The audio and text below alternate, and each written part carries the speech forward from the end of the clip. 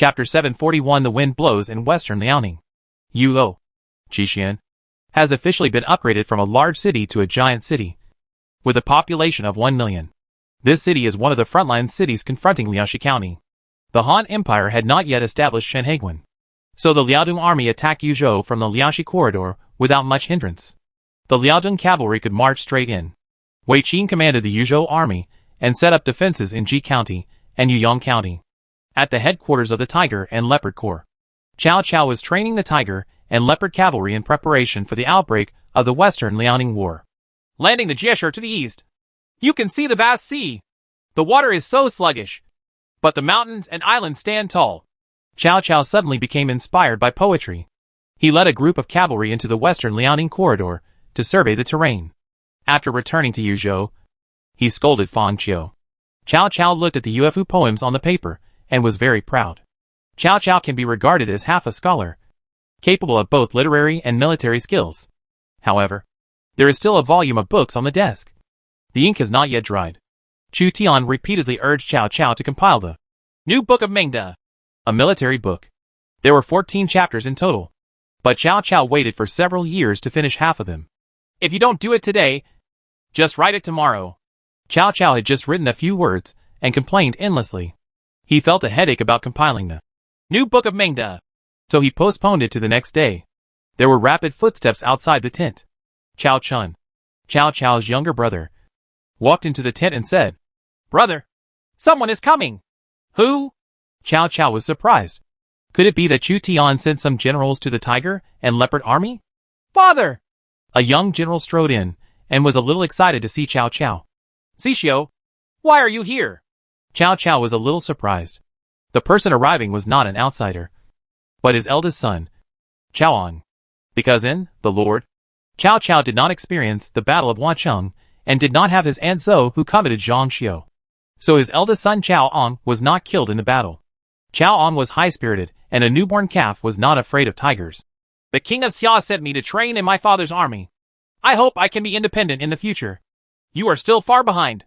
Cao Cao believed that Cao Ang's ability was not as good as his own, but it could not dampen Cao Ang's self-confidence.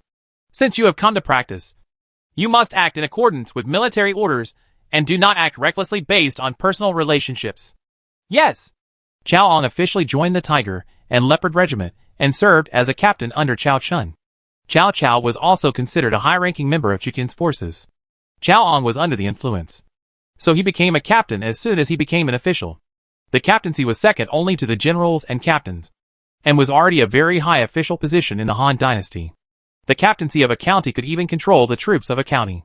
But at this time, various princes became kings, and their military exploits increased. Generals and captains could be seen everywhere, and captains could be seen everywhere. It can only be regarded as the lower middle class. "Your father has fought for the king of Xia for many years, and now he is the general of Zhenbei. Don't lose your father's face." Cao Chun patted Cao An on the shoulder. Because Cao Cao is no longer the lord, but his boss, Cao Chun is more relaxed and gets along with Cao An without pressure. Cao An, will definitely work hard and live up to the reputation of the Cao family." Cao An clenched his fist. The Cao family is currently a big family in Chuqin's power. The Cao family and Xiahou family were full of talents during this period, and the two families had always been close. So they formed an influential family in Xiao County. Chu Tian turned a blind eye. Among the Cao family and Xiahou family, the two generations of Cao Cao and Cao Pai were okay. But after the third and fourth generations, they began to decline. The existence of aristocratic families is inevitable, as long as it is within controllable limits. Since Cao Ang was serving as an official for the first time, and Cao Cao's second son Cao Pai was less than 10 years old, Cao Chun was also optimistic about Cao Ang. "Very good. I will lead a group of Tiger and Leopard cavalry to inspect Yuyang County in the near future. You can follow me." "Yuyang County?" "That's right. Yuyang County. Our power, and that of the Liaodong army are bounded by Yuyang County. Both sides have migrated their populations to the hinterland. The population of Yuyang County may only be a few 100,000 people. Our Tiger and Leopard army will need it from time to time.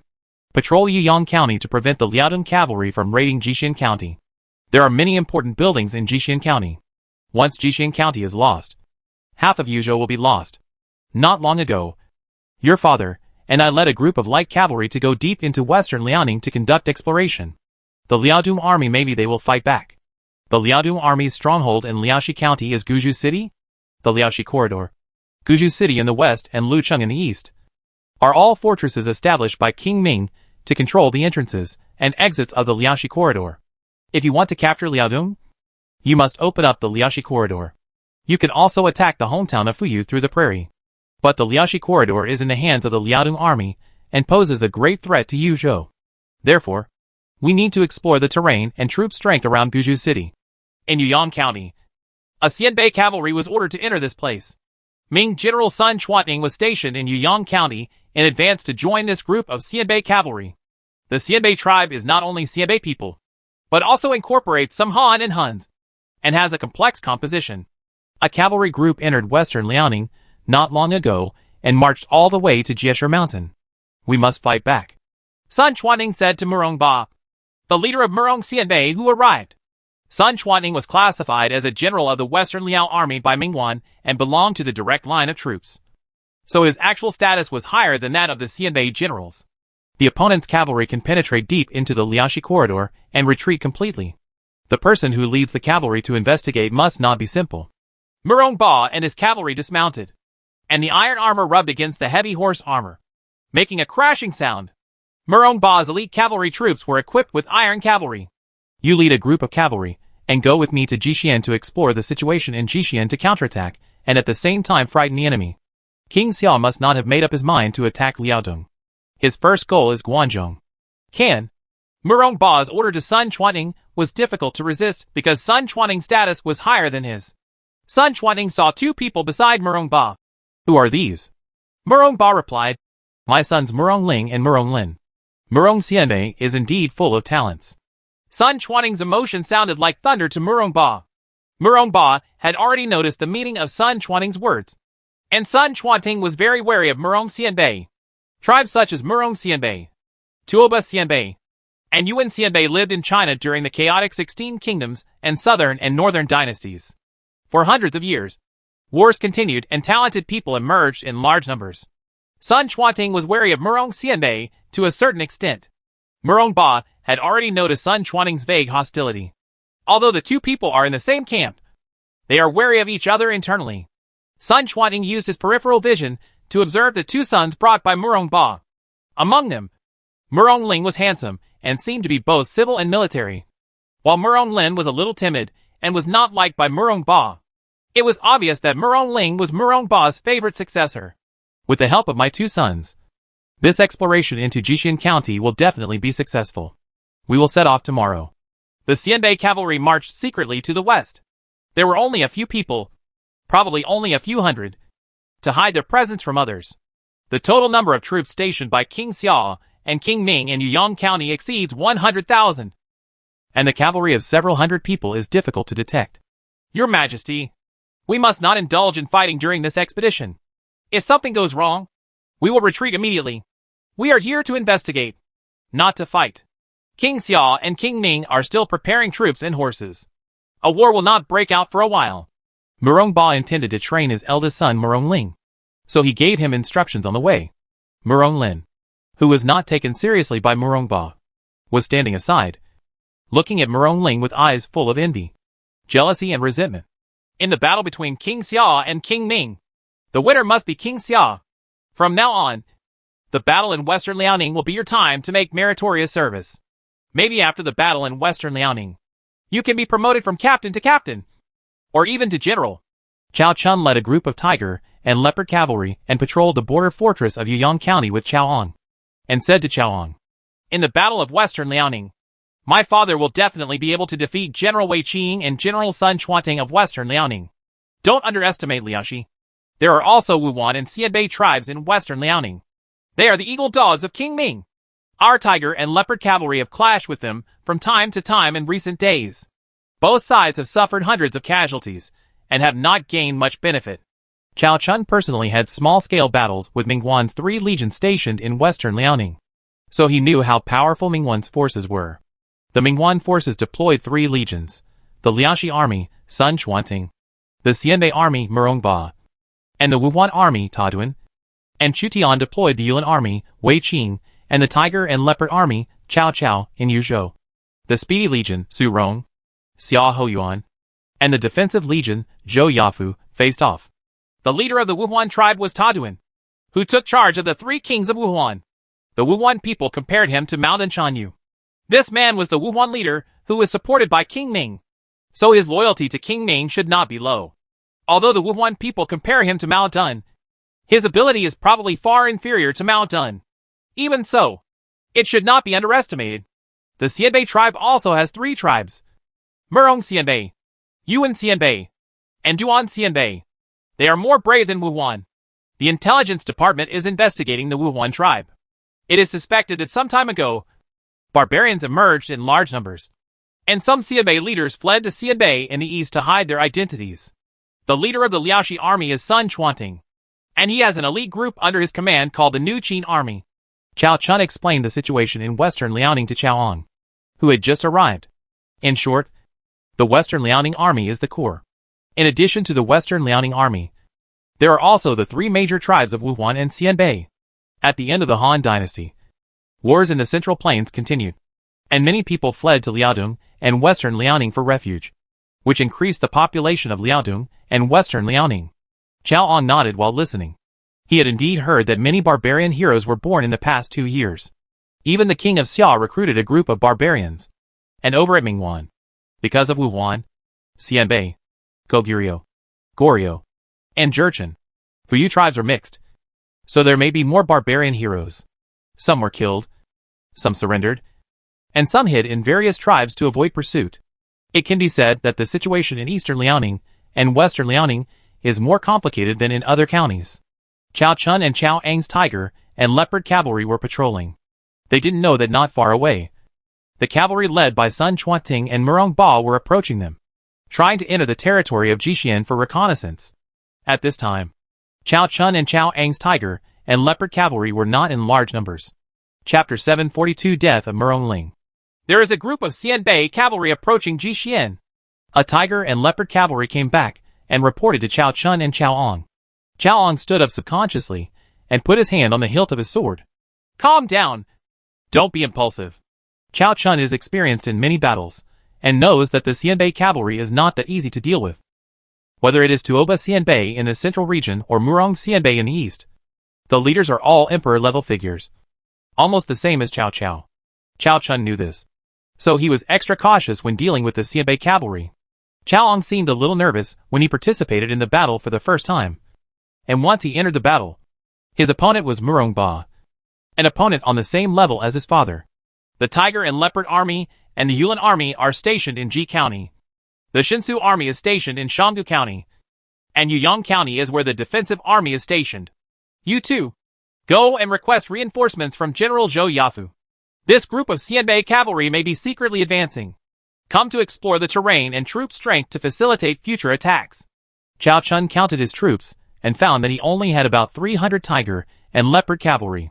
With such a small force, he might not be able to defeat the Xianbei cavalry. We monitor this cavalry. Cao Chun got on his horse, and Cao Ong quickly followed Cao Chun. The Xianbei cavalry has broken into the sphere of influence of King Xia of Yuyang County. The forces of the two sides are intertwined in Yuyang County, with hundreds of thousands of soldiers and horses facing each other. From time to time, cavalry will be sent into the other side's sphere of influence to investigate, or they will deliberately provoke small-scale conflicts. The three major princes in the north are still preparing for war and training their troops and horses. Before they are completely sure, no one will launch a war, but will conduct trials. There was only a small-scale conflict between the Hubao cavalry and the Xianbei cavalry in Yuyang County, with both sides suffering casualties.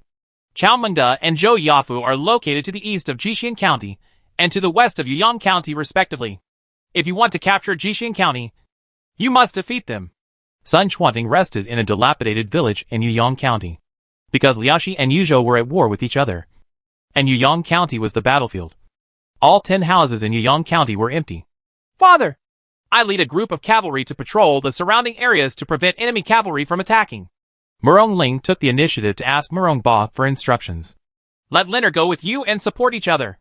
Murong Ba was more cautious and asked his two sons to lead 50 cavalry each as a smaller cavalry team to guard the surrounding areas. Sun Chuanting secretly observed the talents of Murong Xianbei tribe. He discovered that the Murong Xianbei tribe was hiding some strength. Murong Ling was observing the surrounding terrain. He had Murong Ba's style, and was brave and good at fighting. If he grew up, he might have abilities close to Murong Ba's. Murong Lin was a little worse. But it didn't mean that Murong Lin was mediocre. It was just that Murong Ba didn't pay much attention to him. Outside Murong Xianbei, a group of tigers and leopards were approaching. Murong Lin was not interested in observing the surrounding terrain, but said to Murong Ling, "Brother, our Xianbei tribe is powerful in western Liaoning. As long as our Murong family unites the eastern Xianbei, it will be enough to establish a kingdom without relying on others. It's not that simple. If we could easily get rid of King Ming's control, then my father and the others wouldn't have to endure it all the time." Murong Ling saw things further than Murong Lin. This made Murong Lin even more uncomfortable. The Xianbei people are obviously very careful. There are light cavalry on guard outside their group of cavalry.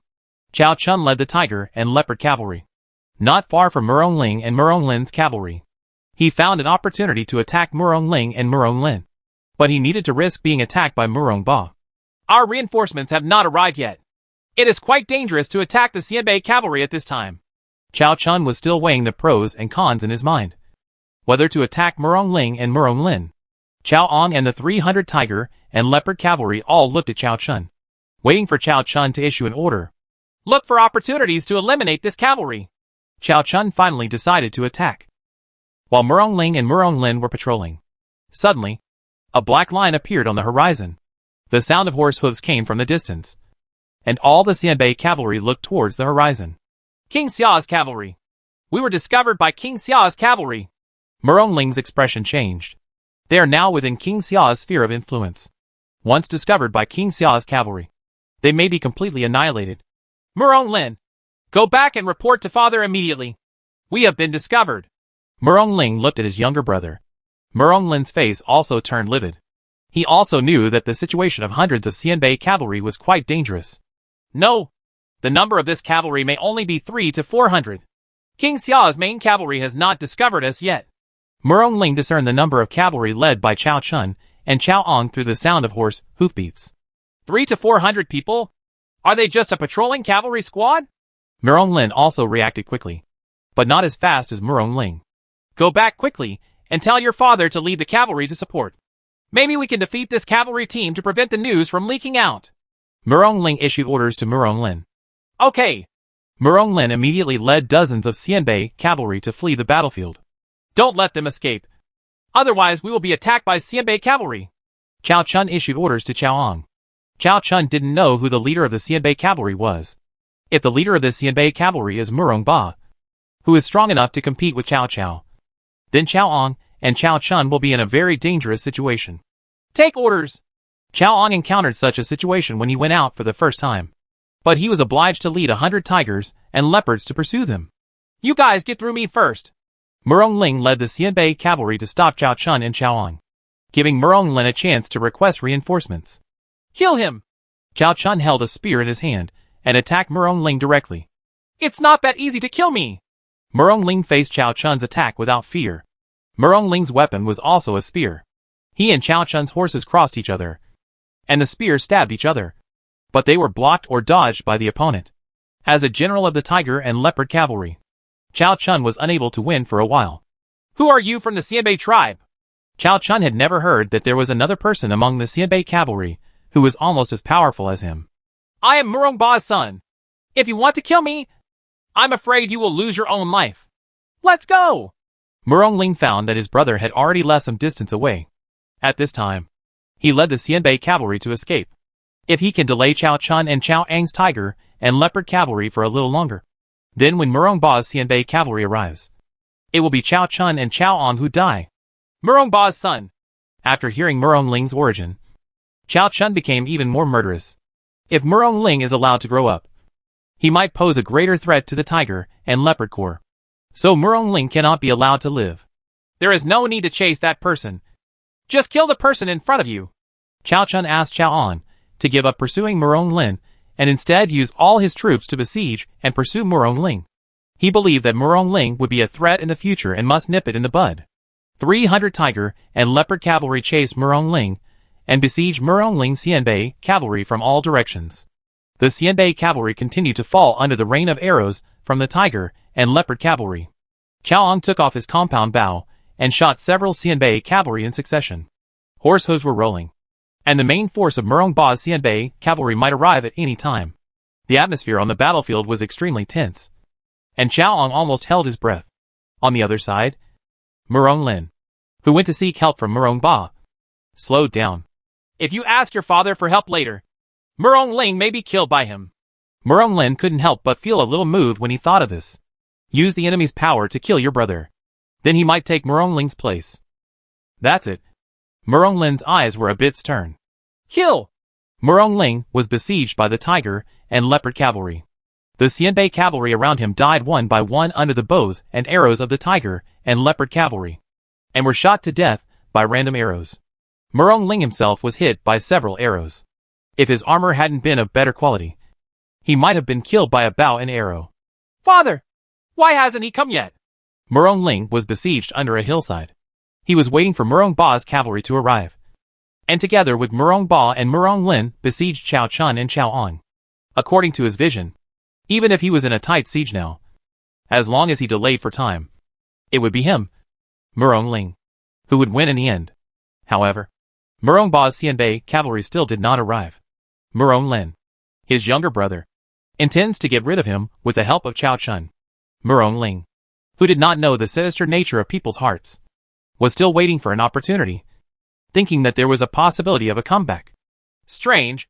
Why haven't the Xianbei cavalry reinforcements arrived yet? Chao Chun had actually been on guard for the arrival of Murong Ba's cavalry. But Chao Chun was also surprised. Murong Ba's cavalry never came to help. Is this a trap? The behavior of the Xianbei cavalry was so unexpected that Chao Chun thought it was Murong Ba's trap. However, the opportunity to kill Murong Ling is right in front of him. If he kills a future general of Murong Xianbei tribe before the battle in western Liaoning, then the risk will be in vain. The Hubao cavalry launched a fierce attack on Murong Ling, and the only 20 Xianbei cavalry remaining around him. Murong Ling was hit by 11 arrows and his body was covered in blood. He inherited Murong Ba's martial arts and brave and fighting character, even when facing 10 times the number of tiger and leopard cavalry. Murong Ling still killed 30 tiger and leopard cavalry, making even the tiger and leopard cavalry a little afraid of this Xianbei general. However, without reinforcements, no matter how powerful Murong Ling's personal force was, he was no match for the 300 tiger and leopard cavalry. Moreover, Chao Chun and Chao Ang have not officially taken action yet, because Chao Chun does not know how powerful Murong Ling is. Murong Ling was now seriously injured, exhausted, and his armor was damaged. This was the best chance to kill him. How is it possible? Father! Did he abandon me? Murong Ling was deeply disappointed. Murong Ba's Xianbei cavalry was obviously not far away from him. With the speed of the cavalry, they could come to support in an instant. However, until now, Murong Ling has never been able to see his father's reinforcements. Murong Ling felt deeply abandoned. General Chao Chun of the tiger and leopard cavalry came forward on horseback and shot away the exhausted Murong Lin's weapon. Kill him! Chao Chun said to Chao Ang. Aye! Yes! This is your experience and your military exploits. Chao Chun intentionally gave up the merit of killing Murong Ling to Chao Ang. At the same time, this was a kind of experience for Chao Ang to exercise his mental endurance. Chao Ang took over Chao Chun's spear, and he faced the bloody Murong Ling. At this time, Murong Ling was covered in blood and could no longer block Chao Ang's spear. The son Murong Ba valued most was killed by a shot from Chao Chao's son. Chapter 743 Murong Ba and Chao Ren. Father! My brother's cavalry is besieged by the enemy, so I have to break out and ask for help. Murong Lin finally met Murong Ba. Everyone mount up with me and go to support. Murong Ba was furious and immediately got on his horse and led Murong Xianbei's cavalry to support Murong Ling. We'll follow. Sun Xuanting led a group of Han cavalry, following Murong Ba closely. When Murong Ba led the Xianbei cavalry to the place where the tiger and leopard cavalry fought with the Xianbei cavalry, Chao Chun's attack on Murong Ling had ended, and the dozens of Xianbei cavalry led by Murong Ling had been wiped out. Murong Ba's most cherished son died unexpectedly and fell in a pool of blood. Murong Ba's hands were trembling. His most cherished son, who was also his heir, died under the attack of the tiger and leopard cavalry. Who led this cavalry to attack Linger? Murong Ba was very angry. I don't know. After the enemy cavalry appeared, my brother asked me to come back and ask my father for help. I didn't expect that my brother would die in this battle. Murong Lin was a little worried and uneasy when he saw that Murong Ling was really killed by the tiger and leopard cavalry. He couldn't help but worry that Murong Ba would notice that he was deliberately delaying the military situation. Sure enough, Murong Ba glared at Murong Lin. This is Cao Cao's tiger and leopard cavalry. The person leading this cavalry is either Cao Cao, Cao Chun, or Cao Xiu. Sun Chuanting dismounted, and the origin of the cavalry could be seen through the armor worn by the cavalry who died in the battle. It was obvious that the one who attacked Murong Ling was the Hubao cavalry. There were only a few senior generals in the Hubao cavalry, and there were even fewer cavalry generals who had the ability to kill Murong Ling. Cao Mingde, I will kill him! Murong Ba also directly targeted Cao Cao. No matter who killed Murong Ling, there is no doubt that Hubaeki is the culprit. The enemy cavalry hasn't gone far yet. You can chase them!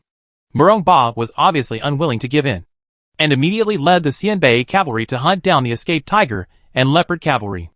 Our whereabouts have been detected, and we will immediately return to western Liaoning. Sun Chuanting did not recommend chasing. After all, this is King Xiao's sphere of influence. Murong Ba ignored Sun Chuanting's suggestion and went to hunt down Cao Chun and the others without stopping.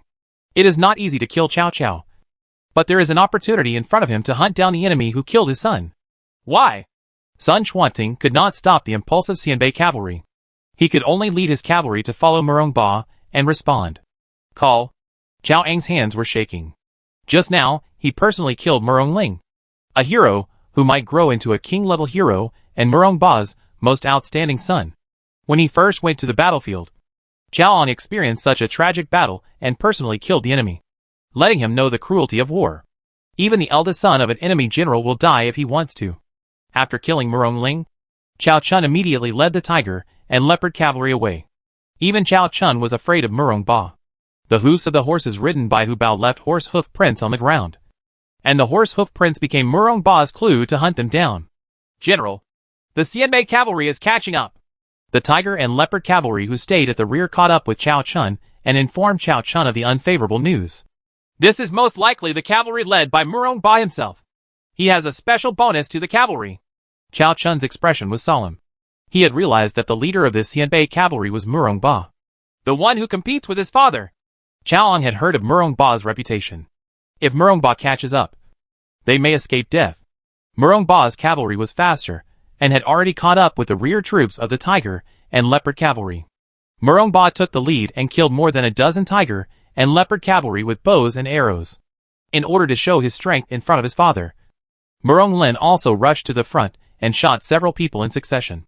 You lead a cavalry to make a detour, and you must leave this tiger and leopard cavalry behind. Murong Ba gritted his teeth at the tiger and leopard knight who killed his son, and wanted to join forces with Murong Lin to keep Cao Chun and the others behind. Murong Lin was overjoyed to be reused by Murong Ba, and immediately led a Xianbei cavalry detour from the left to intercept Cao Chun and Cao Ang's cavalry of less than 300 men. Things seem a little bad. Cao Chun discovered Murong Ba's attempt, but it was to no avail because the Xianbei cavalry specially came to investigate and was very fast. I'll come to the rear, and you lead the cavalry back to ask for help. Cao Chun realized that he might not be able to escape, so he wanted to sacrifice himself to give Cao Ang a chance to escape. I can't leave. Cao Ang thought of the previous scene where Murong Ling was killed and shook his head firmly. If he leaves and Cao Chun is left to fight alone, then Cao Chun may end up like Murong Ling. This is a military order, a mountain of military orders. If you want to fight on the battlefield, you must follow the orders and prohibitions.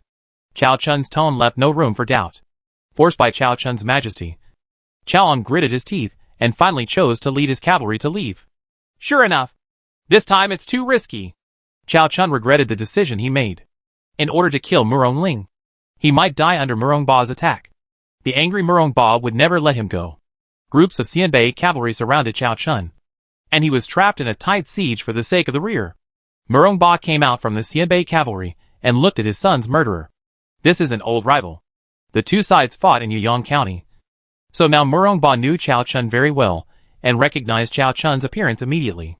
In the previous confrontations, only ordinary soldiers were killed or injured. However, now, Generals from both sides have been killed due to the conflict. This seems to have become the trigger of the war between the two sides. And a large-scale conquest may be triggered in advance at any time. You know, even if there is no clear order. If Murong Ba is determined, then Murong Ba can mobilize the cavalry of Murong Xianbei tribe to attack Yuyang County. As expected, it's you, Murong Ba. Your son has at least half of your talents. If he is allowed to grow up, he will be a terrible opponent. Unfortunately, he will never grow up because he has been killed by me. Chao Chun took the initiative to admit killing Murong Ling and deliberately provoke Murong. If you kill my son, you will definitely pay for it with blood. Murong Ba was angered by Chao Chun, and the veins on his forehead popped out. Chao Chun was no match for him, and Murong Ba was sure to use his cavalry to kill Chao Chun. Chao Chun's cavalry is a high-level unit, the Tiger and Leopard cavalry. But Murong Ba's cavalry is also a high-level unit. Come on! Let me see your strength and see if you have the ability to kill me! Chao Chun knew that in a duel with cavalry, he would not be a match for Murong Ba. So he planned to use force to fight Murong Ba. If he could kill Murong Ba with force, he might still have a chance to escape. Die! Murong Ba roared and went out alone to kill Chao Chun. Chao Chun succeeded in angering him, and he could only rely on force to decide the outcome. And he still had a chance to win. Chao Chun responded with a gun, but Murong Ba came menacingly. His horse is extremely fast, and his moves are lightning fast. This was the first time Chao Chun saw Murong Ba take action. Before, Murong Ba only led cavalry in battle. When Chao Chun saw Murong Ba take action, his face turned pale. Murong Ba's force was definitely superior to his. Chao Chun couldn't help but sweat profusely, and had no choice but to accept the challenge. At this point, he had no retreat. Two war horses clashed and Murong Ba snatched away Chao Chun's spear. Chao Chun's spear was unstable, and he let go. Murong Ba's gun hit Chao Chun's armor. Chao Chun groaned and blood flowed from the corner of his mouth. Your strength is so amazing! Chao Chun wiped the blood from the corner of his mouth and took the spear from the Tiger and Leopard cavalry. Murong Ba had the chance to kill him just now. But Murong Ba did not kill Chao Chun, but chose to continue fighting. Obviously, Murong Ba was not willing to let Chao Chun die so easily. Chao Chun also learned about Murong Ba's intelligence through direct combat with Murong Ba. Murong Ba's military force was superior to his. However, Chao Chun seemed to have no chance to pass on this important information because Murong Lin's cavalry had already surrounded him. Chao Chun and the Tiger and Leopard cavalry he left behind were surrounded by Murong Xianbei's cavalry. It was almost impossible for him to escape because he could not kill Murong Ba with his own force. The last chance is gone. I decided not to kill you so quickly. I wanted to capture you alive and torture you. Murong Ba injured Chao Chun, but he was still angry. I would rather die than become a prisoner. Chao Chun also has his own dignity. Just when Chao Chun was about to die, a group of light cavalry came to attack. One of the generals took the lead, holding a bow full of strings and shooting out a stream of light. One arrow shot through two Xianbei cavalry, killing them both at the same time. Flying General Li Guang is here! Li Guang was majestic and in desperation. He was afraid that Murong Ba would kill Chao Chun, so he shouted to attract the attention of the Xianbei cavalry. Uncle! General Li is here! On the way to retreat, Chao Ang met Li Guang who came to support him. He met Li Guang and came to support Chao Chun. Li Guang had been serving as deputy general in Zhou Yafu's army, leading the light cavalry on patrol. When he learned that Chao Chun was surrounded by Xianbei cavalry, he went non-stop. Li Guang's cavalry is also very fast. Murong Ba! We have been discovered. Retreat quickly. Sun Chuanting knew that his whereabouts had been exposed, and there was no need to continue the fight. If he continued like this, it might trigger a battle involving hundreds of thousands of troops in Yuyang County. Hateful! Murong Ba saw that Chao Chun was about to be captured, but Li Guang's cavalry arrived. If Murong Ba continued to stay here, he might be killed by Li Guang, who was more powerful. So he immediately led the Xianbei cavalry to escape. Li Guang and Chao Ang were able to join Chao Chun. The little brat runs pretty fast. Before Li Guang had enough, Murong Ba escaped. Murong Ba also had to choose to retreat because Li Guang brought a full 3,000 cavalry. Uncle, are you okay? It's nothing serious. Murong Ba's strength is not low. We have underestimated him before. Being able to obtain such information is an unexpected gain. Inform the generals immediately. Murong Ba may retaliate wildly. Chao Chun knew that Murong Ling's death here might have completely angered the Murong Xianbei tribe, and triggered the Western Liaoning War. Chapter 744 6 Divisions of Western Liaoning. This is how the same thing. Cao Cao was stunned when he saw the seriously injured Cao Chun being carried back by tigers and leopards. His son Cao Ong was injured. Cao Chun and Cao Ong just went to patrol Yiyang County, but they almost died in the battle. The child killed Murong Ba's son. It seems he was called Murong Ling. Cao Cao sat down on the straw mat, and his son killed Murong Ba's son. This might start a war in Yuzhou in advance. Murong Ba is not a good person, and he has high military ability. If Murong Xianbei tribe attacks Yiyang County at all costs, the Chutian forces will have to fight, and a war between the northern princes may break out in advance. Father, isn't it right for us to kill Murong Ling? That's not entirely the case. Since the deal is done, we can only prepare for war.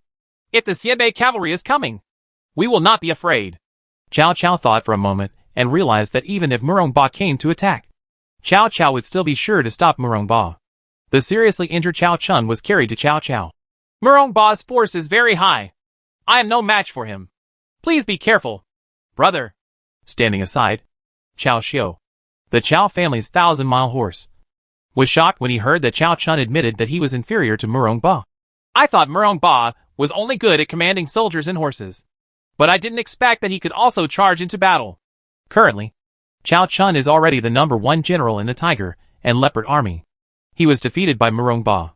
Cao Xiu's military strength is not as good as Cao Chun's. Cao Cao was not too worried about Murong Ba's force. If it is purely about force, then Li Guan can compete with him. The real trouble is his Xianbei cavalry. Murong Ba, Murong Lin and Sun Chuanting returned to the Liaoxi army's station in Yuyang County. Murong Ba knocked down a wooden shed with one punch and scattered it all over the ground. This revenge must be avenged, and we declare war on Cao Cao. Murong Ba deliberately mobilized the Xianbei cavalry in western Liaoning to attack Yuzhou on a large scale. The cavalry he originally used to hide his strength planned to come out in full force. Don't be so impulsive. King Ming and King Qin have not yet agreed on how to act. We, the Murong family, cannot be the vanguard of King Ming. Otherwise we will suffer heavy losses. King Ming will be happy to see us, the Murong family, take the initiative to attack Yuzhou. By then, the ones with the most casualties will be our Murong family and Yuzhou army, while King Ming's Liaodong army and Liaoxi army will only take pleasure in others' misfortune. A Xianbei general stopped Murong Ba, who wanted to launch a large-scale attack on western Liaoning. Your son died at the hands of Cao Cao. How could he let Cao Cao go so easily? Our tribe can spare us 100,000 cavalry. Murong Ba's anger still could not be calmed down, and Cao Cao was inexplicably blamed. If we wait patiently, we will have a chance to achieve great things. You need to be patient. If you can even tolerate such hatred, then why worry about not achieving great things? Everything is as you said. Murong Ba would not obey his orders when facing others, even Sun Chuanting. But Murong Ba had no choice but to obey the opinions of the Xianbei general in front of him. The leaders of Yuan Xianbei and Duan Xianbei have come to Yuyang County. Please come and meet us. Sir! Murong Ba relied on force to become the leader of the Murong Xianbei tribe.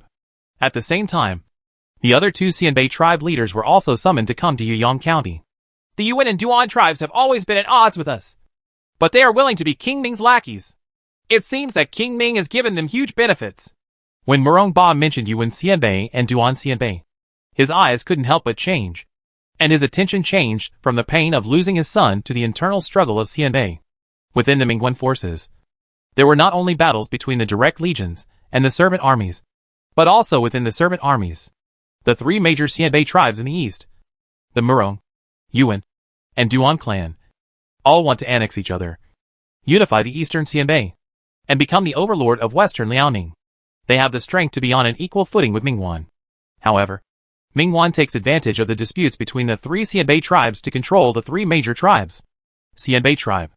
This method of checks and balances is also a common method used by Mingguan to control the servant army, before having the absolute strength to suppress each tribe. Mingguan could only use this strategy to establish a huge servant army system. Sun Chuanting replaced Mingguan and was carrying out dangerous checks and balances. The three major tribes of Xianbei and the three king tribes of Wuhuan all gathered under Sun Chuanting's account. Master Wuhuan of Beiping County. Wu Yan. Master Su Puyan of Wuhuan, a vassal state in Liaodong. Master Wuhuan of Liaoxi County. Taduan! The three Wuhuan king tribes commanded the Wuhuan tribes in Yubiping County, Liaoxi County, and Liaodong respectively. With Taduan as their leader, Taduan can defeat the three major Wuhuan tribes. And he also has the support of Mingwan behind him. Although the Wuhuan tribe has a large number of people, it seems that the three kings of Wuhuan are not as good as the generals of the three Xianbei tribes. Sun Xuanting looked at the three Wuhuan adults who had arrived. As tribal leader-level figures, they had huge influence in the vassal states of Yubiping, Liaoxi and Liaodong. Before being conquered by Mingwan, they committed evil deeds and fought against White Horse General Gong Sunzan. Gong Sunzan was besieged. But the three Wuhuan kings were still far behind the Xianbei generals such as Murong Ba. The military achievements of the Xianbei people were far greater than those of the Wuhuan people. After the three kingdoms, the north was almost dominated by the Xianbei people.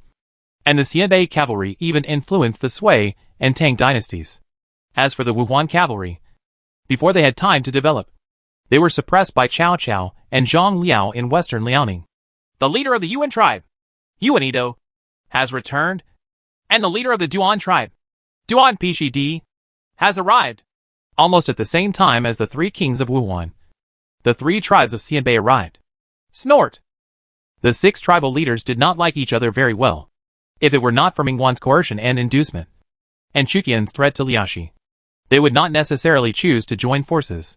Maybe, without Mingwan's checks and balances, they would start fighting on their own. Especially the three major Xianbei tribes. No one wants to obey anyone. Mingwan could support Taduan to lead the three Wuhuan tribes because Taduan was easier to control than Murong Ba. Murong Xianbei's tribe. Murong Ba has arrived. After the arrival of the three kings of Wuhuan and the two leaders of Xianbei, Murong Ba brought the generals of Murong Xianbei tribe to Sun Xuanting's camp. Murong Xianbei's talents are enough to compete with the Yuan tribe and the Duan tribe. Even the quality of the generals of the two tribes is much worse than that of Murong Xianbei. Mingwan supported the Yuan tribe and the Duan tribe to fight against the Murong family, and thus the balance was maintained. Now that all six have arrived, please listen to what I have to say. Sun Xuanting looked around at the leaders of the six tribes present. These people were unruly and held military power. It was very difficult to control them. Behind Murong Ba, there is a group of powerful figures from the Murong family, forming a faction of their own. Taduan and Xianbei are incompatible with each other. Sun Xuanting could see that most of the generals of the Murong family had a sparkle in their eyes, which was not comparable to the generals of the Yuan and Duan tribes. If he wanted to capture Yuzhou, he would still have to rely on Murong Xianbei. King Ming is about to go to Xianyang to discuss an alliance with King Qin and join forces in the Central Plains. The Battle of Yuzhou will begin. Therefore, King Ming allows all ministries to expand their troops and form tribal armies. Ministries need to report the number and strength of their generals and must not conceal it in order to obey their orders. If we capture the Central Plains, all the tribes will be able to tear apart the soil and seal themselves as kings. Sun Xuanting promised the leaders of the six tribes to be crowned king. Although the three Wuhuan kings are not much different from kings within the tribe, there is still a huge gap between them and the real princes. The leaders of the Yuan tribe and the Duan tribe also expressed surprise. Only the Murong family remained calm. Sun Xuanting had a secret order to open the gate. The so-called kingship was just a delaying tactic. And in the end, he had to cross the river and demolish the bridge. Prince Ming is going to Xianyang City? How many people will be killed in the battle in Yuzhou? A general behind Murong Ba sighed with emotion. When we compete in the Central Plains, we must capture Yuzhou. The six tribes of Wuhuan and Xianbei will obey my orders from now on. Sun Xuanting spoke firmly. Behind him were the Liaodong army and the Liaoxi army. More than that, King Ming sent me to supervise the army in western Liaoning. I am already recruiting troops in the Horkin grassland. A general came out from behind the screen and scanned the people present. Taduan looked at the person who arrived. Lan Yu, a general of King Ming. After Lan Yu defeated the Khitans at Mingwan, he stayed in the Horkin grassland originally occupied by the Khitans and set up a horse farm. Lan Yu was actually transferred to the Liaoxi army corps by Mingwan. Maybe Mingwan is still not very confident about the Xianbei tribe. Each of the Wuhuan tribes must send out at least 50,000 men, totaling 150,000. The same goes for the Xianbei tribes. They train their troops and horses day and night to prepare for the war. In the future war, if someone does not fight with all his strength, his tribe will be divided up for other tribes. King Xiao will not give you real power. The only one who really gives you real power is King Ming. With the support of Lan Yu, Sun Quanting was able to intimidate the tribal leaders present. The Wuhuan and Xianbei tribes also knew that only Mingguan was willing to give them actual power. On the Chutian side, the Xiongnu, Mongolian, and Khitan nobles only have the power to command troops and horses in times of war. In normal times, the Xiongnu nobles and Mongolian nobles are just mascots. Chutian and Mingguan had different strategies, so they adopted different methods to appease the nomadic tribes. The Chutian forces basically ignored the nobles of each tribe, and Mingguan even gave each tribe the privilege of taxing taxes and recruiting troops. Different strategies bring different consequences. Chutian basically does not have to worry about the possibility of betrayal by the nobles of the nomadic tribes, because their power to collect taxes and recruit troops has been deprived of, and the Mingguan forces and various tribes have the possibility of betrayal. The advantage is that in order to preserve their privileges, the nobles of each tribe do not want to be annexed by Chutian. In Xianying City, the teleportation array was opened. Mingguan led Generals Su De and Chang Yechen to come from Liaodong City. Outside the teleportation array, King Qin led Lu Bu and Yang Dian to greet them at the teleportation array. The spies placed by Chutian in Xianying City have learned that two princes and kings are discussing a joint attack on the Central Plains. No prince or king is Chutian's opponent, and the alliance between Lao Qin and Mingguan had begun to be established a few years ago. As Mingguan came to Xianying City, various players quickly passed the news in the north. They had a premonition that a war in the north was coming, and the merger between the three northern princes would be unprecedented in scale. Chapter 745 Xianying Alliance. Last time, I ordered Wang Jian to lead Qin Ruishi to Liaodong to help you put down the rebellion. This time, I want to take back the kindness. Old Qin looked at the arriving Mingguan. Mingguan was so tall that even Old Qin couldn't help but look up at him. Like the two generals he brought, Mingguan was brave and good at fighting and was the sharpest spear, while Lao Qin was the strongest shield. You are getting older. Don't die before you defeat Chu Zimu. Mingguan found that there were more wrinkles on Lao Qin's face. He also noticed the two fierce generals Lu Bu and Yang Dian behind Lao Qin. They had already been granted the title of Marquis. Lu Bu will only guarantee his loyalty to a certain extent when he is reused. Lao Qin was different from Dong Zhuo. Lao Qin directly gave Lu Bu the palace maids he wanted. Lao Qin also granted the treasures and official positions Lu Bu wanted. I am not that easy to die. Moreover, I have been running Guanzhong for 10 years, and my people's hearts are stable. Qinchuan is a great river and mountains, enough to establish a kingdom on my own. Why should I be afraid? Old Qin took Mingguan to the palace in Xianying City. Qin Rui soldiers, who had experienced hundreds of battles, were lined up on the main road of Xianying Palace, full of murderous intent. Ming Tian led the Golden Fire Cavalry on patrol, armed with long guns and decorated brilliantly. The three major princes in the north formed three independent kingdoms, namely the Xia Kingdom occupying the Central Plains, Hebei, Jianhui, and Qilu; the Qin Kingdom occupying Guanzhong, Shihe, and Xiliang; and the Ming Kingdom occupying Liaodong, Liaxi, and Goryeo. Each kingdom all have their own order and style. The style of the Qin Kingdom is steady and steady. Although Lao Qin only occupied three places, Guanzhong, Shihe, Western Bingzhou, and Xiliang, he managed it for many years and formed effective rule. Su De and Chang Yechen, who were behind Mingguan, looked at Ming Tian, Lu Bu and others without showing any signs of weakness. Chu Zimu recruited the military strategist Wu Qi. I didn't expect Wu Qi to be a saint-level general in Lords. I have detailed information. Chu Zimu is recruiting 50,000 Wei soldiers for Wu Qi. It is estimated that Chu Zimu the conspirator will send Wu Qi to attack Hanoi and Hedong counties. Wu Qi is an expert at fighting in this area, and I will have to avoid his edge. Lao Qin walked side by side with Mingguan and was a little worried when he mentioned Wu Qi. He didn't know the difference between a saint-level commander and an emperor-level commander, but there was no doubt that the saint-level commander was superior. Mingguan understood what Lao Qin meant. You focus on the dangers in Guanzhong and focus on defense. I will use the advantages of Liaodong's cavalry to capture Yuo and force Chu Zi to fight on multiple fronts. Then there will be a chance of survival. This is exactly the purpose of calling you here. Old Qin's eyes swept away the haze and became a sharp-edged hero again. But Chu Zimu swept across the prairie, and 3/4 of the prairie fell into his hand. We only accounted for a quarter. He integrated the cavalry on the grassland. Whether it is attacking Xiliang or Liaodong, it is easy. Remember to be prepared for the offensive from the grassland. Have the Chong and D people been completely controlled? I adopt the same method as you to trade with the Chong and D people. But giving them power may harm one party in the future. To deal with Chu Zimu, we can only choose to take risks. Mingwan may not have known that the Xiebe and other tribes had second thoughts. But the pressure brought by Chu Tian was too great. 3/4 of the prairie fell under the control of Chu Tian. Chu Tian could mobilize hundreds of thousands of prairie cavalry at any time, roaring in and plundering various places. Therefore, Mingwan and Lao Qin also wanted to use the nomadic tribes to deal with them. Once the three major princes in the north start a war, it will not only be a battle between the Han army, but also various tribes. Therefore, this time, it was actually between the Han army, the Hun's army, the Mongolian army, the Khitan army, the Jurchen army, the Wuhuan army, the Xianbei army, the Koryo army, the Chong army, the Di army, and the Jia army, involving 2 or 3 people. A super large-scale melee involving hundreds of millions of civilians and millions of troops.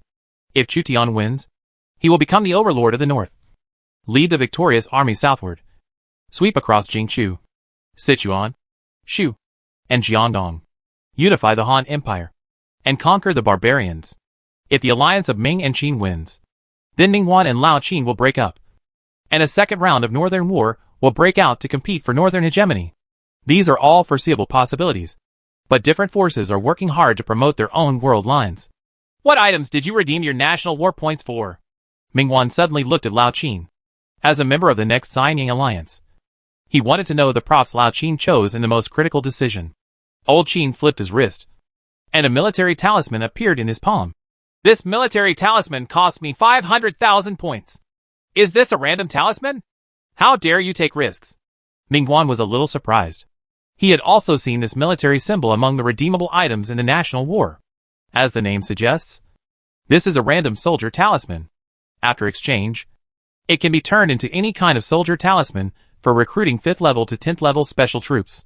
There are hundreds of special arms in the Han Empire, and the higher the level, the rarer the arms. According to probability theory, the probability of recruiting troops from level 5 to level 7, special heavy armor units start at level 7, is the highest. It's not very cost-effective to choose to use precious points to exchange for a military talisman that relies purely on luck. Neither Mingwan nor Chu Tian chose to spend 500,000 points to gamble on luck. However, Lao Qin chose this military talisman. Which of us princes who have survived to this day is not the chosen one? Although the final result is not the most ideal 10th level soldier, it is still acceptable. If Chu Zima can be killed, perhaps we can make a comeback from the desperate situation. Lao Qin showed the military talisman to Mingwan and then put it away.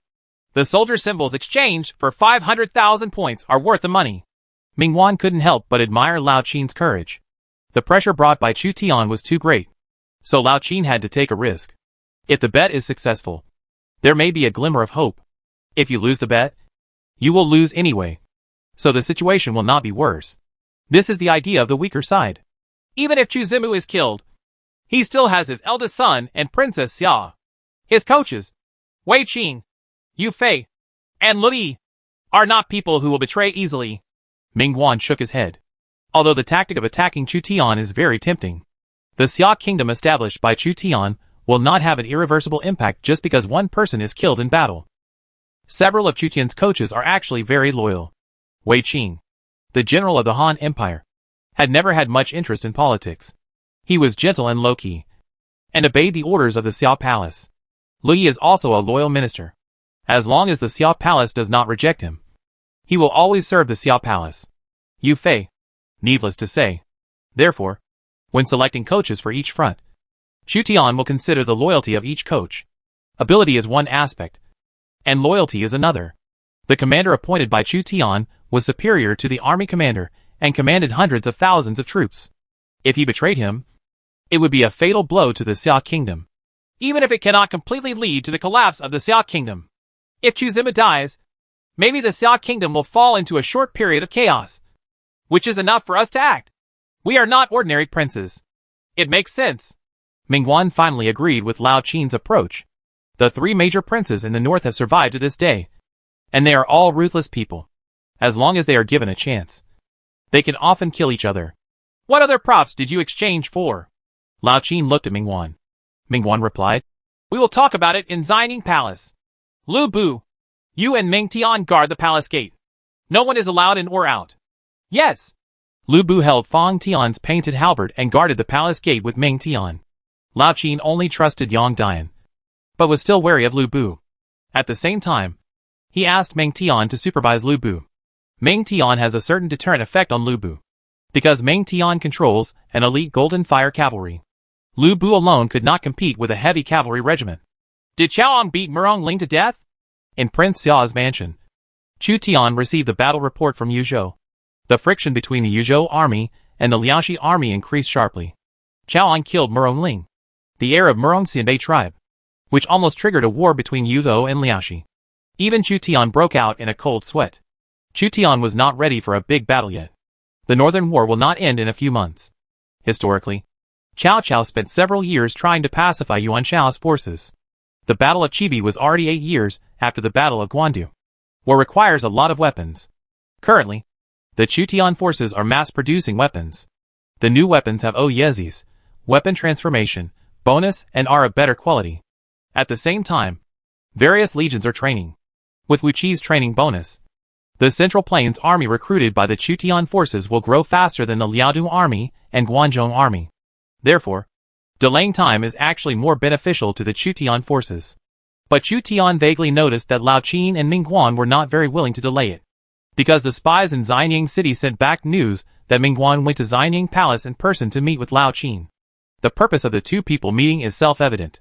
As early as a few years ago, Chu Tian discovered that Ming Guan and Lao Qin colluded because of their interests.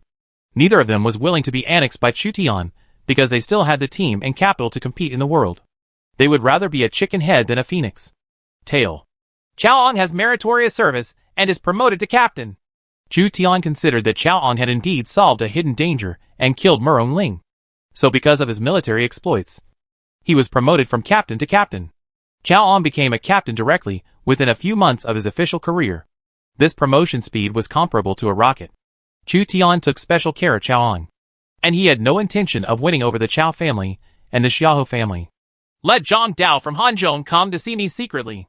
Chu Tian considered that Lao Qin had openly formed an alliance with Ming Guan and was preparing to provoke a war in the north. So he also needed someone to help. Zhang Dao of Hanzhong was frustrated in his attack on Yizhou and returned to Hanzhong. Because Zhang Dao had been operating in Hanzhong for many years, Lao Qin used both soft and hard tactics, and was unable to capture Hanzhong. Chu Zimu, you have a new daughter, but no one told you to come to see her. The Queen of the Russian Empire, Catherine, sent news to Chu Tian at this time. Chu Tian smiled bitterly. At this critical moment, it was really difficult for him to leave and go to St. Petersburg. Chapter 746 Zhang Dao in Hanzhong. When King Ming and King Qin of the Han Empire formed an alliance in Xining City, a special figure secretly arrived in the teleportation array of Xia City. The Tiger Guard and the Women's Army are responsible for protecting the Xia Prince's mansion. When this person comes to the Xia Prince's mansion, Dian Wei leads the Tiger Guard to protect this person when he enters the Xia Prince's mansion. Zhang Dao, you seem to have more white hair. Chu Tian was fishing in the pavilion in the backyard. The eldest daughter Chu Xian was holding a reed and stirring the water, disturbing Chu Tian's fishing. Chu Tian turned a blind eye to what his eldest daughter was doing. And he wasn't really fishing. Chu Tian, you are really leisurely. The war is about to begin. This time, the Han Empire and all the tribes will participate in the war. I am afraid millions of people will die. Zhang Dao sat in the pavilion depressedly, adjusting his robe without being polite. Chu Xian sat on the corridor of the pavilion and looked at the stranger curiously. Zhang Dao had almost never been to Prince Xiao's mansion, but Chu Tian had actually had contact with Zhang Dao earlier, but not so closely. Zhang Dao's Hanzhong was a country of its own. Although he did not have a king, Zhang Dao was unrivaled in Hanzhong. Hanzhong was also the only small kingdom established by a peasant army. The strength of the peasant army was still too weak, and it was never able to occupy the entire Yizhou. However, if Zhang Dao occupied Yizhou, then he would not be invited to come and see Chu Tian here. Zhang Dao noticed Chu Tian's eldest daughter. Is this the eldest princess of Prince Xiao's palace? I heard that your attack on Yizhou failed. General Li Zicheng was attacked by Guan Yu and was seriously injured. Chu Tian shifted his attention from fishing to Zhang Dao. Liu Bei and Yang Su are inherently heroic figures. and it is difficult for Luan and I to compete with him. Yang Su's ability may be at the Emperor level. Liu Bei's charm is not only at the Saint level, but also at the Emperor level. Peasant army generals such as Li Ziqing and Zhang Liang. In fact, they have big shortcomings. They are prone to arrogance and lack military discipline, which you should know. Zhang Dao basically had nothing to do about this. The peasant army generals were unilaterally suppressed in front of the steady heroes. Abandon the march to Yizhou. Take the Qinsong Road and attack Longxi. Chu Tian made a request to Zhang Dao. Zhang Dao instantly understood what Chu Tian meant. You want me to attack Xiliang and put pressure on Guanzhong? But the army deployed by Old Qin in Xiliang cannot be easily provoked. If Hanzhong could capture Xiliang, I think he would have already sent troops to Liangzhou. Therefore, as long as Hanzhong sends troops to harass Liangzhou and delay some of Lao Qin's troops, how many troops do you want me to send? To what extent? And what benefits can I get? With your special ability, it should be easy for you to maintain more than 100,000 soldiers. Right? At least hold back the same number of troops. After capturing Guanlong, you can be the king of Hanzhong. Of course, in name only. A king in name only? Is this the benefit? Fellowship means never-ending war. No wonder not many people are willing to surrender to you. After enjoying the feeling of being a local emperor, it is not easy to give up your current status. However, I still agree to your conditions. Hanzhong is only a county, and it is impossible to compete with you. Zhang Dao is indeed more powerful than 10,000 people in Hanzhong. If he is crowned king, he will only enjoy nominal benefits, which is not the same as holding real power. But the Han Empire would be unified sooner or later, and Zhang Dao had to consider his future. Perhaps, Chu Tian's statement is more true, because even if the promise is to be a king with real power, he will cross the river and burn the bridge in the future. This has been the case since ancient times. Then, I will return to Hanzhong and prepare troops. Zhang Dao only stayed at Prince Xia's mansion for a moment. As a prince who has been active to this day, Zhang Dao should know exactly how to organize an attack. Chu Tian didn't think that Zhang Dao had never thought of attacking Xiliang in 10 years. If Hanzhong wants to expand, it must either attack Yizhou or march out of Qishan. If Luan can't resist Liu Bei, let him block Liu Bei's expansion into Hanzhong. Liu Bei will definitely covet Hanzhong or Jingzhou if he gains Yizhou. If he can't support it, he can ask me for reinforcements. I have considered this. Zhang Dao finished speaking and left Xia Prince's mansion. Xian, it's time for us to go eat. Chu Tian put down the fishing rod, hugged Chu Xian, and went to the side hall. There is no need to go to great lengths to talk to princes of Zhang Dao's level.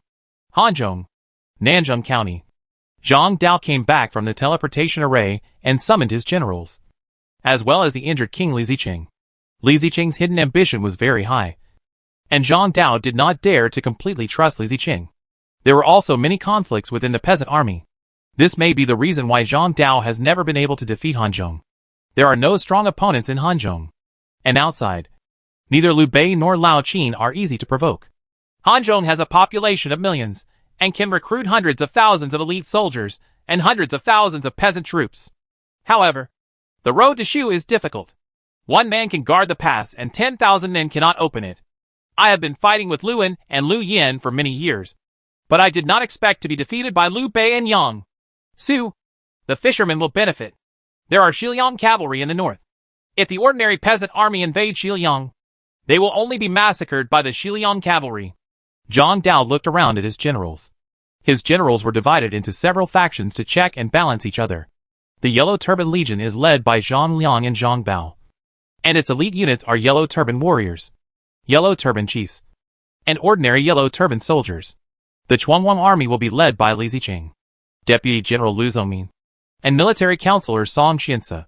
The elite unit is the Dashun army, which is actually a slightly elite refugee group, Chen Sheng and Wu Guang Corps. That's right. Its chief generals are Chen Sheng and Wu Guang, who shouted. Princes and generals should rather have their own kind. However, Chen Sheng and Wu Guang's abilities are actually not very good. The function is that they are well known, so they have better characteristics. The 5 pecks of Rice Corps, to which Zhang Lu, Yang An, Yang Ren and others belonged. Zhang Dao annexed Zhang Lu's forces, and the 5 Do Rai sect was also absorbed by Zhang Dao. You are recruiting soldiers and horses. Each legion will recruit 50,000 soldiers, totaling 200,000 soldiers and horses. What I need is an elite division, not a temporary peasant army. Zhang Dao knew how fast his group of men could explode. But the problem is that leading a group of refugees to attack Xiliang, not to mention the consumption of food, grass and weapons. Fighting the Xiliang cavalry at Liangzhou is tantamount to seeking death. Unless he can gain a firm foothold in Xiliang, Zhang Dao will have the opportunity to directly attack the area.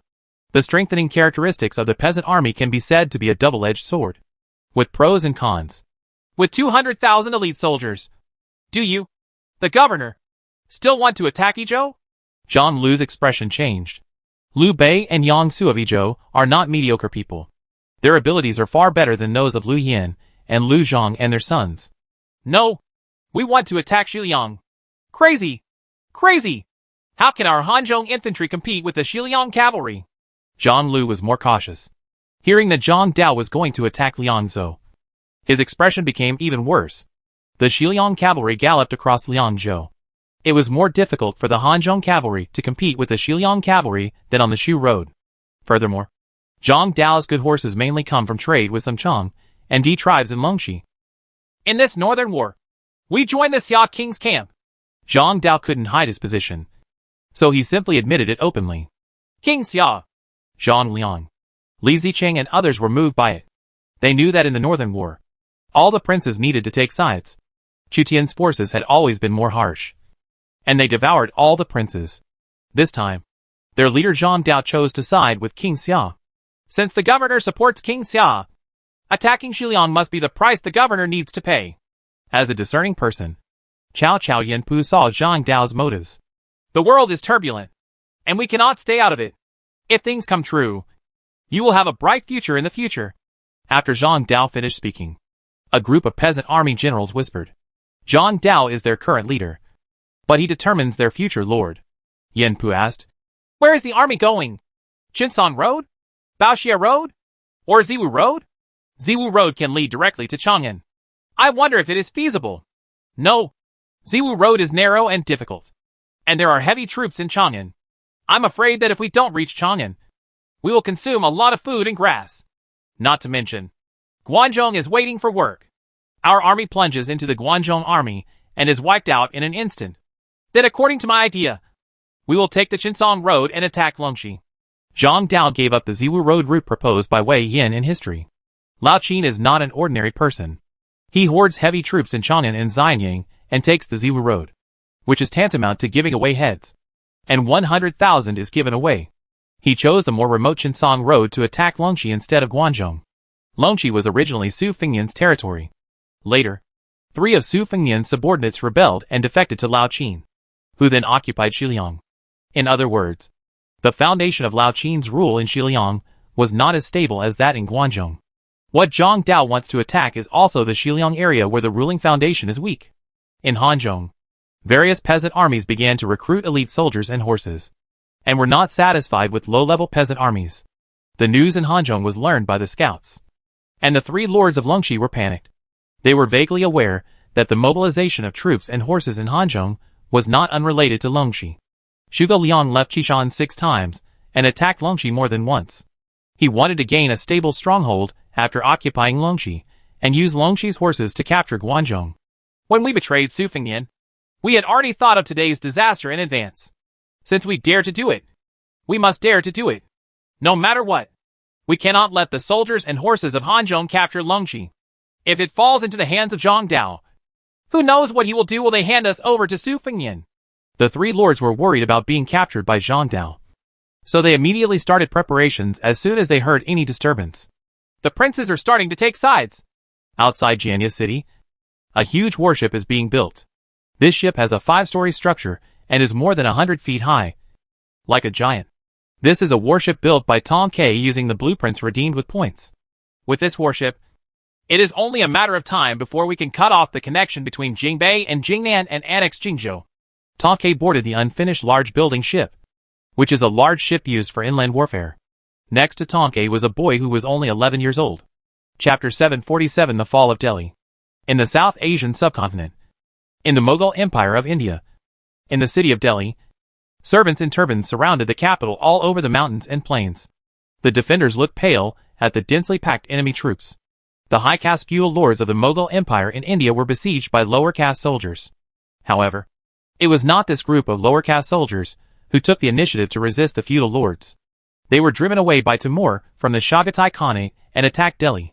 Tamerlane followed the Romans in his country, wearing a turban, sitting on the wooden tower of a huge iron-armored war elephant, looking up at the walls of Delhi with sharp eyes. The level of Delhi city is the same as Chang'an city, surpassing Jucheng. If you want to capture Delhi, you can only rely on human wave tactics. Capture Delhi, and make the nobles of Delhi submit to me. Timur pulled out his golden sword, and hundreds of thousands of his servants were like locusts, killing every inch of grass wherever they went, attacking the city of Delhi from all directions. Hundreds of thousands of cannon fodder carried simple ladders to climb the huge city wall of Delhi. The black wave flooded Delhi. The trebuchets and catapults on the city wall threw stones and crossbow arrows at the cannon fodder, which rolled down the ladder and screamed. This group of cannon fodder brandished swords, and most of them were not even equipped with armor. Driven by Mongolian cavalry and Turkic cavalry, they attacked the city of Delhi at all costs. However, Timur turned a blind eye.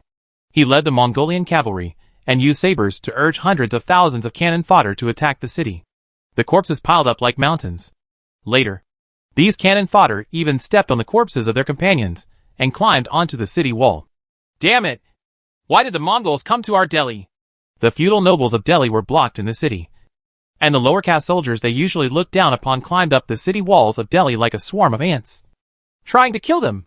Timur is an outsider, but he wants to replace the nobles of Delhi and become the new ruler. Timur has the ability to command an army of servants, and he is at home in the populous South Asian subcontinent. In the South Asian subcontinent, the most important thing here is population. Some of the defenders of Delhi city were transferred to the Deccan Plateau to participate in the war. At this time, there were only more than 100,000 defenders left. Outside Delhi, there are 500,000 cannon fodder, as well as 100,000 Mongolian cavalry and Turkic cavalry brought by Timur. Among the 600,000 strong army, the most powerful were the Mongols and Turks who attacked the city of Delhi under the orders of Ajudai. When the Mughal Empire in India thought that the target of Timur's attack was the Kushan Empire, Timur suddenly moved to fight in Delhi and came to the city with troops. The brutal siege lasted for 3 days. The corpses under the city of Delhi were piled up more than 10 meters, as high as the city wall. Of the 500,000 cannon fodder, 200,000 died under the city. Of the more than 100,000 troops defending Delhi, 70,000 were killed. The defenders of Delhi are exhausted. We, the Mongolian army and the Seljuk Turk army, are preparing to attack the city. Timur waved his hand, and 100,000 Mongolian and Turkic cavalry dismounted, formed a square formation, and attacked the city on foot. Before the official attack on the city, send envoys into the city of Delhi and ask them to surrender. Otherwise, the day the city is broken will also be the day the city is massacred. When Timur's envoy entered the city of Delhi, the feudal nobles of Delhi could already see the menacing Mongolian soldiers and Turkic soldiers on the damaged city walls. The city of Delhi has a population of millions. Could it be that Timur massacred the city and wanted to kill millions of people? Tamerlane is sexually addicted to killing. He is simply a devil from H.L. He might really be able to massacre a city. The nobles in Delhi were frightened. Under pressure from the Mongolian and Turkic armies, their determination to hold on to Delhi wavered. By surrendering to Timur, you can still keep your glory and wealth. Otherwise, if Delhi is captured by Timur's servant army, then the entire city of Delhi will be wiped off the map by Timur. These guys, even when they are about to die, don't open the door and surrender. Let the cowardly Delhites see the archery skills of our Mongols and Turks. Timur was furious because he had not received a reply from the feudal lords of Delhi. 100,000 Mongolian and Turkic soldiers began to attack the city of Delhi. The archery skills of the Mongolian and Turkic cavalry far exceeded the cannon fodder that Timur recruited from the Mughal Empire in India. They followed the mountain of corpses piled up by the cannon fodder, scaled the city wall, and easily shot the defenders on the wall. The feudal lords of Delhi could no longer withstand such an intensity of the offensive and soon surrendered to Timur. If there is one more delay, millions of people will be killed in Delhi. Thousands of Delhi feudal lords knelt on the ground. Whether Brahmins or Kshatriyas, they all knelt before the foreign conquerors, in the face of absolute power. Brahmins, Kshatriyas, these high-ranking caste nobles must also yield. Mongolian cavalry and Turkic cavalry showed off their power, and Timur led an army of hundreds of war elephants to take control of Delhi. I need to use the army in Delhi to join forces with Ajudai to destroy the Kushan Empire. But I can't betray Ajudai yet. Timur led 100,000 Mongolian and Turkic cavalry to surprise Delhi. He knew that these 100,000 cavalry and their generals were still loyal to Ajudai. 100,000 Mongolian and Turkic cavalry were his direct troops in Delhi. The millions of people in Delhi were intimidated by Timur's 100,000 cavalry and did not dare to resist. If he announces his betrayal of Ajudai, 100,000 Mongolian and Turkic cavalry may rebel, leave Delhi, and return to Ajudai's tent. By then, Timur will not be able to gain a foothold in Delhi. Unless 100,000 Mongolian and Turkic cavalry received Timur's favor and became a new interest group in Delhi, they would really sacrifice their lives for Timur. In the eastern continent, the Indian Mughal Empire, whose population was second only to the Han Empire, had its capital, Delhi, captured by Timur. This news spread quickly throughout the world, shocking other empires. During the National War, there will be severe punishment for the capital being captured. But after the National War, there is no special punishment. However, even so, it is extremely shameful for the capital of a huge empire to be captured by 100,000 foreign cavalry. The Brahmins, the first lord of the Mughal Empire, who was fighting against the Maratha alliance and other princes in the Deccan Plateau, was livid when he learned that the city of Delhi had been captured by Timur. Timur took advantage of the empty troops in his rear and captured Delhi at a very small cost. But almost all of the dead and injured were Delhi soldiers. Timur's cannon fodder was also a country warrior forcibly recruited from the Delhi area. Timur! I'm going to kill him! The Brahmins hurriedly made a truce with the Maratha alliance and princes of various princes, returned to Delhi, and expelled Timur. In addition to the Mughal Empire in India, the protectorate of the western regions was also deeply shocked. What are the princes of the Mughal Empire in India doing? They were conquered by Timur's 100,000 cavalry. Huan also thought that Delhi could hold on for longer. But the weakness of the Mughal Empire in India exceeded his imagination. The Mughal Empire in India was also fragmented, and princes in various places held huge power. Although Timur used the power of his servant army to consume the defenders of Delhi, the result still shocked Huan. He seemed to have imagined that the Mughal Empire in India was too powerful. The lords of the Mughal Empire in India focused their forces on attacking the Deccan Plateau, leaving Delhi empty of troops. It seems that we have to intervene in the affairs of Central Asia. Otherwise, letting Ogodai and Timur digest the amazing population and fertile plains of the Mughal Empire in India will be detrimental to us in the future. Wokutai plays his cards unexpectedly, and Huan must respond. Wokutai was obviously afraid of the Han Empire, so he pointed his saber at the South Asian subcontinent. There are two main huge civilizations in the South Asian subcontinent, the Indian Mughal Empire and the Kushan Empire, which are mixed with local forces such as the Maratha League. They have a large population and fertile land. Ogodai wants to annex the Kushan Empire and the Indian Mughal Empire. He wants to use a few million Mongolians to enslave tens of millions of Turks and hundreds of millions of Indian Mughals to create an empire with a population larger than Temujin's. There were more great empires than the Mongol Empire. Huan saw Wokuotai's ambition. This ambition is not impossible, because the Mughal Empire in India was historically a large empire established by the Turkic Mongols, that is, the descendants of Timur, and ruled the South Asian subcontinent. Now Timur entered the Mughal Empire in India and began his great conquests. Instruct Gao Xianji to cross the Songling Mountains and invade the Dewan Kingdom. We must respond. Huan originally did not want to send troops to Central Asia when the Northern War was about to break out in the Han Empire, but he could not sit back and watch Wokuotai dominate Central Asia and South Asia. His general, Gao Xianji, had almost the most powerful mountain marching ability in the Han Empire. Only the legion led by Gao Xianji could easily cross the Pamir Plateau. I will invade Western Asia with you and contain Wokuotai. Su Fengyan had been guarding Luntai for a long time just to cause trouble for Wokuotai. At this time, he stepped forward. The two of us must rely on our own strength to open up the situation in West Asia. The war to unify the Han Empire may last for several years. The protectorate of the western regions has little influence on the Dayuan Kingdom. The nobles of the Dayuan Kingdom resent the Han Empire's conquest of them. We can only treat it as a strange civilization and conquer it by force. Huan reminded Su Fengyan. The Dewan Kingdom belongs to the Central Asian civilization, and actually exceeds the scope of the Han Empire, because one of the boundaries between the Han Empire and Central Asia is Songling. The Dayuan Kingdom is located to the west of Songling. and the Han Empire is located to the east of Sonling. The highest altitude of Sonling is more than 7,000 meters, which is a nightmare for all military generals. However, Huai'an's General Gao Xianji was capable of leading the troops across Sonling. The harsher the environment, the more advantageous the marching characteristics will be. Su Fengyan was worried about the upcoming war in the Han Empire. If Chu Zimu's war situation is unfavorable, I may have to return to the Central Plains. After all, the families of my Shiliang soldiers are all in Xia City.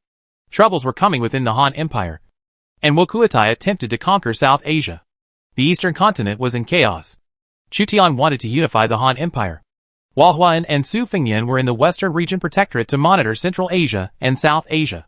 When they discovered that Ajudai and Timur might have a negative impact on the future of the Han Empire, threats forced them to take action. Chapter 748. Take Guanzhong first. His Royal Highness King Xia summoned all the commanders, army commanders, and planners to go to Yeqing. The Chu Tian forces, the major commanders, army commanders, and planners all received secret orders from Prince Xia's mansion. This time, Chu Tian did not summon the generals at the Prince of Xia's mansion, but chose to meet with the generals in Yeqing. Jizhou. The storm is about to come, and the wind is filling the building. People who are qualified to serve as commander-in-chief, army commander, and planner are keenly aware of the meaning behind Chu Tian's secret order. Chu Tian is about to start general mobilization. Yeqing. Why Yeqing? In Mobei, Prince Yin is also qualified to participate in the secret meeting.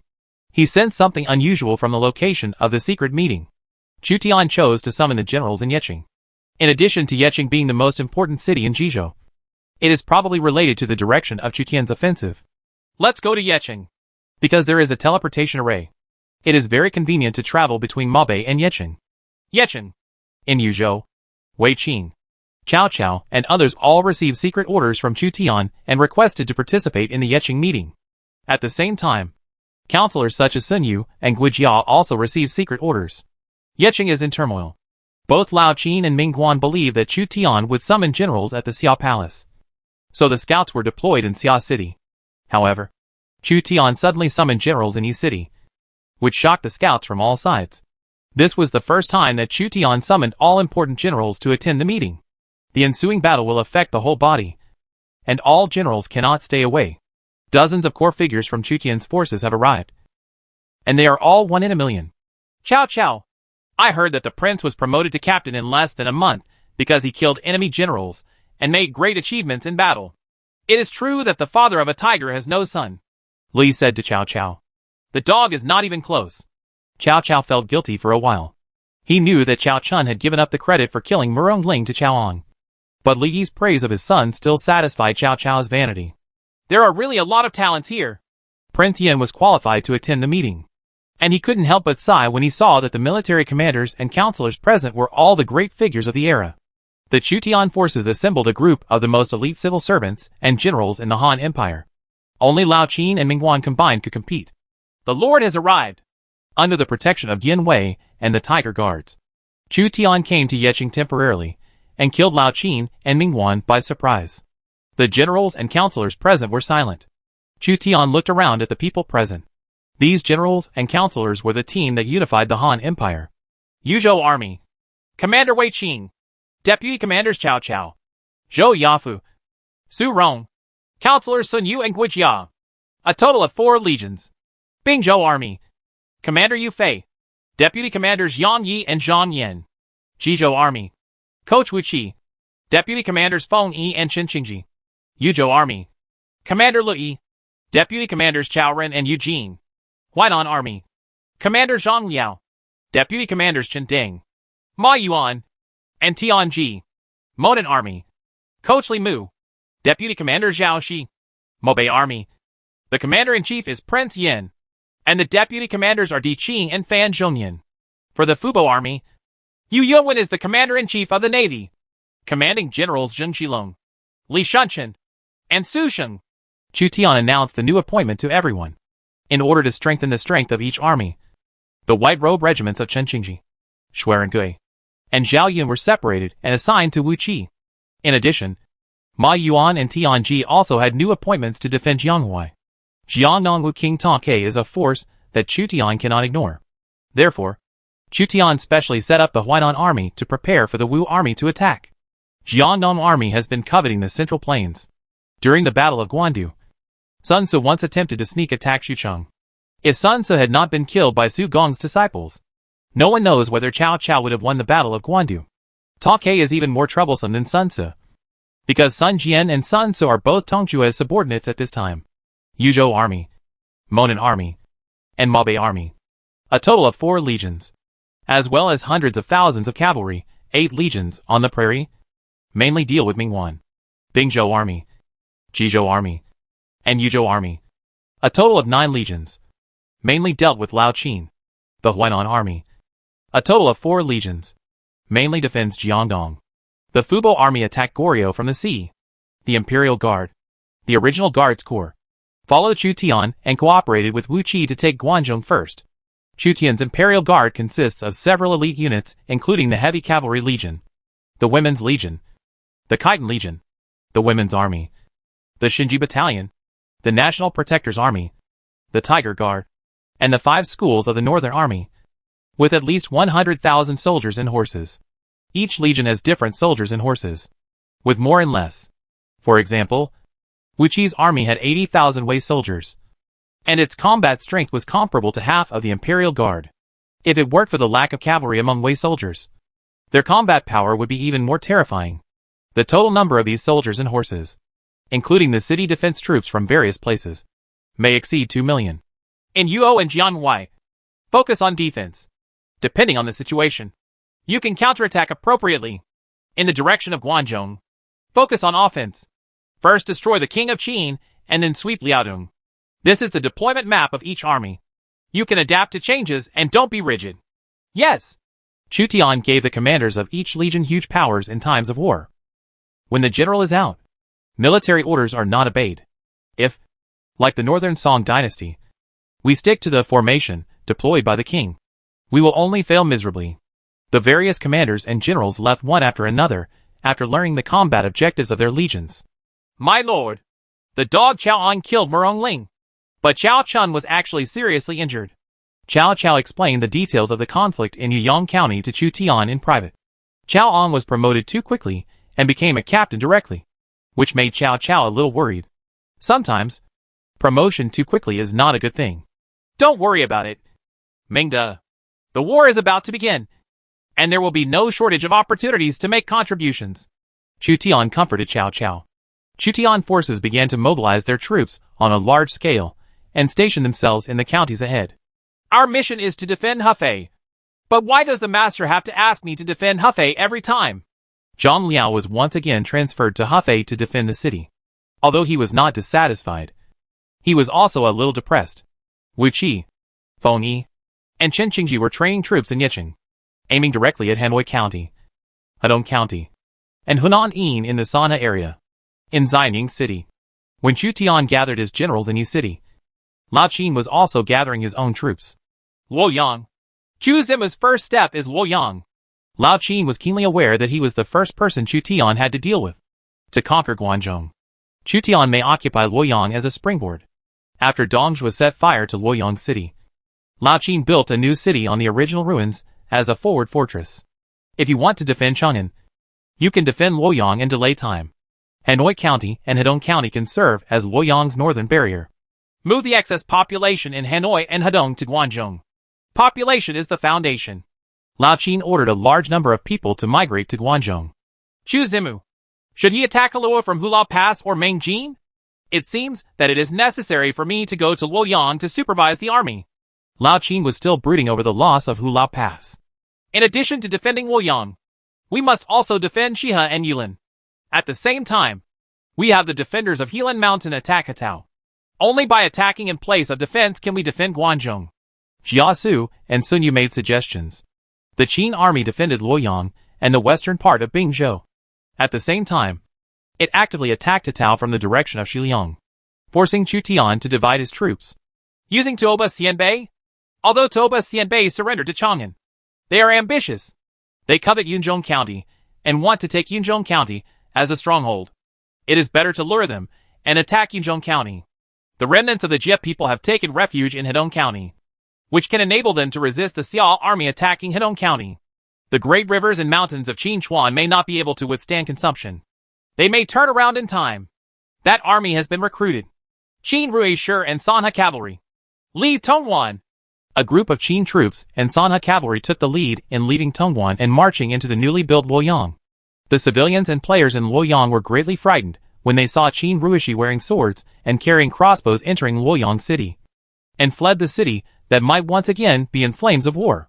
The current Luoyang city is just a large city. Once it is ravaged by war, it is likely to become a ruin again. The main force of the Xiao army attacking the Sanha area may be Wu Qi's Wei soldiers. Wang Jian is responsible for guarding Luoyang. This time, he faces an unprecedented opponent. Historically, when Wu Qi was active, Wei was the overlord of the Seven Kingdoms. And when Wang Jian was active, Qin was the overlord of the Seven Kingdoms. The two had no chance to fight. When Qin Ruishi was strong, Wei Wuzu had already passed the period of strength. The Wei warriors and Qin Rui soldiers led by Wu Qi and Wang Jian were all at their peak. It is difficult to say which one is stronger and which one is weaker. My lord, do you really want to personally guard Luoyang? When Li Si heard that Lao Qin was going to Luoyang, he couldn't help but worry that something would happen to Lao Qin and the power in Guanzhong would collapse. Chu Zimu has many generals under his command. I am also a commander and good at defense. All I need to do is delay time and gain opportunities. Lao Qin brought the Qishao sword. The Qishao sword is also one of the famous swords. It was the sword of Liu Bang, the emperor of the Han dynasty. It has always been in the palace of the Han Empire, and later fell into the hands of Lao Qin. An elite group of soldiers gathered outside the Qin palace. Lao Qin's slightly sharp eyes swept across the assembled elite soldiers. In the future war, maybe you can create a miracle and fight for a glimmer of hope. Please rest assured, my lord, Li Si is in charge of Chang'an. Anyone with evil intentions will be imprisoned immediately. Even the Emperor of Han will be no exception. Li Si's methods were harsh. And like Jiasu, they did not take the Emperor of Han into their eyes. Even if they wanted to attack the Emperor of Han, they would not blink an eye. Chang'an and Luoyang are not far apart. Even if Luoyang is lost, Chang'an can still be defended. So don't worry. Lao Qin led his elite troops to fight in Luoyang. The mighty banners covered the sky. And the Bingzhou Wolf Cavalry, Golden Fire Cavalry, the 5th School of the Northern Army, Iron Kites and other legions followed Lao Qin on the expedition. Helan Mountain, Xianbei Tribe, Chui Hao, the mastermind, took the initiative to find Tuoba Tao, who had been reduced to herding. The battle between King Qin and King Xia is about to begin. And our opportunity has come. We have been grazing for 2 years. And finally we have waited for this day. When the ice and snow melt, we will have strong soldiers and horses to take back that Tao that belongs to us. Tuoba Tao couldn't help but lament that as the leader of Xianbei in central China, he could only hide in the Helan Mountains and herd sheep. Chapter 749, Enter the Customs. Enter the customs. Liaodong is covered with heavy snow and ice. During the 10 years of winter, the princes in the north became even more eager to fight. The Ming Kingdom formed the Western Liaoning Army and the 6 military divisions of Western Liaoning. But the real main force was the Liaodong army at Mingguan. A group of Liaodong soldiers and horses gathered outside Liaodong city, with strong soldiers and horses, and flags fluttering. Mingguan was a burly man, accompanied by Yao Guangxiu, the planner, and Fan Wucheng, the chief minister. He inspected the Liaodong garrison. The division of forces in Chutian is almost the same as that of the Liaodong army. There are also several legions under its command. After all, this is the direct descendant of the Mingguan army, and it is also the most powerful cavalry unit. It can be said to be one of the strongest cavalry legions in the Han Empire. It is also the only cavalry legion in the Han Empire that can compete with Chutian's cavalry. Su De, Chan Yuchen, Li Wenzhong, Li Chengyang, Xu Ning, as well as the Imperial Guards. There are 6 armies in total. Basically cavalry. Yao Guangxi pointed to the 6th army outside Liaodong city. The 6 soldiers and horses have experienced hundreds of battles and are extremely brave. In the past 10 years, the Liaodong army in Mingguan has been fighting without stopping and has been invincible. It suppressed various tribes in Liaodong and destroyed Goryeo. One Inaguda and Nirachi were suppressed by the Liaodong army, but they were still unable to achieve anything. It can be said that the reason why the various tribes in Liaodong succumbed to Mingguan was not unrelated to the fact that Mingguan was in charge of the powerful Liaodong army. Mingguan also has an imperial guard, which belongs to his own Geely cavalry unit. Famous generals such as Jin Wushu and Kong Yut are among this cavalry unit. Mingguan was still not satisfied. The king of Xia may launch an attack from the prairie. Have the preparations for the 8 Banners cavalry been completed? Except for Nurhasai and others who have ambitions and deserve caution. All the Jurchen tribes have already participated in the war. But if Nirachi rebels midway, our army will definitely be defeated. As an imperial counselor, Yao Guangxu could easily see Nirachi's ambitions. There is no other way. The Koryo Legion and the Goguryeo Legion are stationed in the kingdom of Koryo. I suspect that Chu Zimu may send a partial army to attack the kingdom of Koryo. At this time, I can only choose to trust Li Chonggui. Li Chonggui is also an ambitious man. People. Mingguan counted the people he could use. Except for the Liaodong army and the Liaxi army.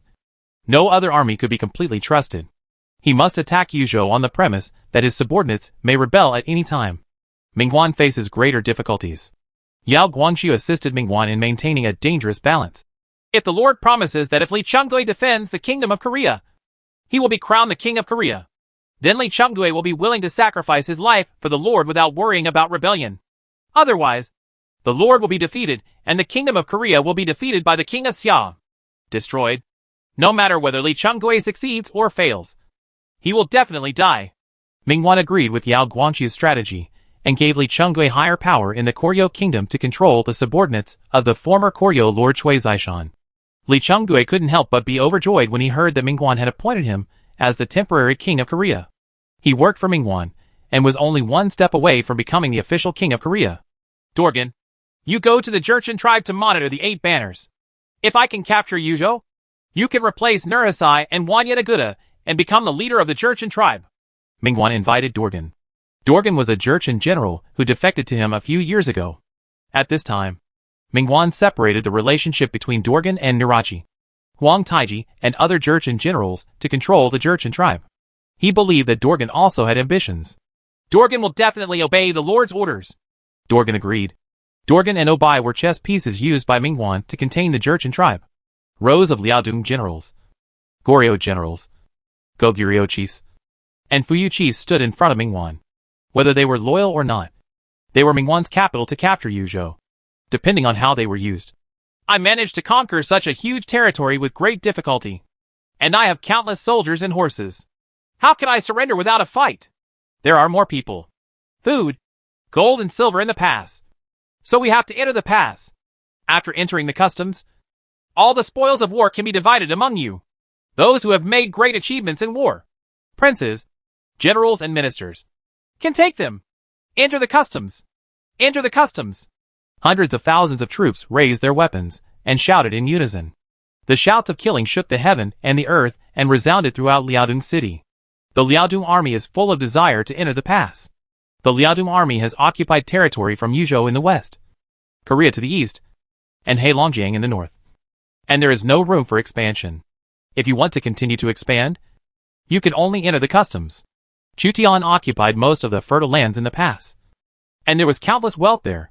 In order to stimulate the high fighting spirit of the Liaodong army, Mingguan could only use the most primitive method to stimulate the Liaodong army: stealing money, food, and women. This is the simplest way to motivate. Entering the pass. 2 words are like a fire, burning in the chests of the Liaodong army officers and soldiers. The Jurchen tribe, at the urging of Mingguan, formed the Jurchen 8 Banners. The Jurchen 8 Banners is a huge army. Nurhasai and Mingguan each hold some leadership, and no one trusts the other. The 8 Banners cavalry distinguish each other with various flags and armor. Enter the customs. Enter the customs.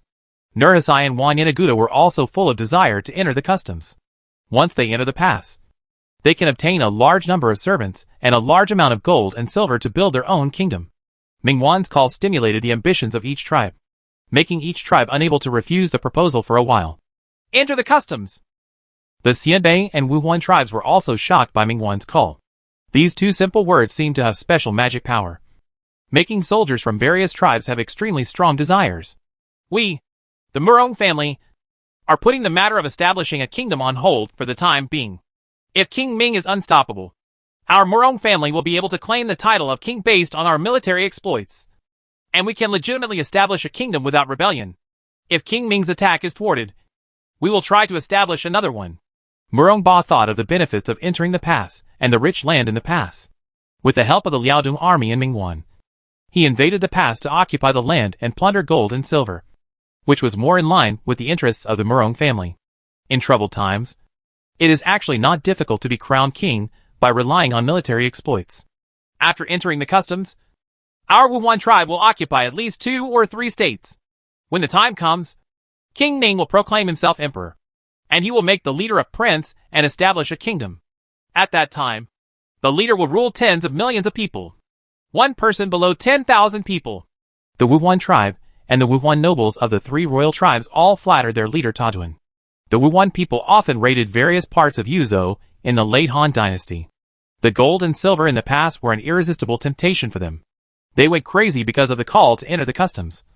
And this time, they went to the customs to rob. Ming Huan really has a method. With 2 simple words, he can temporarily condense the loose army of servants into a force that cannot be underestimated. In Yuo and Jixian, Guijia learned that the Liaodong army was preparing for war. And the entire western and eastern Liaoning were excited because of the slogan, "Enter the pass." Sometimes, a simple and direct slogan can unite people's hearts. However, if they want to enter the pass, they must pass Yuzhou. If they can't even capture Yuzhou, it is just wishful thinking to enter the pass. Wei Qing and Cao Cao followed Chu Tian's orders and garrisoned Yuzhou. They faced the Liaodong army, who was extremely determined to enter the pass. On the outskirts of Jixian County, Yulin Army, Hubao Cavalry, Shiliu Camp and other regiments were stationed. And they were also strong. The snow is covered with ice. And war intentions are brewing. All legions are training urgently. They have already expected that when the ice and snow melt, a war will begin. Chapter 750. The Northern War breaks out.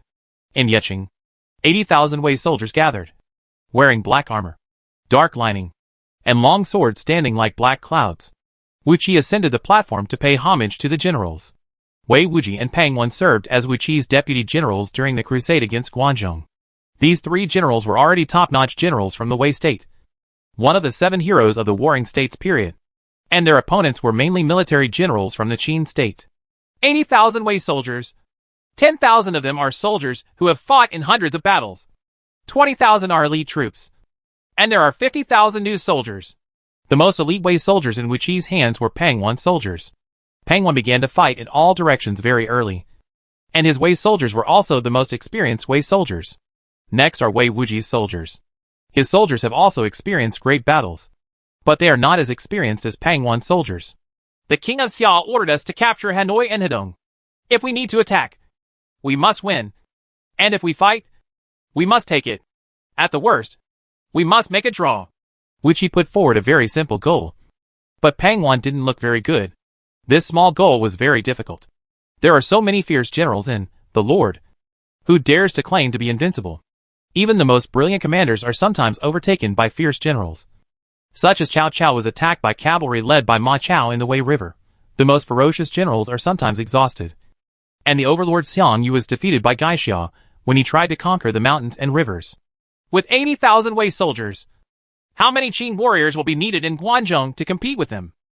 Wei Wuji held a roll of the topographic map of Halua. The most elite legion of the Guanzhong army was Qin Ruishi. And Wei Wuzu was also the elite legion used by Chu Tian to deal with Qin Ruishi. In addition to the 80,000 Wei soldiers, there are also 2 legions of Feng Yi and Chen Qingji, with about 100,000 infantry and cavalry. Feng Yi's lieutenant is Zhang He, who is already very familiar with Yeqing. However, the goal of the 180,000 cavalry is to capture Sanhe and open the road to Guanzhong step by step. Wu Qi thought for a while. At least 100,000. A civil servant came over and said, "Weapons, grain, grass, and war horses have all been counted. We only need an order from King Xia to invade Hanoi." Wu Qi's legion does not have a strategist. Because of Wu Qi's intelligence, he does not need a strategist. It would be a waste to give Wu Qi a strategist. However, the Jizhou army has a dedicated interior minister responsible for logistics. This man was originally a civil servant of Zhao Long. Later, after being captured by Chu Tian, he surrendered to Chu Tian and governed Jizhou. The Sui dynasty unified the whole country, mainly relying on the power of Yang Su and Gao Sun. Yang Su, who was good at commanding the army, fled to Yizhou, while Gao Jiong, who was good at internal affairs, stayed in Jizhou.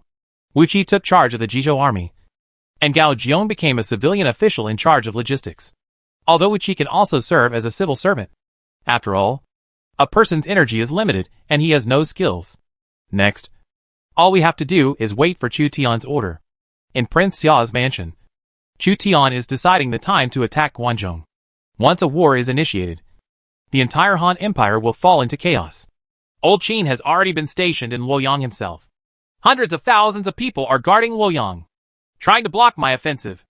Mingguan went to Liaoxi, probably to launch an attack on Yuzhou in response to Lao Qin.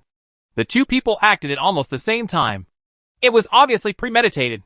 Chu Tian marked the troops deployed by Lao Qin in Guangzhou. Wang Jian had at least 50,000 Qin Rui soldiers. Meng Wu and Li Xian may also have Qin Ruishi. The combination of Wang Jian, Meng Wu, and Li Xian is similar to the combination of Wu Qi, Peng Wan, and Wei Wuji. The threat from Mingguan is probably no less than that of Lao Qin. The Liaodong army's determination to enter the pass is extraordinary, and the Liaodong army is good at attacking. Chu Tian has found out that there are Liaoxi army, Wuhuan 3 divisions, Xianbei 3 divisions, and Liaodong 6th army at Mingguan for dispatch, as well as a group of Jurchen 8 banners that Chu Tian is not very familiar with. Do you need me to lead the Xinji battalion to conquer Guangzhou? Xiao Liang knew that this was probably the most difficult and important battle in Chu Tian. Various princes competed in the Central Plains. In ancient times, whoever conquered the north conquered the world. If the battle in the north of the Han Empire failed, then all the efforts would be in vain. We are also looking for opportunities to build a large empire spanning Central Asia and South Asia. We may need to speed up and capture Luoyang. Chu Tian intends to go out in person. Wu Qi was a sharp sword, but when he sent the cavalry to attack Guangzhou, Chu Tian still had to go out in person. Lao Qin and Mingguan made a desperate move and went out to fight, and Chu Tian also wanted to respond. My Shan army has been recruited and can only train troops in battle. Xiao Chua shares the heavy responsibility of Xiao Liang to a certain extent, and her characteristics can also complement Chu Tian. There is no need for any other excuse to unify the Han Empire. We can launch a war at any time, but we need to bear the consequences. Chu Tian has not yet made up his mind to provoke a war. Once a war begins, it will either be won or defeated. After defeat, all the foundations will be wiped out within a few years, and he may even be killed in the war. Some military generals, such as Li Tsunxia and Lu Bu, are good at breaking formations and surprise attacks rather than fighting in large armies. Even the commander-in-chief may be attacked by them. No matter what the outcome is, we will bear it together. Xiao Liang held Chu Tian's hand tightly. Me too. Hua Mulan also came over and held Chu Tian's other hand. Even if I are defeated, Xianer and the others can still take refuge in St. Petersburg, which can be regarded as a retreat. Chu Tian is not completely without a retreat. At least, it still has St. Petersburg as a stronghold after defeat. Temujin fled from Mabe to the Golden Horde. To this day, Ajadai and Menggu still retained part of Temujin's power. Joan of Arc was holding her daughter, and Emperor Rufu, who lacked a sense of presence, was also looking at Chu Tian, waiting for his decision. The Han Empire will be unified sooner or later, which means that this war will break out sooner or later. Since we have chosen the road of competing in the Central Plains, there is no need to be afraid. Chu Tian was very worried about unifying the Han Empire.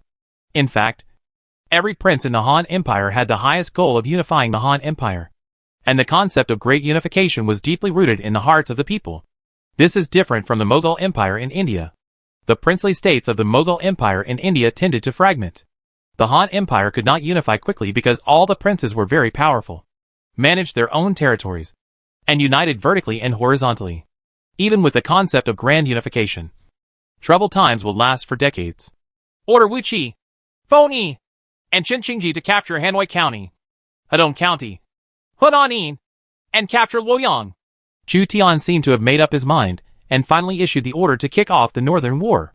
A piece of paper provoked the war of unification of the Han Empire that had been silent for a long time. The Battle of Jingkong and the Fourth National War once interrupted the process of the unification of the Han Empire. But now, after the National War, the strength of the various princes has increased, which means that the war will be even more fierce. The empire is unified. Xiao Chua discovered that the scale of this war may be even more exaggerated than the Han Empire's expedition to the western regions and Mabe. because this time the war broke out within the Han Empire, and it was too easy to supply troops. In the expedition to the western regions, hundreds of thousands of soldiers and horses were hard to come by due to difficulties in supplying food and grass. As for the battle in Guangzhou, it was not a problem for both sides to bring millions of troops each when the battle came. The king of Xia has an order to appoint General Wu Qi as the general to conquer the west and the governor of Hedong to attack Hanoi and Hedong, cross Mengjin, and join forces with General Li and Luoyang. The order from the Xia palace reached Yeqing, and Wu Qi, Feng Yi, and Chen Qingji immediately organized their troops. Prince Xia's mansion finally officially provoked a war. This time, Guangzhou, Helu, and Longxi will be at war. No one is willing to give up the power in their hands, and they can only decide the outcome through a big battle. In addition, war can destroy the interests of local groups and establish a new order. There are 80,000 Wei soldiers, 5,000 soldiers, 5,000 Euphorbia soldiers, 5,000 elite archers of the Tang dynasty, 7,000 white-robe troops, and 8,000 white horse followers. A total of 110,000 special troops and 70,000 low-level troops. Leave Yeqing and attack Hanoi County. Hanoi County and Hedong County are located to the north of the Yellow River. They can capture these two places. They can cross the Yellow River to the west and attack the Xia area. And they can cross the Yellow River to the south and attack Luoyang. The mobilization of 180,000 vanguard troops and horses from Yeqing quickly caused an uproar in the Han Empire. Everyone knows that after the national war ended, the princes within the Han Empire began to take sides. Now, the Xiangyang Alliance and the Xiaqing Alliance finally broke out to determine the northern hegemony. Many people in the north began to flee to the south or to counties in the north that were unlikely to be affected. The counties located between the three major princes were almost empty, in order to avoid too many casualties and damage to the national strength. Various princes moved the border population to the rear in addition to combat troops and auxiliary troops. The war has finally begun. This can be regarded as an undeclared war. Attacking Sili from Jizhou. The leader is indeed Wu Qi. Is his target Luoyang or the Xia area? Lao Qin was based in Luoyang and deployed troops along Mengjin and Mongshan. An envoy came to visit him. He was Wei Zheng, the prime minister of the Tang dynasty. I need to rely on Nanyang's troops. It is said that Tang dynasty has made a tendency to attack Xuchang and delay Li in Xuchang. I don't want Li to join forces with Wu Qi. Dealing with Wu Qi has already made me walk on thin ice. Lao Qin looked at Wei Zheng, who arrived from Nanyang. To say that Tang only appeared at this time is undoubtedly to raise the price. Wei Zheng asked, what benefits can we, the governor, get from this?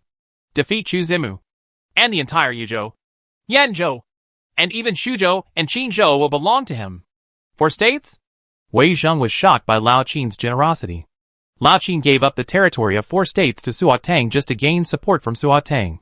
Lao Qin's promise also has some lofty meaning, because the prerequisite for obtaining the 4 states is to defeat Chutian. I will tell our governor and let him decide whether to participate in the war. Nanyang County is a large county with a population of nearly 10 million and is strong. I hope King Qin can keep his promise by then. A man of his words. Farewell. Wei Zheng left Luoyang City. Every gate in Luoyang City is filled with Qin Rui warriors wearing rugged armor.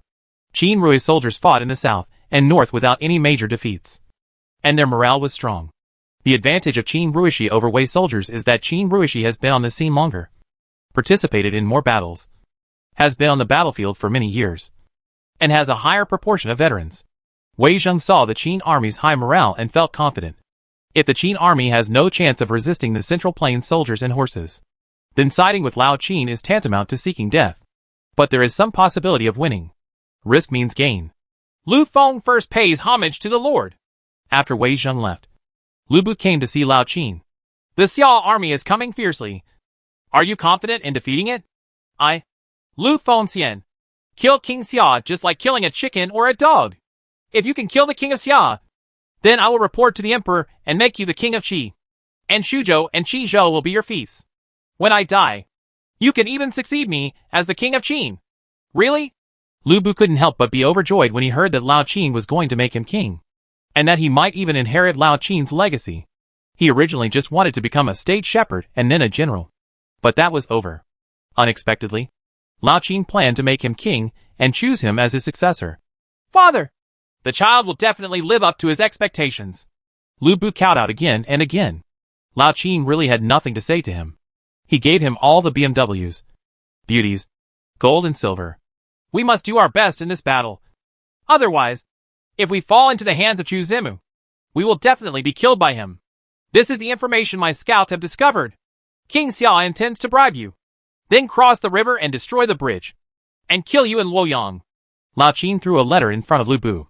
That's unreasonable. Does King Xia think that I, Lu Fengxian, am just a martial artist and can be manipulated by him so easily? Lu Bu read the contents of the letter and became furious. Lao Qin thought in his heart, isn't it? In a year or two, the child will definitely take the head of King Xia and present it to his adoptive father. Go down and rectify your troops. Yes. Lu Bu left angrily, thinking that his intelligence had been insulted by Chu Tian. After Lu Bu left, Jiasu came out from behind the screen. Lao Qin said, Lu Bu is like a jackal. It takes a lot of effort to control him. Jiasu said, only in this way can Lu Bu be prevented from alienating the King of Xia. The King of Xia cannot give Lu Bu more benefits, and the Lord has no conflicts with Lu Bu. This so-called impeccable. Lao Qin nodded. Lu Bu was manipulated in front of him. Jiasu, Li Si and others. For several years, he did not betray. Because of Dongzhuo's lessons, Lao Qin had enough experience to control Lu Bu. However, the kingship is already the limit. When the war in the north is over, it will be very difficult to control Lu Bu. If Chu Zimu is defeated, then there will be no need for Lu Bu to exist. Lao Qin was already prepared to burn bridges across the river. Chapter 751, the Liaodong army is dispatched. The three major armies of Xianbei will attack Yuyang County in an all-out manner and sweep across Yuyang. King Ning will personally conquer Yuzhou. In the Yuzhou War a few years ago, if the Goryeo Kingdom hadn't been causing trouble behind the scenes, Yuzhou would have been owned by our army. Sun Chuaning summoned the three major Xianbei tribes to conscript the three major Xianbei tribes in the east, and 150,000 Xianbei cavalry, as the vanguard, attacked the fortress controlled by Chu Tian forces in Yuyang County. Sun Chuaning arranged for the three major Xianbei forces to attack Yuyang. The purpose was not only to fully control Yuyang County, but also to consume the strength of the Xianbei tribe. The three major Xianbei tribes must pay a sufficient price in order to become kings and enter the customs. However, I will personally go into battle and advance and retreat together with you. Originally, the three major Xianbei tribes were dissatisfied. But since Sun Chuaning was acting together with the three major Xianbei tribes, they had nothing to say. Let Duan Xianbei and Yuan Xianbei rush to the front and consume the main force of the Yuzhou army. Our Murong family cannot become cannon fodder. Sun Chuaning's Liaoxi army may not be the opponent of our Murong tribe. The governor of Yuyang County will be Zhou Yafu. Our Yin Kingdom Dragon City Cavalry is enough to defeat Shiliu Camp.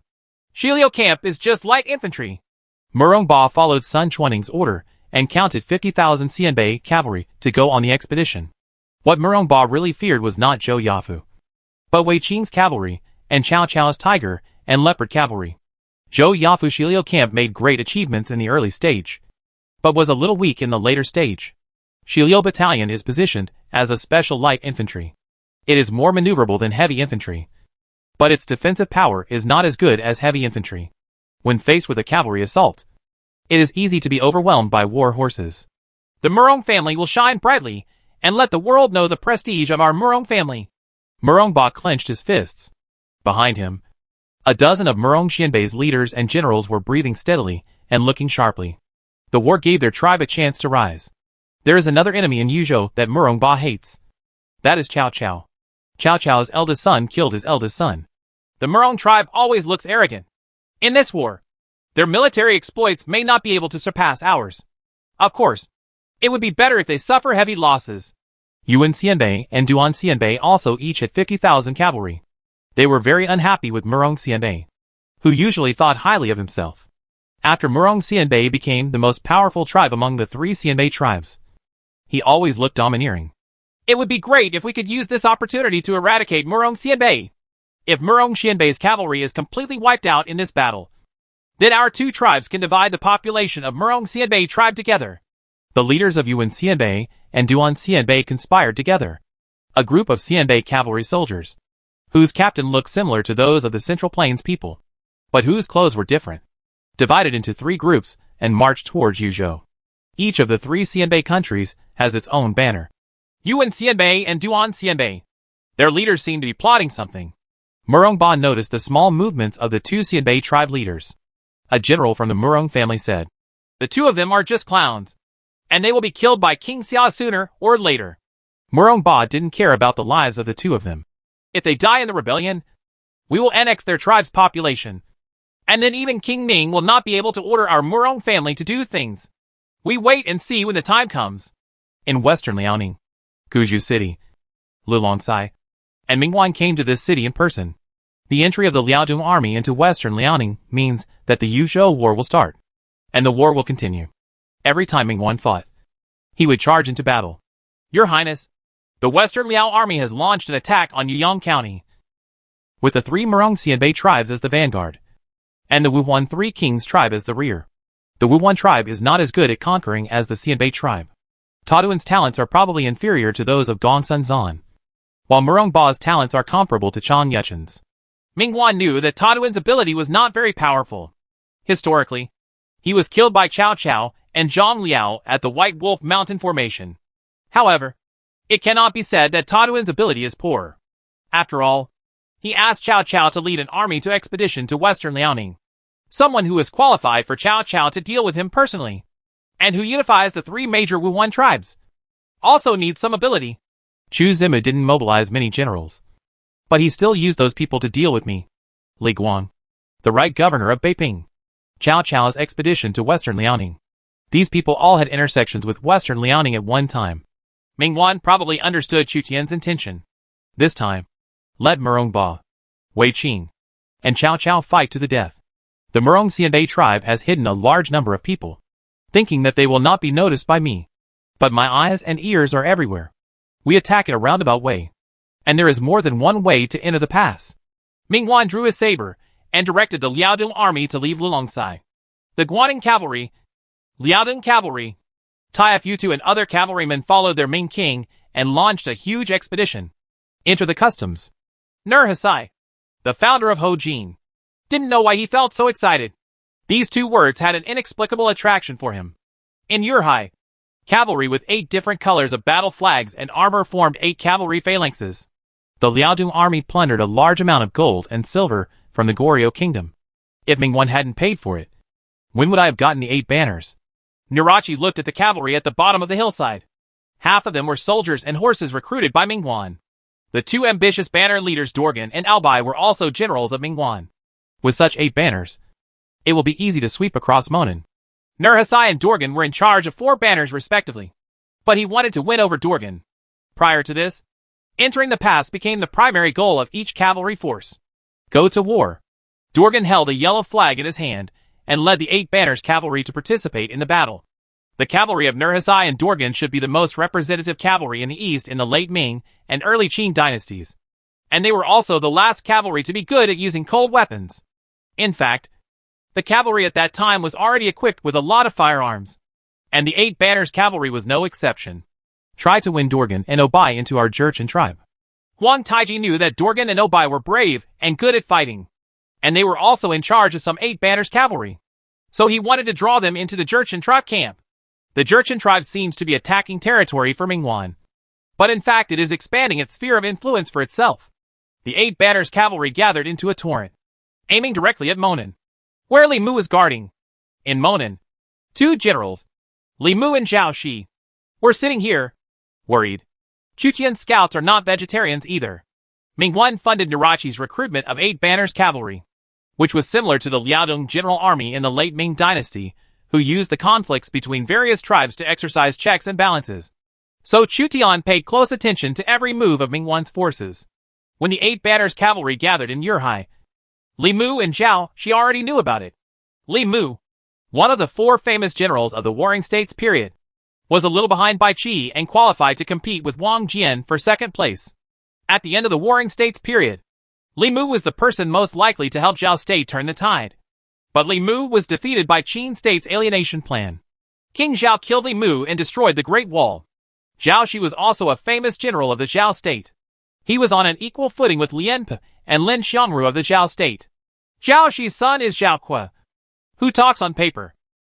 At this time, Zhao Ke was also on the city wall. After many years of training, Zhao Kuo already has practical experience. However, the opponent he faced was difficult for even his father Zhao Shi to deal with. With strong wind and strong grass, the horses of the Hun's cavalry and Xianbei cavalry galloped and gathered in Monan Dragon City. The Hun's cavalry and Xianbei cavalry, who were enemies not long ago, were serving Chu Tian. Although Chu Tian rejected the barbarian generals, who were unwilling to obey, and killed or drove them away, the advantage was that the Xiongnu cavalry and Xianbei cavalry under his command were leaderless, and could only obey the command of Chu Tian and the generals assigned by Chu Tian. There was a possibility of betrayal. Extremely low. I never thought that one day I would be able to command the Hun cavalry. Zhao Kuo, you lead 20,000 Hun cavalry into the battle. Li Mu handed over a group of Xiongnu cavalry to Zhao Kuo. I command 20,000 Hun's cavalry? Zhao Kuo knew that Li Mu had been training him. And this time, Li Mu gave him more troops. Li Mu commanded the Monan army, and was therefore qualified to allocate troops. Zhao Kuo couldn't help but be grateful for Li Mu's appreciation. Zhao Kuo will not let down the general's expectations. If the 8 Banners cavalry wants to occupy Monan, Zhao Kuo will definitely fight to the death. Fighting to the death is not the behavior of a good general. Our goal is to win. As long as we win, we can tolerate it temporarily. Li Mu's upper limit is higher than Zhao Kuo. Not everyone can bear the title of the 4 famous generals of the Warring States period. Is this really good? As Zhao Kuo's father, Zhao Shi knew that Zhao Kuo lacked the experience to be independent. Although Zhao Kuo participated in many battles and experienced many battles, Zhao Kuo was always under the protection of Li Mu and Zhao Shi. Opportunities to stand alone do not come often, because there are a lot of king-level and emperor-level generals, and no one can bear the loss. Zhao Kuo's father, Zhao Shi, could only serve as deputy general under Li Mu. How can you become a famous general without experience? Even if the entire army of 20,000 Hun's cavalry is wiped out, it will not harm the overall situation. Li Mu's attitude was different from Zhao Shi's. That's all. Zhao Shi originally had no objection to Li Mu's training of Zhao Kuo, but was slightly worried because he was worried that Zhao Kuo would die in battle because of his rigidity in the art of war. The art of war is dead, but people are alive. Yafulu, Achuquan, you two once betrayed King Xia. If you can't atone for your sins in this battle, you will lose all status in the Xiongnu tribe. In front of Li Mu and Zhao Shi, 2 Xiongnu leaders, Yufulua and Hu Chuquan, were ordered to come, sweating profusely. As the great Chanyu, Chu Tian has not completely settled the matter of betrayal between the 2 of them. Just because Maldan Chanyu was killed does not mean that Chu Tian will let the 2 of them go. Yufulu vowed. The southern Huns are willing to serve the great Chanyu and King Xia and will never betray them. In Mobei, Prince Yin, Fan Zhongyan, and Di Qin led a mighty cavalry southward. A strong wind passed by. The Mongolian cavalry carried Mongolian bows on their backs, and their riding skills were superb. 200,000 cavalry marched, and there was no chaos. Although the Mongol Empire perished, it left behind an elite force. Prince Yin was very satisfied with the Mongolian cavalry. After all, they were cavalry at the peak of cold weapons. Chapter 752 Mang Mountain. Target Luoyang. A group of craftsmen were brought to Chu Tian. This group of craftsmen from the Han Empire were not ordinary craftsmen, but advanced craftsmen who had mastered the skills of making Xiangyang cannons.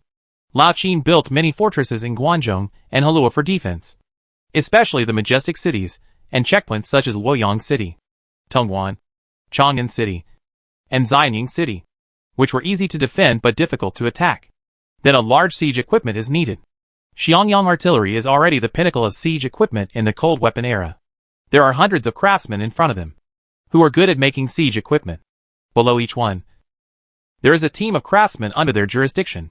The craftsman team includes mid-level craftsmen, low-level craftsmen, and craftsmen apprentices. In fact, there are tens of thousands of craftsmen under the Ministry of War who manufacture siege equipment. This time to conquer Guangzhou and capture Luoyang, Chang'an, and Xianying, we have to rely on your abilities. Your Highness has an order, and the little people dare not disobey it. Chu Tian summoned senior craftsmen and special craftsmen, whose abilities were second only to legendary craftsmen, special talents in historical facts. Craftsmen are a force that can be ignored. But the Mongolian army has previously shown that it has a large craftsman force, which is very advantageous when attacking a city without having to go through a long siege. Lu Yi, the household registration and logistics of this siege force will be all managed by you. You cooperate with Wu Qi and Lu Yi to capture Luoyang. Chu Tian said to a civil servant beside him. Lu Ye's talents are not only providing bonuses for siege equipment, but also handling internal affairs. When he was recuperating, Lu Yi served as a civil servant. After the war, he was responsible for managing craftsmen, and went to the front line to attack the walled city. Lu Yi bowed. Your Highness, please rest assured. The war in the north will be extremely brutal. But Lu Yi is very fanatical. If he wins, he will have achieved the feat of following the dragon. Lu Yi led the craftsmen to leave. Guanzhong is an easy place to overturn. There are countless princes who have made their fortunes in Guanzhong. Chu Tian watched Lu Yi leave, and he also wanted to prepare for the expedition. Wu Qi's Jizhou army is the vanguard force, and its immediate goal is to capture Hanoi County north of the Yellow River. Chu Tian wanted to personally lead the cavalry troops to attack Luoyang. Old Qin had many cavalry generals. The most ferocious among them were Lu Bu, Yang Dian, and other fierce generals. Wu Qi had not yet faced this kind of cavalry pig attack tactic of later generations. In Hanoi County, the white-robed army was the vanguard and destroyed several county towns. 20,000 white-robed elites and 80,000 Wei soldiers are so vast that unless they are the main force of the Guanzhong army, they cannot resist them. Wherever they go, they are invincible. The Euphorbia soldiers climbed up to the city, and Zhang He captured a mountain stronghold without any difficulty. Wu Qi commanded 180,000 infantry and cavalry, and invaded Hanoi County with great force. While taking over the counties, he also raided various mountain strongholds. There are many remnants of the Baibua army in Hanoi and Hedong counties. In Wu Qi's view, it would be easy to suppress these bandits once and for all. The Guanzhong army doesn't plan to defend Hanoi County. Wu Qi originally planned to annihilate the main force of the Guanzhong army in Hanoi County. But Lao Qin shrank the defense line and gave up the difficult-to-defend Hanoi County. Hanoi County was too close to Yeqing and could not withstand the continuous offensive from Hebei. The Guanzhong army should have shrunk to the Hedong and Mongshan areas of Luoyang. Wei Wuji was sitting on a swaying chariot. The military generals of the spring and autumn period and the Warring States period still had a certain interest in chariots. Some of them directly used chariots from the Warring States period as their mounts. Since the Guanzhong army intends to defend Luoyang, let's abandon Hedong County for the time being. Let's take the Mengjin ferry and take Luoyang first. Wu Qi sat on the chariot and closed his eyes to rest. The endless line of Wei Wu soldiers, with their long swords and swords standing tall, fought all the way to the edge of the Yellow River. No one could stop them. On the other side of the Yellow River was Mang Mountain. After passing Mang Mountain, you will reach Luoyang, a city that was rebuilt after being burned by fire. Hush! Zhao Yun reined in the horse's reins, raised his spear, and followed with 8,000 white horses. He looked at the rolling Yellow River and Mang Mountain on the other side. The slope of the Yellow River becomes smaller here. The water flow slows down, and the river is narrower. Since ancient times, Mengjin has been the northern gateway to Luoyang. The 18 princes attacked Dongzhuo. Cao Cao suggested that the troops should be divided into groups to attack Luoyang. Among them, attack Hula Pass in the east and Mengjin in the north. However, the princes of each route made no attempt to advance. Now, Cao Cao's suggestion was approved by Chu Tian, and the main troops were divided into two groups to attack Luoyang. On the north route, Wu Qi is the main general, leading the elite troops from Hebei, crossing the Yellow River to the south. On the east route, Lu Yi is the main general, leading the elite troops from Hunan, and leaving Hula Pass in the west. Shuaragui could vaguely see the cavalry of the Guanzhong army patrolling on the south bank of the Yellow River. The Guanzhong army already knew that the north route troops, commanded by Wu Qi, had captured Hanoi County and approached the Yellow River. On the south bank of the Yellow River, Lu Bu, who longed to be crowned king, led Bingzhou Wolf cavalry patrol and glared at Hebei. According to Lao Qin's promise to him, as long as he kills King Xia, he will become the king of Qi of the Han Empire and even the future emperor. Lu Bu thought that it would be easy for him to kill Chu Tian himself. What was more difficult was Chu Tian's guard Dian Wei and a group of fierce generals from Chu Tian's forces. Some of these fierce generals even had the same strength as Lu Bu. The king of Qin has seized the high ground of Mang Mountain. If they dare to cross the Yellow River, they will die without a burial place. Lu Bu held Fang Tian's painted halberd tightly, as if he felt that there was a powerful and familiar opponent on the other side of the Yellow River. At Mang Mountain, Wang Jian personally set up the formation. For the defender, defending the city is the next best option. Attack is the best defense, followed by relying on geographical location to keep the enemy out of the city. Mang Mountain became a position to resist Wu Qi. The craftsmen of the Guanzhong army set up camp in Mang Mountain. Groups of Qin Rui soldiers set up camp, and the Golden Fire cavalry patrolled. Lao Qin took Jia Su to Mang Mountain in person. Mongshan is an ancient battlefield. We have a good location. If Wu Qi wants to attack Mongshan, at least half of the 80,000 Wei soldiers will be lost. When Lao Qin passed by, Generals Wang Jian, Li Xian, Meng Wu, and Meng Tian stood in awe. The fall of Hanoi County was already a certainty. The Guanzhong army had no intention of fighting Wu Qi in Hanoi County, where the terrain was relatively flat. Instead, they chose to defend in the steep Mang Mountain. To the north of the Yellow River is the team of the Wei state, and to the south of the Yellow River is the team of the Qin state. Wu Qi's army collected boats for crossing the river on the north bank of the Yellow River. In Hedong County, Shi Lu, the leader of the Jia people, was limping. He was injured in the battle with Yu Fei's army. He led the remaining tribesmen to escape from Shandong County to Hedong County. He was accepted by Lao Qin and entrusted as the governor of Hedong. The Xia King's forces destroyed our Jiren tribe, and this revenge must be avenged. Shi Lu gritted his teeth. The Jia people tribe was wiped out by the Yu family army. Their treatment was worse than that of the Xiongnu and Xianbei. Shi Lu only took away 100,000 Jia people. He had to rely on the soldiers and horses of Hedong County to join the war. Lao Qin deployed 70,000 troops and horses in Hedong, plus Shi Lu's 30,000 Jia cavalry, forming a 100,000 Hedong army to threaten Wu Qi's army from the west. Shi Lu's planner, Zhang Bin, said, "When Wu Qi's army crosses south and captures Mengjin Ferry, we will regain Hanoi County and cut off its retreat. Even if it has the talent of heaven, it will be defeated. My Black Dragon army has been reorganized. This battle must be won no matter what." Because Shi Lu was defeated by Yu Fei, he wanted to regain face from Wu Qi this time. Behind Shi Lu, the Xiongnu and Jia people's Black Dragon army was ready to go. In Helan Mountain, the Tiger Pattern cavalry of the Tuoba Xianbei tribe and the Iron Eagle scouts of the Northern Wei dynasty marched towards the Hetao. War eagles hover in the air, giving a bird's-eye view of the dark Xianbei cavalry. Xianbei in central China came out in force. The leader Tuoba Tao and the mastermind Cui Hao are the core figures of the Xianbei army in the central part of the country. One is good at fighting, and the other makes plans. Cao Cao, Sun Yu, and Gui Jia couldn't get much benefit from them. Of course, Tuoba Tao and Cui Hao couldn't gain an advantage over Cao Cao. However, this time when they attacked Tao, they faced Yu Fei's Yuejiao army and Yang Ye's Bingzhou Wolf cavalry. In Taiyuan County, the soldiers of the Yu family army entered the teleportation array and teleported directly to Yunzhong County. In the Northern War, the three major princes wanted to kill each other regardless of the price or cost. So they activated all the teleportation arrays and directly used the teleportation arrays to move troops back and forth. Once the teleportation is opened, there will be 10,000 taels of gold. Cao Cao cannot suppress Tuoba Xianbei. Let us solve it. The order Yu Fei received was to stick to Hetao, wait for opportunities to capture Helan Mountain and Yuzhong, and attack the western part of Bingzhou and Liangzhou. His main opponent is Tuoba Xianbei. Tuoba Xianbei grazed cattle in Helan Mountain, but he always coveted the Hetao plain. Cao Cao twice attacked Tuoba Tao and drew a draw with Tuoba Tao, but failed to make any progress. As a powerful figure at the level of Emperor Wu, Tuoba Tao was extremely troubled by his mastermind Cui Hao.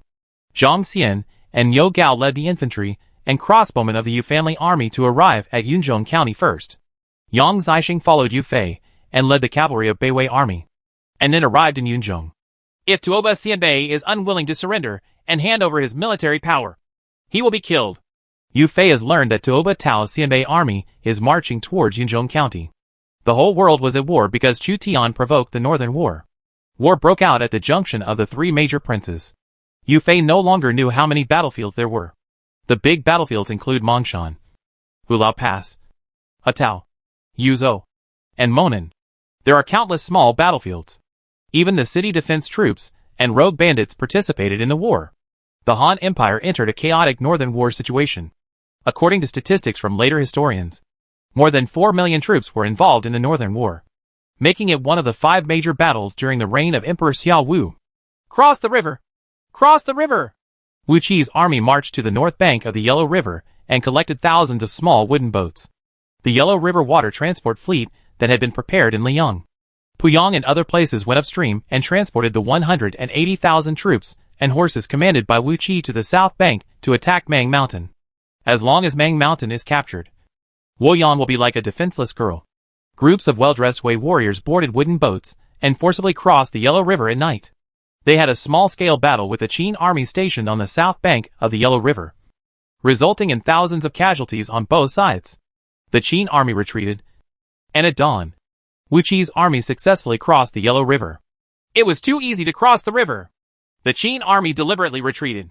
They wanted to delay our 180,000 cavalry between Mang Mountain and the Yellow River, then cut off our retreat and annihilate all our 180,000 cavalry.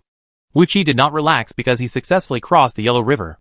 On the contrary, this was the strategy of Lao Qin and Jiasu.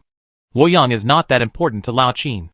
At this time, Luoyang was not the capital of the country, but only the peripheral defense line of Chang'an. Even if Luoyang fell, it would still be within the acceptable range of Lao Qin. His purpose was to annihilate Wu Qi's 80,000 Wei soldiers. The threat of 80,000 Wei soldiers was too great. In order to capture Luoyang, Wu Qi took the initiative to get involved in Lao Qin's plan. If Lao Qin wants to cut off Wu Qi's retreat, he needs to use Shi Li's Jia cavalry and Hedong cavalry to regain Hanoi County and complete the siege of Wu Qi. However, Chu Tian personally commanded the Imperial Guard to arrive at the teleportation formation in Hanoi County. A group of cavalry with defensive power comparable to the Tiefu II appeared. Monk Wanyan Chen's Zhongxia army and Helahe army were ordered to station in Hanoi County to protect Wu Qi's retreat, so that Wu Qi would not have to worry about the food route being cut off and fight freely. The Zhongxiu army and the Heli combined army expanded in size, with the Zhongxiu army having 1,000 cavalry and the Heli combined army having 7,000 cavalry. No fanfare. Chu Tian came out of the teleportation array, wearing the armor of an ordinary general, making people think that Chu Tian was just an ordinary general. Xiao Chuo also put on the armor of a general and followed Chu Tian as a clerk, in order to hide his whereabouts. Chu Tian didn't even bring Dian Wei with him. Dian Wei's figure is too conspicuous. Sure, Lu, the Jia man. Last time you let him escape. This time, I will deal with the Black Dragon Xian army myself. Chapter 753 by Bojun. King Xia of the Han Empire started a war.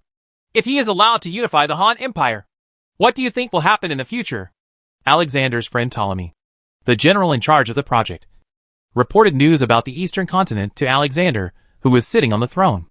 Ever since Chu Tian plundered the Han's empire and made many western lords resentful, Alexander had set his sights on Chu Tian and regarded Chu Tian as a powerful opponent. Even before Chu Tian proclaimed himself emperor, Alexander had always maintained Macedonia king's identity. The two men were similar in age and met rivals in the east and west. Alexander was always paying attention to the progress of the Han Empire's northern war. I must have a wider territory than the Han Empire before it is unified. Alexander realized that it was very difficult. He only occupied part of the territory of Europe. There were at least 4 or 5 civilizations that were equally matched between Europe and Macedonia. Ptolemy said respectfully, King, you asked me to supervise the construction of the miraculous building, the Library of Alexandria, which has been completed. Because of the great library, a group of great scholars have been recruited. Although they are not good at marching and fighting, they came from Greece and had unparalleled wisdom. Alexander was surprised. Who is it? Ptolemy clapped his hands, and a group of Greek heavy infantry escorted several scholars to the hall. The Greek scholars who arrived all saluted Alexander in unison. Under Archimedes, you can speed up the construction of siege equipment, city defenses, and bridges. In Lower Euclid, Diophantus, Pythagoras, a line of ancient Greek scholars named them. This group of scholars is already the top mathematicians and engineers in ancient Greece. Give them the most generous treatment, the same as my generals. Alexander knew that this group of scholars had special bonuses in engineering and logistics, especially in engineering. Ptolemy, the capital of the Kingdom of Macedonia, will be renamed Alexandria. From now on, you will be responsible for managing the Library of Alexandria, as well as managing all Greek and Macedonian scholars and all craftsmen.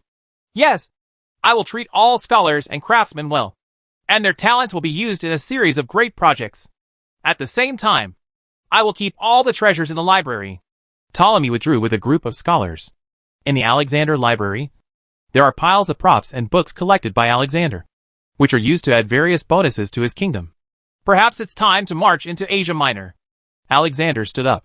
At Mang Mountain, north of Luoyang, more than 200,000 Qin troops faced off against 180,000 Xia troops.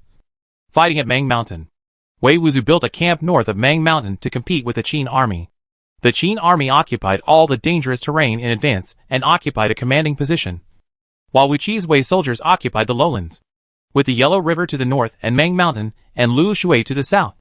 It could be said that it was a last-ditch battle. Fortunately, Wuqi is not Han Xian. Otherwise, Han Xian has the characteristic of fighting against the odds, and it will be even more difficult. Lao Qin observed Wuqi's camp opposite and found it difficult to find any flaws. Wuqi and Han Xian are on the same level. Under certain circumstances, especially in a last-ditch battle, if the opponent is Han Xian, it will be even more terrifying. Is Qin Ruishi confident in defeating Wei Wuzu? Lao Qin asked the General Wang Jian beside him. Wang Jian looked at the phalanx of Wei soldiers on the opposite side. I'm afraid not. Unless we use cavalry, and use the terrain to attack Wuqi's phalanx. Only by using cavalry can we defeat Wuqi. But there are several cavalry generals on the opposite side. Zhu Zimu will not give us a chance easily. We must wait patiently for the opportunity. No matter how Wuqi attacks, we must block Wuqi. Lao Qin is always waiting for opportunities. In Hanoi County, the Jia cavalry invaded this place from Hedong County. A group of Baibua army generals followed Shi Lu into Hanoi and plundered the towns here. The generals of the Baibua army, Yang Feng and Han Xian, are nothing but local chickens and dogs. Shi Lu despised Yang Feng and Han Xian who were with him. Yang Feng and Han Xian defeated Baibua Valley a few years ago, surrendered to Chang'an, and were incorporated into the regiment of Hedong County where Baibua Valley was located. Yang Feng and Han Xian allowed their tribesmen to plunder everywhere. Even Shi Lu of the Jia tribe did not think highly of them. But only in this way could it be easy to maintain morale.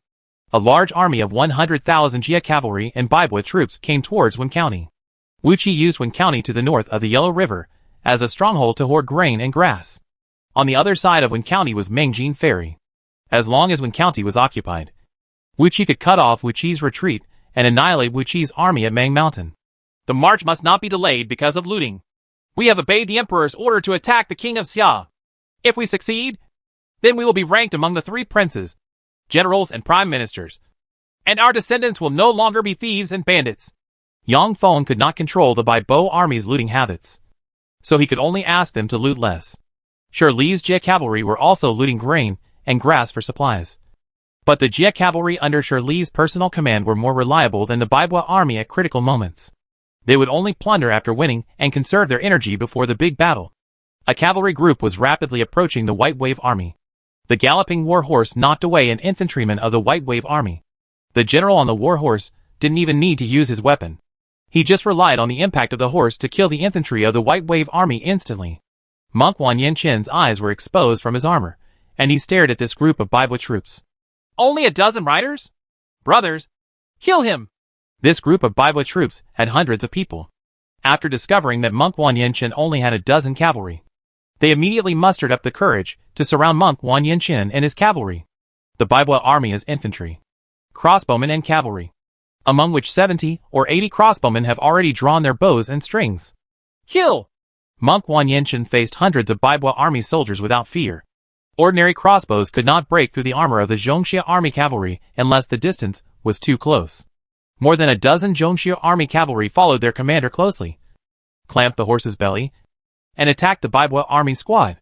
Monk Wan Yinchen was condescending, and his lance easily pierced the armor of the Baibua army infantry like tofu. Monk Wan Yinchen used a little force, and the sharp gun blade tore open the body of the Baibua army infantry and killed him. The cavalry of the Zhongxia army waved their sabers, cutting down the enemy soldiers along the way, and harvesting the Baibua army. Fire the arrow! The general of Baibua army was so frightened that he ordered the crossbowmen to release arrows. Dozens of crossbow arrows were shot out, hitting the armor or heavy horse armor of the Zhongxia army cavalry, and colliding with the iron pieces, but they were unable to break the defense. These are not ordinary heavy cavalry. They are equipped with excellent armor and can cut off the horse's legs. The general of the Baibua army was considered a knowledgeable person. He saw that this was a high-level cavalry, and his face turned pale. He ordered the axe hand of the Baibua army to chop off the horse's legs. However, the Baibua army was completely dispersed by more than a dozen Zhongxia army cavalry. Monk Wan Yenshin killed more than 10 people with his own hands, and killed them in front of the Baibua army generals. The general of the Baibua army held up his shield, trying to block Monk Wan Yenshin's lance. The iron sheet of the shield was dented, and sawdust flew. Monk Wan Yenshin's lance pierced the shield, and nailed the Baibua army general to the ground. The generals of the Baibua army were unbelievable. A dozen cavalrymen of the other side defeated the Baibua army of several hundred people. Perhaps this is King Xia's cavalry. The Baibua army general seemed to realize something before losing consciousness. Wu Qi's main force had crossed the Yellow River south, and fought the Qin army at Mang Mountain. However, the cavalry left in Hanoi County had such fierce generals that the generals of Baibua army had to think that King Xia, the strongest cavalryman, would appear in Hanoi County. But this Baibua army general had lost consciousness. Monk Wan Yenshin pulled out his spear, and disapproved of killing a Baibua army general. If the person killed was a general of the Qin army, perhaps Monk Wan Yenshin would be a little moved. Monk Wan Yenshin led a dozen cavalrymen to kill hundreds of Baibua troops, and then turned back along the road. He was just here to investigate. Monk Wan Yenshin and a dozen Zhongxia army cavalry left, and the Baibua army arrived. Yang Feng and Han Xian dismounted and looked around the battlefield. On the battlefield, at least 70 or 80 Baibua army soldiers were killed, while only one cavalryman from the Zhongxiu army died. Moreover, not only did 70 or 80 Baibua army soldiers die, the Baibua army general who died in the battle was Hu Kai, one of the leaders of the Baibua army, a gold-level general, and a companion of Yang Feng and Han Xian. This was a one-sided massacre.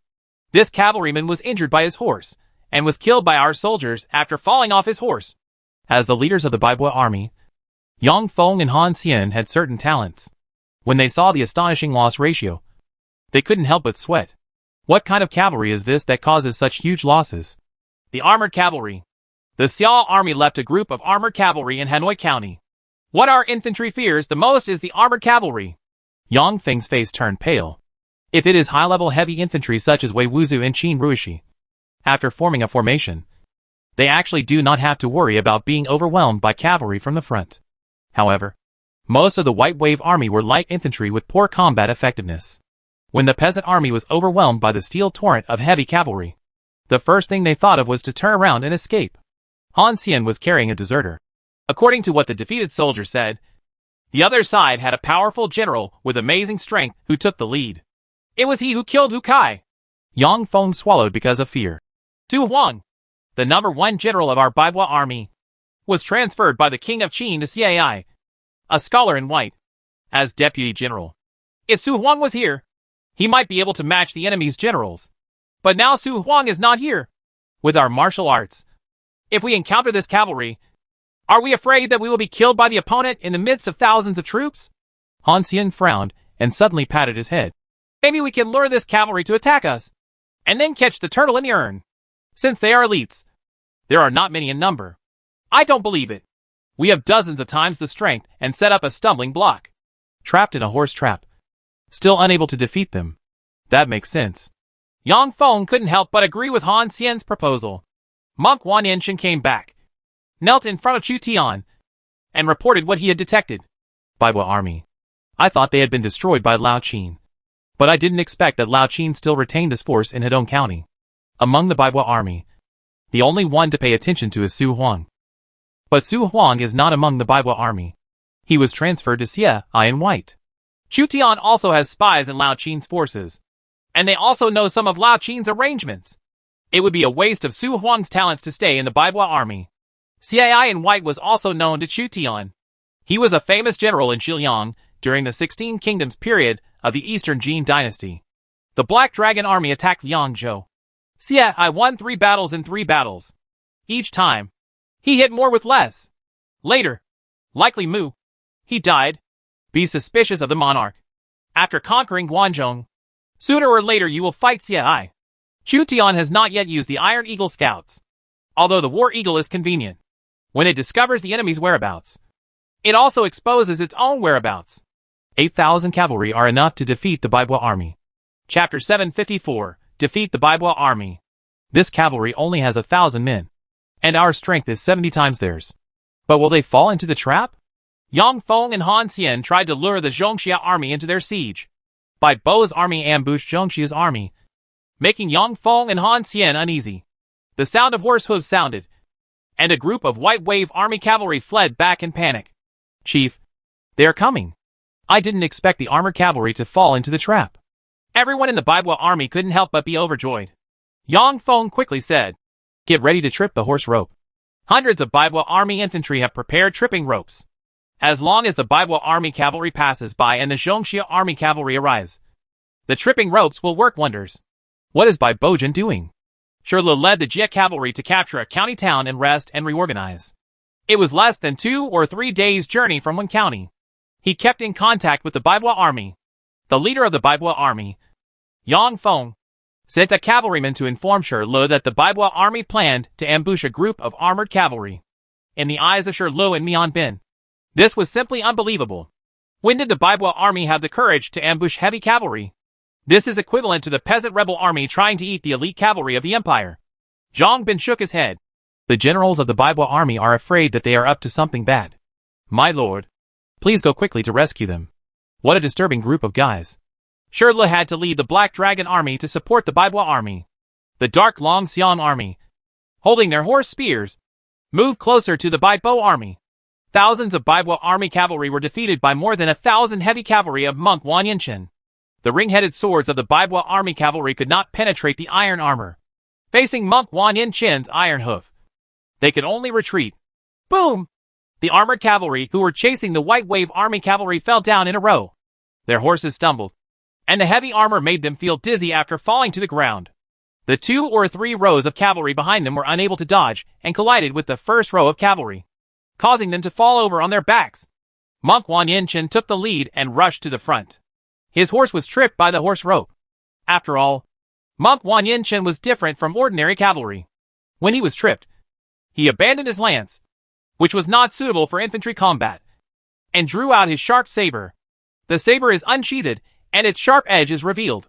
They fell into a trap. Shoot the arrow. Shoot the arrow. Yang Feng and Han Xian saw about 1,000 cavalry entering the ambush. The 200 or 300 cavalry in the front fell on their backs, and thousands of arrows were fired, covering Monk Wan Yinshin's cavalry. Dismount and avoid the arrows. Monk Wan Yinshin roared angrily. After the armored cavalry dismounted, they used their armored horses to avoid random arrows. The infantry of the White Wave army appeared all over the mountains and plains, with tens of thousands of troops.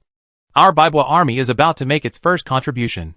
Yang Feng jumped on his horse with a gun and led countless Baibo army infantry to attack. Monk Wan Yinshin was besieged by dozens of times the enemy force. After 3 or 4 rounds of arrow rain, the Baibo army wanted to use its huge force to kill Monk Wan Yinshin's cavalry alive. Monk Wan Yinshin's cavalry dismounted and fought fiercely with the Baibo army, which was dozens of times more powerful. Monk Wan Yinshin was holding a saber, and hundreds of Baibo army infantry fell under Monk Wan Yinshin's saber. All the infantrymen of the Baibo army were terrified, armed with swords and shields, and were on guard against Monk Wan Yinshin as if he were a god of death. Not only Monk Wan Yinshin, but also his cavalry were very tenacious. They managed to block tens of thousands of Baibo troops with more than 1,000 cavalry. However, even so, the armored cavalry was gradually overwhelmed by the dense White Wave army. Han Siam, something seems wrong. It was not easy for Yang Feng to kill a mounted cavalryman.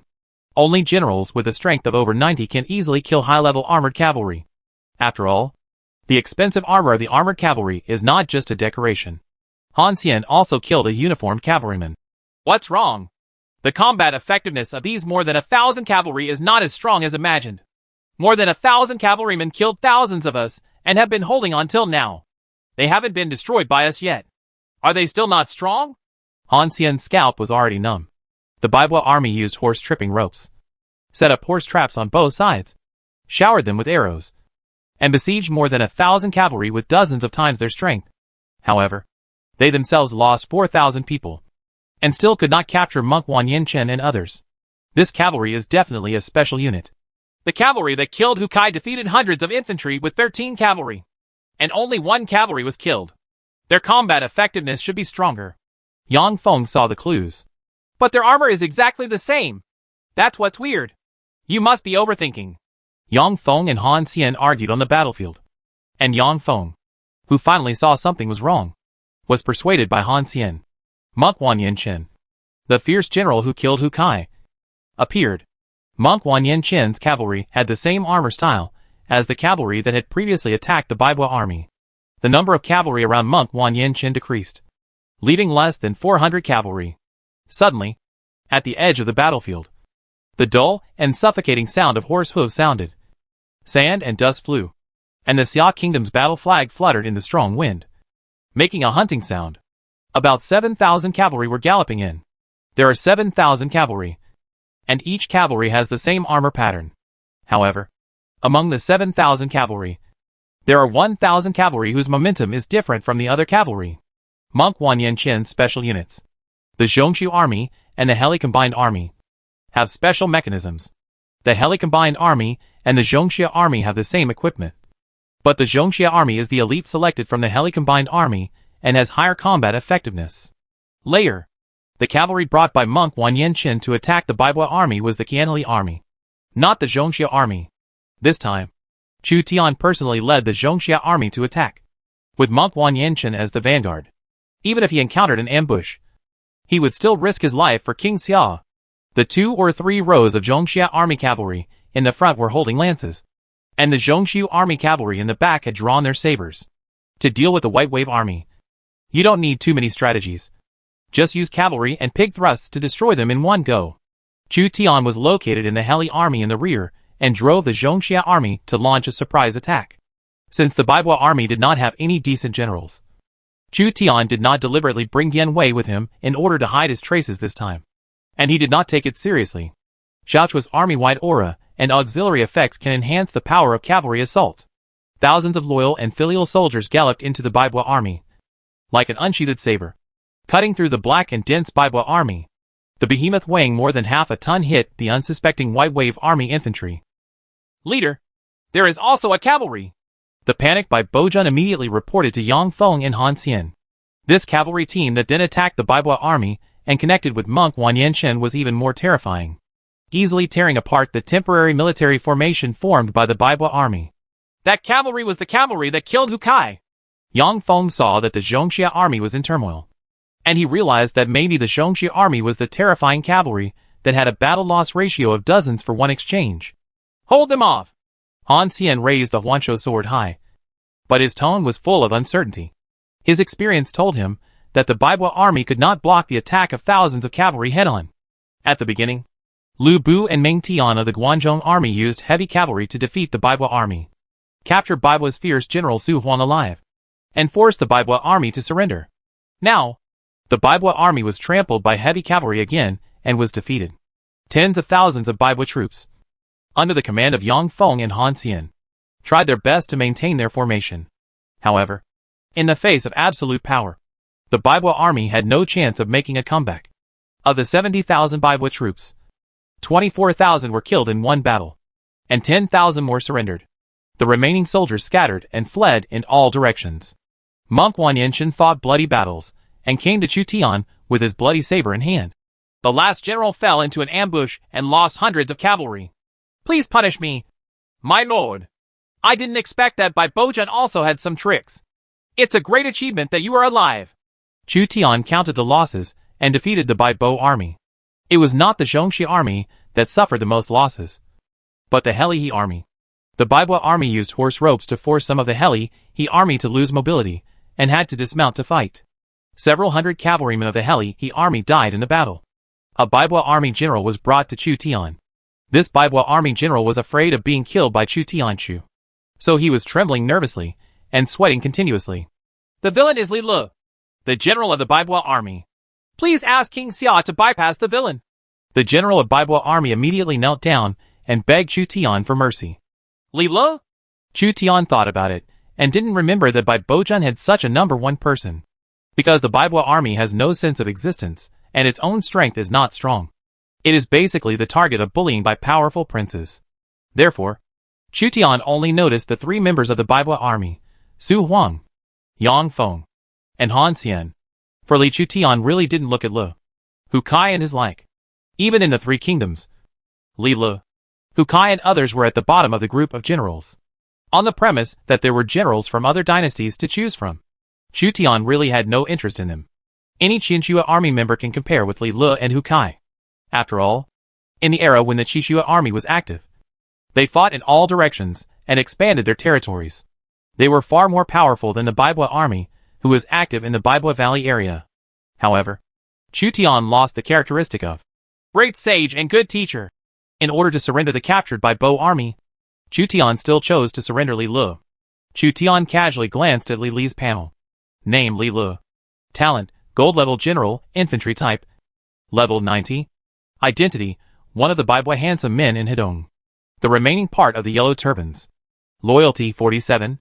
Commander, 66, Force, 69, Intelligence, 54, Politics, 21. Charm 31. Character Reckless. Favorability 40. Characteristic 1. Commander of the White Wave Army, B-level characteristic. When commanding the White Wave Army, the White Wave Army's attack power plus 8%. After looting enough loot, the White Wave Army's morale will be restored by 10% to 50%.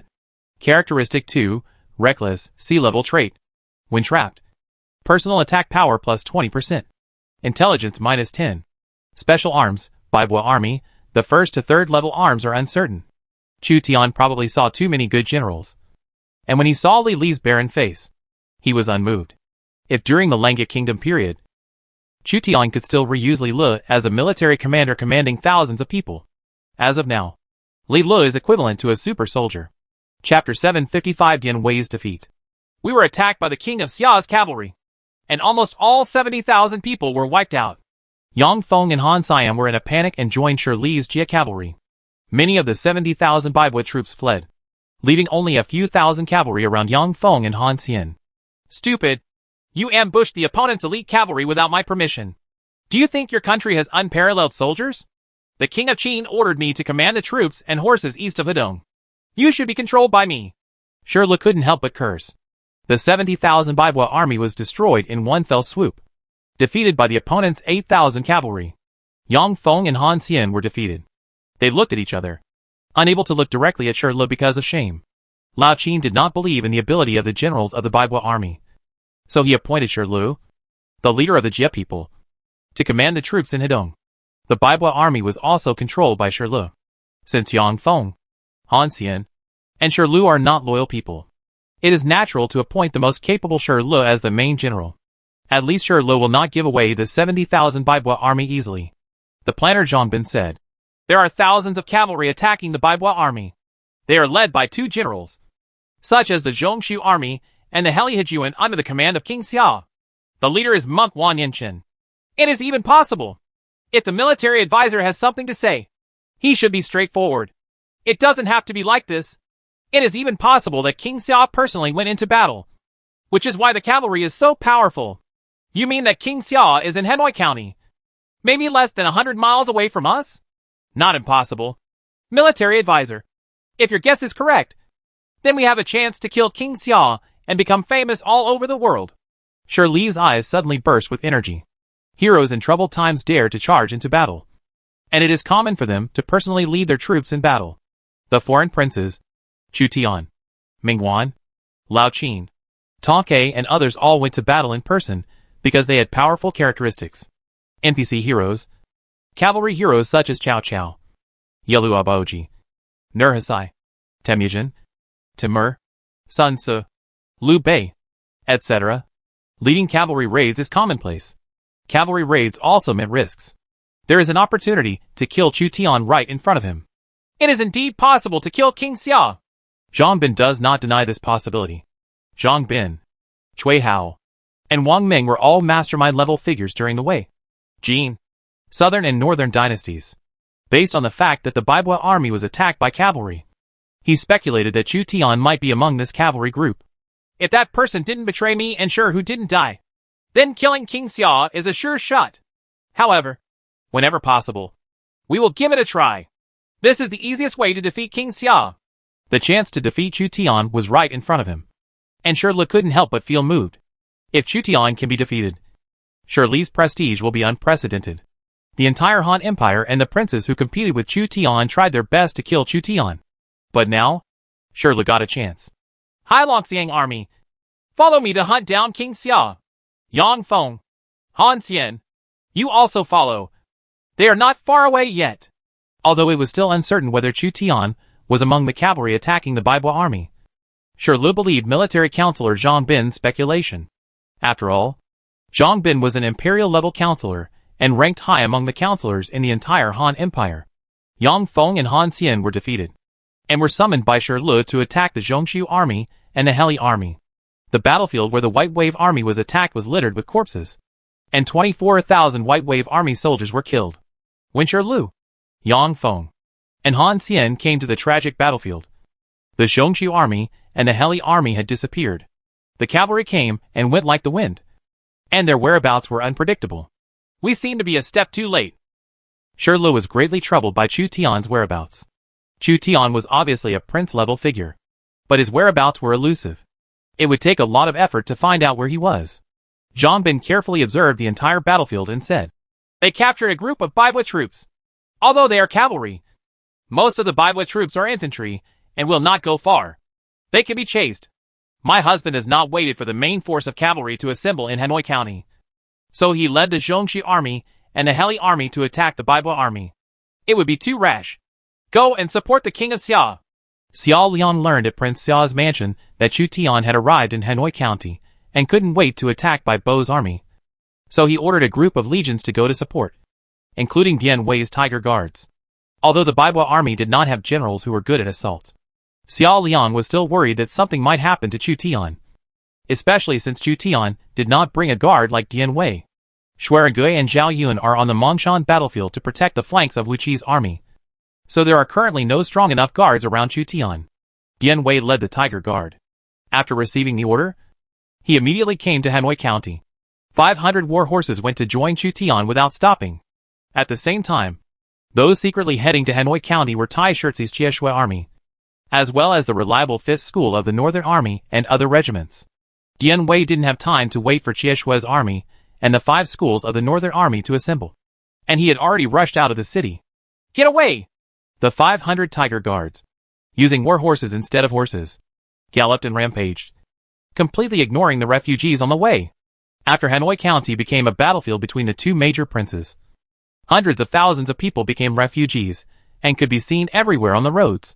Dian Wei is a powerful man and has little spare intelligence to consider the feelings of the refugees. The order he received was to join Chu Tian as soon as possible and serve as Chu Tian's bodyguard. 500 Tiger Guards rushed all the way and ran rampant on the official road.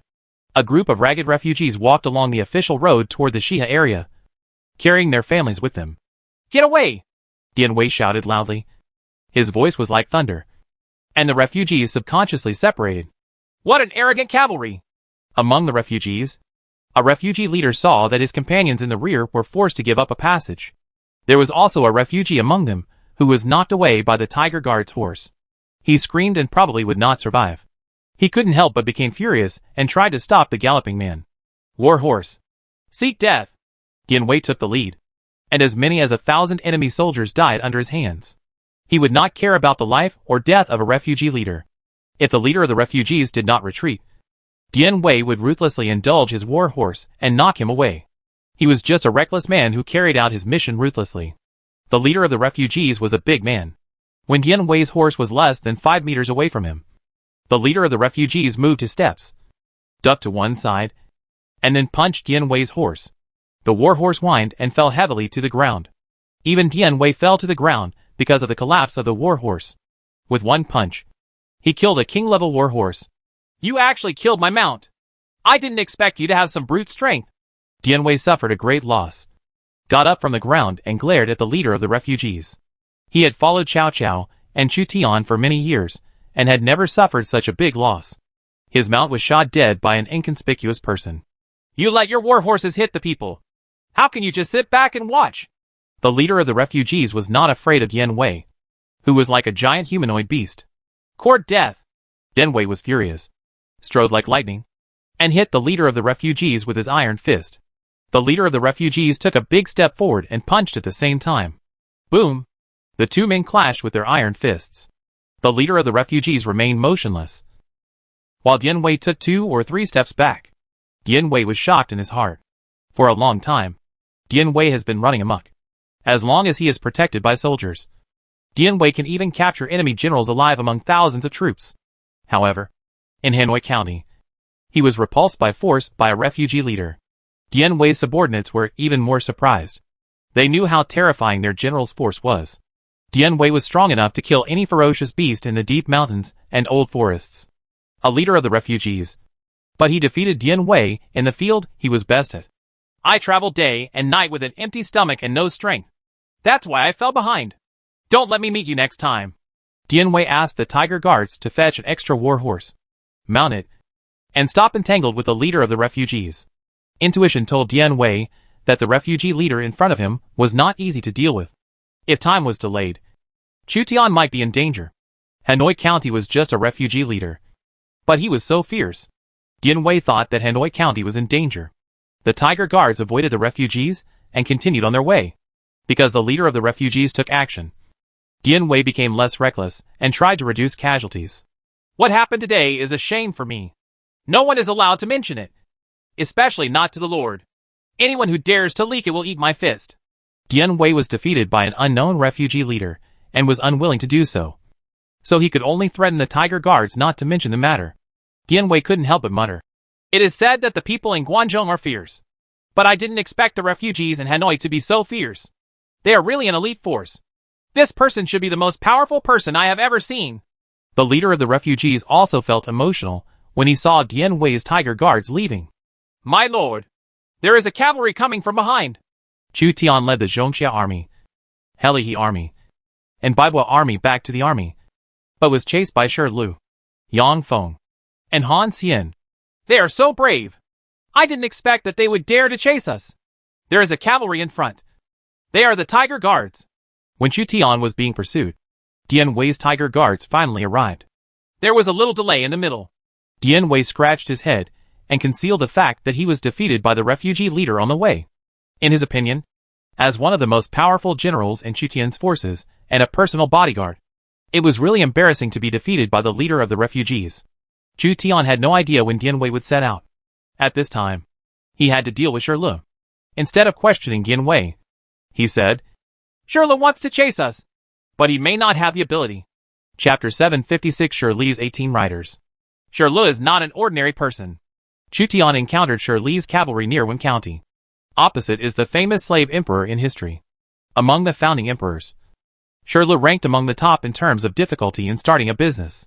He simply relied on his personal charm and took advantage of the current situation to unify most of the north, except Liangzhou, western Liaoning, and eastern Liaoning. There is a conspirator beside Shi Lu. Zhang Bin compared himself to Zhang Liang, thinking that he did not meet Han Gaozu until he met Shi Lu, and his fortune turned around. Anyone who dares to boast like this is either a mediocre person or a genius. Zhang Bin was indeed a capable mastermind. Fang Xianling in later generations said that his plans were not in vain, and he had no plans left.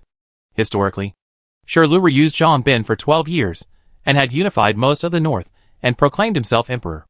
Unfortunately, Zhang Bin died too early, just like Wang Ming. After the death of the conspirator, both Shi Lu and Fu Jian made many foolish moves, which shows the role of the conspirator. If Zhang Bin is loyal to me, Chu Tian was not interested in Shi Lu. There is no room for two tigers in one mountain, so there is no need for Chu Tian to recruit Shi Lu. What is really useful to Chu Tian is Shi Lu's schemer Zhang Bin, Wang Ming, Cui Hao, and Zhang Bin were the three great planners in the north during the Jin and southern dynasties. They knew how to defeat the enemy, and were good at internal affairs. They were equivalent to the likes of Sun Yu, and Shen Ping. On the opposite side are the Black Dragon Army, Gaoli Imperial Guards, and Baibua Cavalry, while on Chu Tian's side are the Zhongxia Army, Helihe Tiger Guards, and Baibua Infantry. Xiao Chua wondered, why does Shi Lu persist in pursuing us? Could it be that he has discovered that you are among this cavalry? Maybe my whereabouts have been discovered by Zhang Bin. Not everyone's cavalry has such a battle-loss ratio. When Chu Tian's cavalry dealt with Bai Bo's army, the battle-loss ratio was easily dozens of times higher than the battle-loss ratio. Not everyone could achieve such a battle-loss ratio. Since he has been discovered, then defeat him head-on. Be sure to capture Zhang Bin alive. Chu Tian waved his hand, and the Zhongxi army and the Heli army formed a square formation, preparing to attack thousands of Black Dragon army. Shi Lu's elite Jia people, in addition to the Black Dragon army, also had Gaoli Imperial Guards and other Jia people infantry. This is the cavalry that defeated 70,000 Baibo troops. Is King Xia really among them? Shi Lu saw the cavalry formation on the opposite side and suspected that Chu Tian was in the army. Behind Shi Lu, there are 18 cavalry generals. Each of them looks different, and they are all Shi Li's confidants. Shi Li's 18 riders, holding various weapons, recognized Shi Lu as their leader. This time, Shi Lu took out all his team members. Leader, let us lead the Black Dragon army to attack King Xia. 18 generals took the initiative to ask for orders from Shi Lu. The Black Dragon army takes the lead, followed by the Gaoli Imperial Guard. Shi Lu did not hesitate to use the Black Dragon army. If there really is King Xia on the other side, then it's worth a try. Shi Li's 18 cavalry generals, all at the level of generals, followed Shi Lu and launched an attack. The Black Longxian army and Ma Shan formed a dense forest and charged forward. Yang Feng and Han Xian saw Shi Li's cavalry dispatching, so they led the Baibo army's cavalry to attack afterwards, attacking the rebellious Baibo army of Li Lu. 18 generals mixed in with Longxiang's army, gripping their weapons and rising and falling with the galloping horses. Kill! Monk Wan Yanchen showed no weakness and led the Zhongxia army and Heli army into battle. Zhongxia army clamped the horse's belly, and the horse started at a trot, and then gradually accelerated, reaching a speed of nearly 80 miles per hour. The Tiger Guards, led by Dian Wei, remained unmoved and were responsible for protecting Chu Tian. Xiao Chua was right next to Chu Tian and was not nervous. They had participated in many wars and had seen many big scenes.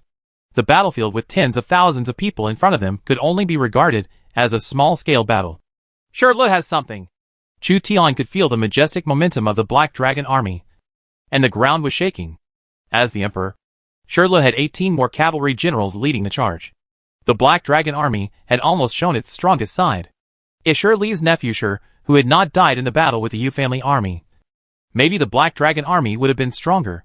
The Zhongshu army and the Black Dragon army collided head-on, with hundreds of horses and lances stabbing at each other.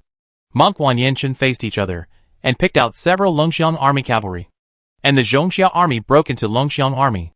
Shi Li's 18 cavalrymen held various weapons and led Longxiang's army to attack Zhongxia's army. This cavalry, every cavalryman is very powerful. One of the 18 cavalry generals passed by the Zhongxia army cavalry. He only wounded the Zhongxia army cavalry, but was unable to kill him with one blow. The Zhongxia army cavalry is a 9th level heavy cavalry. The attack power of each cavalry is converted into force, which is about 60 or more, which is equivalent to a gold level general. It is difficult for the Black Dragon army to resist the Zhongxia army. My friends, fight to the death with me. Shi Lu and the 18 cavalry generals are on the same battlefield, and it seems that he can exert special abilities to strengthen the 18 cavalry generals' strength. Shi Li's 18 generals increased their force and charged at the dense Zhongxia army, trying to use their own bravery to reverse the unfavorable situation of the Black Dragon army. Die! Everyone in the 18 cavalrymen fell into madness. They and Shi Lu both prospered and suffered losses. The Zhongxia army's cavalry, which was originally small in number, numbered about 100, was beheaded by 18 generals. Behind the Heilongxiang army, a spear phalanx composed of the Jia people's elite infantry, Gaoli Imperial Guards, followed in neat steps to block the Zhongxia army's breakthrough. At the rear of Zhongxia army, Heli Hijuan had to take over Zhongxia army and got into a melee with Heilongxiang army and Gaoli Imperial Guard. Yu Fei once reported that among the Jia tribe, Shi Lu had a cruel and warlike nephew Shi Hu, as well as the strategist Zhong Bin. The 18 cavalry generals.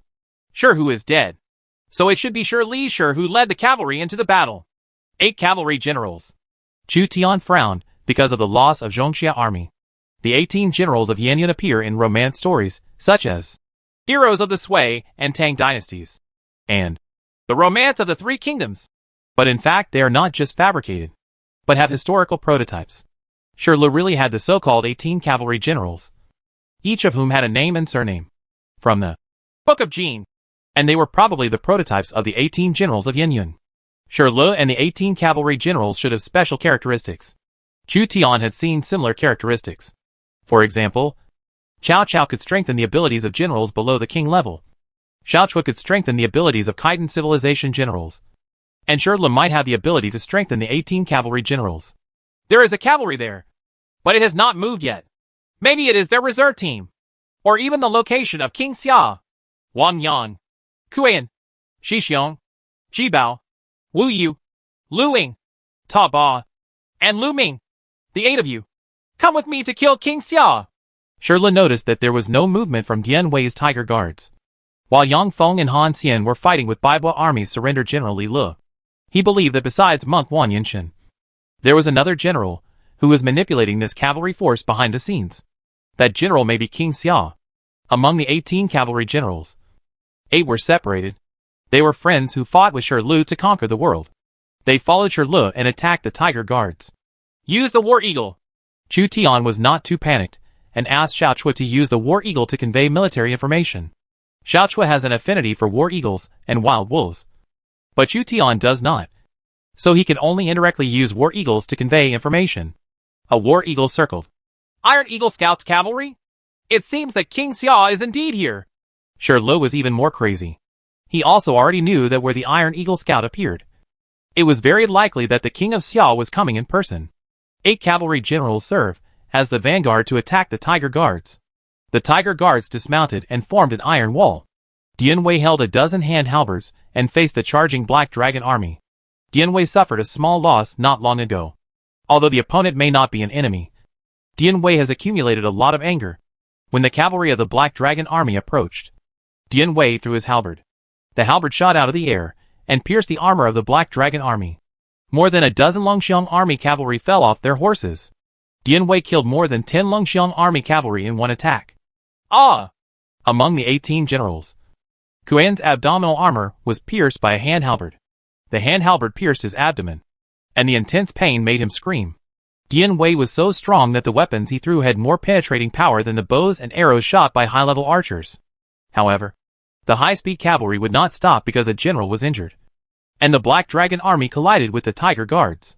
The Tiger Guard held a long halberd in his hand.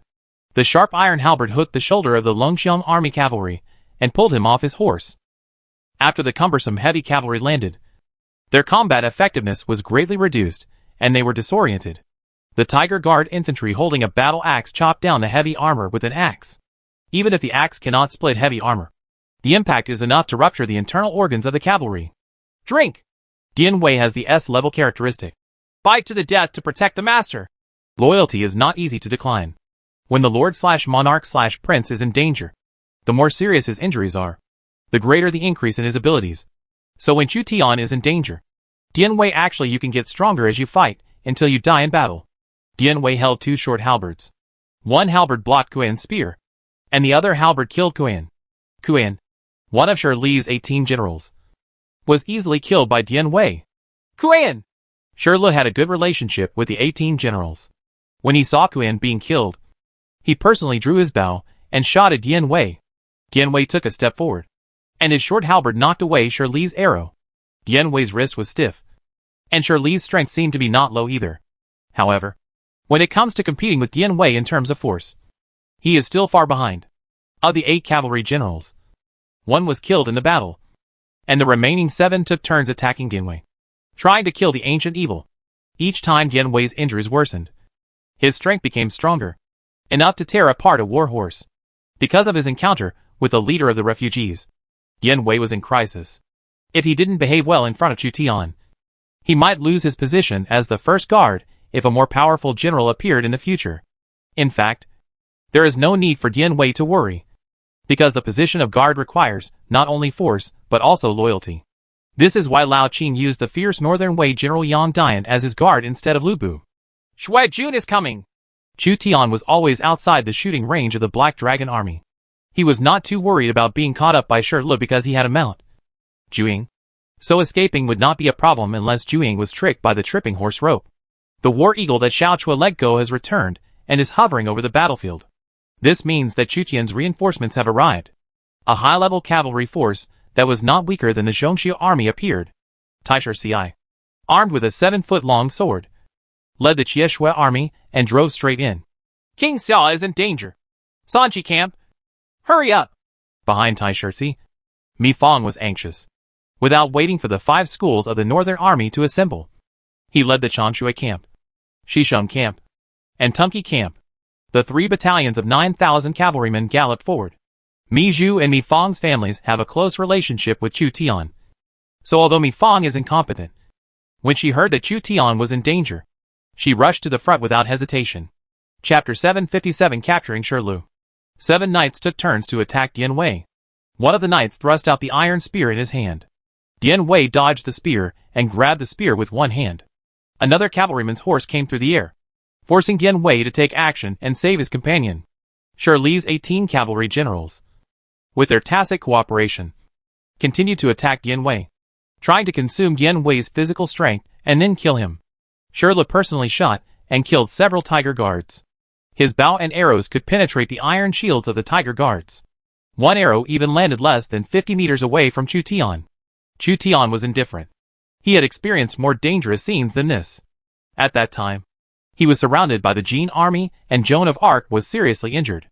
Xiaochua rode a war horse and took a step forward, holding a bow in her hand. Her strength was not high, but not low either. Shirlu led 8 cavalry generals to attack the tiger guards, and 10 more cavalry generals joined forces to attack the Zhongxia army. The destructive power and deterrence caused by 10 cavalry generals can be compared to that of an imperial general. Monk Wan Yanchen relied on his thick armor to block the attack of cavalry Shirlu. The sharp spear blade of a horse pierced the rope connecting the iron pieces and collided with the iron pieces, causing sporadic sparks to fly. Monk Wan Yanchen grunted, took a forceful move, then waved his lance and knocked away the enemy general. Protect the general! The cavalry of the Zhongxiu army came forward one after another. They knew that their general was too reluctant to fight against 10 cavalry generals. 10 cavalry generals attacked fiercely, wounded Monk Wan Yanchen, and killed dozens of Zhongxiu army cavalry. But the price was that one cavalry general was killed by the Zhongxiu army cavalry and had 20 wounds on his body. King Xia's reinforcements may arrive at any time. If we continue, we may lose. As a military advisor, Zhang Bin had been paying attention to the entire battlefield. He seemed to have noticed that Chu Tian's reinforcements were coming, so he decided to withdraw his troops at the expense of gold. But Chu Tian's cavalry would not let Shirli go easily, and the 2 cavalry were already locked in an anxious tug of war. The ground trembled. Taisher Ci and Mi Fang's legions arrived, and they circled left and right to surround the Jiren cavalry. Rescue the Lord! Mi Fang drew his saber and led 3 battalions of cavalry, shouting slogans. Xing Daorong and Wu Anguo waved their weapons, and their force was higher than Mi Fang's. The hammer hit the Jiren cavalry. The Jiren cavalry's goggles were dented, and they were killed by Wu Anguo with a hammer. Xing Daorong's mountain axe was equally fierce, cutting a Jia cavalryman in 2. Although the 5 tiger generals of the northern army have little presence in Chutian, Xing Daorong and Wu Anguo have good military strength, which is equivalent to the generals among Shirli's 18 cavalry generals. Ming Jin withdraws his troops. Zhang Bin temporarily obtained the power to command troops and horses on behalf of Shirli and ordered the withdrawal of troops. My 18 knights! Shirli looked around. After Qiong Shui's army entered the battlefield completely turned to Chutian's side. Shirli's 18 cavalry generals suffered heavy casualties under the attack of Qiushui's army and Zhongxia's army. Taisher Ci's 7-foot-long sword hit a knight in the face, and the latter died tragically. Monk Wan Yanchen pulled out his spear, and Hu Yanma, one of the 18 generals, fell under his horse and was killed by Monk Wan Yanchen. The cavalry general Ji Xiong died under the bows and arrows of the timid Shui army, with more than 20 arrows in his body. On the battlefield, almost all the 30,000 Jia cavalry were wiped out. Broken horse stalls and cracked shields were everywhere. The Jia cavalry had always been ferocious, but they were completely defeated in front of the 9th level cavalry. I cannot be reconciled! Shirli roared angrily, and his generals died one by one. These companions who were supposed to accompany him to conquer the world died on the battlefield. Catch it alive! The Shui army attacked the Gaoli Imperial Guard, trampling the corpses with iron hoofs, and thousands of Jia infantry died in the heavy cavalry charge. There were fewer and fewer soldiers around Shirli, while more and more Shui cavalry surrounded him. Can't escape anymore? Zhang Bin, Shirli's counselor, knew that the adventure had failed. Shirli only had one chance to kill King Xia, and now, this chance has disappeared with the wind. Shirli's injuries became more and more serious, and there was no way he could save himself. A rope swung out and caught Shirli. Qian Hu, Shui's army, tightened the rope and used the impact of the horse to drag Shirli off the horse. Shirli was dragged to the ground by the galloping horse, hit by a stone, and suffered a bloody head. Xieshua's army itself is ferocious enough and will not show any mercy to its enemies. Even if Chu Tian ordered the massacre of the city, they would carry it out. As the top cavalry in the Mongolian Empire, Qiong Shuai-jun was proficient in horse roping and could easily capture a depleted general alive. Now, even if Shirlu wanted to commit suicide, he couldn't help himself. The remaining Jia people cavalry saw that the leader of the Jia people tribe was captured, so they abandoned their weapons and surrendered. Yang Feng and Han Xian saw that the situation was not good, so they fled into the mountains and forests with their cavalry. There is no need to pursue them. They are just rogues. A county magistrate can capture them in the future. Chu Tian did not pursue Yang Feng and Han Xian. Otherwise the search in the mountains and forests would have been delayed for at least 10 days. Yang Feng and Han Xian were of little value to Chu Tian. As expected, the Jiren cavalry are not at the same level as the Baibua army. The Zhongshu army and the Helihe army have been severely damaged. This is a loss of hundreds of thousands of taels of silver. Chu Tian never participated in the battle in person, but only commanded the cavalry from the rear. The arriving Qishua army and the 5 colonels of the Northern Army defeated Shirli's 18 cavalry generals. 18 generals died and were injured. Is my lord okay? If my lord is in trouble, I will definitely kill Shirli and lay waste to his bones. Mi Fang brought a group of Yueqi battalion cavalry to Chu Tian. After making sure that Chu Tian was fine, she breathed a sigh of relief. Mi Fang was just a captain under Tao Qian, but Chu Tian promoted her to a genuine general. And he had a group of generals such as Xing Daorong and Wu Anhua, as well as the 5 schools of the Northern Army as a special force. It was rare to have real power. After all, Mi Fang was only a captain. Mi Fang doesn't even have her own special troops. I didn't expect that the 5th school of the Northern Army would come in such a timely manner this time. You did a great job. Next, clean up the battlefield. The soldiers and horses in Hedong County have almost been wiped out by us. We can go to Mang Mountain to join Wuqi. Chu Tian glanced at the battlefield and saw that the 100,000 Hedong army was basically severely damaged by him. And the price he paid was the loss of the Zhongshu army and the Helihe army. Fortunately, Chu Tian not only has the Zhongshu army, a high-level heavy cavalry force, but the Qingxue army and the Huban army also have high-level heavy cavalry. 13 of Shirli's 18 riders were killed in battle, and 5 were captured. Also captured were the leader of the Jie people, Shi Lu, and the planter Chongbin. Taisher Ci's cowardly Shui army escorted a group of prisoners. Shirli's 18 cavalry generals. What a pity. Chu Tian is working hard to form various combinations. Shirli's 18 generals are a powerful combination, representing the top combat power of Jiren civilization. But unfortunately they are enemies. Chu Tian has no mercy. During the battle, 13 of the 18 cavalry generals were killed, and the organization disappeared. Shi Lu and Shirli's 18 cavalry generals appeared briefly in Lord, and then disappeared quickly. They chose the wrong opponent and faced the elite cavalry of the Jurchen and Mongolian civilizations. Shi Lu and his 5 brothers were brought before Chu Tian, and they all hated Chu Tian. Almost all of the 18 cavalry generals were relatives and friends, but most of them died at the hands of Chu Tian, so they can't let go. Shi Lu, now that you are in my hands, do you have anything to say? Chu Tian looked at Shi Lu, who had great talent and strategy. Shi Lu was disgraced and bloody in the war. There was reluctance in his eyes. If the world is in chaos and you and I are competing in the world at the same time, perhaps it is you, King Xia, who will be a prisoner today, and not me. Shi Lu. Maybe. Chu Tian was indeed several years ahead of Shi Lu. Shi Lu is a figure who appeared in the 4th National War. The princes of the Han Empire have already divided their boundaries, so Shi Lu does not have many opportunities. But there is no chance that someone will come and kill them. Chu Tian showed no mercy to Shi Lu and his generals, etc. A captured scholar stopped Chu Tian from killing Shi Lu. Zhang Bin, what do you have to say? Chu Tian knew that this man was Shirli's mastermind and a talented military advisor. Chu Tian wanted to kill Shi Lu just to attract Zhang Bin's attention. I have a meeting with the Hu generals and the ministers, and I should intercede for them. The Hu generals are strong and can still be driven by the king of Xia. In today's troubled times, whether it is to pacify the world or to conquer the barbarians, we need talents. The so-called eclectic, he is a wise king when he surrenders talents. What's more, the king of Xia is also a great Chanyu, and all the tribes of the grassland surrender. The Jia people are one of the tribes of the grassland. They have also lived in Bingzhou for a long time and are ministers of the Han Empire. They can fight for the king of Xia in the north and south. Zhang Bin tried to plead for Shi Le and promoted Chu Tian to the position of Ming Jun. If it were an ordinary person, he might have been overwhelmed by the praise from an imperial counselor. But Chu Tian was unmoved. The Han Empire allowed the Jia tribe to live in the pass. But Shi Le and others rebelled. Isn't it absurd? Chu Tian changed the topic. Shi Le, would you rather die or surrender? Shi Le's mood was waning. How can a defeated general speak bravely? Please die. Someone. Drag me down. Hold on. Zhang Bin glared at Shi Le, feeling helpless that Shi Le didn't value his life.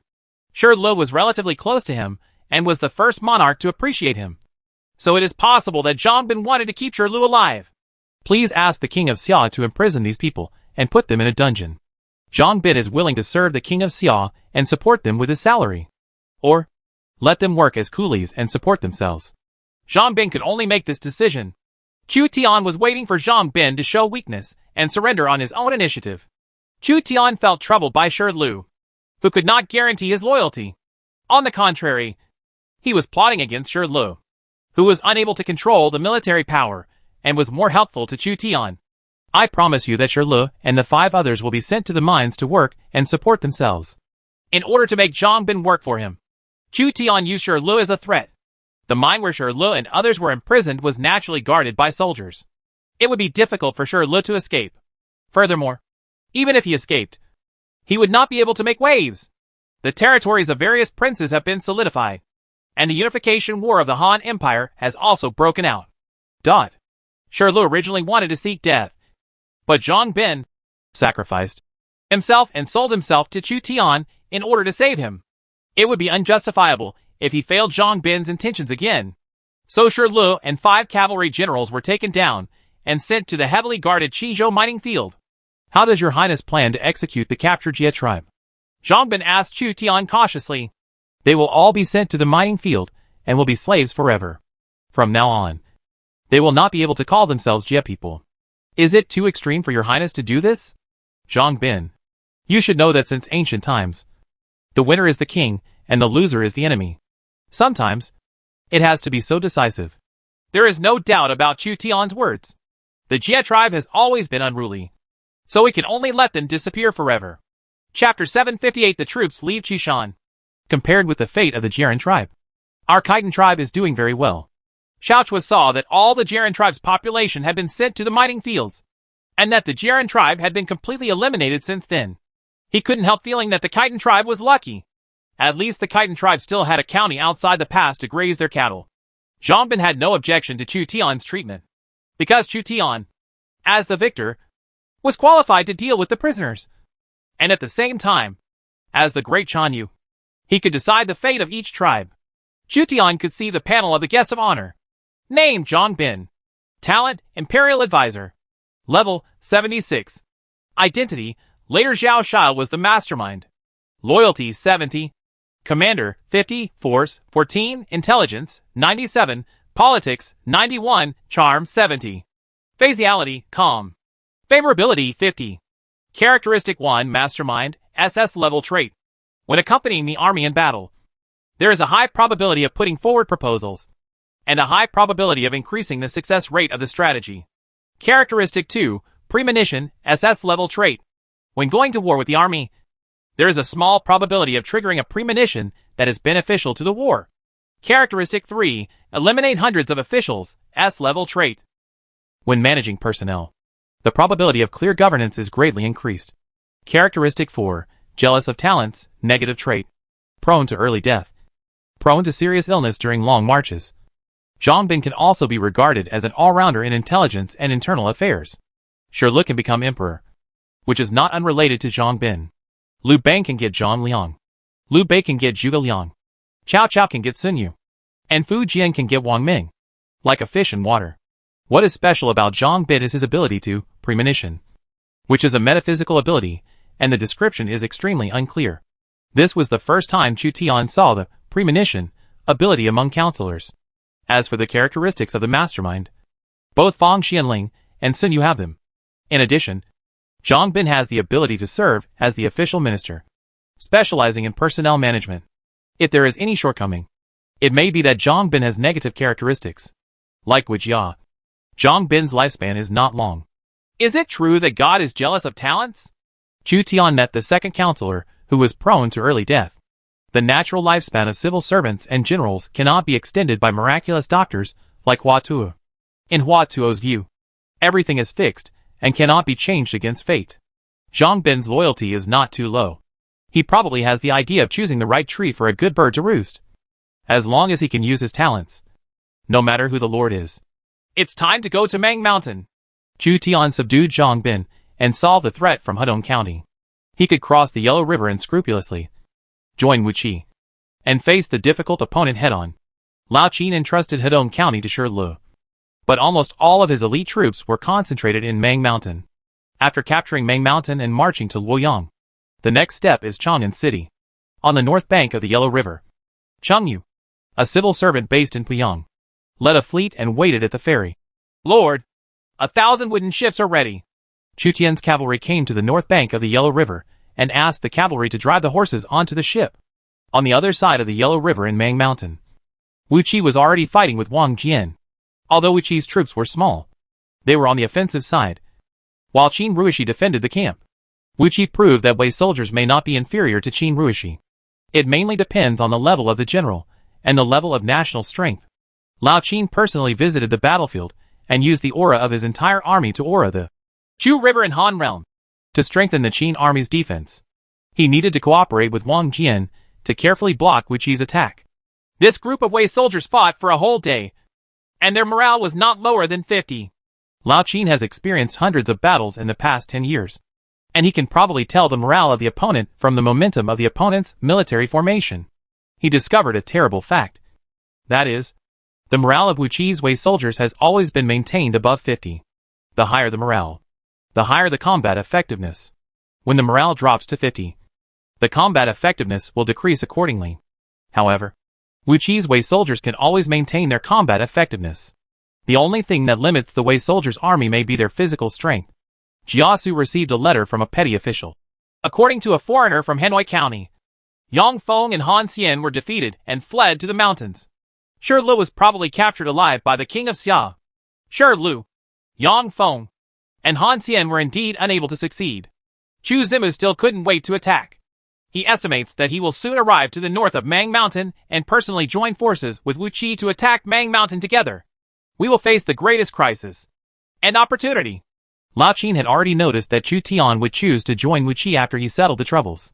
Wu Qi's infantry and Chu Tian's cavalry combined, and Mang Mountain was difficult to defend. The Lord also has Prince Ming as a foreign aide, as well. Jiasu looked at Lu Bu behind Lao Qin and a group of Qin Rui soldiers.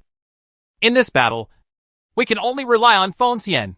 If we kill King Xia, then Feng Xian will inherit my country. Feng Xian, this great country belongs to you. Lao Qin pointed to Wu Qi's camp opposite. When Lu Bu saw that Lao Qin had publicly recognized him as his heir, he couldn't help but be ecstatic, and his joy showed on his face. Please lend me the Golden Fire Cavalry from my adoptive father.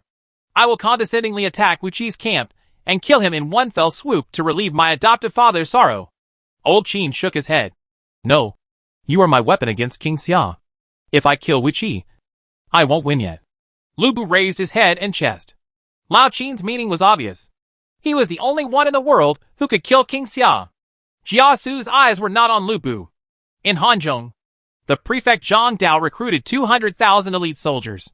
According to the agreement with Chu Tian, he attacked the rear of the Qin army and delayed the Xiliang troops. Zhang Dao originally planned to take the Qinsong Road, but Zhang Dao's peasant army scouts discovered that the Qin army had set up a checkpoint in Qinsong with 50,000 troops stationed there. It was easy to defend but difficult to attack, so Zhang Dao had to abandon this plan. However, Hanzhong was not without other ways to attack Longxi. Along the western Han River and detouring to Qishan Mountain, Zhang Dao had no choice but to follow Zhuge Liang's first northern expedition to the Central Plains. He ordered Zhang Lu to attack Qinsong via Qinsong Road, and then personally led an army of 200,000 peasants along the western Han River to march out of Qishan. Peasant army leaders Li Zicheng, Chen Sheng, Wu Guang, Zhang Liang, Zhang Bao, and others followed Zhang Dao on the expedition. The peasant army even had to personally push wheelbarrow carts to transport grain. The leaders of this group of peasant armies have special abilities that can quickly explode their troops and also have a fanaticism bonus. Chu Tian's desire to occupy Guangzhou seemed to be just a war that broke out near Luoyang. In fact, the entire Han Empire fell into war. Even the southern princes took advantage of the war between the northern princes to annex each other. Even Zhang Dao of Hanzhong could not stay out of the matter and took the initiative to provoke the Xiliang War. I never thought that one day I would go to the Qishan Mountains to make the northern expedition to the Central Plains. But my foundation is worse than that of the Shu Han, and I cannot confront the Xiliang cavalry head-on. The Xiliang cavalry has large horses running across the northwest, and the peasant army will be destroyed by the Xiliang cavalry. Zhang Dao held a topographic map of Xiliang in his hand. The Hanzhong peasant army made its northern expedition along the western Han River. The first city to be captured was Wudu County, followed by Kishanbo, Qishan Mountain Road, then Yumen Road, and finally Shanggui, Hanyang County, later known as Tianshui County. As long as Shanggui is captured, Lianzhou and Guangzhou will be shaken, and Longqi County, Jinqing County, and other counties may be defeated.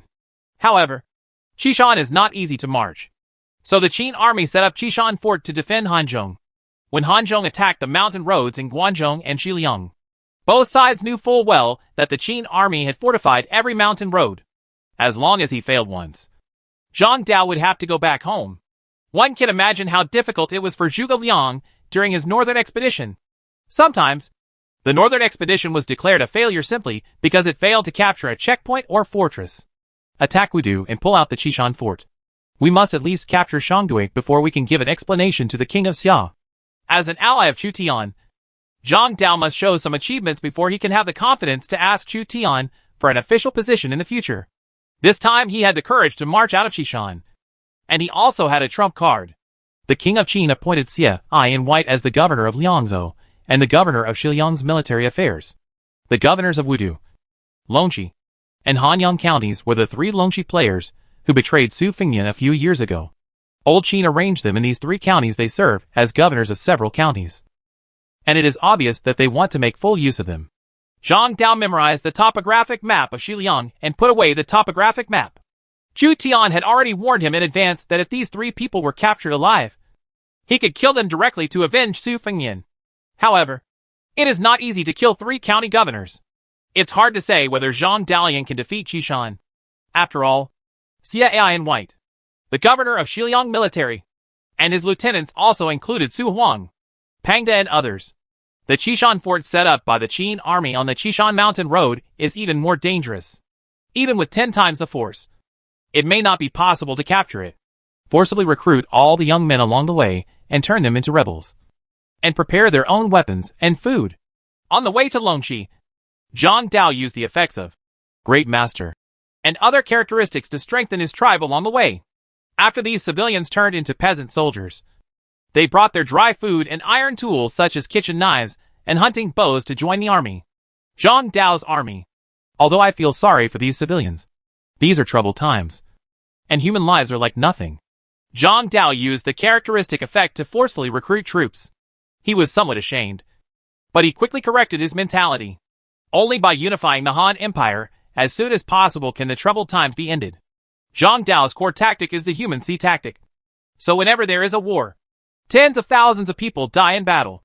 During the battle against Yizhou, the shortcomings of this tactic were also exposed.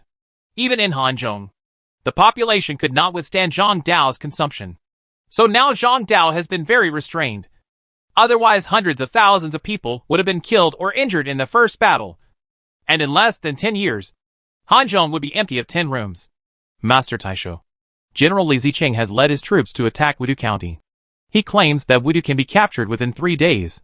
Li Zicheng, the king of Chuang, who is the vanguard of the Hanzhong army, could not wait to attack Wudu. Soldiers are expensive and fast.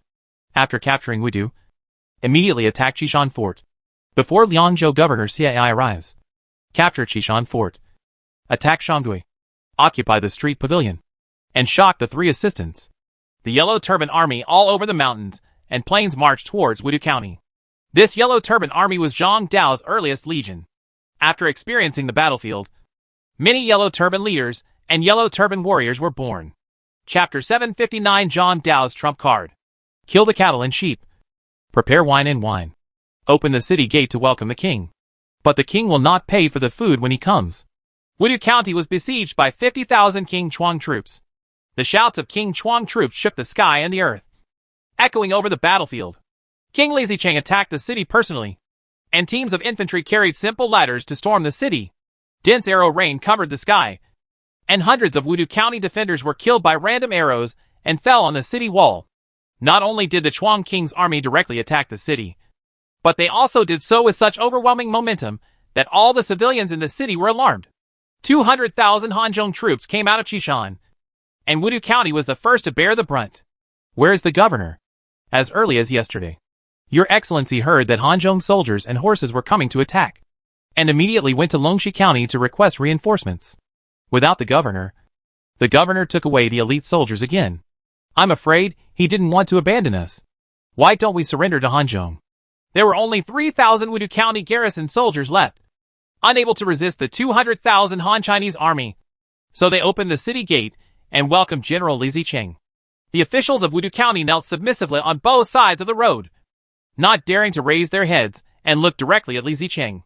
Li Zicheng walked like a dragon and a tiger and groaned, which greatly frightened the officials in Wudu County.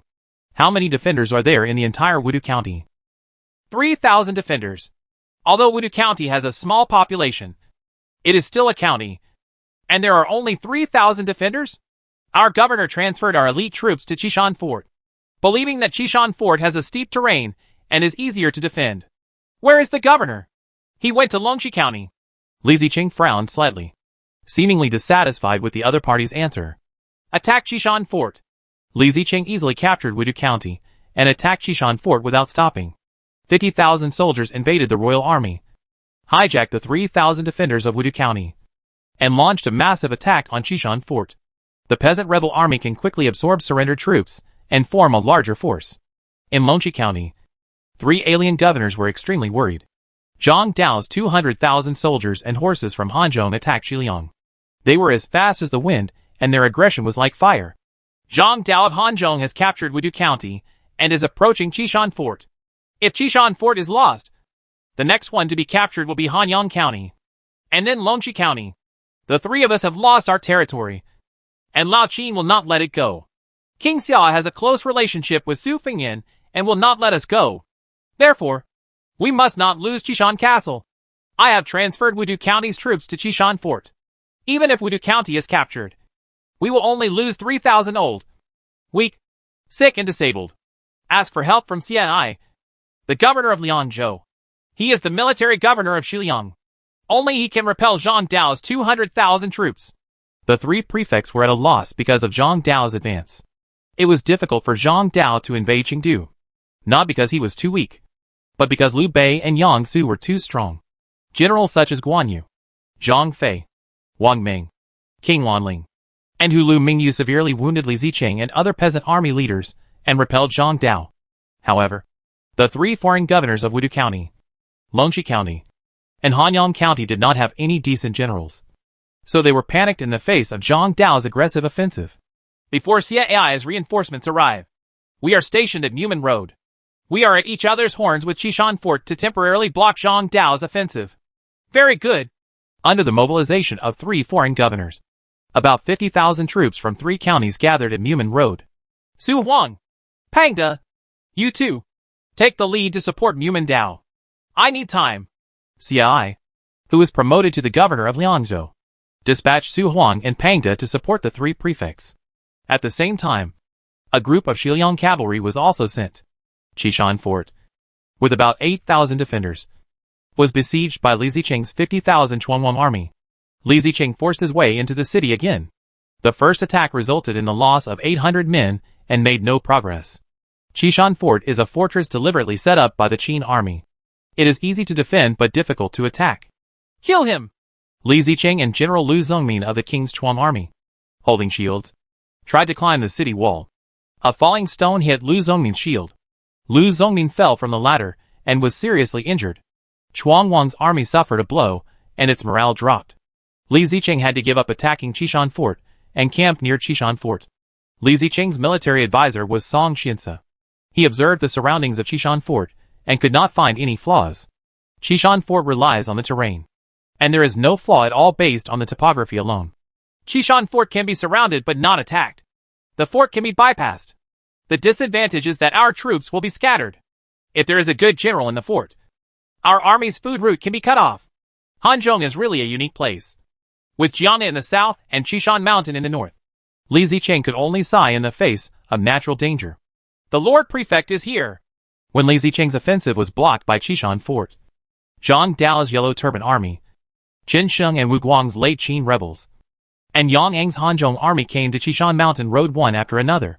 They have captured Wudu County, which is not strong but has a small population. They only need to cross the Qishan Mountain Road to reach Hanyang County. Sure enough, Qishan Fort is difficult to capture. Zhang Dao had already guessed this outcome before his troops left Qishan. If Qishan Fort was so easy to capture, there would be no need for the Qin army to build a special fortress here. Master Taisho, the enemy cavalry from Longxi County and Hanyang County are coming along the Wooden Gate Road to support Qishan Fort. The number of troops may exceed 50,000. Zhang Dao arrived at Qishan Fort, and the reinforcements from the prefect of the three counties, Su Huang and Pangda, had already set off from Hanyang County and entered Mumen Road. They were about to meet Zhang Dao's 200,000 troops at Qishan Road. I thought that the governors of the three southern counties of Liangzhou would choose to fortify the walls and clear the country, but I didn't expect to dare to take the initiative to fight with us. Defense does not seem to be in line with the styles of Su Huang and Pangda. Pangda is just brave and foolhardy. The real trouble is Su Huang. Here people have the style of Zhou Yafu. Zhang Dao was very afraid of Su Huang, one of the 5 good generals. Guan Yu defeated Mai Cheng, and Su Huang contributed the most. The 5 good generals each have their own talents, but they lack popularity, and their attributes are not as good as those of the 5 tiger generals. Let's go meet Su Huang, one of the 5 good generals, and Pangda, the brave general of Xiliang. Zhang Dao is not very afraid. He can secure his position as the prefect of Hanzhong and has his own methods. Yang An, Yang Ren, you two led the Hanzhong army to besiege Qishan Fort. They could only besiege but not attack. The rest of the troops bypassed Qishan Fort, defeated the Xiliang army, and then passed through Mumen Road to capture Shanggui City. Master Taisho, do we really have to take a detour? We still have sufficient troops. As long as the defenders of Qishan Fort cannot leave the city, they will not be able to threaten our food route. Since the food route and retreat route are safe, a detour is not unacceptable. Take orders. Zhang Dao was unable to capture Qishan Fort for a while, and he could not delay. So he had to bypass this fortress with 8,000 defenders. 200,000 soldiers and horses crowded Qishan Road. Over time, the food and grass were exhausted, and Zhang Dao would have to retreat. The Hanzhong army was more eager for a decisive battle than the Xiliang army. They were afraid of the Xiliang cavalry, but they were overwhelmed with food and fodder, and they were eager for a quick victory. This was the difficult situation of the Hanzhong army. Zhuge Liang left Qishan 6 times, and he probably felt the same way. Zhang Dao felt a little bit of Zhuge Liang's powerlessness. 50,000 peasant troops besieged Qishan Fort. 150,000 peasant troops and 20,000 cannon fodder recruited by Zhang Dao on the way. A total of 170,000 soldiers and horses marched towards Mumen Road. At the junction of Qishan Road and Mumen Road, the Hanzhong army and the Xiliang army encountered each other. Xiliang, Iron Cavalry. Zhang Dao looked at the end of the valley, and a group of fierce cavalry appeared. Sand and dust were billowing. The Xiliang cavalrymen and horses are all heavily armored and equipped with spears, javelins, bows and arrows. The Xiliang Iron Cavalry is currently the most feared unit of the Hanzhong peasant army. Without some special means, the Xiliang Iron Cavalry could easily tear apart the peasant army's lineup. Have you never seen the world? Don't panic. Li Zicheng rode on horseback and shouted angrily at King Chuang's army, trying to calm down the turbulent King Chuang's army. When Zhang Dao attacked Yizhou, Li Zicheng had already fought with the Yuzhou cavalry brought to Yizhou by Liu Bei. Li Zicheng himself was wounded by Guan Yu, so he was not that afraid of the Xiliang cavalry. Zhang Dao's peasant army is really an exaggeration. In addition to the defenders, a Hanzhong county can also recruit 200,000 soldiers. Such a troop ratio, even compared with the nomadic tribes, is not much different. Right. It's a pity that Zhang Dao chose Hanzhong as his base, making it difficult to expand. In the past 10 years, There has been only one Hanzhong County. If he had not chosen to expand in the relatively closed Hanzhong, his fate might not be much different from that of the Jizhou Yellow Turban Army, Qizhou Yellow Turban Army, and Yuzhou Yellow Turban Army. He would soon be suppressed by the combined efforts of officers and soldiers and various princes, and would not be able to survive until 10 years. This guy has been the 2 emperor in Hanzhong for 10 years, and can at least be the 2 emperor for a few more years. With the help of Su Huang and Pangda, the 3 foreign governors seemed confident and no longer afraid of the northern expedition. Su Huang is a good general, and Pangda dares to argue with Guan Yu. There are 3 foreign governors, a group of ordinary Shiliang generals, and 50,000 soldiers and horses, many of whom are Shiliang light cavalry. What is Liangzhou Governor Cai doing? He sent Su Huang and Pangda, but he has not arrived yet. I don't know. Maybe he is also afraid of Zhang Dao's peasant army. We set up camp and focused on defense to delay time. Zhang Dao's troops are 4 times ours. They came from afar and consumed as much food and grass as they could. We only need to wait, and Zhang Dao's 200,000 strong army will be defeated without attacking. Imitate Sima Yi's story? As long as you can win. What's the point of being a coward? Wonderful. The 3 alien governors discussed in private and finally decided to block the wooden doorway and only defend but not attack, which was disgusting. The 8,000 defenders of Qishan Fort and the 50,000 defenders of Yumen Road, like 2 nails, stopped attacking and faced off against Zhang Dao's 200,000 troops. Zhang Dao's Hanzhong army was in trouble.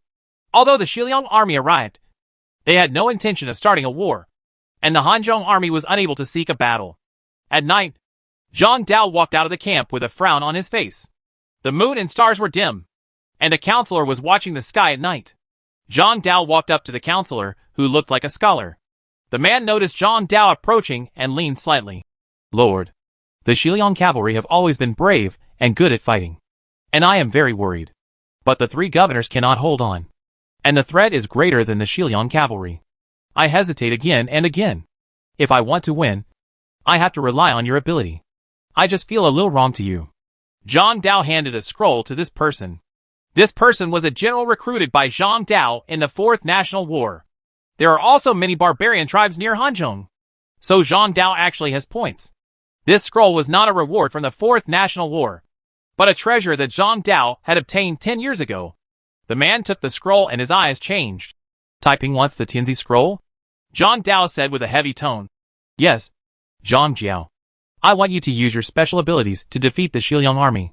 Asterisk note, the generals who died in battle dungeons such as the Yellow Turban Rebellion and the Battle of Jinkang, excluding the National War, can be recruited, such as the 3 brothers Zhang Jiao and Wanyan Zonghan. This has been explained in the first epic battle. Chapter 760. The situation changes. Boom! A thunderbolt pierced the sky, and over the Mumandao Valley and Qishan Mountain. There was no moonlight, dark clouds, rolling thunder snakes, and strong winds. A peasant army leader stood above the valley, his robes rustling in the strong wind, and a yellow scarf on his forehead was torn by the strong wind.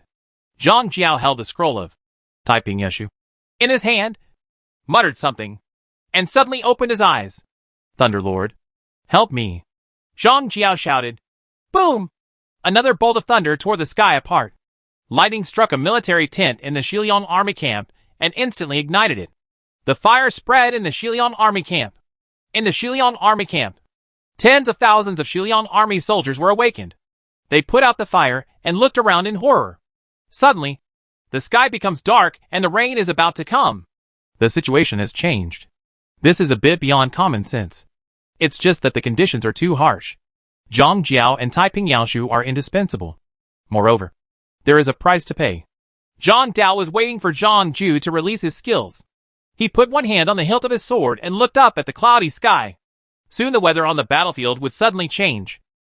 This is the most exciting power in the late Eastern Han Dynasty. Zhang Jiao's exclusive ability has changed dramatically. The changing weather can change the weather on a battlefield. Of course, the degree of change cannot be too exaggerated or beyond logic. The Shiliang army's camp is low-lying. They never expected a sudden heavy rain because the season is wrong. It's time for us to go down the mountain. Zhang Dao helped Zhang Jiao go down the mountain. Su Huang was patrolling the camp with a big axe in hand. His face turned pale. It's not that Su Huang was afraid of thunder, but that the mountain rain was coming and the Xiliang army's camp was set up in the wrong place. Who knew there would be such mountain rain in Qishan Mountain at this time of year?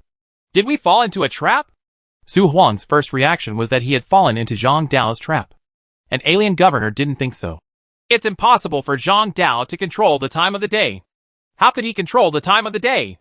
The right time, the right place, the right people, and the right time come first. If you take advantage of good timing, you can win. But weather is also the most difficult factor to control. If the weather can be easily changed, then it is not difficult to win every battle. As a player, the governor of Wudu County could not imagine that someone could manipulate the weather, etc. The governor of Longxi County thought of Zhang Jiao, a great sage on the battlefield in Julu County during the Yellow Turban Rebellion.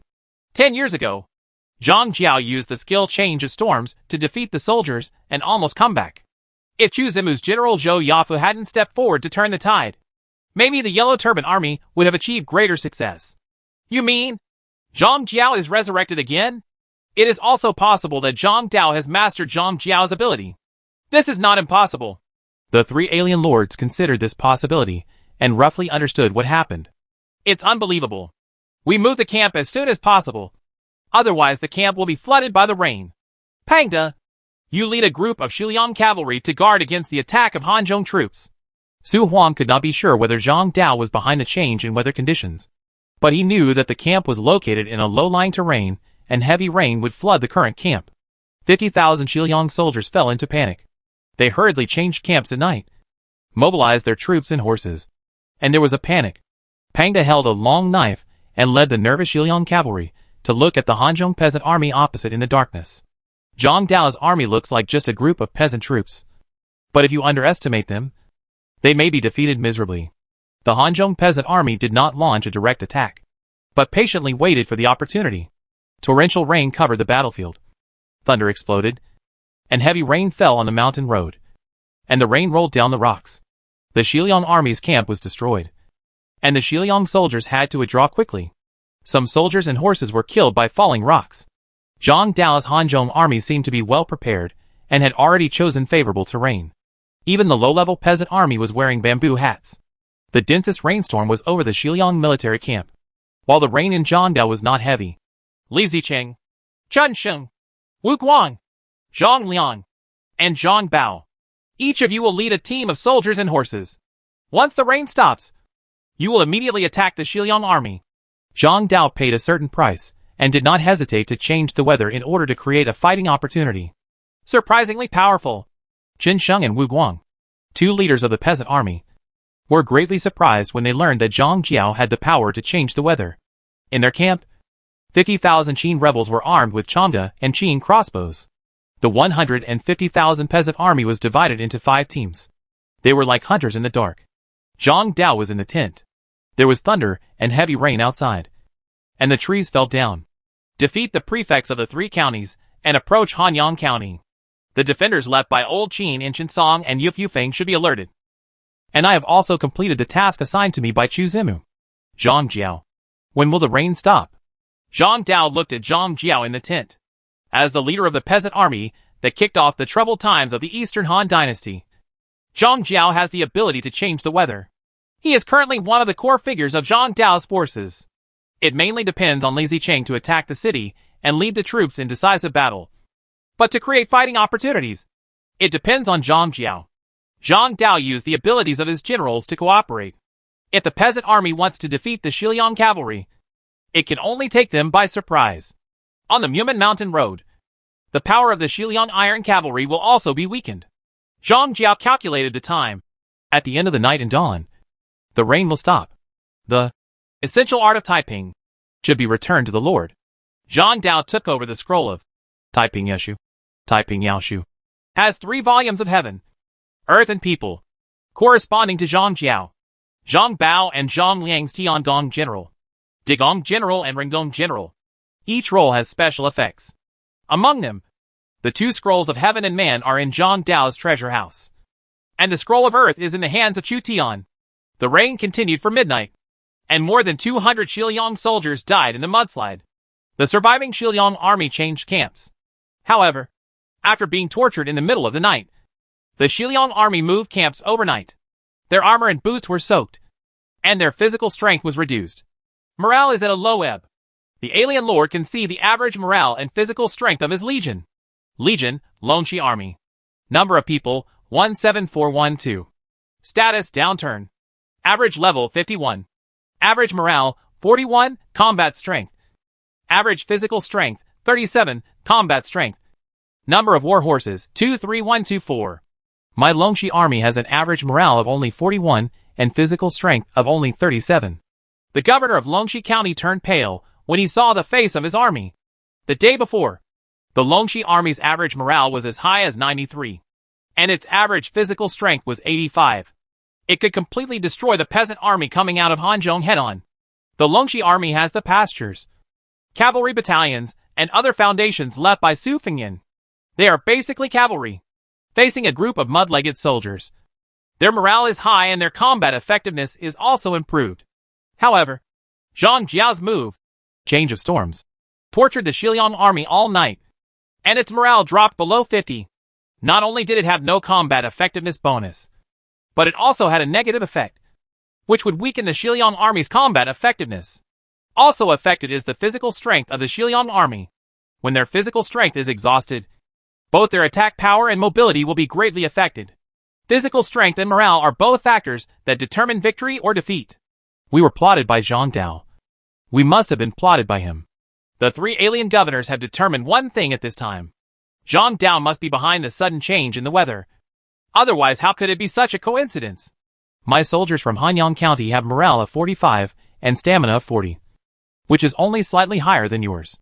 If Zhang Dao leads his troops to attack after the heavy rain ends, all the soldiers and horses of our three counties will be defeated.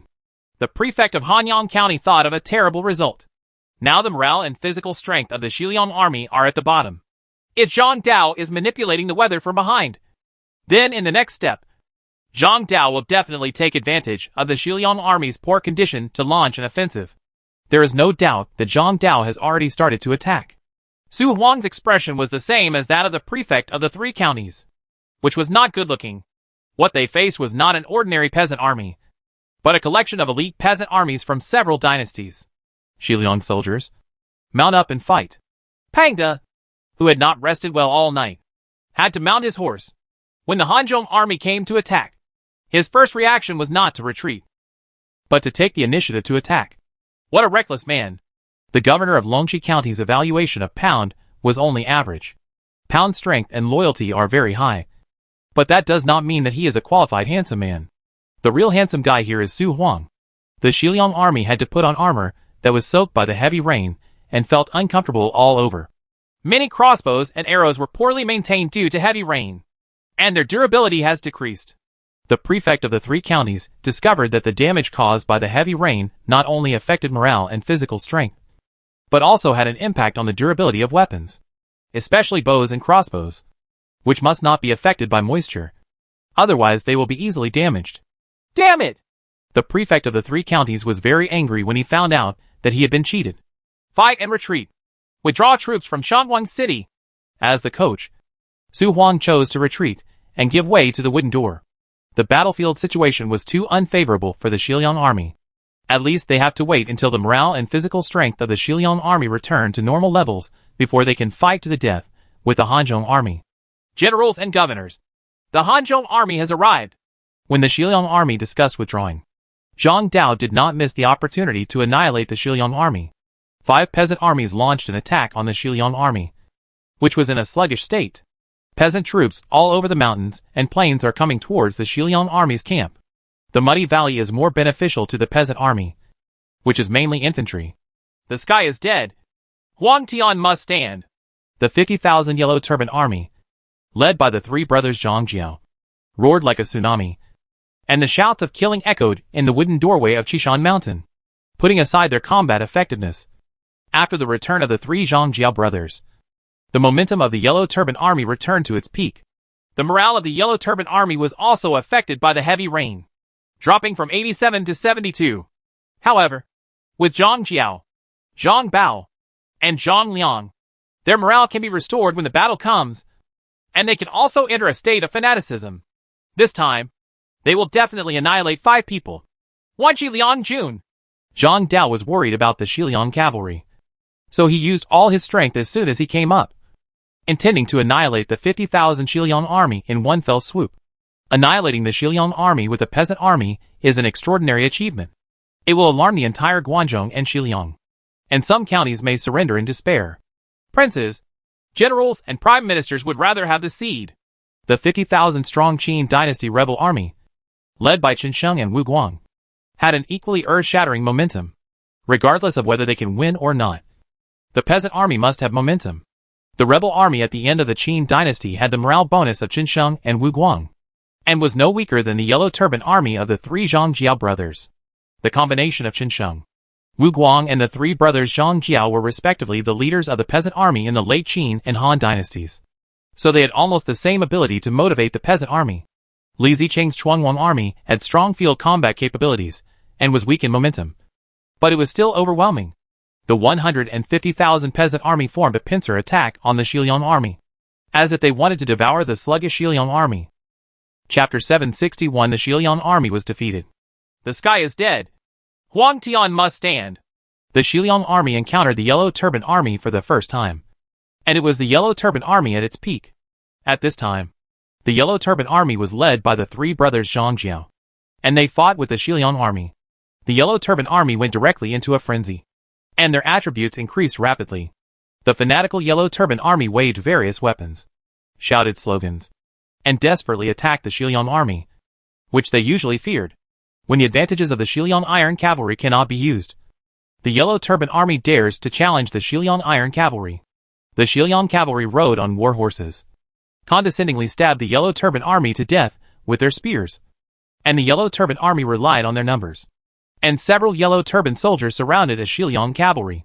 One Yellow Turban soldier used an iron rake to pull the Shiliang Cavalry from the hook of the horse. The other Yellow Turban soldiers swarmed up and killed the Shiliang Cavalry, who was higher than themselves with low attack power. These people are like locusts.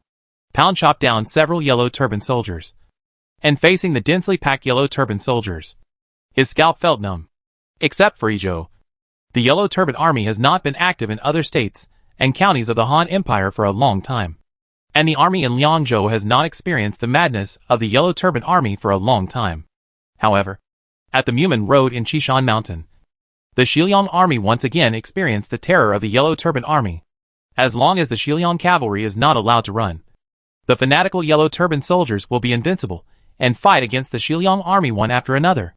Third brother, you lead the Yellow Turban warriors and the Yellow Turban chief, and leave the Shiliang Iron Cavalry behind. Zhang Jiao saw a well-equipped heavy cavalry unit among the army, and knew that this was the most elite cavalry of the Shiliang army. As long as this cavalry is defeated, the Shiliang army will be defeated. The tall yellow scarf warrior wearing iron armor strode quickly behind Zhang Liang, the most powerful of the three Zhang Jiao brothers. This group of Yellow Turban warriors are the most elite heavy infantry of the Yellow Turban army. The recruitment mechanism of Yellow Turban warriors is also somewhat special. It takes hundreds of first-level Yellow Turban soldiers to give birth to a Yellow Turban warrior. The yellow scarf warrior held a hammer in his hand and hammered the Shiliang soldiers, killing the low-level Shiliang infantry instantly. Even the horses of the Shiliang cavalry will be severely injured or killed if they are hit by a hammer. Zhang Liang dragged a long sword in his right hand and charged among the Shiliang cavalry, leading the yellow scarf warriors to defeat the Shiliang cavalry. The Shiliang cavalry could not launch a charge, so they could only ride their war horses, move around the small-scale battlefield, and fight hand-to-hand with the yellow scarf warriors. The spear of the Shiliang cavalry pierced the armor of the Yellow Turban warrior, and the crazy Yellow Turban warrior used a hammer to kill the horse of the Shiliang cavalry. The Yellow Turban warriors went specifically to target the Shiliang cavalry in Longqi County, while Qin Sheng and Wu Guang led the late Qin uprising army to attack from the flanks. Qin Sheng drew his sword and pointed forward. Fire the arrow! 5,000 peasant troops armed with Qin crossbows and divine arm bows fired arrows at the Shiliang army, provoking the professional soldiers from Shiliang. Thousands of crossbow arrows flew out, and hundreds of Shiliang infantry and cavalry were shot dead and fell to the muddy ground. Die to me! Li Zicheng put on heavy armor and personally led Xuanwang's army into the Hanyang County soldiers and horses. Li Zicheng killed several Shiliang soldiers and shocked Shiliang. Although Xuanwang Li Zicheng's military strength is not as good as that of a first-rate general, he can easily kill ordinary Shiliang soldiers. The 50,000 Shiliang army was swallowed up by the 150,000 peasant army, and 9,000 people were killed. 5 peasant armies. 15,000 people were killed. The loss ratio between the Shiliang army and the peasant army is not directly proportional. But the cost of the Shiliang cavalry is not at the same level as the cost of the peasant army. If you don't consider the population issue, the cost of recruiting 1 Shiliang cavalry is enough for me to recruit 20 or 30 yellow turban soldiers.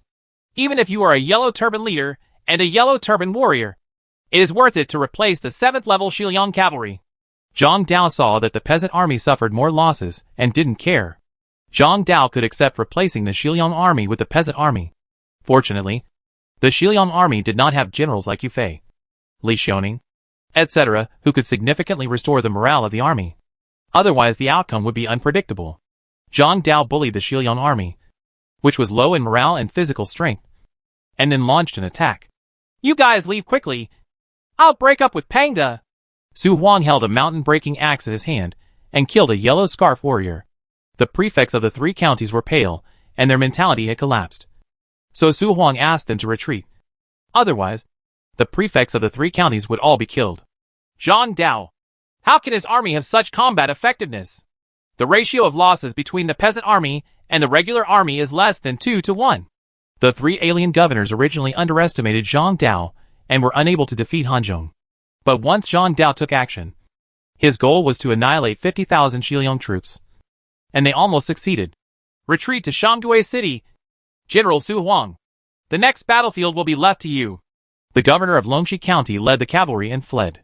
Pound was regarded as an abandoned son by the 3 alien lords.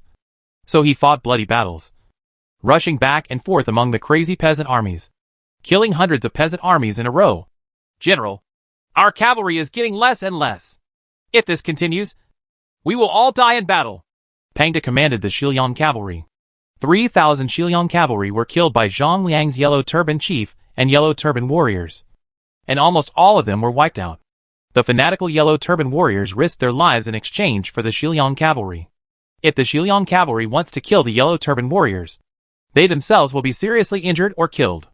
The Lord ordered us to guard Shiliang. How can we escape in defeat? Pound fought bloody, dripping with blood, and his sight was obscured by his own blood. Who? Ho! Pound gasped for air, his energy exhausted. As far as he could see, there were at least hundreds of thousands of peasant troops. He simply could not kill hundreds of thousands of people by himself. Deus Ex Machina! There were only 400 Shiliang cavalry left beside Pangda, so he charged out with his sword in hand. Pangda was condescending and killed a yellow turban warrior with one sword. A speeding black shadow came towards him. Zhang Liang aimed directly at Pangda, wanting to kill Pangda. The 2 people almost passed by each other. 2 long knives were slashed out at the same time. The blades filled with cold light collided, making a harsh friction sound. Zhang Liang's hands holding the long sword were trembling. Pangda's strength was so amazing that Zhang Liang almost lost his grip on the sword. His energy is almost exhausted. Why can't I kill him? Zhang Liang originally had confidence in his own military power, but after a face-to-face fight with Pangda, he could see the gap between them. If Pound has enough physical strength and the 2 fight, he will be killed by Pound. His strength has been exhausted. You kill him! Pound was still breaking through, while Zhang Liang commanded the yellow turban soldiers and yellow turban warriors to besiege Pound. One by one, the yellow turban soldiers brandished their swords to attack, but they fell to Pound's sword, their flesh and blood mutilated. The Shiliang cavalry were not that easy to kill. 400 Shiliang cavalry ran rampant among tens of thousands of yellow turban troops. Almost every cavalryman was killed several times, and his armor was broken. When Pound took the risk to break out, there were only 30 Shiliang cavalry left by his side. Master Taisho, in this battle, a total of 16,000 Shiliang troops were wiped out, and 7,000 were captured. The Battle of Mumandeo, where the Hanzhong army besieged the Shiliang army, ended half a day later. The Shiliang army suffered an unprecedented defeat. Nearly half of the 50,000 troops who participated in the battle either died or surrendered, and the other half fled. The Shiliang cavalry looked down upon the peasant army and gave them a harsh lesson. On the entire battlefield, the number of Longxi war horses killed in the battle exceeded 20,000. Zhang Dao captured as many as 10,000 Longxi war horses. The lords of Longxi really have no shortage of war horses. They often have tens of thousands of horses. And they are also good horses. Zhang Dao inspected the captured trophies. For Longxi County, war horses are not that rare. Su Fengnian left many excellent horse farms in Longxi County. The 7,000 Xiliang troops were captured by Zhang Dao and felt deeply humiliated. But they were defeated. The Xiliang army is nothing more than this. Li Ziqing picked up a Xiliang army general and threw him to the ground. The Xiliang army was defeated, and the morale of the peasant army rose sharply. Part of the main force of the Xiliang army was taken to Luoyang by Lao Qin. Half of the troops left in Liangzhou were lost, and they basically lost the ability to continue fighting the Hanzhong army. Our trump card has been learned by the Xiliang army. But the Xiliang army no longer has the courage to fight us. Their morale will not be restored for a while, and their troops are not enough.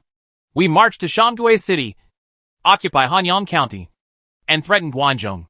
It takes time for the Xiliang army to recruit soldiers, and the newly recruited soldiers will also be defeated in front of the experienced peasant army.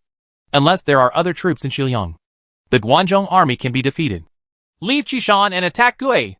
After Zhang Dao's victory, he marched northward without stopping. Hundreds of thousands of rebel troops passed through Mumen Road and attacked Shanggui City. At Qishan Fort, when the 8,000 defenders saw the peasant army escorting the captured Xiliang soldiers, they hesitated and chose to surrender to Hanzhong. The defenders of Qishan Fort did not have a god's perspective and believed that Zhang Dao might take advantage of the defeat of the Xiliang army and take over the entire Liangzhou. It was meaningless for them to defend Qishan Fort. Hundreds of thousands of peasant troops came out of Qishan and filled the mountains and plains. After the defeat of the three prefects, they did not dare to defend Shanggui, so they simply gave up on Shanggui and retreated to Longxi. Zhang Dao captured Shanggui without spending a single soldier, and the entire Hanyang County and Liangzhou were shocked. The news reached Guangzhou, and Guangzhou was subsequently alerted. Once the Hanzhong army invades Guangzhou, based on the population of Guangzhou, the size of the peasant army may reach 1 million. Zhang Dao has a special ability, and that is explosive troops. As long as he is given enough population, he can quickly pull out hundreds of thousands or even millions of peasant rebels. Li Si, who stayed behind in Chang'an City, was alarmed. Order Xiai, who is stationed in Qinsong, to recapture Shanggui immediately. Zhang Dao cannot be given the opportunity to strengthen his tribe. Qinsong, Xiai, the governor of Liangzhou, stationed 50,000 troops to defend Hanzhong. This was a new force. However, Zhang Dao did not attack Qinsong by force, but chose to march out of Qishan. Our military strength alone is not enough to compete with Zhang Dao's peasant army. We can only rely on the strength of the Chang and Di people. Xiai sat in a carriage and led the Qinsong garrison to march up to Gui. Behind Xiai is Xiliang cavalry. There were also Huangzhou Songhu and Di people's infantry and cavalry. In Shanggui, Zhang Dao used the abilities of all the peasant army leaders to forcefully recruit 100,000 young men in the city to become a peasant uprising army, bringing his own strength to more than 200,000. The whole city is covered with golden armor. The troops are not enough. At least 400,000 are needed. Zhang Dao looked down at the peasant rebels in the city, with no end in sight. Chapter 762 Xianbei God of War. I didn't expect that Zhang Dao actually captured Wudu County and Hanyang County, two counties in the south of Liangzhou. It seems that every prince who has survived until now has his own trump card. While Chu Tian was attacking Luoyang, Zhang Dao's troops came out of Qishan. When Chu Tian defeated 100,000 troops from Hedong County and crossed the Yellow River, Zhang Dao had successfully occupied Wudu and Hanyang counties, causing a shock in Guangzhou. The Xiliang army, which had always been fierce in folk customs, was defeated by a group of peasant troops, which alarmed all the princes in the Han Empire. The great virtuous teacher Zhang Jiao is reborn, and he can control the wind and rain as soon as he takes action. Zhang Dao did not disappoint him. He conquered 2 counties in Liangzhou with 1 county in Hanzhong. Such a result was unexpected. At least more than 100,000 troops are contained in Liangzhou, and many generals are also in Xiliang. For us, Zhang Dao has done a good enough job. Chu Tian did not ask Zhang Dao to take Liangzhou. If Zhang Dao had the ability to occupy the entire Xiliang, he would not be trapped in Hanzhong for many years. The advantages and disadvantages of the peasant army are too obvious. Chang'an City will most likely organize troops to repel Zhang Dao's peasant army. It is difficult to say whether Zhang Dao can defend the occupied counties. Before that, we must capture Mang Mountain and occupy Luoyang City. Lao Qin lacked navy and could not prevent Chu Tian from crossing the river. Chu Tian successfully crossed the Yellow River and arrived at the south bank of the Yellow River. There was smoke billowing from Mang Mountain on the south bank of the Yellow River. Wu Qi used trebuchets to attack the walled city established by the Qin army in Mang Mountain. The craftsman troops led by Lu Yi arrived at the camp of Wu Qi's army and assisted Wu Qi in attacking Mang Mountain.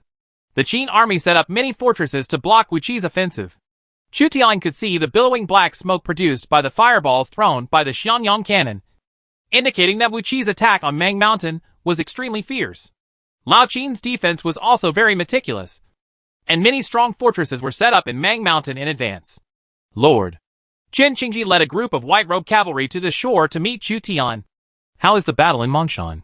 Chu Tian asked Chen Qingji about the situation on the Mongshan battlefield. The outcome of the Mongshan battle will be crucial. Chen Qingji replied, 3,000 Wei soldiers were killed, and 1,000 white-robed soldiers were killed. Of the 80,000 Wei soldiers, 3,000 were killed in battle. Sure enough, one general succeeded in killing 10,000 bones.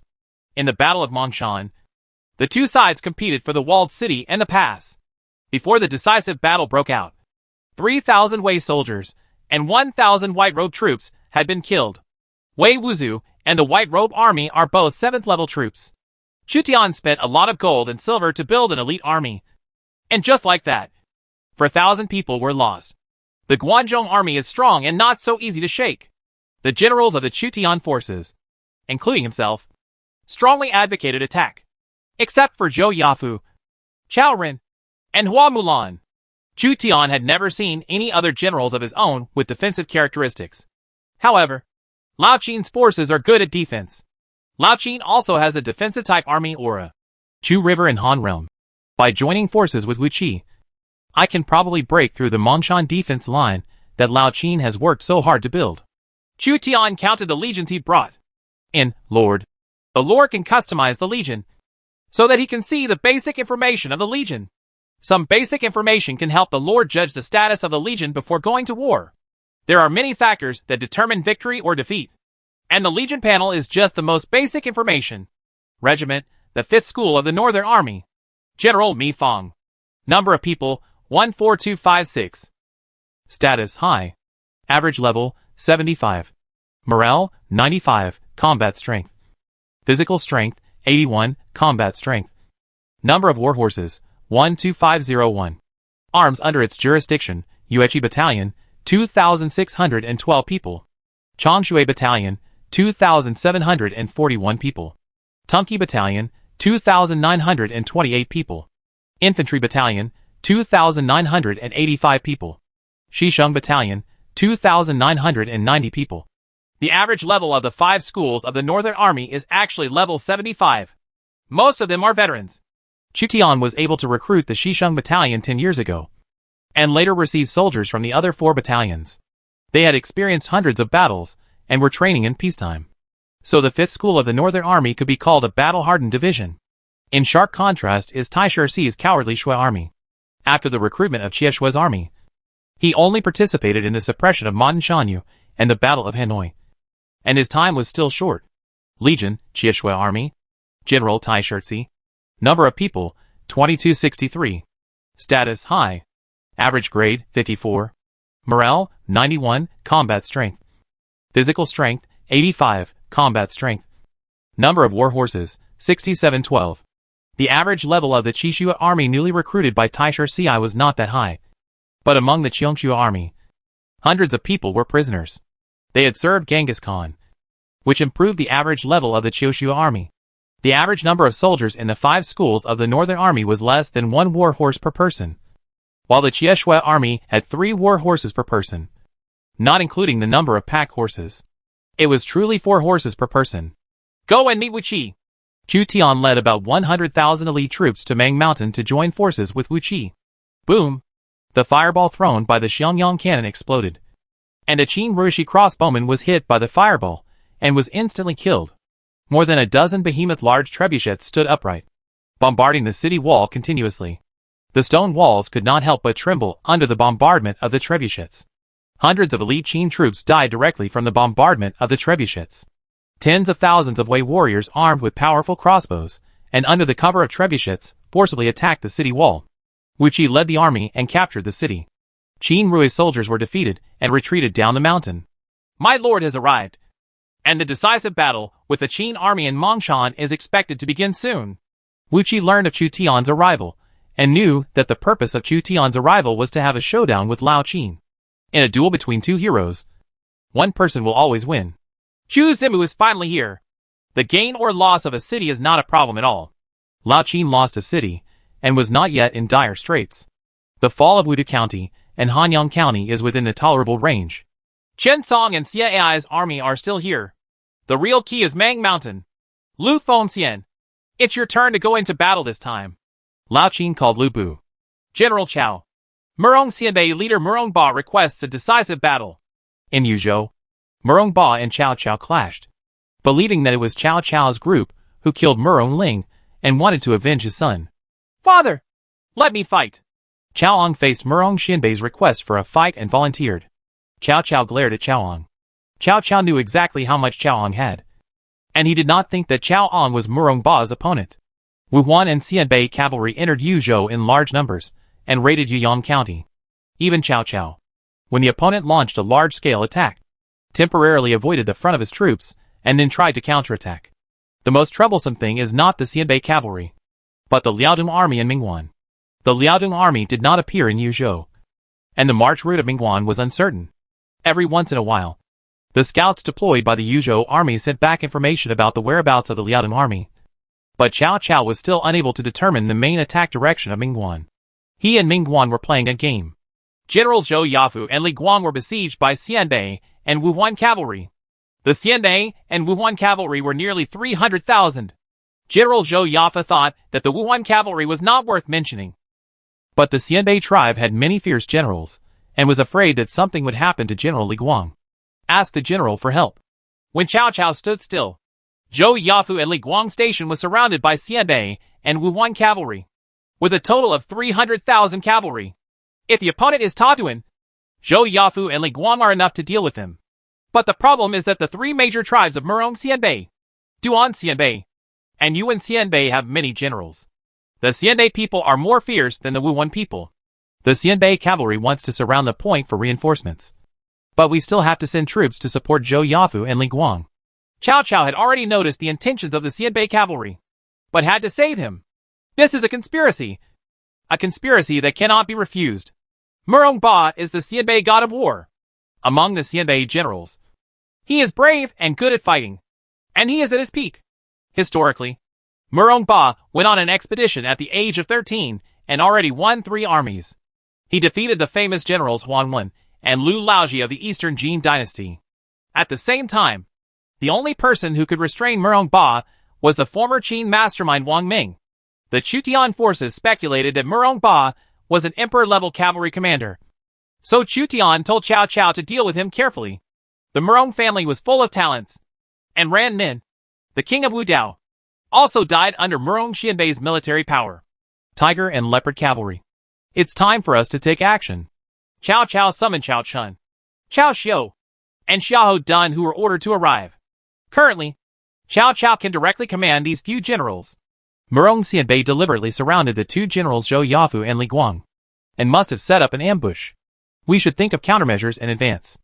As the mastermind of Cao Cao's army, Sun Yu reminded Cao Cao before he went on an expedition.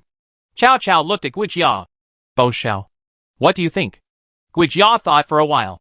The 3 major Xianbei tribes are full of internal contradictions, and no one is willing to rush to the front. It is better to use their contradictions to relieve Zhou Yafu's army. It makes perfect sense.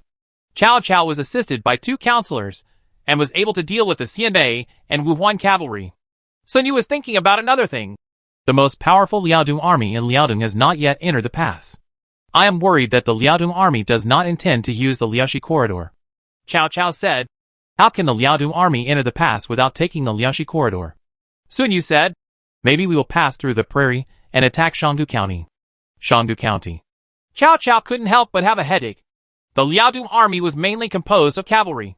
It was really possible that they would bypass the grassland, attack Shangdu County, and invade Yuzhou from the north. Shangdu County is guarded by Su Rong and Xia Hoyuan. They seem unable to stop the Liaodong army. If Murong Ba is the god of war of Xianbei, then King Ming is the god of war of Liaodong. Chapter 763 Archery Showdown. In the camp of 300,000 Xianbei and Wuhuan cavalry, a flying cavalry passed by. A Han general bent his bow and set an arrow. A stream of light flew out from one side of his body, hitting a Xianbei sharpshooter in the middle. Before the Xianbei sharpshooter had time to shoot the sharp arrow at his fingertips, he was shot dead by the opponent and fell off his horse. The dozens of horse archers behind the Han general were all good at shooting. They shot arrows almost at the same time as the general. 70% of the arrows hit the Xianbei cavalry, and the Xianbei cavalry fell in response. My lord, a Han cavalry team came out of the city to make a surprise attack, shot and killed 40 of our cavalry, and then returned to the city. A Xianbei cavalry reported to Duan Pishi, the Xianbei leader of the Duan clan. How much did they lose? 3 cavalry. That's unreasonable. Duan Pishi was very angry when he heard that the other party killed 40 of his cavalry, but only 3 of the other party's cavalry died. The Han general who left the city may be Li Guang, known as the Flying General. His cavalry is also elite. Don't we have a general in the Duan clan who can rival this Li Guang? Duan Pishi paced uneasily. 300,000 Xianbei and Wuhuan cavalry besieged Zhou Yafu and Li Guang, who were stationed in Yuyang County. Zhou Yafu held firm, while Li Guang went out of the city to attack from time to time, making the Xianbei cavalry miserable. Brother, let me go meet this Li Guang for a while. A Xianbei general came forward and was famous for his bravery and strength. Duan Pishi looked at the person who had arrived. Duan Wenyang, the most courageous general of the Xianbei tribe of the Duan clan, and his younger brother. Duan Wenyang has the same name as Wenyang, a fierce general in the late Three Kingdoms period, and they are both brave generals. Duan Xianbei can become one of the 3 major Xianbei tribes, and they also have a group of military generals. Can your force compete with Li Guang's? Duan Pishi couldn't decide who was more powerful, Duan Wenyang or Li Guang. Brother, if you don't go and try, how will you know? If I can kill Li Guang, our Duan clan, Xianbei, will become the most powerful tribe among the 3 major tribes. Then you go and give it a try. Duan Xianbei cavalry came to the city and took the initiative to call for formation to Zhou Yafu and Li Guang. Li Guang went out of the city to attack the Xianbei cavalry, which attracted the attention of the Xianbei cavalry. General Li Guang, the Xianbei people are calling for formation below the city. As soon as Li Guang returned to the city, Duan Xianbei came to challenge him. The Xianbei cavalry is really desperate. Let's go out of the city to fight. Li Guang heard that the Xianbei cavalry dared to challenge him. He was very angry and mounted his horse again, wanting to go out of the city and fight to the death with the Xianbei cavalry. Although there may be 300,000 Xianbei and Wuhuan cavalry outside the city, Li Guang is a reckless person and is not afraid. This time, the opponent came well prepared. Li Guang did not intend to bring only 30 horse archers out of the city, but 300 cavalry. No fighting! Zhou Yafu led a group of Shiliu camp infantry to stop Li Guang, who was planning to fight. Why? There may not be any fierce generals among the Xianbei tribe. If they dare to call for formation, they must be prepared. Zhou Yafu was always cautious, so he did not allow Li Guang to play. General Xianbei, why should you be afraid?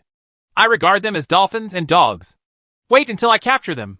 Li Guang disagreed and thought Zhou Yafu was too timid. Zhou Yafu climbed onto the wooden beacon tower to observe Duan Xianbei's military formation. Looking at their banner, it should be the Duan clan Xianbei among the 3 major Xianbei tribes.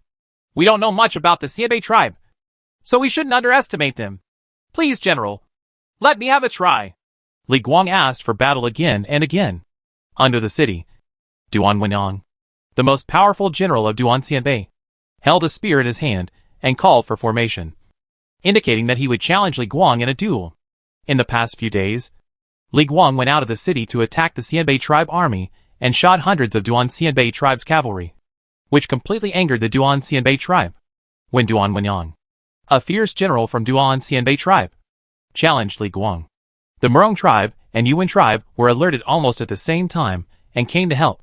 Duan Xianbei could no longer hold back and took the initiative to challenge the Yuzhou army. Several court generals of Murong Xianbei rode on war horses, and Duan Wenyang challenged Li Guang. Instead of objecting, they wanted to consume the strength of the Yuzhou army and the Duan clan. Duan Xianbei will suffer a loss this time. How can the flying general of the Yuzhou army be so easy to offend? Murong Ba did not dare to say that he would definitely be able to defeat Li Guang. Murong Ba compared the difference in force between himself and Li Guang in his mind, and found that he was not necessarily Li Guang's opponent. It would be best to let Duan Xianbei generals take action to test Li Guang's strength. Several court generals of the Murong family reined in their horses. Each of them had bright eyes, waiting for Zhou Yafu and Li Guang's defenders to react. Murong Lin, Murong Long, Murong Nong. Sun Chuanting heard that Duan Xianbei was going to challenge Li Guang and came to watch the battle in person. He noticed that Murong Xianbei's generals already knew their names. Murong Ba's sons inherited some of his military talents, and many of them were diamond-level generals. If the generals of the Murong family were not to be used to serve the Liaodong army, Sun Chuanting would consider eliminating the generals of the Murong family. In addition to Murong Xianbei and Sun Chuanting, there was also the leader of the Yuan Xianbei tribe, Yuan Yadugi, who led the Yuan family's cavalry to watch the battle. Ta Duan, Wu Yan, Su Puyan, the three kings of Wuhuan, and the Wuhuan cavalry were also nearby. The three kings of Wuhuan had only heard of Li Guang's reputation, but they had never fought with the Yuzhou army. In the past few days, hundreds of Duan Xianbei's cavalry were shot and killed by Li Guang. Duan Xianbei lost all face. No wonder he took the initiative. Challenge. Duan Pishi, the Xianbei leader of the Duan clan, couldn't help but feel a little nervous. If Duan Xianbei wins, he will become famous in one battle. If defeated, it will be difficult to raise one's head in front of the 6 Western Liao tribes and the Liaoxi army. Could it be that you are afraid? Duan Wenong, a fierce general from the Duan tribe, was galloping back and forth under the city. But Zhou Yafu had not yet allowed Li Guang to go into battle. The black mass of Xianbei cavalry and Wuhuan cavalry stretched as far as the eye could see. With thousands of flags alone, the 300,000 cavalrymen almost used up all the troops of the Western Liao tribe. Zhou Yafu was weighing the pros and cons. The Chutian forces were on the offensive on the Guanzhong front, but on the Yuzhou front, they were mainly defensive. Any mistake may lead to the loss of Yuzhou, causing a chain reaction and forcing Xia Jun to give up attacking Guanzhong. General, please allow me to fight. Li Guang repeatedly asked Zhou Yafu as the commander-in-chief to fight. Zhou Yafu has always been Li Guang's general. There are not many people in Chutian's army who are older than him, so Li Guang does not dare to fight without Zhou Yafu's permission. Murong Xianbei, Yuan Xianbei, and Duan Xianbei have always been at odds, since the general calling for battle in the city is a member of Duan Xianbei. Even if he is killed, Murong Xianbei and Yuan Xianbei may not take action. They can fight, but when later? When I heard that Ming Jin was withdrawing his troops, he immediately returned to the city. Zhou Yafu finally agreed to Li Guang's participation in the battle. The city gate opened, and Li Guang led a small group of cavalry out of the city, holding strong bows. As Li Guang left the city, all the cavalry from Liaoxi, Xianbei, and Wuhuan looked at Li Guang in unison. Duan Wenyang changed into a bow and arrow, 1 inch long, 1 inch strong, and Li Guang is a bow general. Duan Wenyang plans to compete with Li Guang in archery. Murong Ba squinted his eyes, trying to see if there was any gap between him and Li Guang. Li Guang, will not kill unknown people. Duan's tribe. Duan Wenyang will kill you today.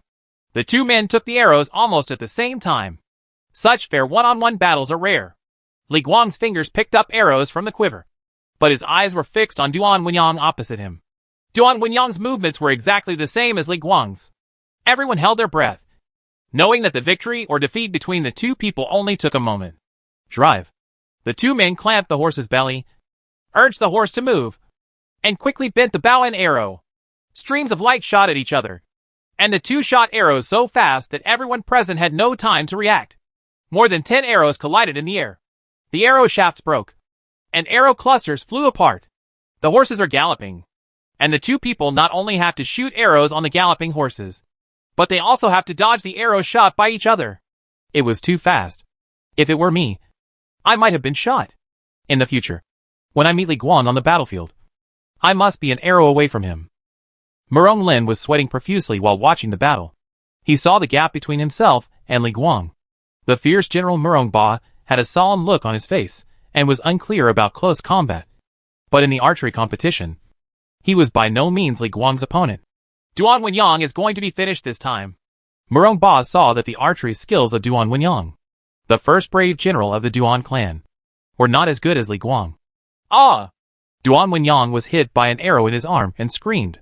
But Li Guang was safe and sound. At this time, the outcome of both sides has been decided. The injured Duan Wenyang fled to the rear on horseback. Li Guang shot another arrow, hitting Duan Wenyang in the back. Duan Wenyang groaned again and almost fell off his horse. The galloping horses dragged Duan Wenyang back. Li Guang reached for his quiver, but did not touch an arrow. His duel with Duan Wenyang just now had already consumed all the arrows in his quiver. Humph! If I had brought an extra bag of arrows, he would have been killed by me long ago. It would have been easier for him. Li Guang didn't know Duan Wenyang's life or death.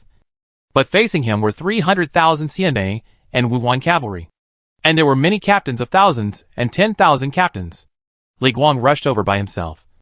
And the opponent sent a cavalry team of thousands, which was enough for Li Guang.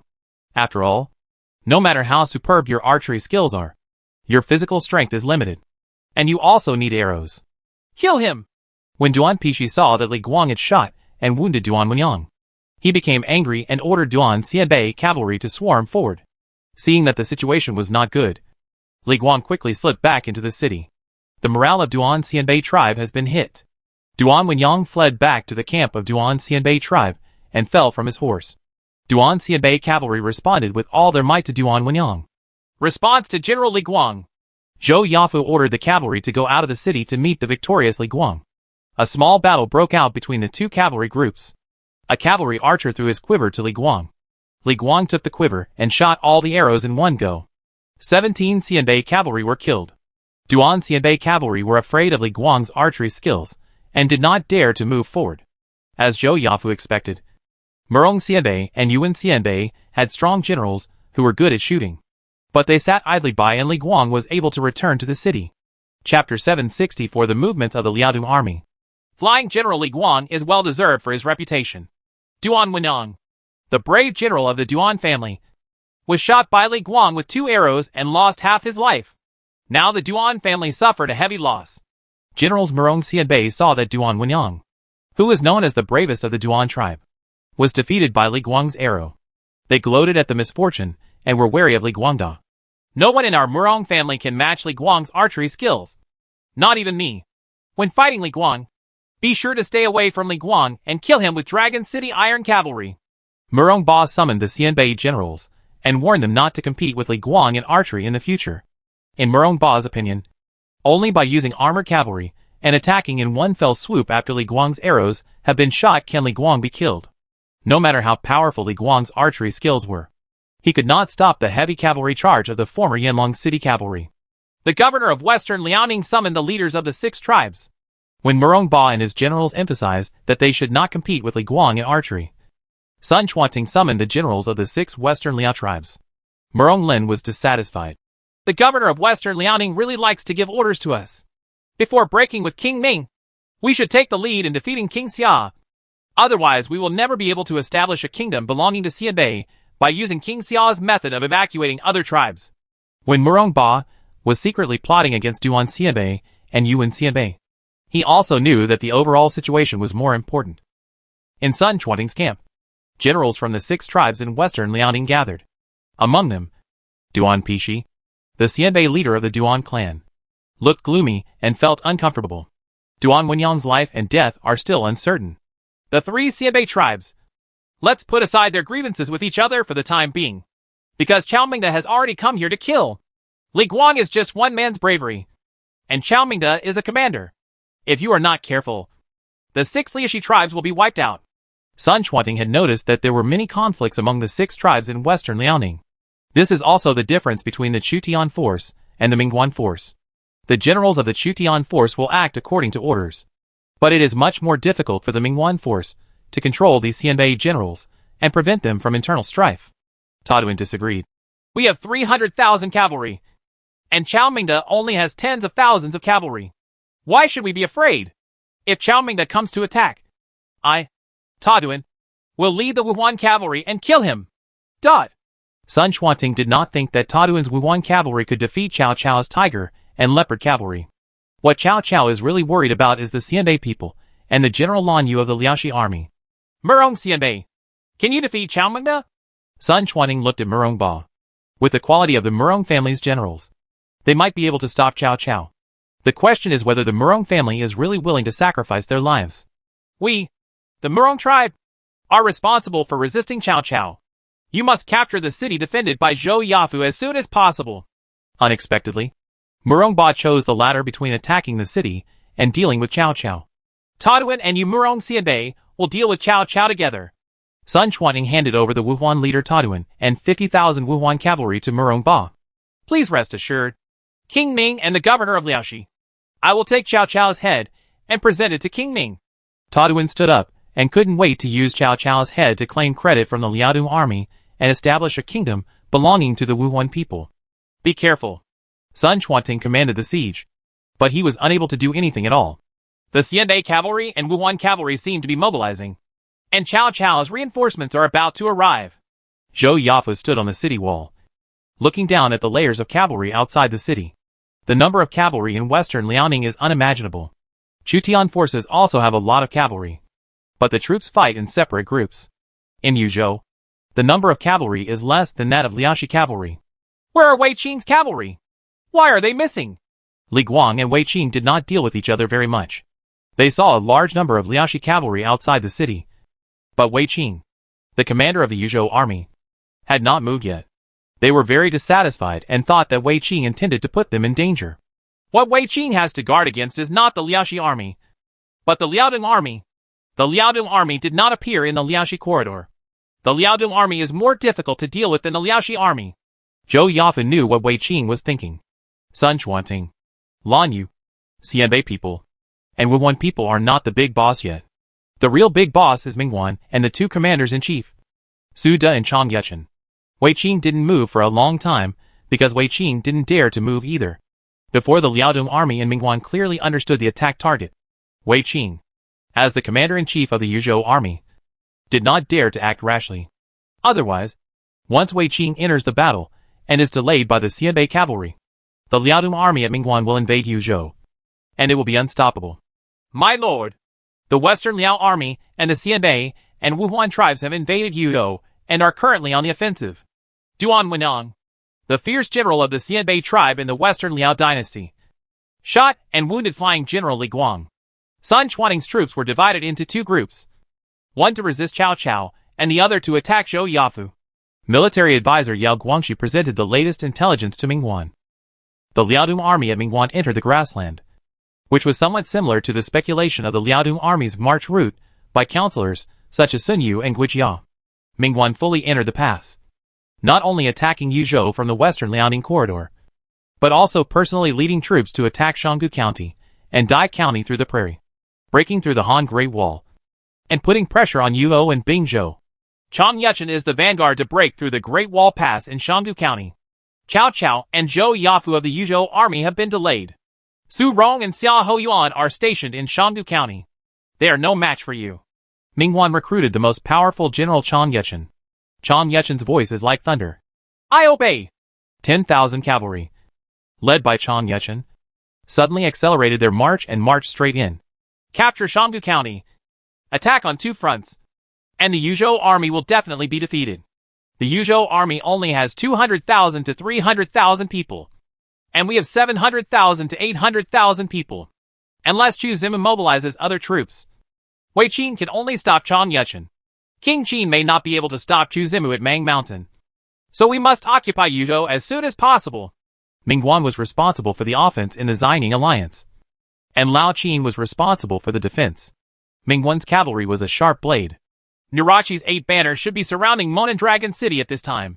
Don't make any mistakes. As long as he holds back the hundreds of thousands of cavalry in Monan and Mobei, Yuzhou will be mine. Mingguan looked farther north. Nirachi's 8 banners cavalry and Wanyan Aguda's Guizima faced off against the Monan cavalry of Li Mu, Zhao Shi, Lu Hu and others. The cavalry on both sides stretched for dozens of miles. That's it. 8 banners cavalry. Zhao Kui found that his palms were sweating. The 8 banners cavalry opposite had clear banners and had taken shape. They were a brave division. The number of generals on our side is a bit small. The 8 cavalry forces on the opposite side seem to have commanders, and each commander commands a cavalry team. There is also the kidnapper horse raiding formation created by Wanyan Agu. This battle is not easy to fight. Li Mu's expression was not so relaxed. His opponents were 2 emperors, and the generals of the 8 banners. And Li Mu didn't have many available ones. Let Li Mu see the power of the 8 banners. Nirachi drew his saber. Chapter 765 Reinforcements from the Southern Barbarians. In Donglai County, thousands of ships gathered here. Navy Commander Yu Yuan boarded a 1,500-ton Dafu ship, and Navy Generals Zheng Qilong, Yi Sunchen, and Su Shen also boarded the ship. This huge warship is between 40 and 50 meters long. It was already a giant in the era of wooden sailing ships, and can accommodate more than 200 soldiers and sailors. Large-scale building ships that can carry thousands of people on the Yangtze River are not suitable for complex sea surfaces. Wind and waves on the sea will easily destroy bulky large-scale building ships. Moreover, sailing on the sea mainly relies on wind power. On the Yangtze River water surface, current, water flow, and wind power are equally important. The Fubo Legion's 120,000 soldiers and sailors were ordered to assemble in Donglai County. Our Fubo Legion finally has a bigger warship. Yu Yuan attaches great importance to this kind of lucky ship. The Fubo Legion calls the 1,500 material Fu Chuan the De Fu Chuan, 8th level naval battle warship. 47 meters, while the 400 material Fu Chuan is called the small Fu Chuan, 6th level naval battle warship. 30 meters. In addition to large and small blessing ships, Fubo Legion also has a large number of relatively flexible boats. The main force of the Liaodong army has left Liaodong. Prince Xia's mansion ordered us to attack Korea and southern Liaoning. Yu Yuan has been with the Chutian forces for several years, but has never participated in a battle. This is because Yu Yuan is good at water fighting, but he has no chance to show off to Yu Yuan. However, Yu Yuan has been silently training the navy, and the level of the Fubo Legion's navy soldiers has not dropped, with the average level reaching level 65. Some scouts have discovered that the Liaodong army has also established a navy in southern Liaoning to engage in trade from southern Liaoning to Korea. Zheng Qilong has been managing the navy for a long time and already knows that there is a navy in Mingguan. In the territory of Mingguan, the trade between Liaonan and Goryeo also requires a fleet, and Mingguan also has naval generals. An official in charge of logistics said, "The Fubo Legion is ready to go to sea at any time. Attack southern Liaoning, find King Ming's fleet, and then destroy it." After the Fubo army was formed, Yu Yuan ordered the Fubo army to go to sea. Thousands of ships, transporting 120,000 soldiers, sailors and handymen, left the port of Donglai County. A large number of ships are like a 100-mile city wall, sailing towards southern Liaoning. 1,200 ships covered the sea, with thousands of sails. Groups of soldiers holding long swords stood on both sides of the deck, with excellent armor. The bed crossbows and large bow-mouth blunderbuss set up on the warship faced the sea. Zheng Qilong stood on the bow of the ship. Ambitious. Fubo Legion is truly a force that can be raised for 1,000 days, and used for a short period of time. The Chutian forces have smashed into the Fubo Legion over the years, amounting to 10 million taels of silver. At the Prince of Xia's mansion, Chu Tian went to Mang Mountain in person to deal with the powerful enemy Lao Qin, while Xiao Liang stayed behind to guard the prince's mansion. The news coming back from Yuzhou is very bad. Lao Qin was good at defending, while Mingguan was good at attacking. His troops were divided into 3 groups and swept across Yuo and Monan. Once Yuo is occupied by Mingguan, the Chutian forces can only retreat to Hebei and the Central Plains. Not only that, the loss of Yuzhou will cause a chain reaction, and Jizhou will probably not be able to protect it. The Liaodong army may attack Shanggu County, but Shanggu County only has Su Rong and Xia Hoyuan, making it difficult to defend. Even if Wei Qin goes there, it may not be easy. Xiao Liang frowned. The threat posed by Mingguan is too great. The situation in Liaodong is complicated, and there are many tribes. They are all impatient and want to enter the pass and plunder the wealthy pass. A few years after Jizhou returned to peace, the granaries were abundant. Many tribes in Liaodong coveted the wealth in the pass. Under the slogan of entering the pass, they became extremely crazy. Especially leaders such as Murong Ba and Nirachi were extremely persistent in entering the pass. There is a fatal attraction. Li Mu and others from Monan have to deal with Nirachi's Peak 8 banners and Wan Yanaguda. His number of generals seems to be insufficient. Although the bonuses of Li Mu and Xiao, she can cover all the cavalry in Monan. If the 8 banners attack in several directions at the same time, Li Mu may also find it difficult and unable to divide his troops. The biggest threat still comes from the Liaodong army at Mingguan. When Chu Tian left the Prince of Xia's mansion, He took away some of the generals of the Imperial Guard, but still left a few generals as backup, including Li Xiaoning, the leader of the detachment of women, Hu Qing, deputy governor of the Western Regions Protectorate, and Jia, a famous general from the Kingdom of Bohemia Shika, King Arthur Artoria, Knight of the Round Table Bedivere and others. Hu Qing has two characteristics. 13 generals return to human S-level characteristics when defending the city. The defense power of the defenders in the city is plus 12%. The morale decline rate is minus 13%. And the defender's rebellion probability is minus 25%. Wanshabai war-piercing golden armor, S-level characteristic. When marching on unfavorable terrain, the impact of adverse terrain is minus 25%. The morale decrease rate is minus 10%. One is used to defend the city, and the other is used for marching. Under the premise that Chu Tian lacks generals on all fronts. Generals with two practical S-level characteristics can already come in handy. Prince Xia's mansion mobilized all generals. So Hu Qing also planned to participate in the war. Perhaps we can transfer the guards from Hefei and Xuchang to Yuzhou, since the Jiandong army did not attack Hefei.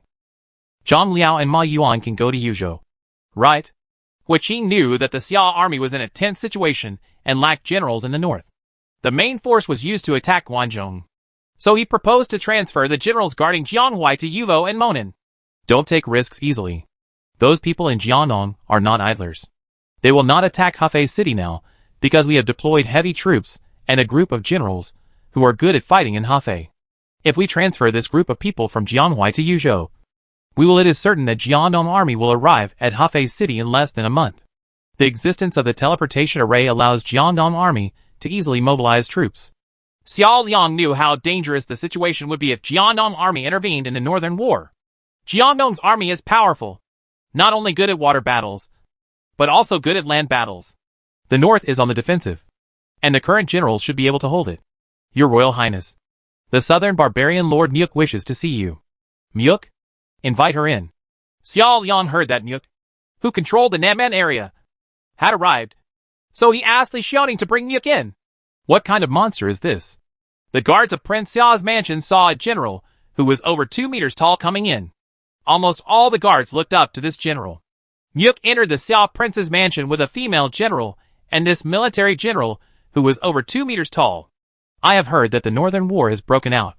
In the southern barbarian region, there is no movement among the various tribes after the national war. So I can lend you 10,000 or 20,000 elites. Muk straightforwardly explained his purpose.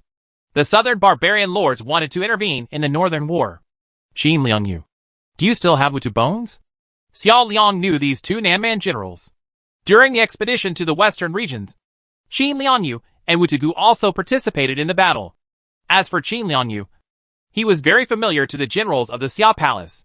The southern barbarians and the western regions are actually members of the Xia King Alliance. But the Western Region Protectorate cannot mobilize troops. Most of the places in Nyuk are deep mountains and old forests. As long as the relationship with the barbarians is properly handled, they can mobilize troops. Qin Lianyu's white-poled soldiers and protruding vine-armored soldiers can be lent to you, including 2 generals. What do you want in return? I hope that when we merge with the Western Region Protectorate in the future, Hu An status can be guaranteed. I understand what you mean. Xiao Liang has a crush on Muk. The purpose of their departure is somewhat similar. Xiao Liang's purpose is to preserve Chu Tian's foundation and confirm the status of his son, while Muk's purpose is to ensure that Hua An will still be the leader of the Han dynasty after the Western Region's Protectorate is reintegrated into the territory of the Han Empire. You can be crowned king. This is an exchange of equal value. Xiao Liang acquiesced to this exchange. She lacks generals. Qin Liangyu is a commander, and Wutugu is a fierce general. Their special arms, white pole soldiers and rattan armor soldiers, are also elite. Borrowing these 2 soldiers and horses is a timely help. Qin Liangyu and Wutugu can go to Yuzhou to deal with the Liaodong army. The pressure brought by the Liaodong army is too great. Do you have any questions? Xiao Liang looked up at Wutugu. She estimated that Wutugu was nearly 2 and 3 meters tall. He was like a giant with such a figure. He doesn't seem to be at his full height yet. Muk said. How high is his strength? It's currently 96. And the peak is 98. 98? It seems that Wutugu was a hidden general during the Three Kingdoms period. Xiao Liang was a little surprised. Wutugu's peak strength had reached the level of Yen Wei, and he was already regarded as the most powerful general of the southern barbarians. However, Wutugu's size is indeed monster level. In the peak state of Wutubone, his height might be 2.4 or 2.5 meters, which is nearly 1 meter taller than an ordinary soldier. The combat power of such a giant can be imagined. If you go to Yuzhou with Wutugu, your chances of winning will increase. You have to be careful. Although the protruding vine armor soldiers are not weak in combat, the disadvantage of the vine armor soldiers is that they are afraid of fire. Maybe some NPCs don't know about it, but Mingguan must know it. So it is best to use the vine armor soldiers in melee. When the time comes, the two armies are in a melee, and the other side is unable to use fire attacks. So the vine armor soldiers can play their part. Muku explained the advantages and disadvantages of the vine armor soldiers to Xiao Liang. She has been using the vine armor soldiers for a long time, so she knows how to avoid the disadvantages of the vine armor soldiers. The vine armor soldiers are indeed afraid of fire, but it does not mean that the vine armor soldiers will be restrained at any time. Fire attacks need to be prepared in advance. When Zhuge Liang burns the vine armor soldiers, he must also lure the vine armor soldiers into the valley. Otherwise the Shu army and the vine armor soldiers will fight in a melee. If you attack, you will burn your own people as well. What's the situation in the Western Region Protectorate? Xiao Liang ordered Li Xiaoning to bring a tea tray and ask Muk about the Western Region Protectorate. Muk and Huan are husband and wife. So from Muk, we can learn about the movements of the Western Region Protectorate. If the Western Region Protectorate has extra troops, Xiao Liang might as well borrow troops from the Western Region Protectorate. Muk replied, the expeditionary force of the Western Region Protectorate should have invaded the Pamir Plateau at this time, and its target is the Duan Kingdom. If Wukutai is allowed to occupy the Duan Kingdom, the Kushan Empire, and the Indian Mughal Empire, then the whole of Central Asia and South Asia will fall into the hands of Wukutai, who will re-establish the Mongol Empire.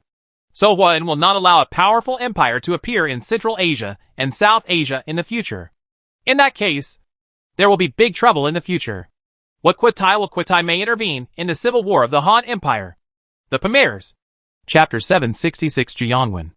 In the Pamir Plateau, also known as Songling, recorded in ancient Chinese history books, a group of Han troops were marching over the daunting natural dangers. Songling. Thousands of mountains stand tall. The battle flag of the Han army was fluttering, and a general on horseback led the Han army over the mountains and ridges. Even the Pamir Plateau, thousands of meters above sea level, could not stop the Han army. Although the military commander Gao Xinji is not an imperial commander, he possesses the top mountain marching characteristics in the Eastern Han dynasty. Moreover, Gao Xinji has two marching characteristics. Like military class characteristics, a general has up to two marching characteristics that can be superimposed. It is precisely because of the famous Tang general Gao Xinji, as a general, that Huan's army can travel across the western regions.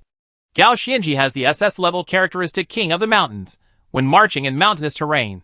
Plateaus and mountains have a negative impact on marching speed of -40%. Non-combat attrition -60%. When fighting in mountainous terrain, all legion attributes +20%. And it has the S-level characteristic 1,000-mile march, continuous march. Morale reduction speed -30%. Physical strength reduction speed -25%. Force march speed +15%. During the war between the northern princes, Huan personally conquered Dayuan to prevent Wukutai from unifying Central Asia and South Asia.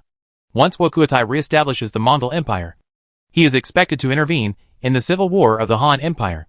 This is a scene that the princes of the Han Empire do not want to see. Although Wukutai developed in Central Asia, Wukutai still believed that occupying the Central Plains would be the leader in the world. The Northern War seems to be very tragic. Princes from all over the country participated in the war. The situation here is not optimistic. Timur has occupied Delhi, the capital of India. Indians should be ashamed. Their capital was actually occupied by Timur. 100,000 cavalry occupied it. Although Timur made use of the servant army in Delhi, Timur succeeded after all.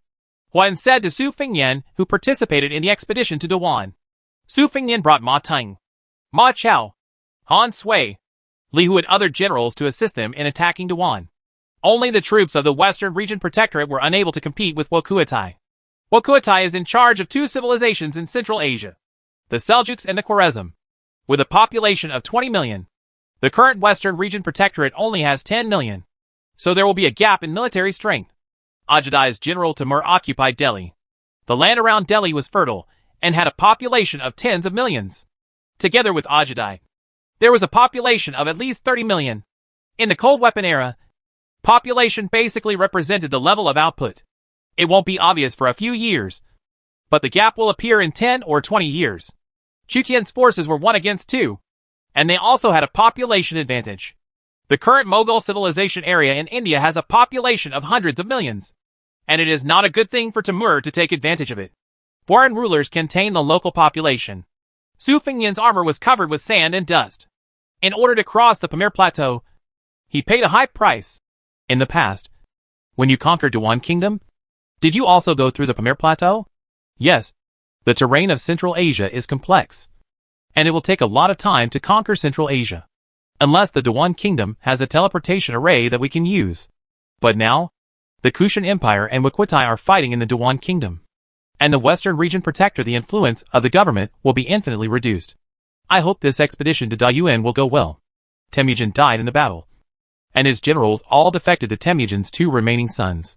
Ogdi is the second Mongolian Khan designated by Temujin, and he derived a lot of benefits from it. In the Dewan Kingdom, there are still several local nobles who will choose to be loyal to me. When I conquered the Dewan Kingdom, apart from changing the king, I did not leave any backup. But I didn't know that these few Dewan nobles. Is it still worthy of trust? In the Kingdom of Dewan, the Kushan Empire's army faced off against the Seljuk Empire's army. The Kushan Empire's emperor and the Seljuk Empire's Sultan Ogdi fought fiercely for dominance in Central Asia. Because the Kushan Empire occupies the fertile land in the northern part of the Indus Plain, it is mainly engaged in farming and has a larger population. However, the Ajadai tribe will be fierce and on the offensive, overwhelming the Kushan Empire with a large population. The Protectorate of the Western regions did not participate in the civil war of the Han Empire, but came to prevent the Khan from unifying Central Asia. How unreasonable is Huan? Intelligence has proven that the Han army of the Protectorate of the Western regions is crossing the Sonling Mountains and entering the Dewan Kingdom. Waquitai was furious. Yelu Dashi, Badu, Wang Baobao, Yelu Chukai and other troops will be listed on the left and right. The Western Region Protectorate has been monitoring Central Asia and South Asia for the Han Empire. Waquitai regarded it as a troublemaker in Central Asia and repeatedly prevented the unification of Central Asia. Yelu Dashi said, "The Kushan Empire has a population of nearly 100 million, and we must defeat the Kushan Empire. Once we have a population of hundreds of millions, the Western Region Protectorate will not be able to stalemate with us no matter what. The Kushan Empire is just not good at using their population advantage. But with these populations in our hands, we will have an army of millions." Timur has already established himself in Delhi, and then annexed the Mughal Empire in India. Our population is larger than that of the Han Empire. Even if you do not occupy the Han Empire, you can build a great empire with a larger population. Yelu Dashi, your proposal gives me hope to rebuild the Mongol Empire. The Kushan Empire and the Mughal Empire of India have vast plains, the Indus River Basin and the Ganges River Basin with good water and heat. But they do not will take advantage of them. Only I, Waquitai, am qualified to rule this land. If Father Khan knew that these 2 empires were powerful on the outside and weak on the inside, and took the lead in occupying the Kushan and Mughals, and then recruited millions of servants to attack the Han Empire, maybe it wouldn't have failed in the first place. Waquitai couldn't help but sigh. After losing Temujin, Ajadai could only rely on his own efforts to re-establish a Mongol Empire and prove that he was no worse than his father. It's just that this Mongol Empire only has 2 to 3 million Mongolians who migrated from Abay, and the vast majority of the bottom population has become Persians, Turks, and Indians. How to deal with the expeditionary force of the Western Region Protectorate? Give up the country of Dewan. Give up Dewan Kingdom? Ogdi looked at Temujin's first assistant, Yelu Chukai, with some doubts. After Temujin died in battle, Yelu Chukai came to seek refuge with the second great Khan Ajadai, assisting Ajadai in re-establishing the governance system of Central Asia and forming better rule over Central Asia. The Great Wall of Han Dynasty, Juyong Pass in Shamdu County. Su Rong led a group of cavalry to quickly come to support without stopping. Chan Yuchen, a fierce general of the Liaodong army, rushed to attack Juyong Pass in an attempt to break through the pass and attack Yuzhou from 2 directions with the Western Liaodong army. According to legend, when Qin Shi Huang built the Great Wall, he moved prisoners, soldiers and forcibly recruited civilians here, and Juyong Pass was established. The purpose of the Han Great Wall was originally to defend against nomadic cavalry on the prairie. However, after the southern Xiongnu, Jia people, Xianbei and other tribes entered Bingzhou, the Han Great Wall basically lost its original defensive role. At the end of the Han dynasty, the wars between the princes were basically concentrated within the pass. The Great Wall still had little sense of existence, and the princes had no energy to rebuild the Han Dynasty Great Wall. When dealing with nomadic civilizations, various princes advocated cavalry attack instead of relying on the Great Wall for defense. Until now, during the battle between Chu Tian and Mingguan, the Great Wall of Han Dynasty was used again. However, the Han Great Wall Pass, which had been in disrepair for a long time, could not hold up under Chang Yuchen's fierce offensive. Chang Yuchen personally put on armor to attack the city and attack the defenders of Jiangwen. The Liaodong army used the wolf flag as the battle flag and faced off with the Yuzhou army's dragon flag. The Liaodong heavy armored infantry stepped forward to climb the city wall, braving the arrow rain from the defenders. One by one, Liaodong soldiers rolled down the ladder and screamed, "The 8 banners of the Han dynasty! Shoot arrows!" Mingguan sent out the 8 banners of the Han army led by Kong Yud. Under the cover of the carriages, the 8 banners of the Han army threw rain of arrows at the defenders of Juyong Pass, and even used firearms. The smoke was filled. The rain of arrows and lead bullets suppressed the defenders' archers. The defenders at Jiangwen could hardly lift their heads under the intensive long-range attacks. When a group of defenders pushed down the rocks, they were killed by a dense rain of arrows and lead bullets. The Liaodong army has firearms. The morale of the defenders dropped due to the deterrent effect of firearms. What they faced was the most elite group of legions in Liaodong. The entire Yuzhou army is not afraid of the Liaoxi army. But the Liaodong army! The Xianbei and Wuhuan tribes sent 300,000 cavalry, which seemed huge, but was actually used to attract the attention of the Yuzhou army. Only the Xianbei cavalry was a threat. But every legion of the Liaodong army was very brave. Chang Yuchen fought fiercely, led his troops to the city, and killed dozens of people. Chang Yuchen even lifted a guard general, threw him off the wall, and was shattered to pieces. Juyong County is in emergency. March day and night. No rest. Notify General Wei Qing that the Liaodong army is attacking Juyong County in Shangdu County. Please ask for reinforcements. Su Rong and Xia Hoyuan galloped on their horses. The Speed Legion had strong maneuverability and patrolled the Great Wall. They were sweating profusely when they learned that Chang Yuchen had chosen to enter the pass from Juyong. The Liaodong army attacked Juyong, and the Liaoxi army attacked Juyong, aiming directly at Ji County, the seat of Yuzhou, hoping to join forces in Yuzhou.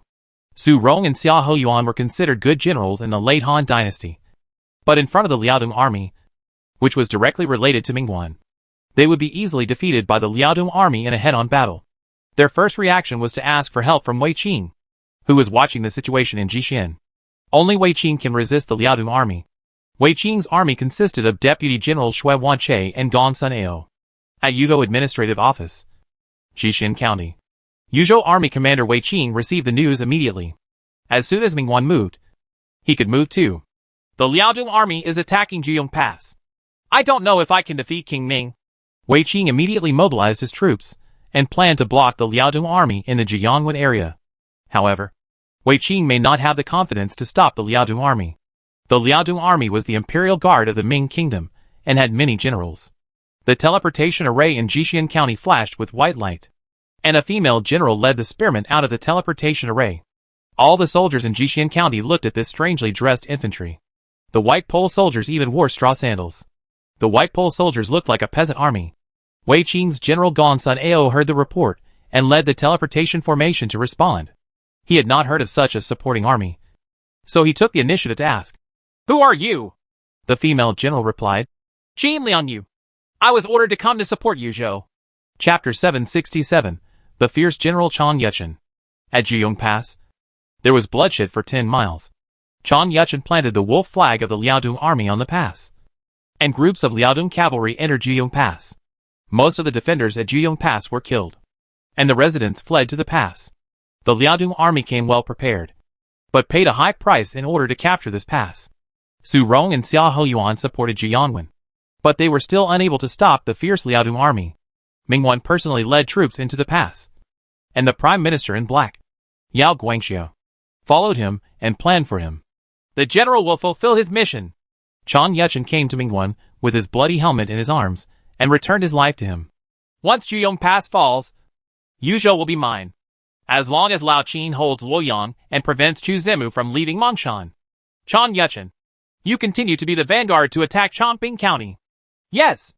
After Mingguan entered the city, Hanwu Cavalry, Guaning Cavalry, the 8 banners of the Han Army, and newly recruited elite troops entered Juyong Pass one after another. Some civilians trapped in Juyong Pass looked at the Liaodong Army cavalry entering the pass in horror. The Liaodong cavalry at Mingguan are equipped with rare 3-eyed fire blunderbuss. The elite division of Liaodong is composed of several special arms, and is also the trump card in Mingguan's hand. Su Rong and Xia Hoyuan retreated to Chongping County. The Shinsu army was severely damaged at Juyong Pass, with tens of thousands of cavalry casualties. Chang Yuchen is really ferocious. The guard of Juyong Pass. When I arrived at Juyong Pass, he had already been killed by him. With widespread scouting, the Liaodong army is rapidly approaching Jixian, and their vanguard may arrive in an instant. Su Rong and Xia Hoyuan were frustrated and could only deploy defenses and wait for Wei Qin. If that doesn't work, you can still stick to Jixian. 2 generals. The vanguard cavalry of the Liaodong army have appeared in the northern suburbs of Chongping County. How come the Liaodong army is so fast? It seems that King Ming is eager to take Yuzhou. Su Rong and Xia Hoyuan looked at each other with heavy expressions on their faces. The Liaodong army had many cavalry and was good at attacking quickly. They could already tell that Mingguan couldn't wait to win. Yuzhou is very important to Mingguan. Obtaining Yuzhou is equivalent to acquiring half of the world. Without Yuzhou as a barrier, the North China Plain would be difficult to resist the Liaodong cavalry. Chongping County. As the most powerful general under Mingguan, Chang Yuchen was good at assault. He led the cavalry to march straight into Chongping County. He was extremely brave. Su Rong and Chang Yuchen were equivalent to Wei Qin, and with Xubing in the Han dynasty, in the Ming dynasty. Su Rong and Xia Hoyuan were greatly troubled by Chang Yuchen, but they did not dare to go out of the city to attack. It had only been one day since the Speedy Legion retreated to Chongping County. Chang Yuchen had already chased them to the city walls, and surrounded Su Rong and Xia Hoyuan in Chongping County. The 2 of them had no temper at all. Even a proud general like Xia Hoyuan had to close the city and defend in front of the double walls of the Ming Empire. Prepare to attack the city. Chongping is the northern gateway of Ji County. After capturing Chongping County, the cavalry can march for 1 or 2 days, and then they can reach Ji County. This is the second time that the Liaodong army has provoked the Yuzhou War. Capturing Yuzhou is the first step for all Liaodong regimes to compete in the Central Plains. Mingguan is bound to win. Chang Yuchen came to Chongping County and couldn't wait to attack the city. Chang crazy! Su Rong was also a little afraid of this man. He was the most powerful general under Mingguan's command, and he was well deserved. He could lead troops and charge into battle, which was equivalent to the likes of Yu Fei and Hu Xubing. Somewhat similar to Hu Xubing. Chang Yuchen also died relatively early. Watch me shoot him! Xia Hoyuan took a long bow from the soldiers and pointed it at Chang Yuchen under the city. If you can kill the most powerful general of the Liaodong army, you may have a chance to force the Liaodong army back. Xia Hoyuan took an armor-piercing arrow made by the saint-level craftsman O Yezi. The Zhimu bow bent due to Xia Hoyuan's arm strength, making a soft sound as if it was about to break. Although the arrows made by O Yezi are consumables, the materials they cost are already worth 30 taels of silver. Xia Hoyuan used the armor-piercing arrows made by O Yezi. Even if he hit an emperor-level warrior, he might be injured or even killed with 1 arrow. Go! Xia Hoyuan aimed at Chang Yuchen under the city and shot an arrow. Chang Yuchen dodged to one side and reached out to catch the arrow shot by Xia Hoyuan. Xia Hoyuan's arrow failed to hurt him at all. We are not on the same level. Xia Hoyuan was also helpless. He was considered a quasi-first-rate general in the 3 kingdoms. But in the world of Lord, with so many powerful generals, he was already ranked second-rate. Chang Yuchen prepared a ladder and sent troops to loot the surrounding villages and towns. General, there is a support force coming from the direction of Jixian. Just as Chang Yuchen was about to capture Chongping, Yuo reinforcements immediately supported Chongping. Defeat the reinforcements and fall into Chongping again. Chang Yuchen gathered all the cavalry who had looted the villages to meet Yuzhou's reinforcements. From the direction of Yuzhou, a group of spearmen with crude equipment but high morale immediately dismounted and formed a formation. A female general with a gun pointed straight ahead, facing the most powerful general in Liaodong without fear. The white-armed soldiers from the southern barbarians are good at using spears, and have a certain restraint effect on cavalry. What kind of army is this? Chang Yuchen saw this strange spear infantry. The equipment of the White Pole soldiers was not sophisticated, but Chang Yuchen did not dare to look down upon it. Elite troops and low-level troops have different auras. Chang Yuchen can be sure that this group of spearmen is definitely an elite special unit. 5,000 white-armed soldiers came, wearing turbans, and most of them wearing straw sandals. Do not attack frontally, or attack its flanks. Chang Yuchen knew that he could not fight Qin Liangyu head-on. Otherwise the cavalry might fall under Qin Liangyu's white pole formation. In a frontal charge, Chang Yuchen didn't have the confidence to defeat the white soldiers. But the loss ratio was not optimistic. The sound of horse hooves sounded, and a fierce general holding a horse's shaft led the cavalry. The cavalry's horse tails were tied with branches, and dust was billowing. Chang Yuchen stopped the offensive again. He could not determine the reality of the incoming cavalry. Shui Wanche reined in the horse, and Wei Qing assigned 3,000 feather forest guards to Shui Wanche as the vanguard. Our reinforcements have arrived. Why not try to kill Chang Yuchen? When Xia Hoyuan saw the Yuzhou army arriving, he had the idea of counterattack. Why not? Su Rong agreed with Xia Hoyuan's idea. The city gate of Chongping County opened, and Su Rong and Xia Hoyuan left the city. Offensive and defensive changes. Retreat! Chang Yuchen didn't dare to trust him. The Speed Legion pursues, trying to keep Chang Yuchen and his cavalry behind. Could it be that after the battle at Jianwen, you still wanted to defeat me after your defeat? Chang Yuchen retreated and fought, shooting the chasing cavalry. All the cavalry who dared to approach him fell down. The Hanwu cavalry beside Chang Yuchen were very good at fighting. They fought with a speedy legion. Both sides killed each other with cavalry fire. However, the battle-loss ratio between the two sides was quite different. The cavalry led by Chang Yuchen was the elite cavalry that drove away the Mongolian cavalry in the early Ming dynasty. The combat power of the Hanwu cavalry plus Chang Yuchen's bonus means that if Su Rong and Xia Hoyuan wanted to kill one Hanwu cavalry, they would have to lose 3 or 4 of the low-level cavalry they led. Shui Wanche's cavalry caught up with Chang Yuchen. Su Rong and Xia Hoyuan had the same idea, aiming to keep Chang Yuchen's vanguard cavalry behind. The Yulin Guards cavalry brought by Shui Wanche fought against the Hanwu cavalry brought by Chang Yuchen. Shui Wanche rushed to the front alone, staring at Chang Yuchen, who was showing off his power among the cavalry. Chang Yuchen's performance was fierce. Xia Hoyuan tried to step forward and shoot Chang Yuchen with archery, but was intercepted by Chang Yuchen's bow and arrow. This made Xia Hoyuan know that he was not Chang Yuchen's opponent. However, Shui Wanche wanted to stab Chang Yuchen to death with a horse spear through close combat. The war horses rushed away from the Hanwu cavalry, and Shui Wanche gathered his strength.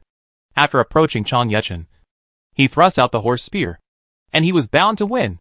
Chang Yuchen held a spear in his right hand and shot Shui Wanche's horse away. Shui Wanche's arm trembled. He was defeated by Chang Yuchen.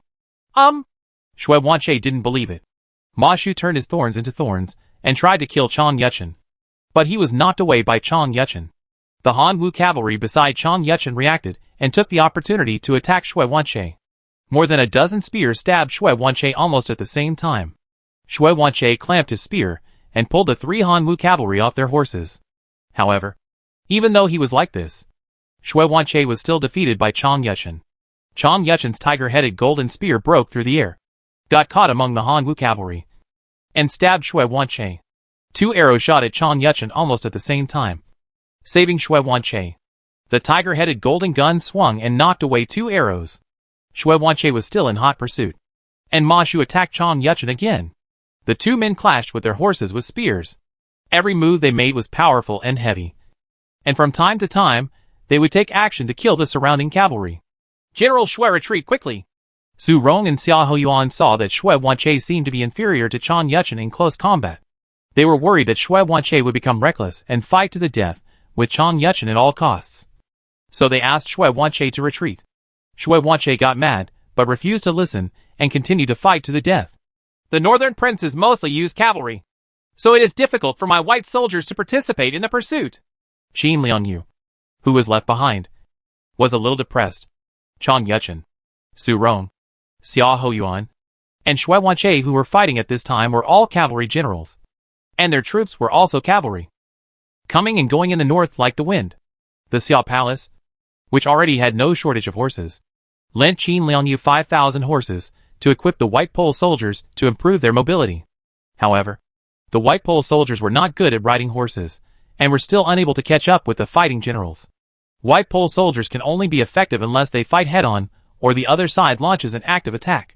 Su Rong and Xia Hoyuan were brought in by the reckless Shui Wanqi, and had to bite Chang Yuchen. Tens of thousands of cavalry fought fiercely, and there was chaos. Suddenly, the ground trembled, and a group of cavalry appeared on the horizon, wearing 2 layers of heavy armor, with only one pair of eyes exposed. "This is the Iron Buddha! Retreat!" Su Rong realized that reinforcements from Chang Yuchen were also arriving one after another. If the fight continued, a decisive battle might be triggered in advance. "Fight back!" Chang Yuchen saw Jin Wushu's Iron Pagoda coming to attack, so he turned his horses, wounded Shui Wanqi, and launched a counterattack. Qin Liangyu, who was in the rear, saw Su Rong and Xia Hoyuan retreating again. He didn't know what was going on, but for the sake of safety, he immediately dismounted and formed a formation. "This is how the same thing!" Qin Liangyu was confused by the fight between several cavalry commanders. He did not know that behind Su Rong and Xia Hoyuan's cavalry, Jin Wushu's Taifuta launched an attack. Chapter 768. The war breaks out in advance. "General Qin, retreat quickly! Iron Buddha is coming!" Su Rong led the light cavalry past the White Pole soldiers, reminding Qin Liangyu that Jin Wushu's Iron Pagoda was coming. Qin Liangyu's expression changed slightly. She had fought against the Iron Buddha in the Battle of Jinkong instance. At that time, the system-enhanced Iron Buddha caused considerable losses to the white-armed soldiers. Although the Iron Buddha in the main world has lost its dungeon bonus, the impact of high-level heavy cavalry is difficult to withstand. It's too late. The White Pole soldiers dismounted and formed a formation. But they were not good at riding, so they could only continue to form a formation and defend. "We can't abandon the White Pole soldiers!" Shui Wanqi woke up after a burst of enthusiasm. Because of his recklessness, he rashly pursued Chang Yuchen, which put the infantry soldiers in danger. Su Rong and Xia Hoyuan had no choice but to stop and protect the White Pole soldiers with Shui Wanqi, with light cavalry as the flanks and 5,000 White Pole soldiers as the main force. Jin Wushu, Chang Yuchen's Taifutu and cavalry may not be able to break the White Pole soldiers' spear array. "Break through the enemy formation!" Jin Wushu's Taifutu has launched a charge, intending to overwhelm the white-armed soldiers in one fell swoop. Originally, the two sides were just fighting, but Shui Wanqi and Jin Wushu were sometimes reckless, leading their cavalry to attack each other directly. And the war suddenly broke out. The white-armed soldiers formed a forest of guns. Their mobility was not as good as that of Iron Buddha, so they had no choice but to defend. The light cavalry of Shui Wanqi, Su Rong, and Xia Hoyuan formed 2 wings, and the formation protruded outward, forming a cross rain of arrows to attack Iron Buddha too. "Let me command the Iron Buddha!" Chang Yuchen believed that Jin Wushu's cavalry bonus to Taifutu was not as good as his own, so he temporarily took over Jin Wushu's command and provided bonuses to Taifutu. Jin Wushu was well aware of Chang Yuchen's bravery, and did not mind becoming a deputy general. At the moment when the commander was changed, the momentum of Iron Buddha Temple changed. The iron hoofs were clanking, and the momentum was like a rainbow. A cavalry, with different commanders, can be in 2 completely different states. Under Jin Wushu's command, Taifutu would be suppressed by Yufei. But now Chang Yuchen's Taifutu is close to Yufei's Beiwei army. The light cavalry's arrows hit the Iron Pagoda's amazingly defensive heavy armor, and were deflected by the heavy armor. Few bows and arrows can break through the defense. The Iron Pagoda stirred up sand and dust in the baptism of arrows. Completely unstoppable, facing the menacing Iron Pagoda, the white-armed soldiers grasped their spears, and the spear array shrank again, forming a more dense formation. The battlefield changed too fast. After receiving the support of Taifutu, Chang Yuchen did not hesitate to seize control of Taifutu and launch a quick assault. Generally speaking, the cavalry rarely takes the initiative to attack the infantry square. But sometimes, if the general thinks that the gap between the 2 sides is too large, it is not impossible. Taifutu's combat style is to attack in cycles until the opponent's phalanx collapses. Taifutu did not attack completely from the front, but chose to cut a corner of the phalanx of White Pole soldiers and attack from an inclined plane to reduce contact with the phalanx of spears. Change! Faced with Taifutu's attacking formation, Qin Liangyu commanded the White Pole soldiers to point their spears in the direction from which Taifutu attacked. Taifutu was divided into dozens of batches, and they took turns attacking the White Pole soldiers. Rows of White Pole soldiers fell under the iron hoofs of Taifutu. The Jurchen cavalry continued to attack, using heavy cavalry to attack this light infantry. However, the White Pole soldiers were holding on tightly, and would not be easily broken by the iron pagoda. This group of white-armed soldiers has no hesitation, and their dense spears will stab the iron Buddha cavalry who accidentally crashes into the square formation to death. The White Pole soldiers fought to the death, and the commander-in-chief Qin Liangyu even went into battle personally. Qin Liangyu himself is not weak in horse combat, and can actually kill more than a dozen iron Buddha cavalry. Su Rong, Xia Hoyuan, and Shui Wanche rushed up with their cavalry to prevent Chang Yuchen from continuing to lead Taifutu to attack the White Pole formation. Although the White Pole soldiers are tenacious, on the opposite side are Chang Yuchen and Taifu Tuesday. Their defensive power is astonishing. They are high-level heavy cavalry specially used by Jurchens to break formations. If they continue to be attacked by Taifutu, then the White Pole soldiers will lead Taifutu. When heavy losses occur, the entire army may be wiped out. They tricked Qin Liangyu, who didn't know what was going on ahead, and had to stay to prevent Qin Liangyu from dying in the battle. Otherwise, the three of them would not be able to explain to the Nanman Lord. The most fundamental reason for this sudden war was that Shui Wanche pursued Chang Yuchen regardless of the cost. With the sound of a stirrup, Qin Liangyu's white spear pierced Jin Wushu's battle axe, and the blade of the spear slashed towards Jin Wushu's fingers holding the long axe. Jin Wushu gritted his teeth and avoided Qin Liangyu's flexible spear, which was dangerous after danger. Before Jin Wushu had time to wipe the sweat from his forehead, Qin Liangyu's spear struck again. With gun shadows everywhere, Qin Liangyu rarely had the opportunity to fight against military commanders from the Central Plains and the North. But he could only do it without making a sound. He made a surprise attack with an extremely fast attack speed. Jin Wushu was overwhelmed and could only rely on his instinct to swing his axe to resist. Although Taifutu has a tendency to defeat the White Pole soldiers, this is because under the command of Chang Yuchen, after Jin Wushu became a fierce general in the battle, he was suppressed and beaten by Qin Liangyu. Guanning cavalry is less than 10 miles away from us. After the war broke out, Li Chongyang and Zhu Dasho led the Guanning cavalry equipped with three-eyed fire guns to appear behind Taifutu and Han Wu cavalry. The Guanning cavalry are heavy cavalry with primitive firearms. The Baigan soldiers and Yu Linwei fought fiercely with the opponent's cavalry. Chang Yuchen's reinforcements arrived again, and the Xia army's reinforcements were personally supported by Coach Wei Qing. Wei Qing allocated 3,000 Yulin guards to Shui Wanche, and his own Yulin legion still had 27,000 Yulin guards. The Yulin guards cavalry, holding banners, came from all over the mountains and plains, like a strong wind.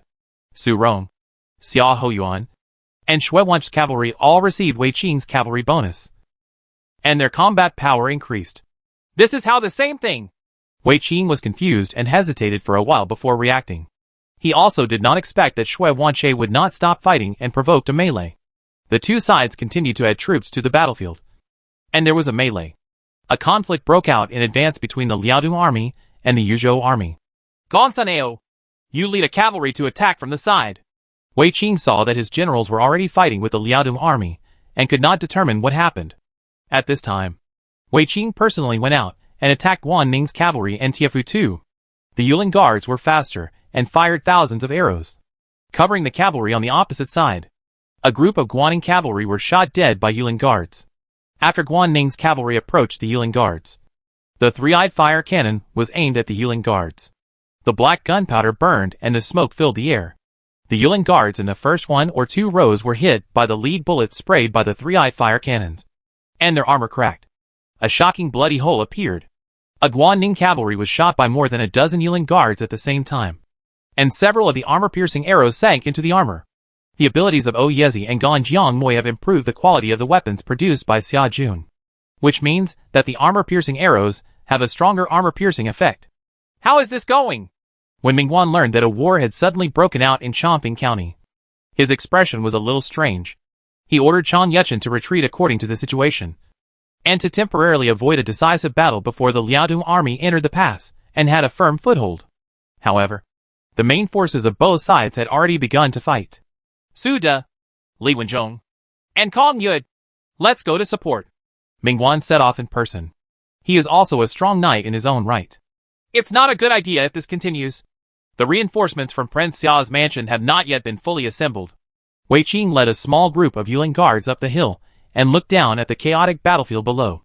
Prince Xia's mansion has already dispatched reinforcements to Yuzhou, and the teleportation array can only transmit a limited number of troops every day. Therefore, Prince Xia's reinforcements have not yet been fully assembled, and the sudden war that broke out was beyond Wei Qing's expectation. Follow my order and retreat to Chongping County. Wei Qing was helpless about the consequences caused by the reckless Shui Wanqi. But as the coach, he had to save the crisis. The Yuling guards formed a pincer attack, forcing Chang Yuchen and Li Chunliang back, covering the troops that had already participated in the battle to leave the battlefield and retreat backwards, while Jin Wushu was beaten by Qin Liangyu and fled. Boom! An Iron Buddha cavalry flew out and knocked away 2 other companions. The 3 Iron Buddha cavalry were either dead or injured. Wu Tugu swung his mace, and the mace directly knocked away the Iron Pagoda cavalry with astonishing defense. The latter was like a kite out of line, vulnerable to a single blow. The Vine armor soldiers are responsible for cutting off the rear. Taifutu had stopped charging, and was frightened for a moment when faced with the giant-like protruding bones. Wu Tugu stood among the army, taller than the cavalry on horseback, wielding a mace, which had a great visual impact. The Liaodong cavalry did not know that the Tingjia soldiers would participate in the battle, and they were not prepared for a fire attack at all. Therefore, Wu Tugu and the Tingjia soldiers, in cooperation with the Yuling guards, successfully completed the task of cutting off the rear with little loss. No more fighting! After Chang Yuchen calmed down, he realized that at this time, the Liaodong army was not ready for a decisive battle with Wei Qing. The Liaodong army needs to occupy a teleportation array within the pass to supply supplies. What a cruel woman! Jin Wushu came to see Chang Yuchen holding his injured shoulder. He was stabbed by Qin Liangyu in the melee. Not only did Qin Liangyu's white pole soldiers not collapse completely, but the general actually wounded Jin Wushu, which was enough for him to be proud of. The last general was too reckless. He thought he had a chance to kill Chang Yuchen, so he chased for hundreds of miles and met Chang Yuchen's reinforcements. Next time, the last general will not dare. Shui Wanqi apologized to his general Wei Qing. Wei Qing remained silent. A country is easy to change, but a person's nature is hard to change. Very few people will truly know their mistakes and be able to change them. Wei Qing had reason to believe that although Shui Wanqi knew his mistake, he would still dare to do it next time. Using these fierce generals makes people love and hate them. When charging into battle, they are not afraid of life and death. But if they are reckless, they will also get into trouble. One group of soldiers and horses will guard Chongping County, and another group of soldiers and horses will be stationed outside the city to stop the Liaodong army. We will support the Lord until he wins the Battle of Mongshan. Wei Qing received reinforcements from Prince Xia's mansion, but was still worried. Suda and Chang Yuchen on the opposite side are equivalent to Wei Qing, and with Xubing teaming up, Xutian can already compete with Temujin.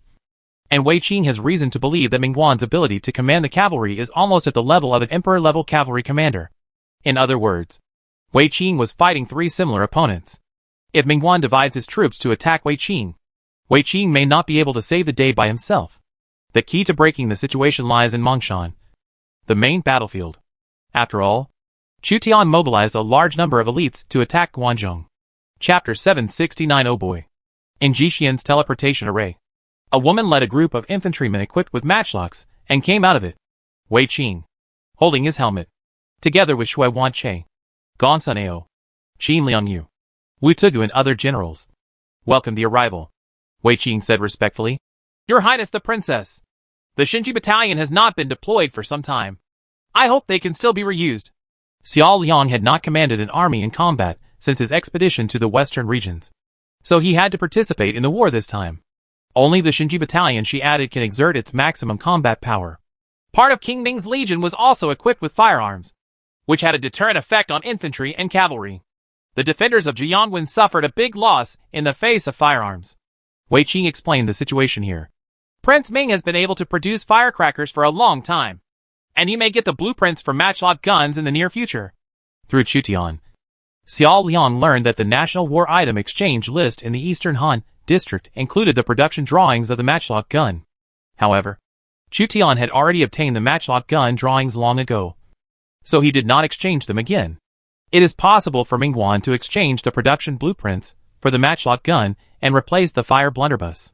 Some arms can be equipped with firearms. Qin Liangyu, there are scars on your face. What is going on? Xiao Liang noticed that there was an arrow mark on Qin Liangyu's fair cheek, and seemed to notice something. That's what happened. Wei Qin had to explain.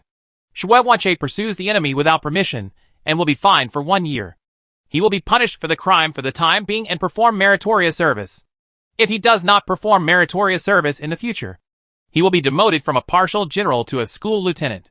Xiao Liang felt scared because Shui Wanche almost provoked a decisive battle with the Liaodong army without all the personnel. If the Yuzhou army is defeated, and Yuzhou is occupied by Mingguan, then the entire strategy will be lost. The White Pole soldiers do not lack morale, but their equipment is not sophisticated enough. I will send thousands of pieces of armor, and a batch of divine arm bows or mulberry bows to replace the equipment of the White Pole soldiers. As for the weapons, the White Pole guns are White Poles. The unique equipment of soldiers should not need to be replaced. Xiao Liang noticed that Qin Liangyu's White Pole soldiers were poorly equipped except for special weapons. After all, the southern barbarians were not as wealthy as the central plains. However, the Chutian forces have no shortage of sophisticated armor, weapons, and war horses. So when the southern barbarians send troops, the Xia Palace can definitely provide equipment. Your Royal Highness, you are such a good person. Qin Liangyu has a good impression of Chutian's forces. The southern barbarians sent troops to help and travel thousands of miles to the north to support them. It would be too chilling if they didn't even send out weapons. Xiao Liang counted the losses, and found that the Yulin guards had 2,200 cavalry killed, while the White Pole soldiers had 1,000 dead. The Vine Armor soldiers had 400 dead, and thousands of lower-level soldiers had been killed.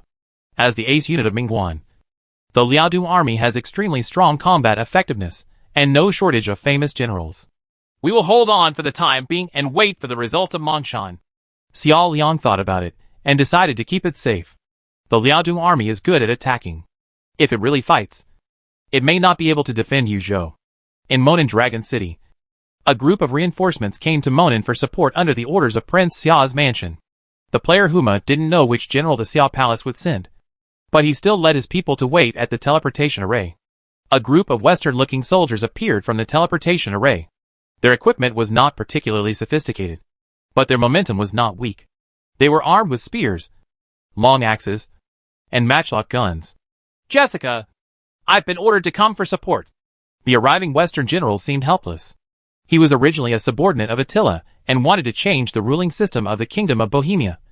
But he was forcibly taken away to the east and participated in the Great War in the east. The Hunnic Empire was destroyed. Attila died unexpectedly, and it was impossible for Jessica to return to the western continent. Jessica, who is good at using chariot and fort tactics. So these are the infantry of the Hussite army, and some of them are equipped with matchlock guns.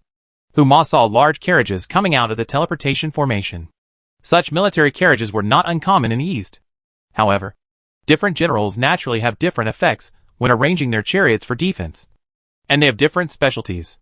I came here to deal with the 8 Banners cavalry on the order of Princess Xia. I hope it's not too late. Although Jashika was not very loyal, he had nowhere to go when he arrived in the eastern continent, and he had to consider the fate of his companions in the Hussite army, so he could only serve Chutian. Maybe it's too late. The cities on the prairie are not as strong as you think. The 8 Banners are plundering villages, and even county towns of various tribes. Maybe Li Mu and the others have already fought with the 8 Banners cavalry. Your chariot and fort can restrain the 8 Banners from the front. Cavalry. But the 8 Banners cavalry has a carriage, which is similar to your large carriage and can block the opponent's arrow rain. It is very practical whether it is used for offense or defense. The 8 Banners and the Monin cavalry have started fighting? I have to go to the battlefield. Jashika heard that a battle broke out between the 8 Banners cavalry and Li Mu and the others, so he immediately went to support them. Huma looked at the teleportation array. Besides the Hussite army, are there any other reinforcements? And the Knights of the Round Table. King Arthur led a small group of Knights of the Round Table out, and the hero Bedivere of the Round Table Knights followed King Arthur loyally. In the Moaning Grassland, another cavalry battle broke out, with the neighing of war horses and the clash of sabers everywhere. Shoot the arrow! Shoot the arrow! Zhao Kuo raised his sword high, and the Hun's cavalry, who were restrained by Zhao Kuo, threw stray arrows at a group of cavalry with yellow flags. Thousands of tributaries rise into the air, and under the influence of gravity, after reaching a certain height, they roar down diagonally. With a sneer, An arrow pierced the cloth armor of the cavalryman with the yellow flag and hit the iron piece hidden in the cotton cloth. A dense rain of arrows fell, and dozens of cavalrymen with yellow flags were shot like hedgehogs. The iron sheets blocked some of the arrows, but some of them still hit the fragile places between the iron sheets and the cavalry's facade. Jacques did not breathe a sigh of relief because the Hun's cavalry shot and killed dozens of Xionghuang banner cavalry. Because this was just the beginning. The current leader of the Xionghuang banner, Obai, held a wild goose feather sword and led the Xionghuang banner cavalry to attack Xiao directly. Include. The war horses are galloping. Ao worships the fierce god. His whole body is hunched like a wild leopard, and his saber is raised high. The 8 banners cavalry soldiers split up and attacked Li Mu's army from several directions, leaving Li Mu unable to take care of the 200,000 troops. Ao Bai took the lead and planned to use his own force to open a breakthrough for the 8 banners cavalry. What Obai attacked was Zhaoqua's position. The cavalry on the opposite side obviously has 3 styles. One of the cavalry is not calm enough. Nirachi was observing the entire battlefield and discovered that apart from the 2 famous generals of the Warring States period, Li Mu and Zhao Shi, Zhaoqua's cavalry was not stable enough in comparison, and Nirachi regarded it as a breakthrough. Huang Taiji, you lead the Zhenghuang banner cavalry and Obai Xionghuang banner cavalry to attack in that direction and defeat them in one fell swoop. Nirachi pointed to the direction of Zhaoqua. Zhaoqua's characteristics are not weak compared to the Hun's cavalry, but compared with Li Mu and Zhao Shi, he is undoubtedly a good breakthrough point. My son will definitely be defeated. Huang Taiji pulled out his sharp saber, and the yellow flag cavalry roared out, and the horses galloped, forming waves and rushing towards Zhaoqua. After Zhaoqua was regarded as a breakthrough, he was attacked by 2 cavalrymen from the 8 banners, the Zhenhuang banner and the Xionghuang banner. The combat effectiveness of these 2 banners was considered elite even among the 8 banners cavalry. Kill! Zhaoqua faced the ferocious 8 banners cavalry. At this time, it seemed that any tactics were useless. When the cavalry met, the brave one won. We betrayed King Xia last time. This time we must show King Xia that we are still valuable. Otherwise the treatment of our Xiongnu tribe will be extremely poor in the future. Yu Fulua and Hu Chuquan were worried about being punished by Chu Tian in the future. They were considered guilty, and must use victory to wash away their shame. The Southern Hun's cavalry also participated in this battle with the 8 banners cavalry. When Obai's Xionghuang banner cavalry rushed over, Yu Fulua and Hu Chuquan drew their Huanshou swords and led the Southern Hun's cavalry to rush forward to meet them. 2 cavalrymen fought, and the Southern Hun's cavalry fell to pieces. Obai's troops are high-level cavalry, while the Southern Hun's cavalry are only low-level cavalry. There is a considerable gap between the 2 sides. Die! Obai stared at the nobles of the Southern Huns. Although the Southern Xiongnu nobles were exempted from taxation and administrative power within the tribe, because the nobles could easily produce military commanders with better attributes, Chu Tian still appointed a group of Southern Xiongnu nobles as generals when recruiting troops from the Southern Xiongnu tribe. Yu Fulua and Hu Chuquan were also in the army and served as commanders of 10,000 soldiers of the Southern Huns. Obai stared at Yevluo, whose clothing was different from that of the lower-level Huns cavalry, and killed more than a dozen Southern Huns cavalry until they were in front of Yevluo. Block him! Humphrey discovered this ferocious general. Every tribe has a strong general who is known as the number 1. And Obai is the number 1 general of the Hojin Jurchen tribe, who dares to charge into battle and kill generals. The Shanyu guards of the Southern Huns tried to intercept the fierce General Obai. The Shanyu guards? However, the Shanyu guards of the Southern Huns are vastly different from the Shanyu guards of Mount Un. Crush them! If it were the guard of Mount Un Shanyu, the most powerful among the Xiongnu, Obai would retreat. However, the Huns in Mount Un Shanyu's era were full of martial virtue, and Yu Fulua's Southern Huns were deposed. The cavalry with yellow flags defeated the Shanyu guards, and cut down the elite Hun cavalry with their sabers. Obai has already taken a stab at Yu Fulua. The sharp blade of Yan Ling Dao was glowing with cold light, and it fought with Yevluo's Huanshou down more than 10 times. The 2 daggers collided, and the sound was mind-numbing. Humphrey's hand holding the knife was trembling, and he might take it off at any time. He saw a trace of cruelty and contempt in Obai's eyes. It is estimated that in Obai's eyes, Yevluo is not worthy of being his opponent. Brother, let me help you! Hachiquan saw that Yu Fulua was in a bitter battle, or to be precise, being played by Obai. So he came to support Yu Fulua with a knife. Are these the Huns who once dominated the prairie? Just mediocre. Obai suddenly caught a glimpse of Li Mu's cavalry achieving results in other directions. and knew that there was no time to continue toying with Eufulua. So he killed Eufulua, the southern Xiongnu under his horse with a powerful saber. Eufulua was unable to fight back under the attack of the most powerful Jurchen general. Brother! The Chiquan was very sad and angry. And the Lord, when a group of powerful princes rose up, leading the southern Xiongnu tribe, Eufulua survived in the cracks, but still died on the battlefield. General Huvralt. Zhao Kui turned pale when he saw that a general assigned to him by Li Mu had died in battle. Obai has changed his target to Zhao Kui. The Xiao army does not have many generals in Monan. If the generals of the Xiao army are killed, then the Monan Prairie will be obtained. Obai is really brave, but it's a pity that he is under the command of King Ming. Nirachi said it was a pity. The Shilon banner was defeated, and the flag leader Amin was injured by Li Mu's cavalry. The enemy General Zhao Shi drove back Mangur Tai, the leader of the Zhonglong banner. When Obai was in full swing, Nurhasai received unfavorable news. Chapter 770. The Car Castle reappears. The cavalry with blue flags receded like a tide. Li Mu chased to the cavalry formation of Nurhasai and Wan Yanaguda, stretched out his hand to stop the Zhao border cavalry and Xianbei cavalry, and confronted Nirachi and Wan Yanaguda. Opposite were two emperors of the Jurchen civilization. They had the characteristics of monarchs. But Li Mu was not sure. The leader of the Xianglong banner, Amin, was seriously injured and fled to Nirachi, where he fell from his horse. We must save Amin! One of Nirachi's flag masters was injured by Li Mu, which made Nurhasai very angry. But facing Li Mu, Nurhasai did not dare to attack alone. He needed at least Wan Yanaguda's cooperation before he dared to attack Li Mu. Thousands of Jurchen cavalry came over, and Wan Yanaguda took the initiative to join Nirachi, just as Nirachi did not dare to attack Li Mu's cavalry alone. Wan Yanaguda did the same. Li Mu was arranged by Chu Tian as the commander-in-chief of the Monan army, because Li Mu was an out-and-out emperor-level cavalry commander. Nurhasai, I think we need to attack together. Otherwise we might be killed by Li Mu. Wan Yanaguda glanced at Nirachi. Can! The two Jurchen leaders had a tacit understanding. None of them dared to step forward alone. But the two of them could overwhelm Li Mu together.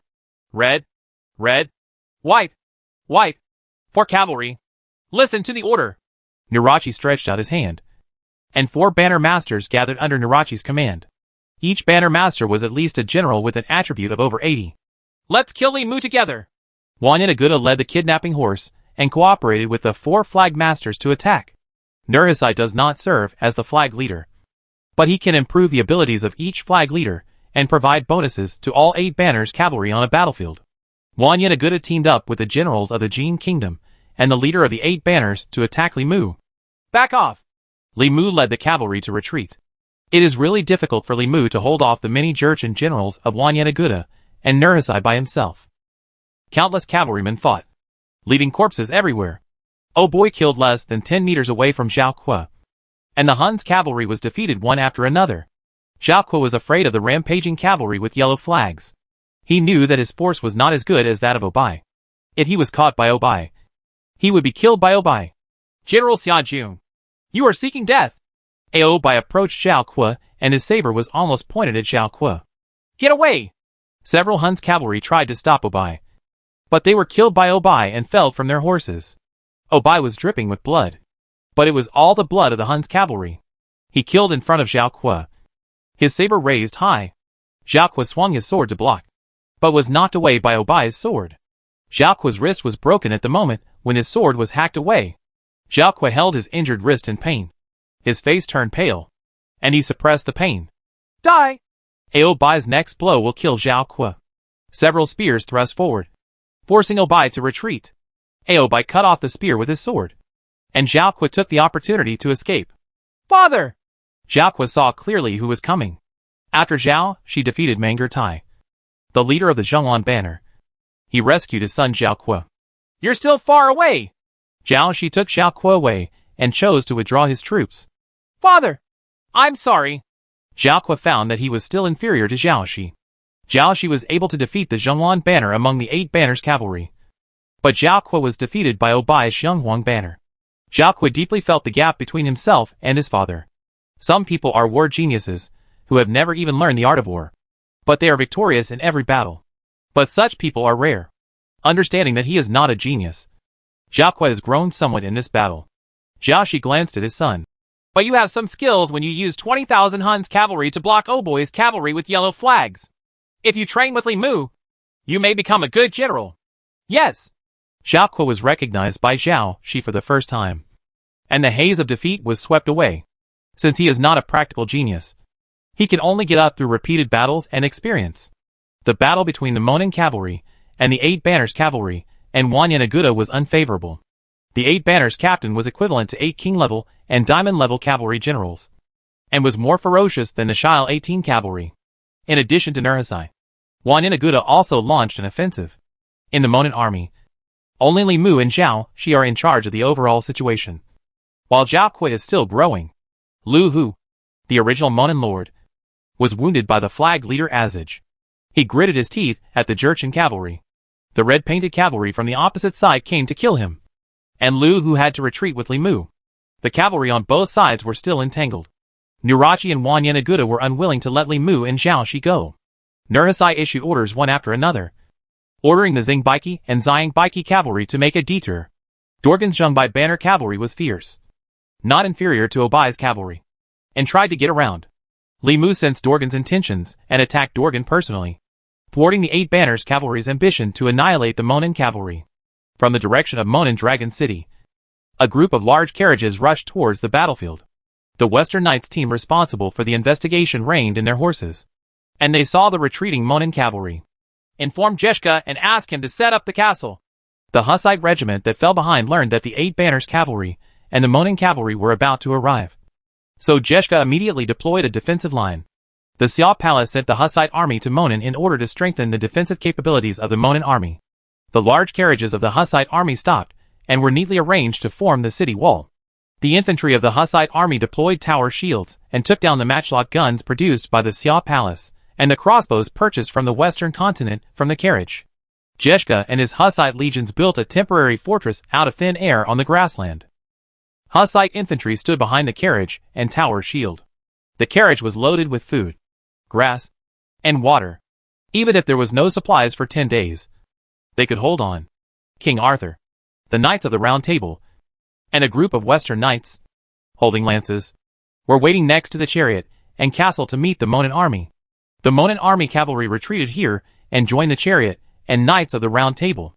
Military vehicles? Our reinforcements? Li Mu and Zhao Shi fought alone, and finally received reinforcements from Prince Xia's mansion, and they were relieved. The chariot's mobility is insufficient, but it is used for defense. Unless the opponent has a strong general, it can force a breakthrough. Retreat to the sides and rear of the military vehicle to rest. The Monin cavalry roared past, relying on the defense of the chariot and fort to resist the pursuers and rest. The size of the cavalry is actually so large. The one-eyed Jashika adjusted the position of his eye patch, and he saw endless cavalry appearing. The Sand City was flying, stretching for hundreds of miles, shocking the cavalry battle on the prairie. The warring parties may have invested as many as 300,000 cavalry. In the Kingdom of Bohemia, it is rare to see such a large cavalry. However, in the northern prairie of the eastern continent, fighting with hundreds of thousands of cavalry was a common occurrence. This is the first large-scale battle in the northern prairie. Stop!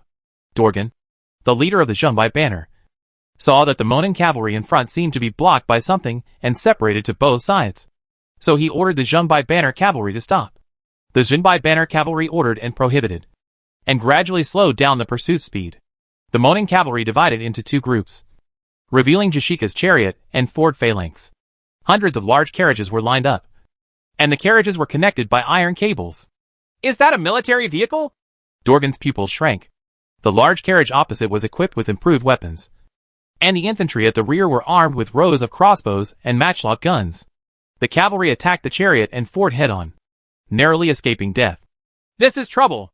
Nurachi and Wan Yanaguda were blocked by the chariot, and for a moment, they were unable to make a move. Chapter 771 Sun Jian joins the battle. Dad, take me with you on this expedition. A young man in purple silk took the initiative to recommend himself to Sun Jian, who had put on armor. Sun Quan was already 12 or 13 years old at this time, and wanted to participate in the expedition and make achievements. This expedition is full of dangers.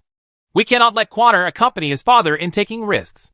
You should learn how to govern the world, rather than marching and fighting. You are not as good as your elder brother in marching and fighting. But you are not as good as your brother in balancing the family and guarding the foundation. You? The world may be unified within 10 years. At that time, there will be no shortage of generals to conquer the world. But there will be a shortage of talents to govern the world. Sun Jian rubbed Sun Quan's hair, still unwilling to let Sun Quan go into battle. Sun Quan pouted, obviously not very satisfied with Sun Jian's evaluation. He wanted to be like his father and brother, leading troops to fight for one side and becoming a famous general instead of an interior minister. Sun Quan asked, Father, where are you going to attack? When marching or fighting? Secrets are not allowed to be revealed, even to family members. But I also want to pacify the world in all directions. If this fashion happens, and the world is in chaos, and heroes are everywhere, maybe Quanner, you still have a chance. But now there are only a few families in the world who can make things happen. Sun Jian lamented that even he relied on others and could not build a career. The era of separatist rule by the heroes in the Eastern Han dynasty has entered its final stage. The territories of various princes are solid, and it is very difficult to annex each other, let alone establish their own empire. Liu Bei moved from the north to the south, and it took him 10 years to get a piece of territory of his own. Xiang, don't mess around. Sun Jian realized that at some point. Sun Shangxiang hugged his neck again, lying on his back, and his little hands were still pulling Sun Jian's hair. Sun Jian took the young Sun Shangxiang down. Sun Shangxiang already had some strength and stared at Sun Jian with his flexible eyes. What's going on with this little guy? Sun Shangxiang was not very sensible yet, and was making trouble everywhere. Sun Jian suspected that Sun Shangxiang would be more powerful than Sun Quan when he became an adult. Father! Zhou Tai, Song Jiang, Hua Rong and other generals have already arrived. Sun Ce came to see Sun Jian. Sun Jian put Sun Shangxiang down and said to Sun Quan, Take care of your sister. Sun Shangxiang was dissatisfied and climbed onto Sun Ce's back again. Dot! Sun Ce, like Sun Jian, had nothing to do with the energetic Sun Shangxiang. A pair of strong hands lifted Sun Shangxiang up. Brother will take you to the battlefield in the future. Now my father and I have enemies to deal with. Do you understand? Sun Shangxiang nodded in understanding. Sun Quan was even more depressed. Why did Sun Jian and Sun Ce plan to let Sun Shangxiang go to the battlefield in the future? But they were unwilling to take him with them. Sun Jian left the Ho mansion with Sun Ce, who inherited his military talents. Outside the Ho mansion, Sun Jian's team gathered. There were 3 factions within Sun Jian, including veterans from Jiangdong such as Huang Gai and Cheng Pu, newly recruited generals such as Zhou Tai and Jiang Qin, and Lianshan generals recruited by Song Jiang. Song Jiang's biggest role in Sun Jian's case was not that he was good at fighting. Sun Jian completely used Song Jiang as a tool to recruit Lianshan generals. Song Jiang has the characteristic of gathering righteousness, which can attract Lianshan military generals who are living in various places to take refuge.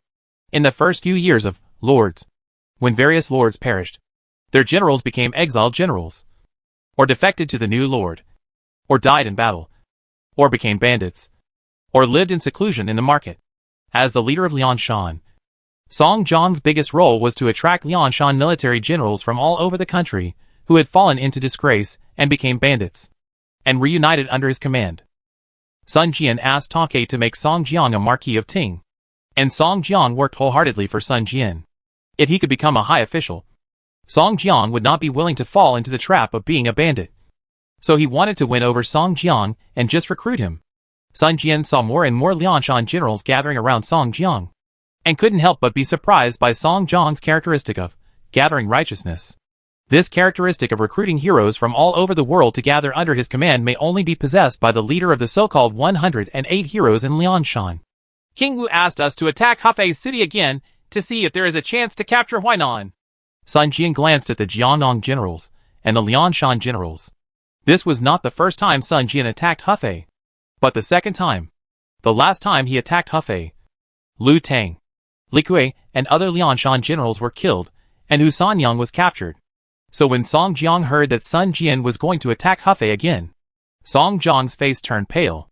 Hefei's city has been reinforced year by year by the Chutian forces, and has become indestructible. Song Jiang confirmed again. Are we really going to attack Hefei? I heard that the defender of Hefei is Zhang Liao, who defended Hefei last time. Sun Jian replied. If Hefei is not in our hands, Jianhui is difficult to capture. And Jianhui is not in our hands. And Jiangdong is difficult to defend. As long as there is a chance, we will definitely capture Hefei. The teleportation array has been activated, and the ships and troops of Lujiang County have been assembled. As the commander-in-chief, Sun Jian made a decision that Song Jiang could not refuse. These two people, who are they? Sun Jian discovered that there was another general from Liangshan and took the initiative to seek refuge with Song Jiang. The traveler Wu Song, the flower monk Lu Jishan. They look powerful. I hope they can make military exploits in the upcoming Battle of Hefei. If they do, I will commend them for their military merit and appoint them as captains or captains. There were a lot of Liangshan generals who were actively attracted to join Song Jiang. Most of them were crooked, and only a few generals could be reused. Shi Qian is responsible for investigating the reality of Hefei City. Sun Jian unceremoniously used the "Blee on the drum." Shi Qian. Liangshan military general Shi Qian was a thief and was good at investigation. His characteristics were disguise and sneaking, which were also very rare characteristics. Thank you to Marquis Wuching for your attention. Shi Qian successfully sneaked into Hefei City last time. This time, he was familiar with the road and was no stranger to it. Let's go! Sun Jian led a group of generals and tried to capture Hefei again. Hefei is a thorn in the side of Jiangdong forces. As long as there is a chance, Jiangdong forces will not give up taking Hefei. Otherwise, once the north is unified, Hefei will be the bridgehead for northern troops to move south. In Hefei City, Zhang Liao once again served as the commander-in-chief and guarded Hefei. This time, Chu Tian sent Ma Yuan, Tianji, Lu Su and others to assist Zhang Liao in defending Hefei. Zhang Liao's army also added generals such as Wen Yang, Hu Sanyang, and Yu Shi. The last time Zhang Liao defended the city, the defenders did not have many generals and troops. So this time Chu Tian intended to strengthen the defenders of Hefei. And no matter how critical the war in the north was, Chu Tian never mobilized the Huainan army. The Huainan army's goal is to deal with Jiangdong army. Ta Ke, the king of Wu in Jiangdong, is not an ordinary person. He always covets Jianghui. As long as Chu Tian dares to move, Ta Ke will join the Xianying alliance at any time. Lujiang County ships and troops are mobilizing, and the Beifu army is attacking Jiangling. Is it possible that Sun Jian will raid Hefei at this time? Lu Su deployed many eyes and ears in Lujiang County. He learned of the changes in Lujiang County immediately, and then deduced the movements of Jiangdong army. The Jiangdong army is divided into two large factions. One is Tongqua's Beifu army, and the other is Sun Jian's Jiangdong army. Sometimes the two factions will act separately. Jiangdong army will not be willing to let Hefei be in our hands. Zhang Liao was summoned by Lu Su, who had already explained Jiangdong army's intentions to him. Lu Su took what Zhang Liao said. They won't spend too much time in Hefei. As long as they block Jiangdong's army for a while, they will retreat when they see that they can't capture it. Exactly. Zhang Liao and Lu Su had the same ideas. It is said that many rogue bandits went to seek refuge with Song Jiang of Jiangdong army. I wonder what charm Song Jiang has that can actively attract rogue bandits to seek refuge with him. Among these military generals who have gone to Song Jiang, there are some who are not low in military force. They may will participate in the attack on Hefei. You mean King Wu will send Sun Jian and Song Jiang to attack Hefei? They were the ones who attacked Hefei last time. They are familiar with the roads, so it is very likely that King Wu will send them to attack again. They can also be regarded as our old opponents. Zhang Liao also discussed with Lu Su, who was the military advisor, about setting up defenses, including the guards at each city gate. I heard that your son is already 1 month old. I wonder what his name was. Lu Su had been cooperating with Zhang Liao for a while, and knew that Zhang Liao's son was born recently. So he took the initiative to ask. Zhang Liao mentioned the son who San Yang gave birth to and replied, Zhang Hu. Zhang Hu. Lu Su just smiled slightly. Zhang Liao's name was also simple and crude. Just the word tiger, and he was done. There may be a war in Hefei. You and Hur will go to Xia City to take refuge. After Zhang Liao deployed the city defense of Hefei, he found Hu Sanyang and asked her and her son Zhang Hu to take refuge in Xiaqing. I will send Hur to Xia City, and then come back to fight alongside you. Hu Sanyang was unwilling to leave alone. Alright. Zhang Liao didn't force it. The whole world was in chaos, and he thought Huainan would remain peaceful for a while. But Jiangdong army would not let go of the opportunity to add insult to injury. In Lujiang County, many cities were closed to prevent any news from spreading. Lujiang County began to close the city, and the Hefei defenders were sure that the Jiangdong army was going to take action. At Bawangpo, the prefect of Nanyang County said that the Tang dynasty sent generals Guozi, Qin Qiong, and Su Chu to confront Xucheng's Li and Chaoren armies. The flames of war have completely covered the entire Han Empire, including Prairie, Yuzhou, Monshan, Xiliang, Atao, as well as Huainan and Bawangpo. In Yizhou, the coalition forces of Liu Bei and Yang Su defeated the rebel Gan Ning in Baojuan, and Gan Ning and others fled to Jingzhou. Yang Su, Yizhou, we have won 3/4 of it. Will you do it, or should I do it for Yizhou Mu? Liu Bei and Yang Su were not in a superior-subordinate relationship. When the two men occupied Yizhou, it was time to carve it up. You call me the Duke of Shu and the Shepherd of Yizhou. I am the Duke of Ba, and I will lead the governor of Ba County. Yang Su took a fancy to Baojuan as his stronghold and gave Chengdu to the more powerful Liu Bei.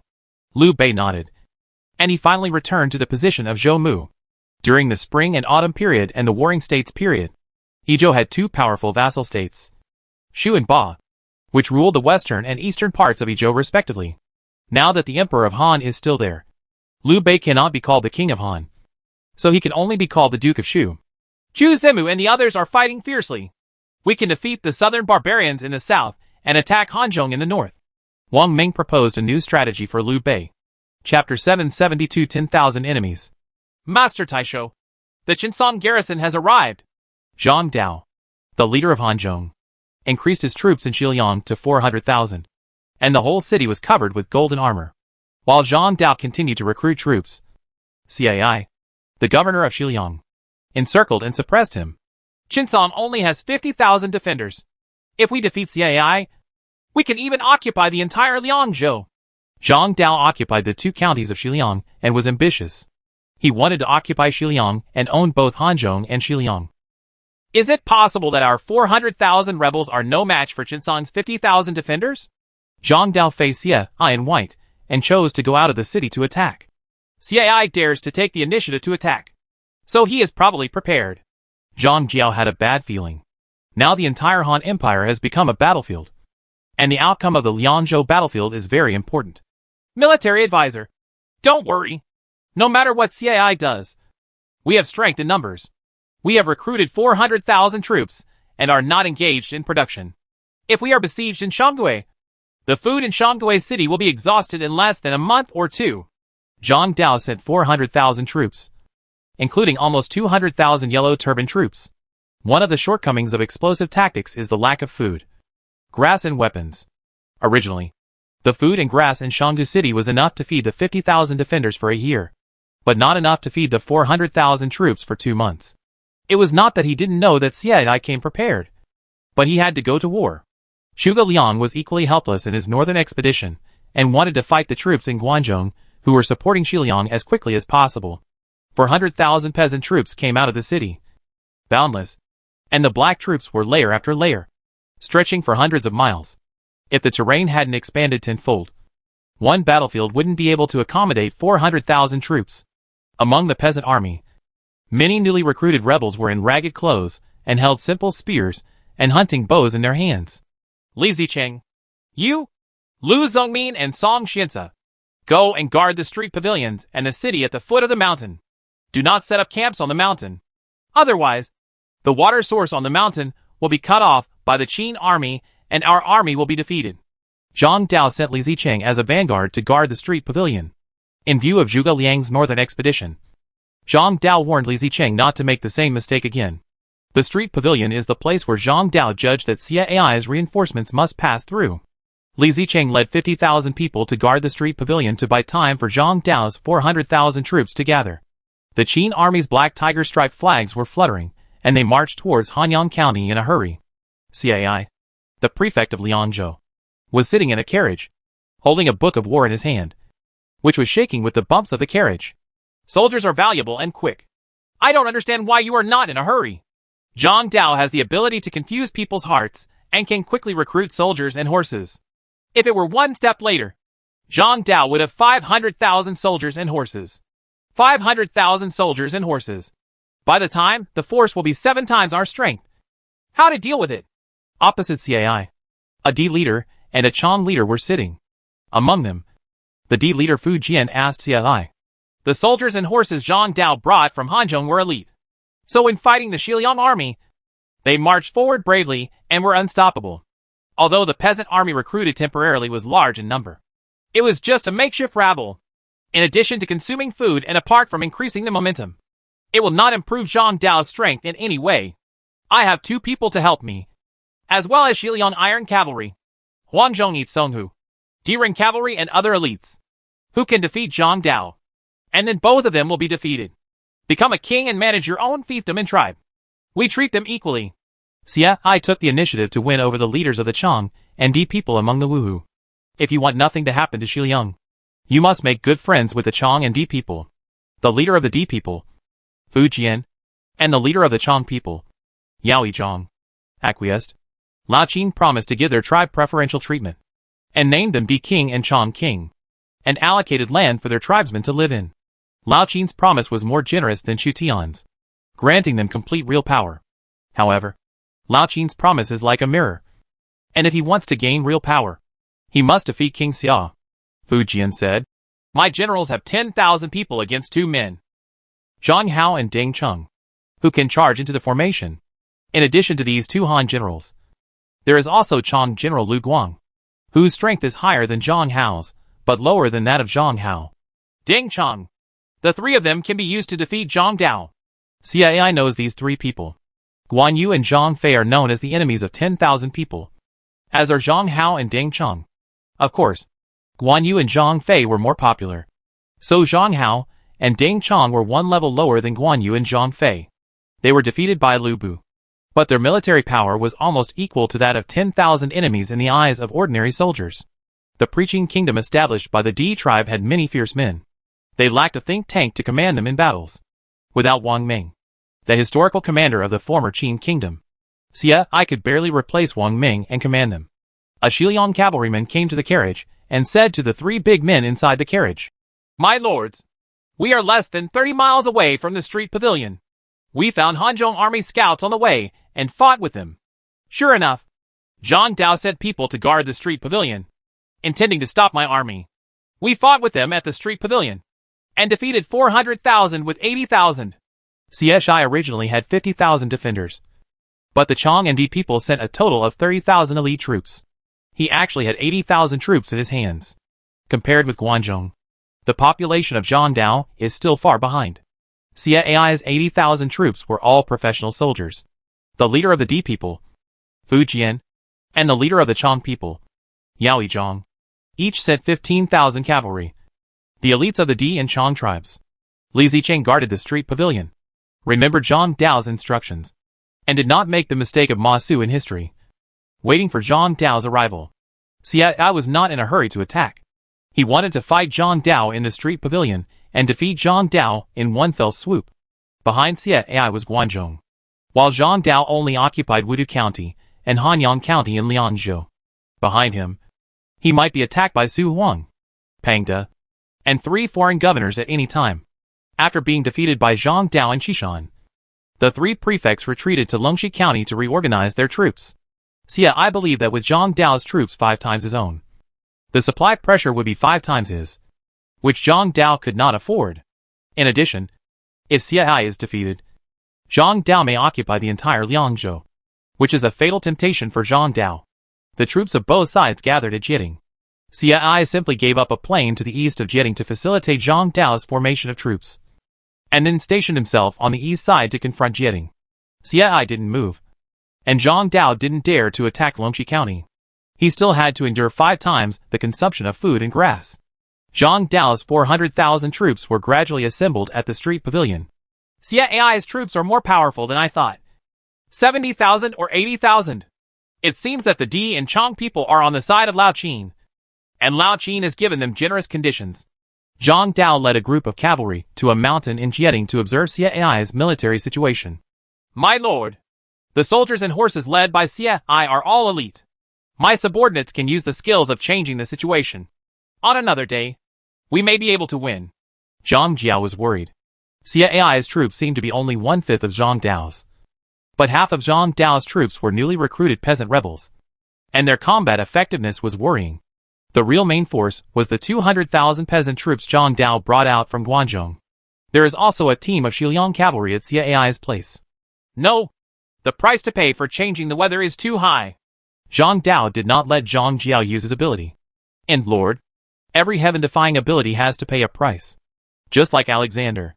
So far, he seems to be afraid of something.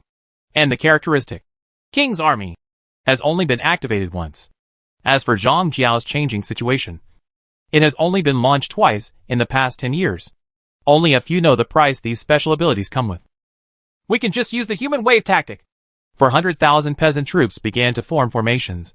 And as far as the eye could see, they were all densely packed peasant troops.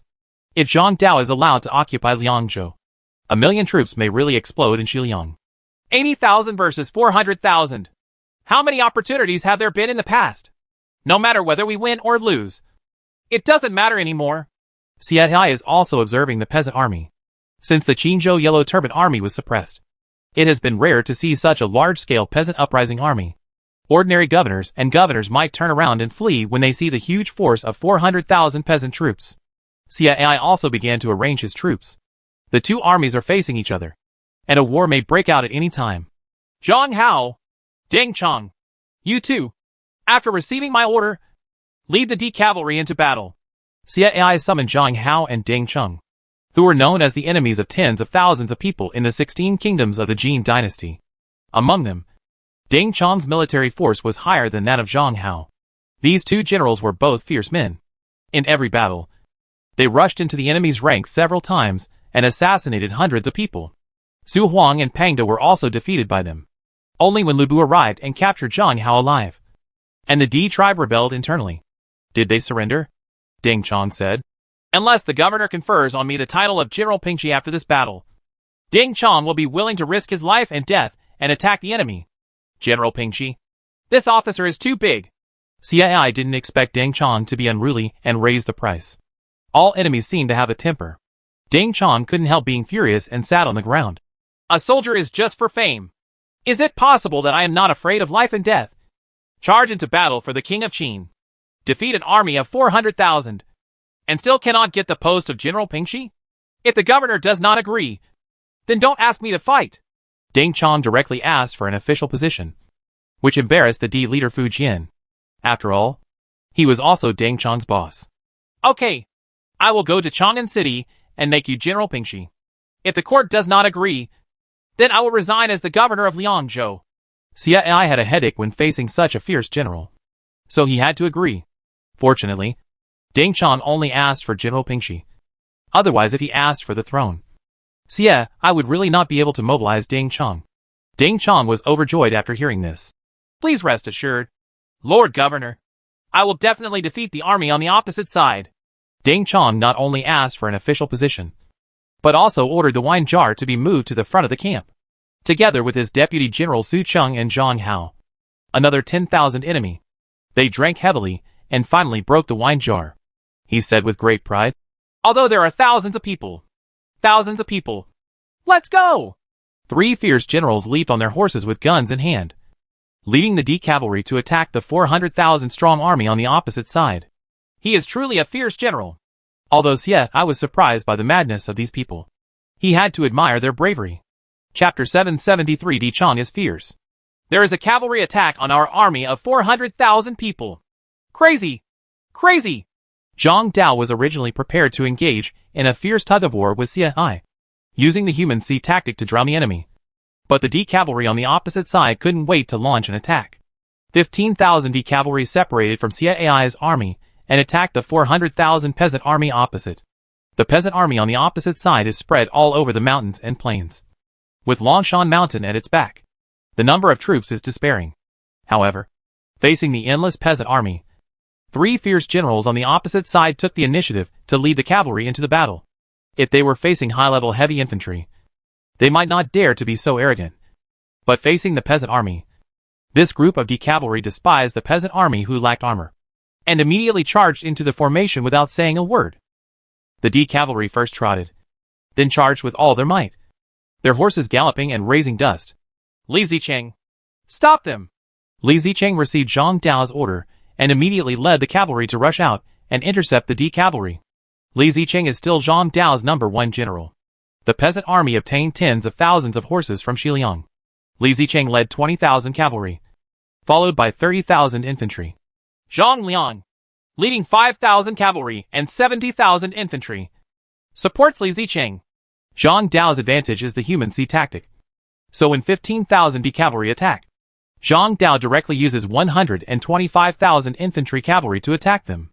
The 125,000 infantry and cavalry were like a black wave, drowning the D cavalry. Zhang Bao, Chen Sheng, Wu Guang, and Yang Ren commanded their own troops respectively. Zhang Dao also ordered the soldiers and horses of each battalion to prepare for battle. On the opposite side, CI still had tens of thousands of soldiers and horses that had not moved. The 15,000 D cavalry did not evade and ran directly into Li Zicheng's infantry. The galloping horses trampled the infantry and knocked away the first 1 or 2 rows of infantry. Ding Chong thrust out the spear in his hand and ran rampant among the 100,000 troops. The oncoming peasant army was killed by him. Lieutenant General Su Cheng followed Ding Chong to share the pressure from Ding Chong. Wherever he went, the Chuangwanglia private camp had to be separated. Can't stop! Zhang Hao and Deng Chong joined forces to charge into the battle. He knew that the cavalry could only move forward. The cavalry galloping on the flat ground can defeat 10 times the infantry, while the cavalry standing still may not be able to defeat even 1 infantryman. 3 fierce generals and 15,000 D cavalry rushed into Li Zicheng's 125,000 army. They were like sharp blades parting the waves. In one charge, thousands of infantry were killed. Li Zicheng's cavalry arrived and was scattered by the fierce D cavalry. Li Zicheng looked around and saw that the D cavalry was overwhelming. How can the impact of this cavalry be so powerful? Li Zicheng felt his scalp numb when he discovered that the D cavalry easily overwhelmed his cavalry. 3 fierce generals, Deng Chong, Zhang Hao, and Su Cheng, joined forces and took the lead, using them as sharp blades to open up a breakthrough. Kill him! Deng Chong, who had fallen into madness, attacked Li Zicheng under his banner. The horses galloped. Deng Chong held a spear in his hand, killed the cavalry around Li Zicheng, and broke through all the way to Li Zicheng. Li Zicheng blocked with a shield, but Deng Chong pierced the shield with a spear, almost passing by Li Zicheng's face, and almost killed Li Zicheng. With just one thrust, Li Zicheng knew that he was no match for Deng Chong. The cavalry around Li Zicheng came one after another to support Li Zicheng. Hundreds of low-level cavalry were killed by Deng Chong and fell under Li Zicheng's horse. Go up and kill them! Once they die, the morale of this group of D cavalry will drop. Li Zicheng saw some problems. The D cavalry rampaged through the 125,000 strong army, not only because of the force of the 3 fierce generals Deng Chong, Zhang Hao, and Su Cheng, but also because of their bonus to the cavalry and the fear they brought. Li Zicheng thought of the scene when Guan Yu and Zhang Fei rushed into the battle with Liu Bei's army, and he couldn't help but feel scared. At that time, he was attacked by Guan Yu's 500 axemen and was chopped by Guan Yu. The scene now is almost the same as that then. He ordered the army to move forward, intending to use the human sea tactic to kill these 3 fierce generals. While he retreated backwards, the D cavalry were still rampaging, crushing tens of thousands of peasant infantry and cavalry, as if they were in an uninhabited land. How so? Zhang Dao stood watching the battle from a high place and found that Li Zicheng's army was attacked back and forth by the D cavalry 4 times. The morale dropped from 84 to 45 and was about to collapse. The D people established the former Qin dynasty, and the former Qin dynasty seemed to have several fierce generals. Zhang Dao thought about the powerful generals of the former Qin dynasty, and the names of Deng Chong and Zhang Hao, 2 enemies of 10,000 people, appeared in Zhang Dao's mind. Both of these men are fierce generals who dare to attack the enemy's formation single-handedly. Their cavalry is extremely capable of charging into battle. Let the rebels go into a state of frenzy.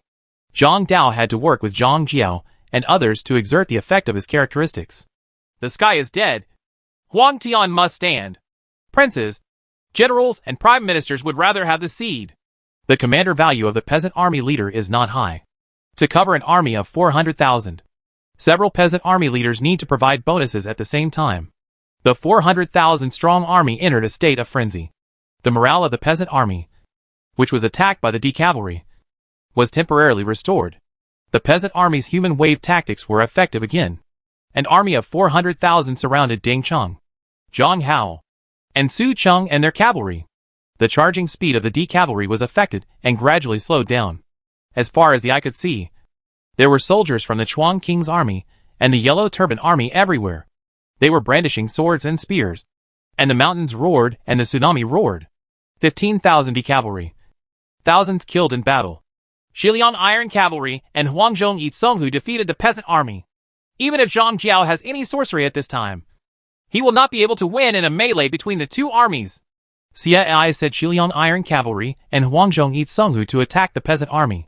Two cavalrymen broke into the crazy peasant army, and a fierce battle broke out between the two sides, with iron cavalry and fanatical peasant troops waving their weapons. The largest battle in Shiliang broke out in the street pavilion. After the two sides turned into a melee, we can only look at the eliteness and morale of the soldiers on both sides. The heavy rain in the Qishan Mountains prevented the Shiliang cavalry from taking advantage of the cavalry's advantages. But now, the Shiliang cavalry can trample the fanatical peasant army head-on. The condescending Shiliang cavalry used their spears to provoke the weak defense of the Yellow Turban soldiers. And the galloping horses pushed the Yellow Turban soldiers. The soldiers flew away.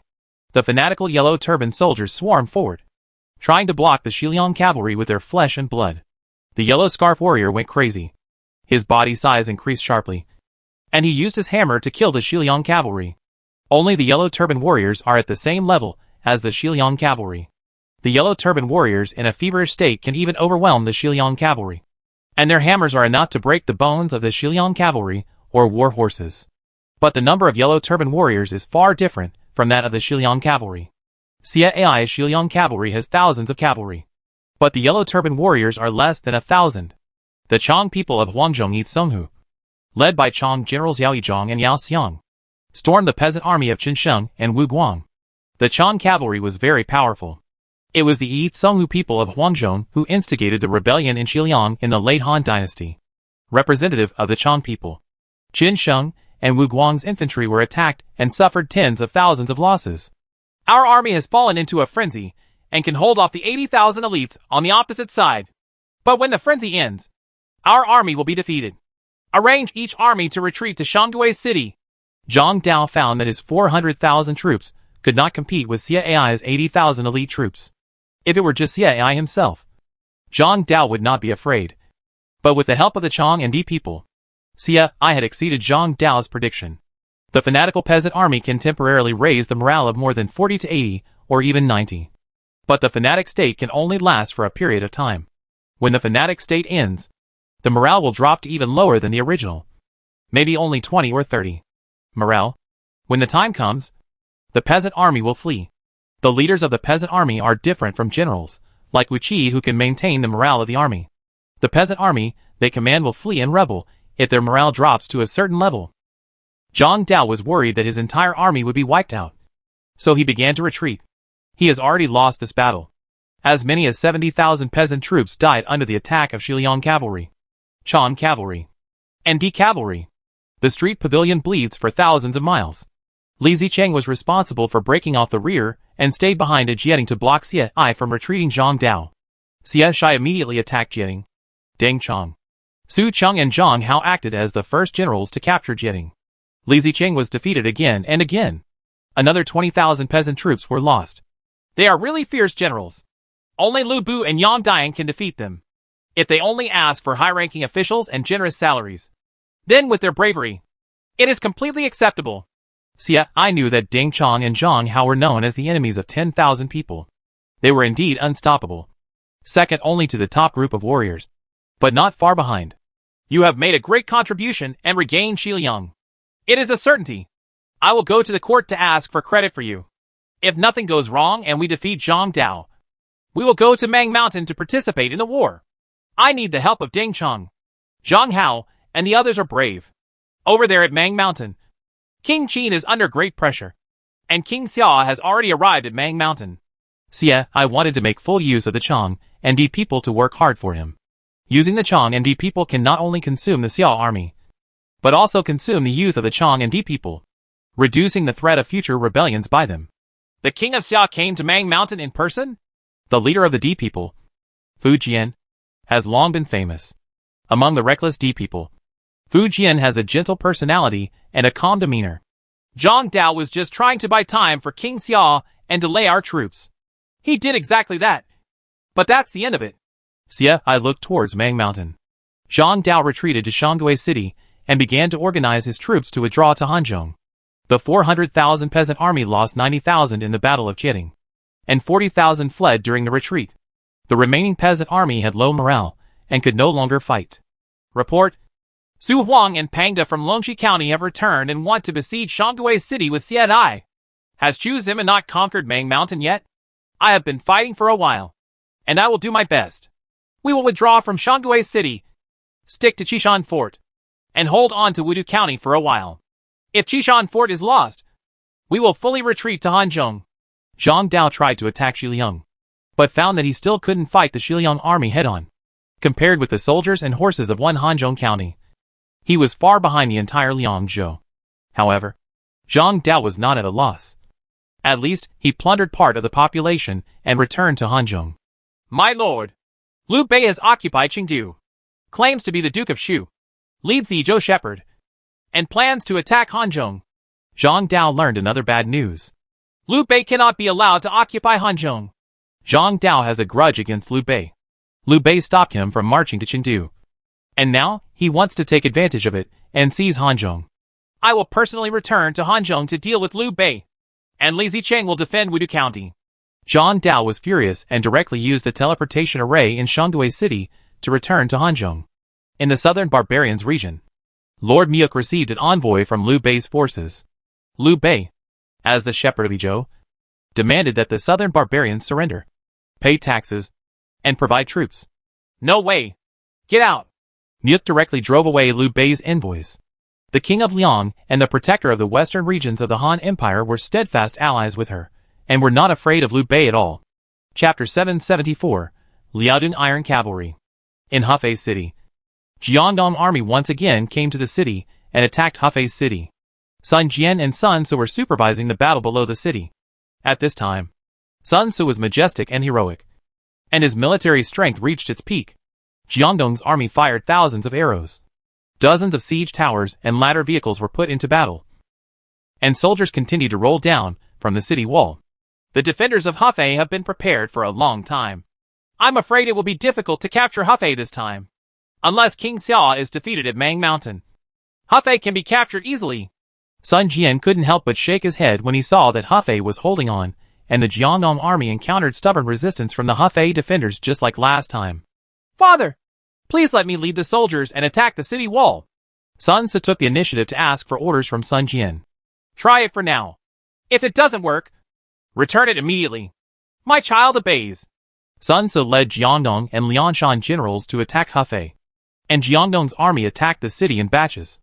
This is Song Jiang and the others. Hu Sanyang helped defend the city and fired arrows one after another to kill the enemy soldiers attacking the city. She broke away from Song Jiang's Lianshan army, but still recognized Song Jiang's Lianshan army generals among the enemy troops attacking Hefei City. Sun Jian's Jiangdong army has been fighting since the Yellow Turban Rebellion and has no shortage of hundreds of soldiers. It has expanded its strength in recent years, bringing unprecedented pressure to the city of Hefei. Huarong led a group of archers to cover Sun Su's attack on the city. Huarong had a special bonus for the archer troops. Arrows flew on the battlefield, and archers were shot and killed from time to time on the arrow towers and fell from the arrow towers. Among the Lianshan military generals, there were several military generals with higher strength who led their infantry to the city and fought with the defenders on the city wall. Wen Yang single-handedly picked off dozens of enemy soldiers who had boarded the city. The enemy soldiers under Hefei City were densely packed. Wen Yang caught a glimpse of two Lianshan generals, one holding a sword and the other holding a Zen staff. So he strode forward to kill them both. The two Lianshan generals looked at each other. Wu Song, holding a sword in his hand, slashed at Wen Yang, but Wen Yang shot him back. However, Wen Yang was also a little surprised. The Lianshan general in front of him also had some strength.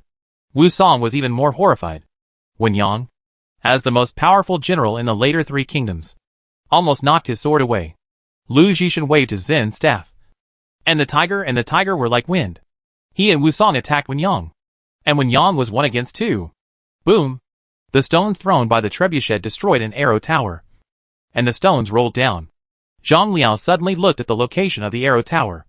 Fortunately, it was not the arrow tower where Husan Yang was. In Yuzhou, Zhou Yafu and Li Guang's camp was besieged by the Xianbei cavalry, Wuhuan cavalry, and the Liaoxi army. More than 150,000 soldiers attacked Zhou Yafu's army at the same time. Stones and arrows rained down, blocking the sky and the sun. Because Duan Xianbei had a grudge against Li Guang, he took the lead and wanted to kill Li Guang to avenge Duan Wenyang. The Xianbei cavalry rained down arrows, and Duan Pishi organized a group of sharpshooters to suppress the defenders' archers. Yuan Xianbei tribe leader Yuan Yadugi waved his hand, and a group of Yuan Xianbei cavalry dismounted to attack the city and drove the people to fill the trenches. A general Yuan Xianbei led his troops to storm a corner of the city wall and almost capture the city. If Li Guang hadn't arrived in time and shot the generals who climbed the city, forcing General Yuan Xianbei to retreat, soldiers from the Yuan Xianbei tribe might have already boarded the city. Yuan Xianbei also has certain strength. Li Guang fought bloody battles, his fingers trembling from frequent arrow shooting. He no longer knew how many enemies he had shot. But the Xianbei cavalry under the city was endless. Zhou Yafu's Shiliu battalion suffered more than half casualties in the arduous battle to defend the city. Zhou Yafu lived and died with the soldiers on the city wall day and night, and was able to barely block the opponent's endless offensive. On the periphery, Cao Cao's reinforcements were intercepted by Murong Xianbei and Wuhuan leader Taduan. The Tiger and Leopard cavalry fought with the Yan Kingdom's Dragon City cavalry. The heavy cavalry galloped and weapons clashed. During the melee, Cao Xiu once led the Tiger and Leopard cavalry to rush in front of Murong Ba. Murong Ba personally took action and defeated Cao Xiu. However, Cao Cao's Tiger and Leopard cavalry were powerful and could not compete with the Dragon City cavalry. The Yuzhou battlefield was in chaos. Mingwan entered Yuo and launched an attack on the Xia Palace army led by Xia Liang and the Yuzhou army led by Wei Qing. Su De and Chang Yuchen took action, and Mingwan even charged into the battle himself and defeated Xia Huyuan. The Yan cavalry army must win, but not lose. The Liaodong Yanqi Guild, a legion composed of free players with high military strength, launched a charge to attack Wei Qing's Yulin guards. This group of free players is equivalent to mercenaries, under the temptation of gold and silver. They work for the Liaodong army. They are equivalent to high-level cavalry. The Xinji battalion exchanged fire with the 8 banners infantry of the Han army equipped with firearms. The sound of matchlocks and firecrackers was heard one after another, and gunpowder smoke filled most of the battlefield.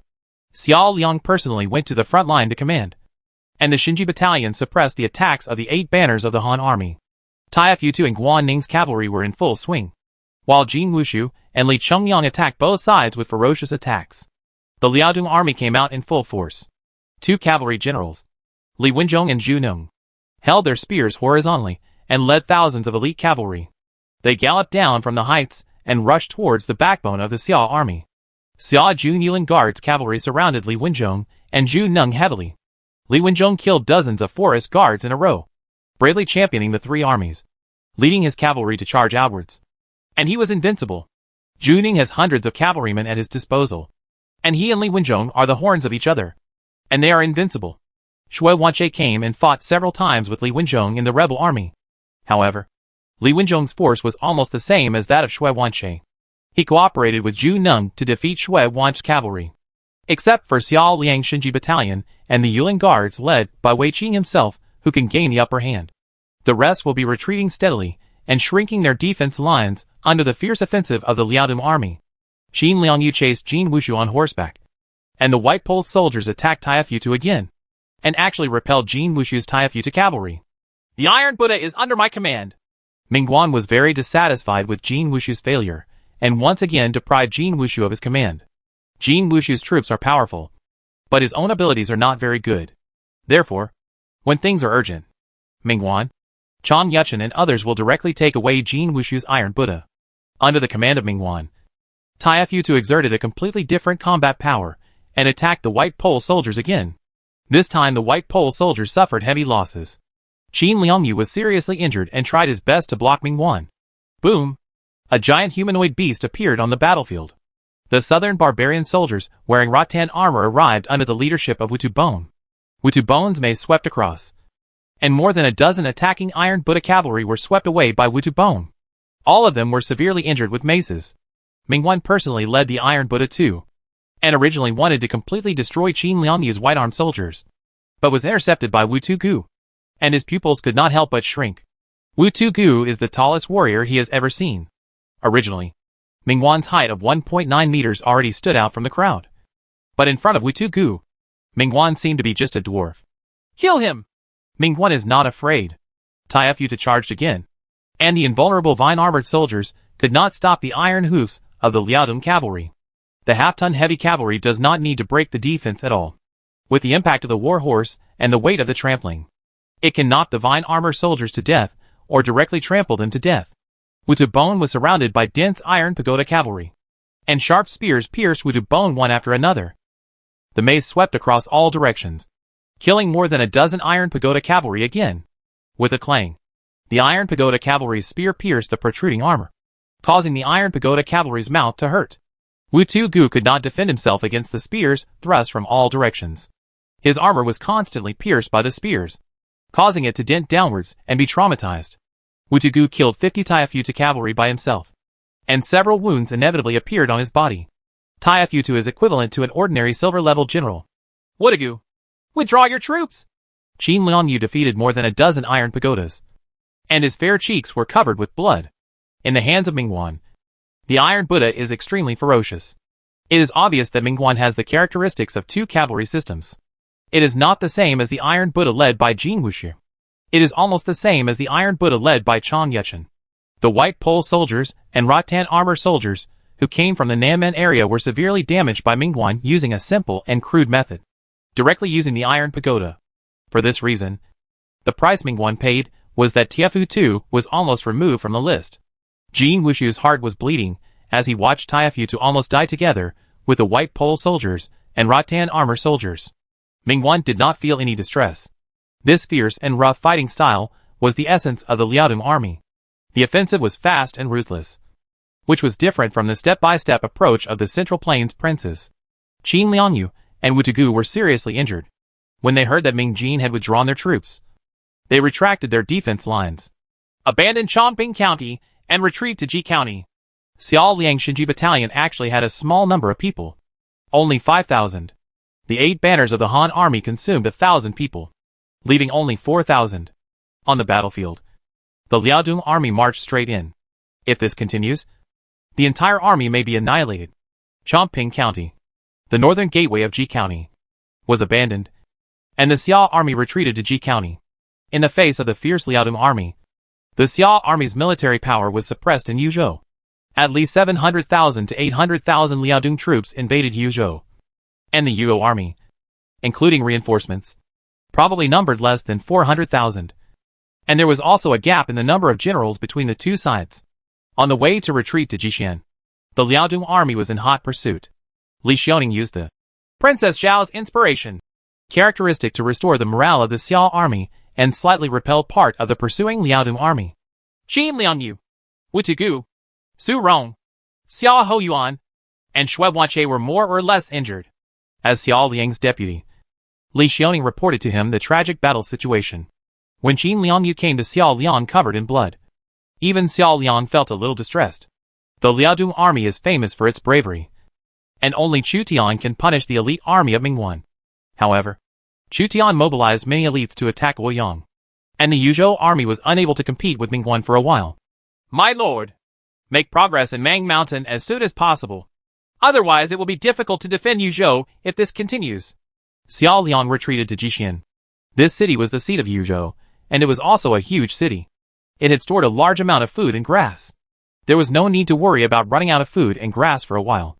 However, if Jixian fell, Yuzhou would be controlled by the Liaodong army. It will be more difficult to recapture Yuzhou. Xiao Liang appointed Hu Qin to defend the city and provide a city defense bonus.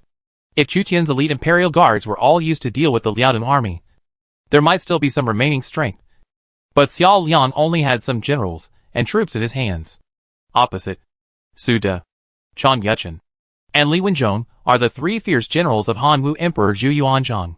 Zhu Ning is the first cavalry general under Ming Qingzu Zhu Di. The characteristics accumulated by Mingguan are not inferior to any of them. Mongshan and Chu Tian have received unfavorable news from various places.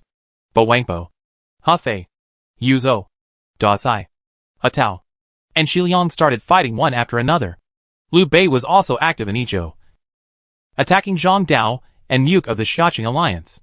Almost all the princes of the Han Empire joined the Xianying Alliance, or the Xiaqing Alliance in various forms, and started fighting. The key battlefield is Mang Mountain. We have successively captured the key fortresses in Mang Mountain. It is time to fight to the death with Lao Qin in Mang Mountain. Chu Tian summoned Wu Qi. Chapter 775 The Battle of Mongshan begins. Mang Mountain is a branch of Shaoshan Mountain and separates the Yellow River and Luo River. More than 300,000 Xia troops captured many fortresses established by the Qin army and occupied the north of Mang Mountain. The Qin army was located south of Mang Mountain. We will launch an attack on the Qin army tomorrow and reward the entire army. Wu Qi will serve as the center army. Qin Qingji will serve as the left army. And I will personally serve as the right army. Chu Tian personally led several elite soldiers from the Qieshui army, the National Protector Army, the 5 schools of the Northern Army, the Women's Army, and the Khitan Army as the right army, posing a threat to the Qin army south of Mang Mountain. Wu Qi commanded the important Central Army, and Chu Tian assigned the 800 Xuanjia troops of Yu Qigong and Cheng Yao Jin to Wu Qi as a guard to prevent Wu Qi from being attacked by enemy generals and killed. The Xia army has stabilized their camp north of Mang Mountain, and all soldiers and horses have maintained their physical strength and morale. Sun Bin, Zhang Bin, and Fang Xianling were transferred to Chu Tian. They gathered together to decide on the deployment of the Mongshan battle. Fang Xianling was mainly responsible for logistics, while Sun Bin was able to adapt to changes in the face of war, which was enough. As for Zhang Bin, he was brought by Chu Tian. Zhang Bin has a special ability, premonition, which is a metaphysical ability. Whether it can work depends entirely on probability. My subordinates seem to have a bad premonition about tomorrow's decisive battle. Zhang Bin was watching the sky at night by the campfire, when he suddenly reminded Chu Tian. Chu Tian attached great importance to Zhang Bin's reminder because Zhang Bin had special abilities. If he says there is danger, then it is very likely that there is danger. Chu Tian looked at Sun Bin, and Sun Bin nodded, confirming this possibility. How about we do it another day? Xiao Chua heard that there was danger, so he proposed to change the time of the decisive battle. The situation in Yuzhou is critical. We must not delay here. Otherwise, once Yuzhou is occupied by the Liaodong army and Hebei is lost, the Liaodong army will march straight into the central plains. Chu Tian has received urgent letters from Yuzhou one after another. The offensive at Mingguan is quite fierce, and Mingguan has many fierce generals, almost all of whom are good at cavalry assaults. Once the attack is launched, it will not stop. The key now becomes the Mongshan battle. If Chu Tian can win the battle at Mongshan, he can lead his troops to Yuo to defeat Mingguan. Sun Bin said, the danger is mostly related to the deployment of the Qin army. If the date is changed, they will also change accordingly. The danger is still unavoidable. It is better to leave a backup force as a precaution. Are you leaving a backup plan? Chu Tian fell into deep thought. All the princes were thinking about how to break the situation and become a member of the world. Old Qin chose to set up defenses in Luoyang, and he probably considered it. The danger foreseen by Zhang Bin obviously came from the Qin army. If there is really a danger, the 2 famous swords of Ganjiang and Emosia might provide an early warning. Not only does Zhang Bin have the ability to predict danger here in Chu Tian, he also has 2 famous swords from the General Emosia. When these 2 swords are combined, they have the effect of predicting danger and have a probability of triggering. Before the expedition, Xiao Liang handed Emosia's sword to Xiao Chua. These 2 long swords had not been effective for a long time because the conditions for their effectiveness were quite harsh. Can this Moi sword really predict danger? Xiao Chua pulled out a section of Moi's sword. Somewhat unbelievable. In addition to the Tiger Guards and the 5 schools of the Northern Army as the Lord's bodyguards, the Qixue army should be the personal bodyguards. They are brave and good at fighting, and they are Temujin's bodyguards. Sun Bin proposed to let Xie Xuejuan personally protect Chu Tian. In the previous battle in Hanoi County, a lot of the Tiger Guards were consumed by Shi Li's 18 generals, and currently less than half of the Tiger Guards are there. The 5th school of the Northern Army was not small and powerful enough, so they chose Qixue army to replace the Tiger Guard army and serve as personal guards. Taisher Ci is willing to die to protect the Lord. Taisher Si led the timid Shui army and never left. Don't speak like a crow. Chu Tian did not doubt Taisher Si's bravery. But Taisher Si's words only aggravated the tense atmosphere. In addition to the Qingshu army, the Iron Eagle scouts must also guard the Lord. Although the Lord's personal expedition can boost morale and strengthen the cavalry, it also puts himself in danger. Just the Tiger Guards and the Qingshu army are not alone. Enough. Fang Xianling knew about this and understood that the decisive battle with the Qin army was dangerous. Chu Tian divided some troops to defend in Yuzhou, Huainan and other places, which was equivalent to fighting Lao Qin with one hand. In order to ensure Chu Tian's absolute safety, it can only strengthen the power to protect Chu Tian personally. South of Mang Mountain, a group of heavy cavalry was ready. The flames of the torches reflected on the armor of the cavalry, and the cold texture of the armor could be seen. A fierce general armed with Fang Tian's painted halberd went into battle in armor, and Lao Qin came to see him off in person. Military advisor Jia Su said to the general, "The Xia army is so powerful that no one in the world has ever seen it.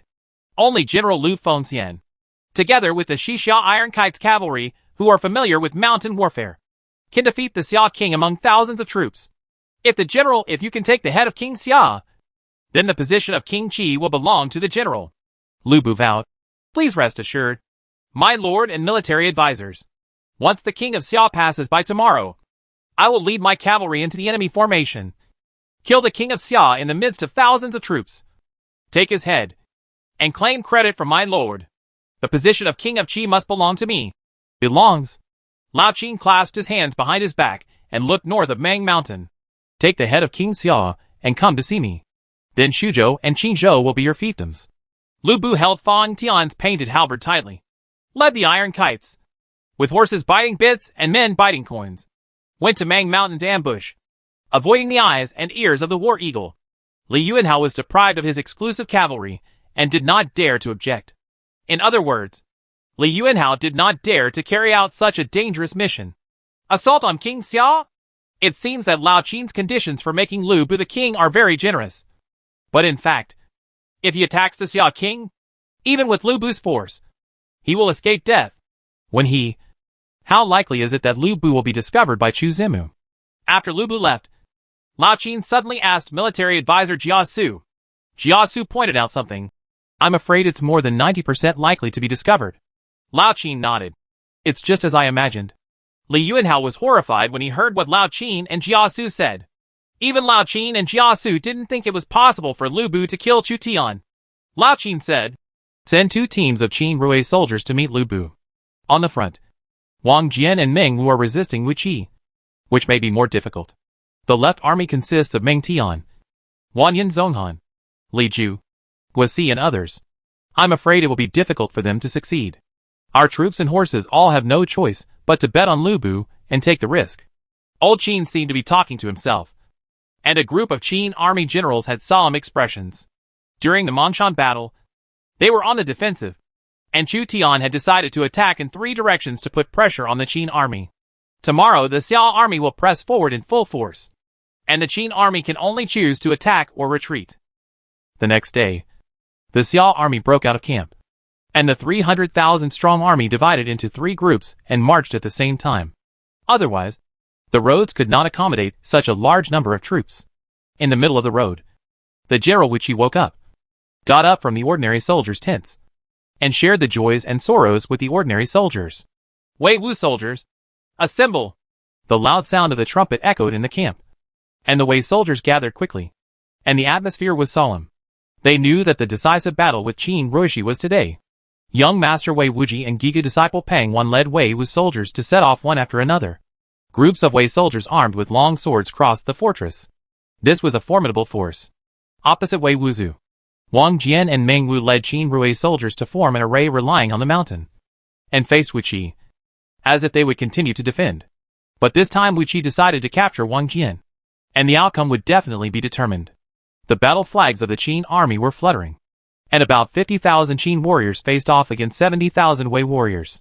Probably because the number of Qin Rui soldiers was insufficient, Wang Jian brought many low-level infantry and archers to help, and used military chariots as walls to build a new line of defense. Wang Jian could only defend himself in front of Wu Qi. Taking the initiative to attack will only lead to a dead end.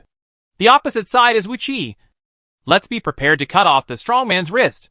Wang Jian put his left hand on the hilt of his sword, and he could already see the army of Wei soldiers appearing on the horizon. The fortress set up by the Qin army in the north of Mang Mountain was quickly captured by Wei Wuzu, and the Qin army was forced to the last line of defense. Before the war started, Wang Jian had already prepared a retreat plan and even selected a retreat route in advance. If you can't defend Mongshan, then defending Luoyang is actually meaningless. Therefore, Wang Jian was ready to escape back to Guanzhong. The left army and the white robe army broke out of camp. Chen Qingji, Xuerengui, and Zhao Yun were on their own. The white robe army and Beima Yitsong slowed down, maintained their physical strength, and maintained progress with the Chinese army. The right army, Chutian's Imperial Guard, marched south of Mang Mountain. Qiushua's army carried bows and arrows on their backs and held spears, and their number was about 2,000. This group of cavalry is Genghis Khan's most loyal and powerful guard, and they watched their surroundings vigilantly. Xiaochua's Khitan army followed Chu Tian, and Khitan generals such as Brother Yel Xiu, Yelu Xiezhen, and Xiao Talon went out together. Hua Mulan sent out Iron Eagle scouts to observe all directions. Joan of Arc holds the fleur-de-lis flag, ready to boost the morale of the army. The infantry of the Protectorate army, equipped with long spears, followed closely behind their general. Send more scouts to search for the ambush. Chu Tian remembered Zhang Bin's premonition and thought that Lao Qin wanted to ambush him. So he asked Hua Mulan to send 3 times more scout cavalry than usual. War eagles are very convenient, but war eagles are easier to be deceived than people. So Chu Tian trusts the scout cavalry even more. During this Mang Mountain battle, Lao Qin set up many scarecrows in the mountain, which seriously interfered with War Eagle's reconnaissance results. The Warhawk cannot tell the difference between the scarecrow and a human. Groups of cavalry were dispatched by Hua Mulan, and more than 20 War Eagles soared in the air, giving a bird's-eye view of the hillsides. Sun Bin, Zhang Bin, and Fang Xianling were all observing the surrounding terrain and adapting to circumstances. Xiaochua was holding Moxie's sword. Moxie's sword was Xiao Liang's sword. She didn't know if it would be effective in Xiaochua's hands. Lu Bu was in the mountains and forests, trying to avoid the sight of the War Eagle. These War Eagles are really annoying. I still want to become the king of Qi. How can I be delayed by these beasts? Lu Bu caught a glimpse of the War Eagle soaring in the sky and was very angry. General, King Xiao's cavalry is approaching the foot of the mountain. The scout sent by Lu Bu came back to report to Lu Bu. Wait patiently. As long as Xuerengui and Zhao Yun are not around, I will kill them. Lu Bu suppressed his fighting spirit. Chapter 776 Murderous Intention appears. My lord, there is a cavalry ambush in the mountains not far from the mountains ahead. Chu Tian went south and found Lao Qin's ambush. This should be the ambush set by Lao Qin. It seems that Zhang Bin and Sun Bin's hunch is right. Chu Tian's eyes flashed, and he summoned a group of personal generals. The most powerful general in Old Qin's power was Lu Bu. Dian Wei could barely block Lu Bu, but it was not enough. Lu Bu may lead a cavalry assault. Jian Yin crossbowmen, ambushing on the right. Chu Tian used Liang Hongyu's army. Liang Hongyu's crossbowman is equipped with a divine arm bow. This equipment can penetrate heavy armor at close range. Is it Lu Bu? Taisher Ci looked solemn when he learned that there was an ambush. If there were no strong generals from other dynasties, then Lu Bu would be greatly feared by the generals present. But at this time, the generals of the Chu Tian forces had already seen many strong generals, so they did not have much fear of Lu Bu. Hua Mulan's hand was already on the Tang Dao. No, my lord. Behind this cavalry, there are 2 groups of Qin Rui soldiers, who seem to be the ones who are supporting Lu Bu. There are 2 more Qin Rui soldiers? After Chu Tian completed the deployment, Iron Eagle scouts sent back more accurate information. Iron Eagle scouts have reconnaissance skills, so they can easily detect ambushes. Chu Tian rarely encountered ambushes. This time the Iron Eagle scout did not disappoint him and discovered the infantry surrounding the cavalry. How many cavalry are there? How many Qin Rui soldiers are there? The cavalry may have 5,000 people, while Qin Rui soldiers may only have 2 or 3,000 people. The 2 to 3,000 people are mostly Qin Rui soldiers who are used to support the cavalry. Once the cavalry succeeds, there is at least hope of withdrawing. Chu Tian knew that Qin Ruishi's main force was in the Chinese army. Wang Jian might also be in the Chinese army, and Qin Ruishi here might just be a small team. Qin Ruishi, like Wei Wuzu, is a 7th level heavy infantry with strong impact, but depending on the terrain, the impact is still not as strong as that of the half-ton armored cavalry. Therefore, the greatest threat is not the 2,000 Qin Rui soldiers, but the 5,000 iron kites. Set up an ambush and continue marching. Chu Tian made adjustments during the march and did not stop. An iron kite scout came back and reported to Lu Bu. General, King Xia's banner is about to pass by. We can attack the enemy's formation. Very good. All the officers and men have obeyed the order and taken down the head of King Xia today. Each soldier will be rewarded with at least 100 taels of silver. Lu Bu took Fang Tian's painted halberd. The heavy Fang Tian painted halberd was as light as nothing in Lu Bu's hand. The most elite cavalry of the Xisha kingdom, the iron kites, gathered under Lu Bu's command. With the help of the terrain, Lu Bu could easily overwhelm the opponent's military formation with his own bravery and the impact of the iron kite. This rough method was the Qin army's final trump card. Boom! Boom! Boom! The sound of war drums was loud. And in the south of Mang Mountain, the Qin army came in a dense mass of darkness. The Qin army admired black very much, and all the armors were completely black, as if all the light was absorbed by the black armor. Rows of black-armored soldiers and war horses arrived, and the sound of marching echoed in the valley. Lao Qin led the Qin army on foot and cavalry to intercept Chu Tian.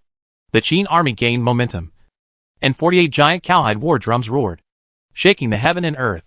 It made people's blood boil, and they couldn't help but nervously tighten their weapons and hold their breath. The Qin army came to the Xia army, 300 meters away, and finally stopped. The Qin Rui soldiers in the front row were uniformly holding halberds and shields. Under the aura of Lao Qin's entire army, their defense power was enhanced.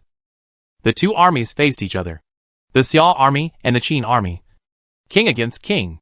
What is surprising is that originally the protagonists were Wu Qi and Wang Jian, but King Xia and King Qin came to the scene to take charge of the overall situation.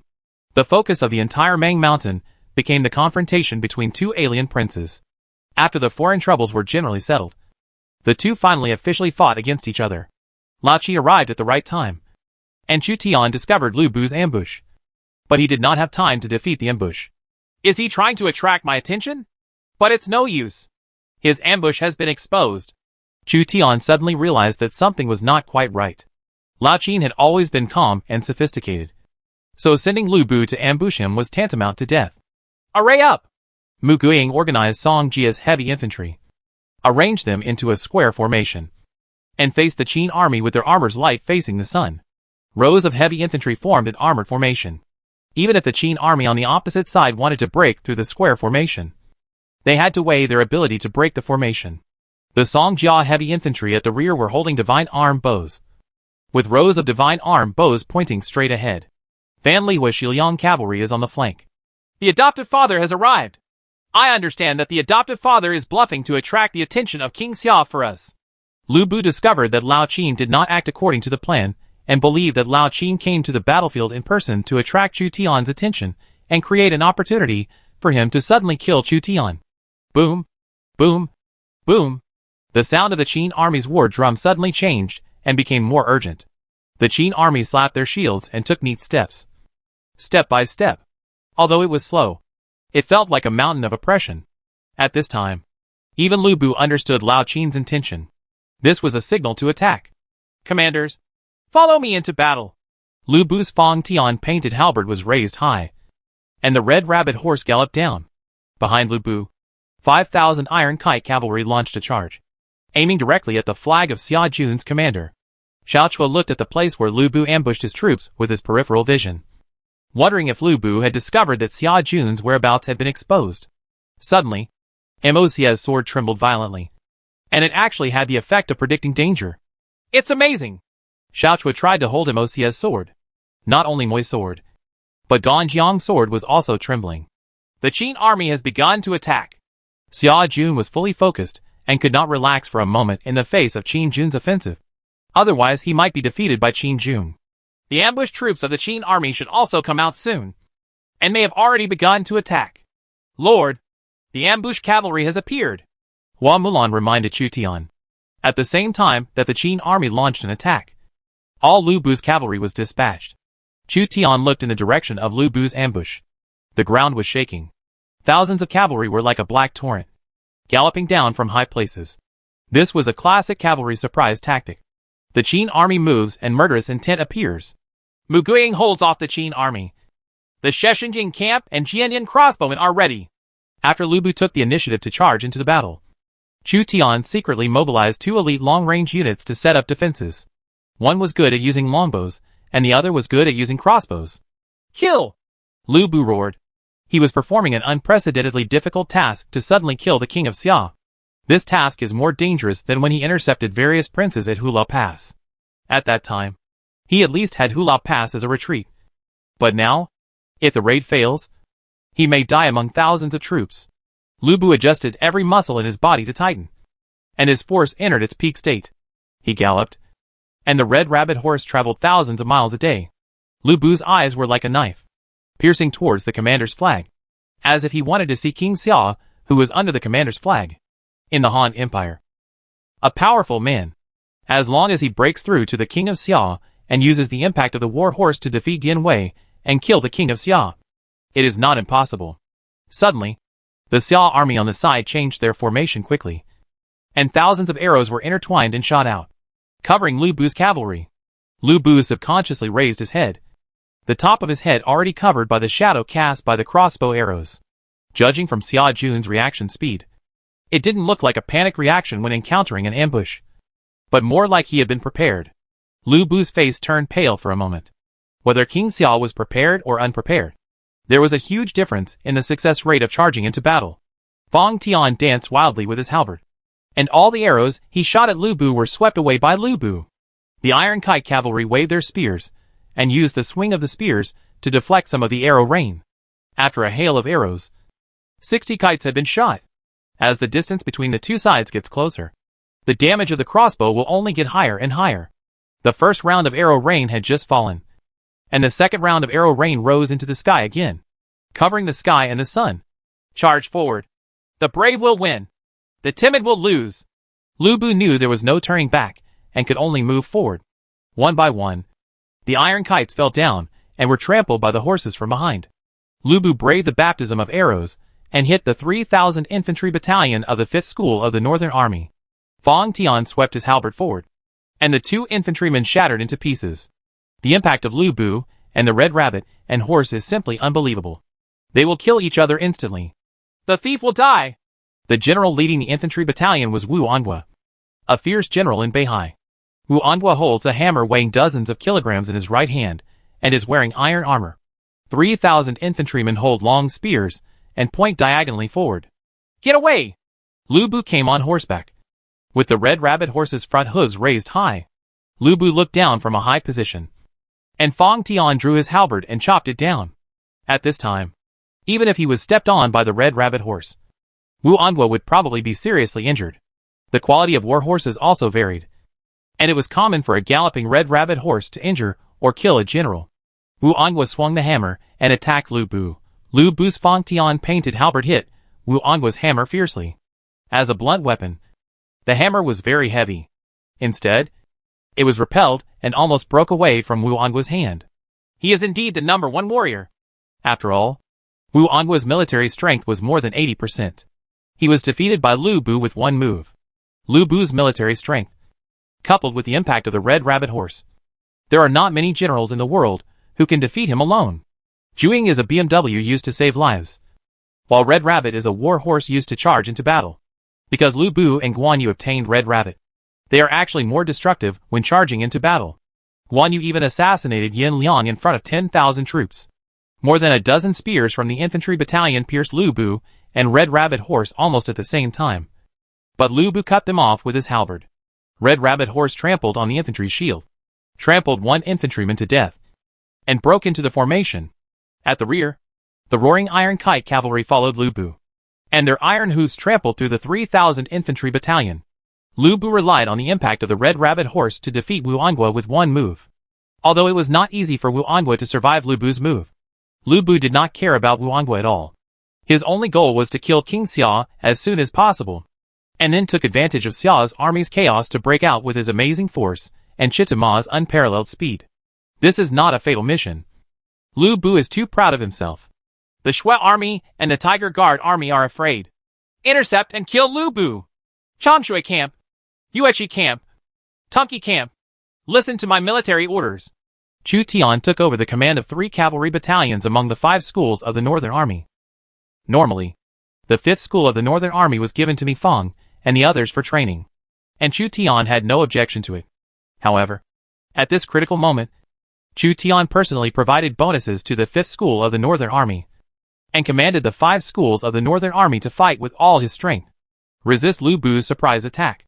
The backbone of the Xiao army seems to be in turmoil. It seems that Lu Bu has launched an attack, but Lu Bu is just a chess piece that has become a little out of control. Sacrificing Lu Bu in exchange for a chance is enough. Lao Qin was talking to himself when Lu Bu launched a surprise attack on the Xiao army according to his instructions. Chapter 777 Iron Eagle Warrior. King Xia suffers death. Lu Bu charged all the way, braved the rain of arrows from the Shisheng battalion and Jinyan's crossbowmen, and broke through Wu Angua's infantry battalion. General Lingling and the 5 tiger generals of the Northern Army Xingderong are here. The 4 surnames are Nu Lu Feng Xian. I will take your dog's head today. A fierce general stood in front of Lu Bu, with an 80-pound mountain-breaking axe in his hand.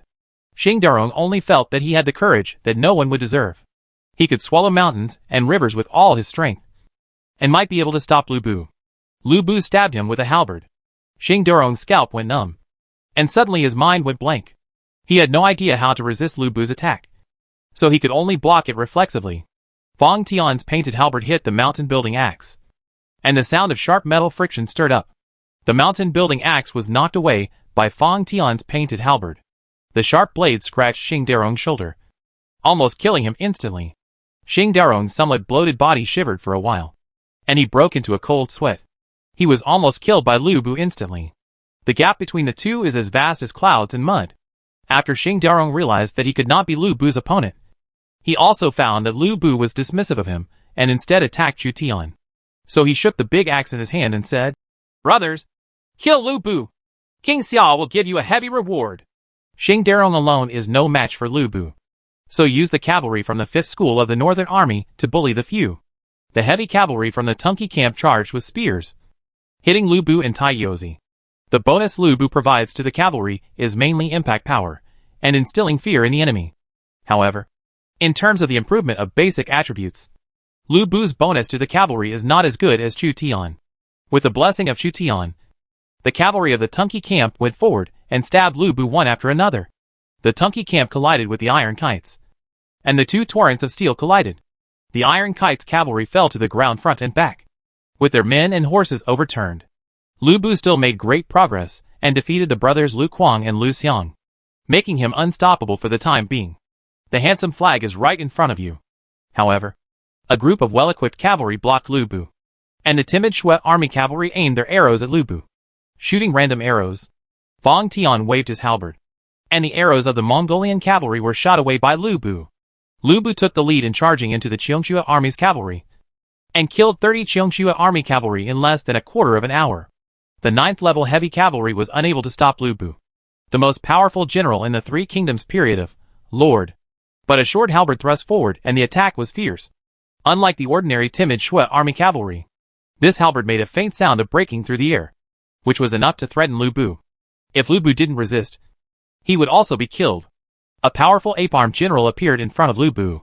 Taisher Si's short halberd was blocked by Lu Bu's Fang Tian painted halberd, and the 2 men stopped. Taisher Si's reaction was even more obvious. When fighting Lu Bu, his weapon was almost knocked away. The next moment, Fang Tian thrust his halberd, and Taisher Si tried his best to block it. "I don't have time to stay with you any longer." Lu Bu clearly saw that Chu Tian's commander's flag was close at hand.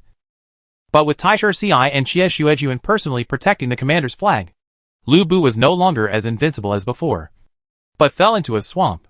Lu Bu had to use all his strength to defeat Taisher Si as soon as possible. Fang Tian's painted halberd danced wildly with gods and demons, and Lu Bu exploded with all his strength.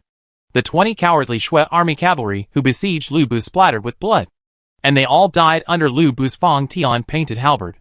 Boom! A cowardly Shui army cavalry fell to the ground. His head hit the ground, and he lost his breath. Although Lu Bu's character is not very good, in order to become the king and realize his ambition, he has put life and death aside. Lu Bu went crazy. His eyeballs were bloodshot. Taisher Si was in the chaos, and after only 10 moves with Lu Bu, He was already defeated. Taisher Ci was not as good as Lu Bu in terms of force value or personal characteristics. The two gaps were superimposed. In addition, Lu Bu's ambition began to expand, and he fought to the death like crazy. Taisher Ci was completely suppressed. Lu Bu has turned into a madman. What benefits did Lao Qin give him? Did he accept Lu Bu as his adopted son? Chu Tian couldn't help but sigh when he saw Lu Bu's rampage. The 5 tiger generals Xing Durong and Wu Anhua of the Northern Army, and the fierce General Taisher Ci of Donglai were defeated by Lu Bu one after another. Lu Bu's working so hard must be related to the benefits Lao Qin promised to Lu Bu. Chu Tian secretly promised Lu Bu a high official and generous salary, hoping to induce Lu Bu to surrender. But compared with the conditions promised to Lu Bu by Lao Qin, it seemed to be a little worse. After all, at Chu Tian's age, it was impossible for Chu Tian to accept Lu Bu as his adopted son and give his territory to Lu Bu in the future. Moreover, his fate as Lu Bu's adopted father seemed not to be very good.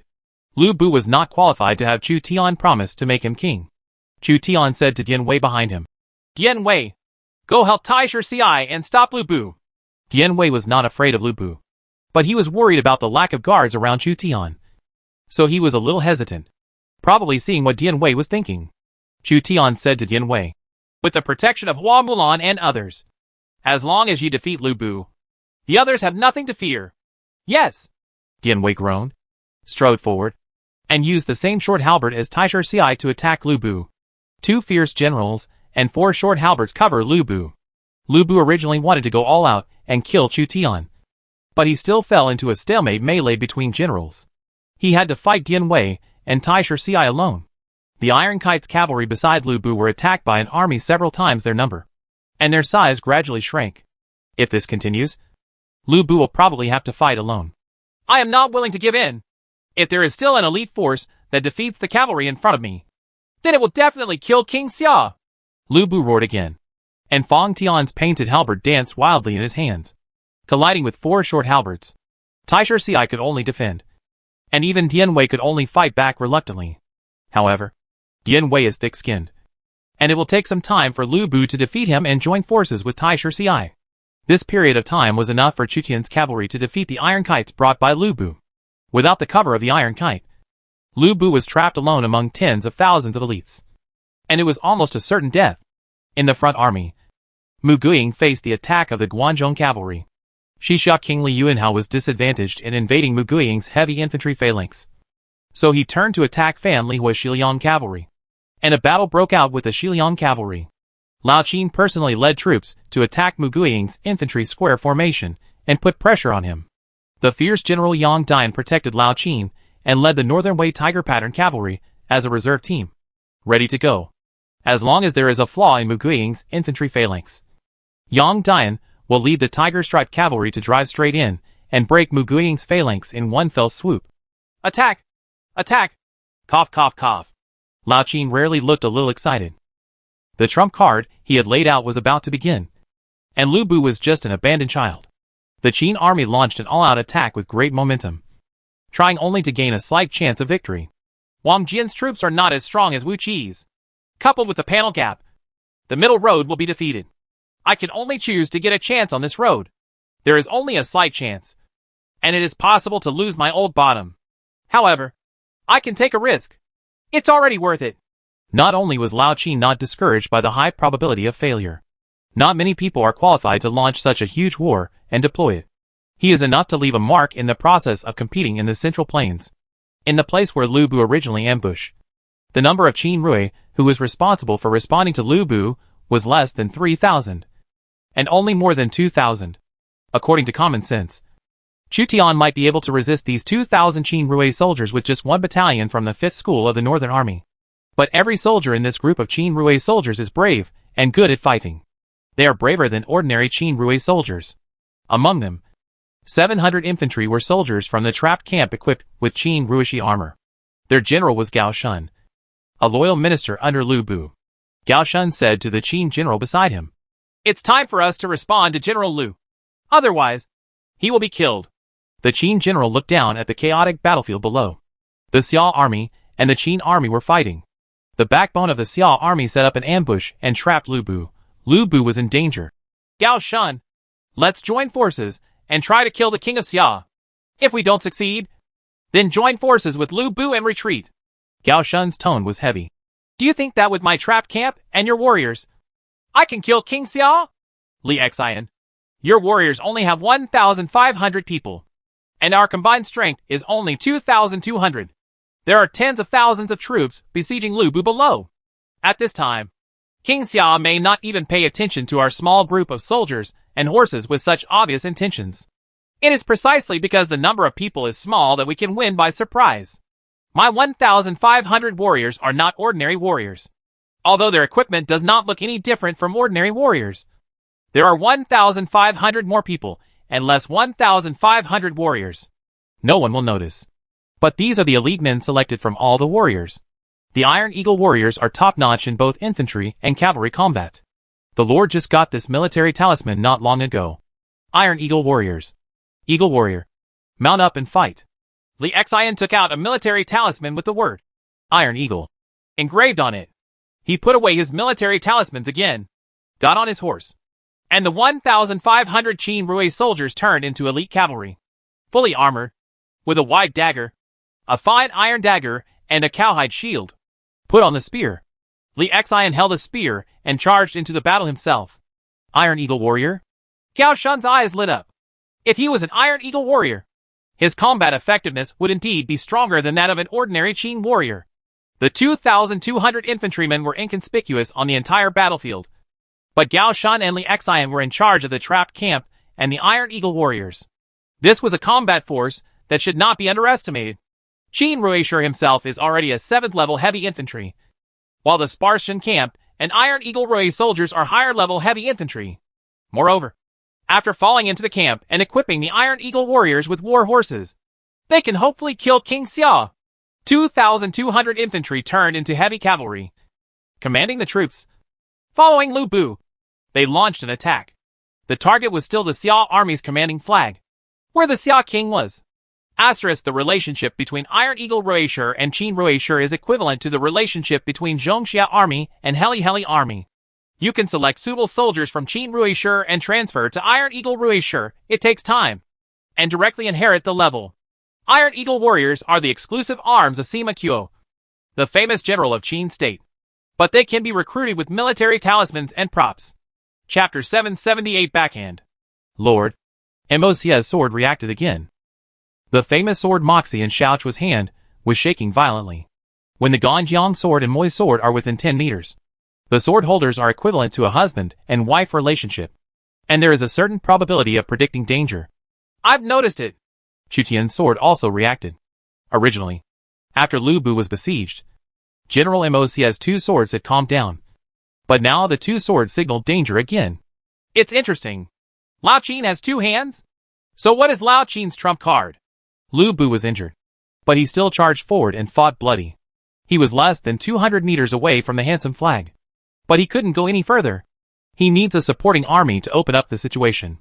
How can I say that I have no clothes? I share the same robe with you. The king raised an army and repaired my spear. I share the same enemy with you. How can I say that I have no clothes? I am in the same boat with you. The king raised his army and repaired my spear and halberd. Work together with you. How can I say that I have no clothes? I share the same clothes with you. The king raised his troops and repaired my armor.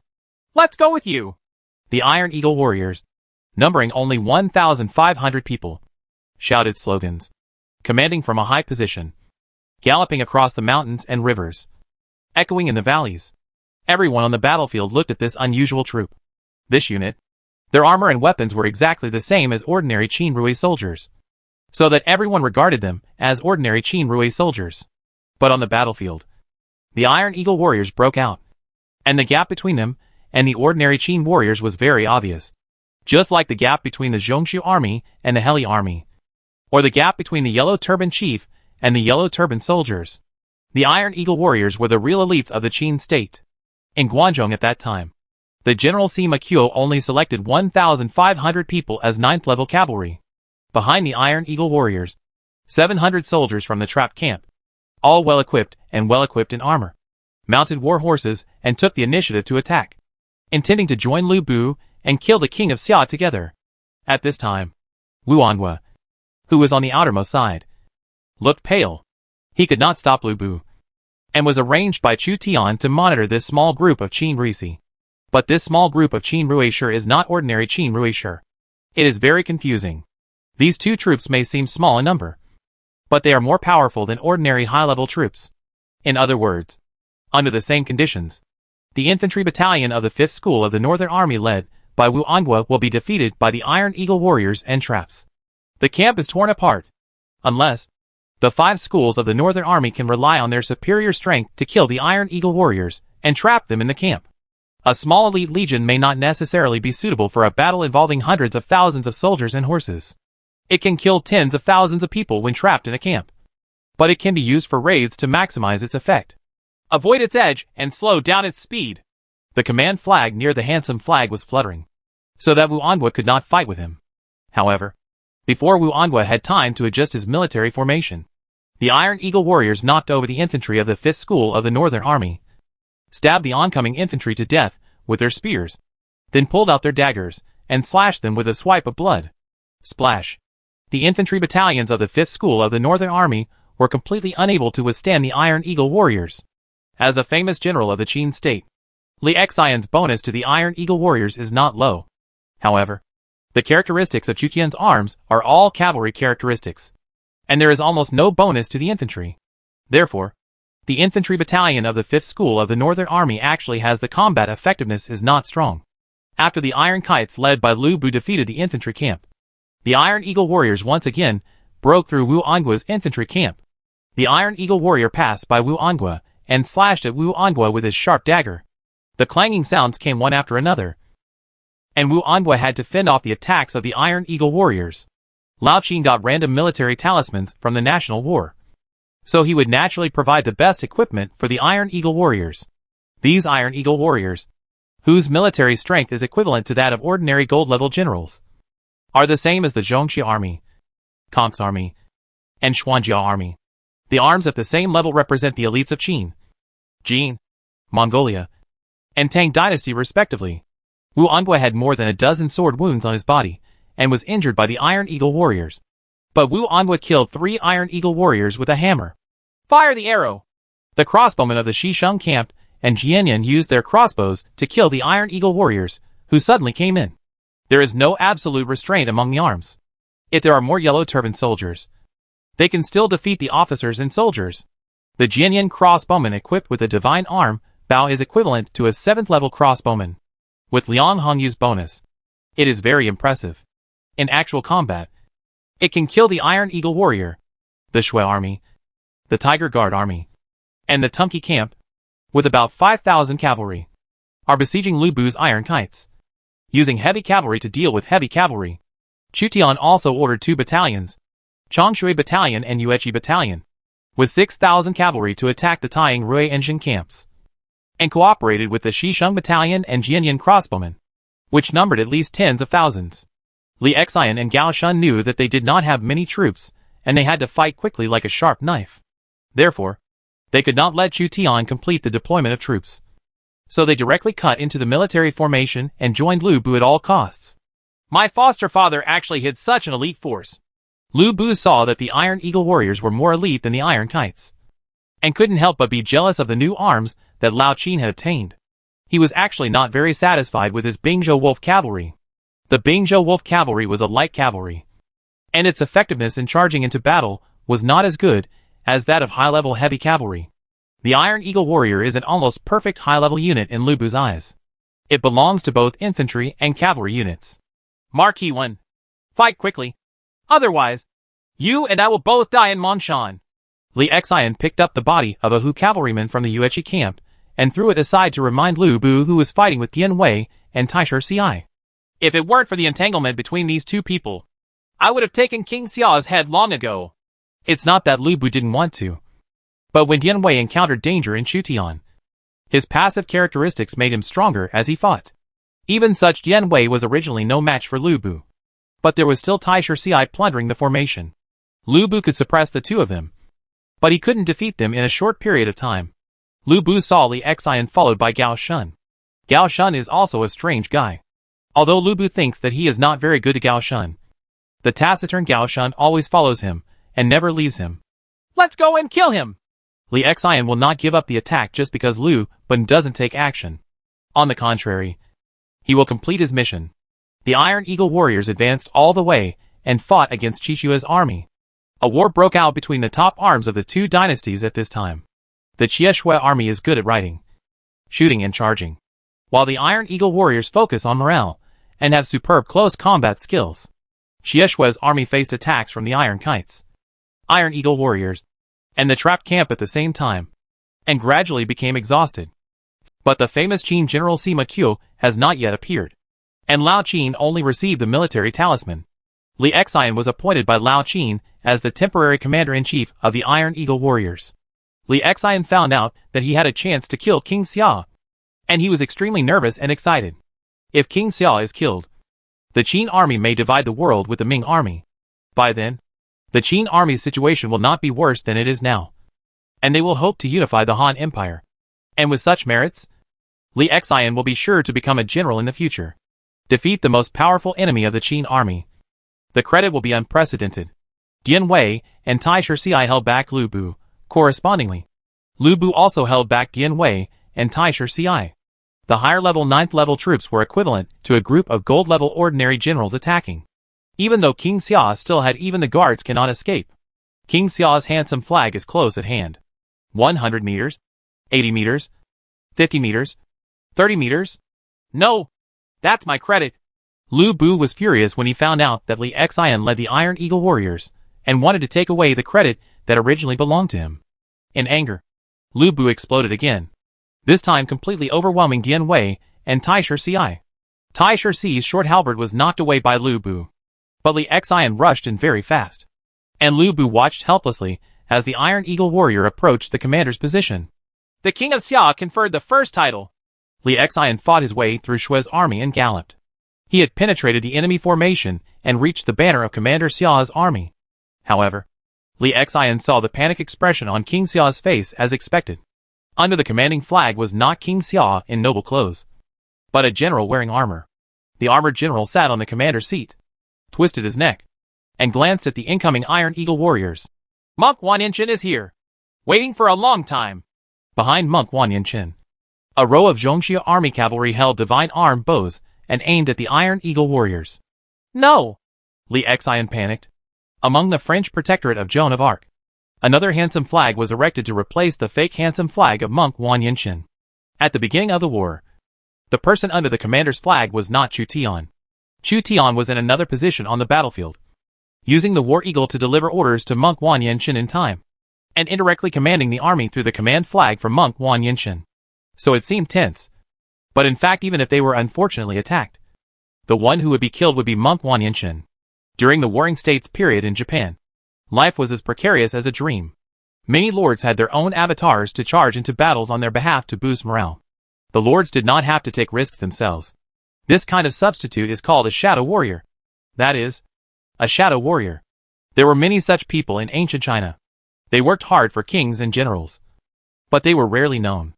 Old Qin is so ruthless. Lu Bu, the most powerful general in the Three Kingdoms, was actually used as a chess piece. Fortunately, I was wise enough to protect myself.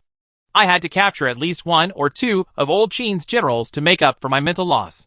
Chapter 779 Captive. General Lu, retreat quickly. If you want to leave, they can't stop you.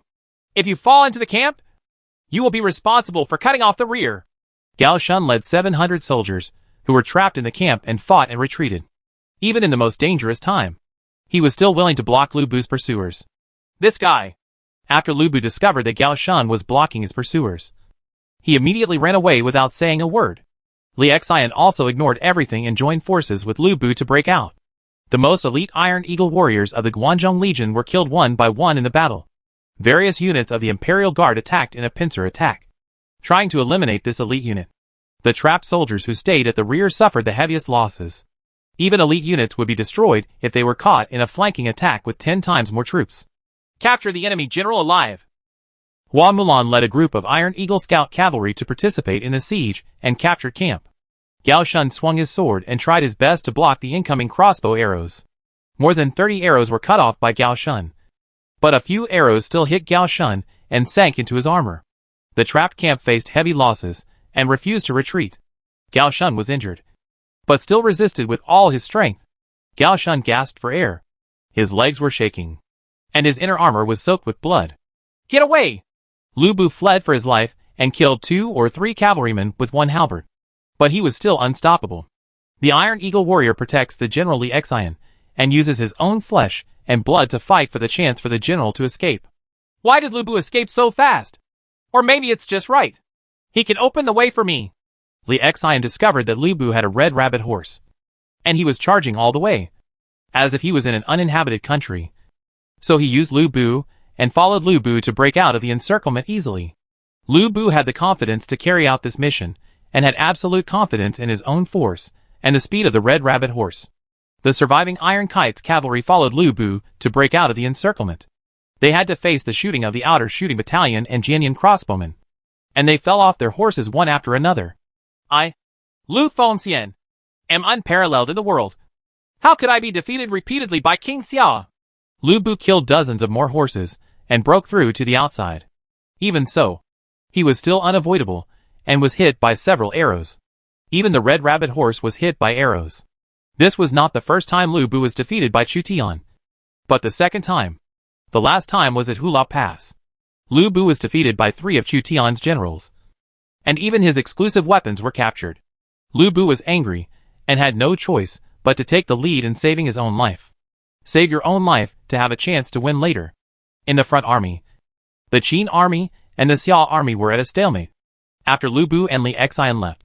Without Lu Bu and the Iron Eagle warriors, who had the strongest ability to break the formation, the camp was unable to support itself. No matter how hard Gao Shun fought, it was of no avail, and he was surrounded by numerous armies. Break out! Gao Shun pointed his sword forward, still trying to escape. However, a giant man threw 2 or 3 trapped soldiers away, came to Gao Shun, punched Gao Shun in the face. Gao Shun seemed to have been hit by a carriage, and he flew backwards, knocking down the trapped soldiers behind him. General! The soldiers trapped in the camp hurriedly helped Gao Shun up. But Gao Shun had already fainted. Wait a minute. My lord said he was going to be captured alive. I won't punch him to death. Right. Dian Wei looked at his fists.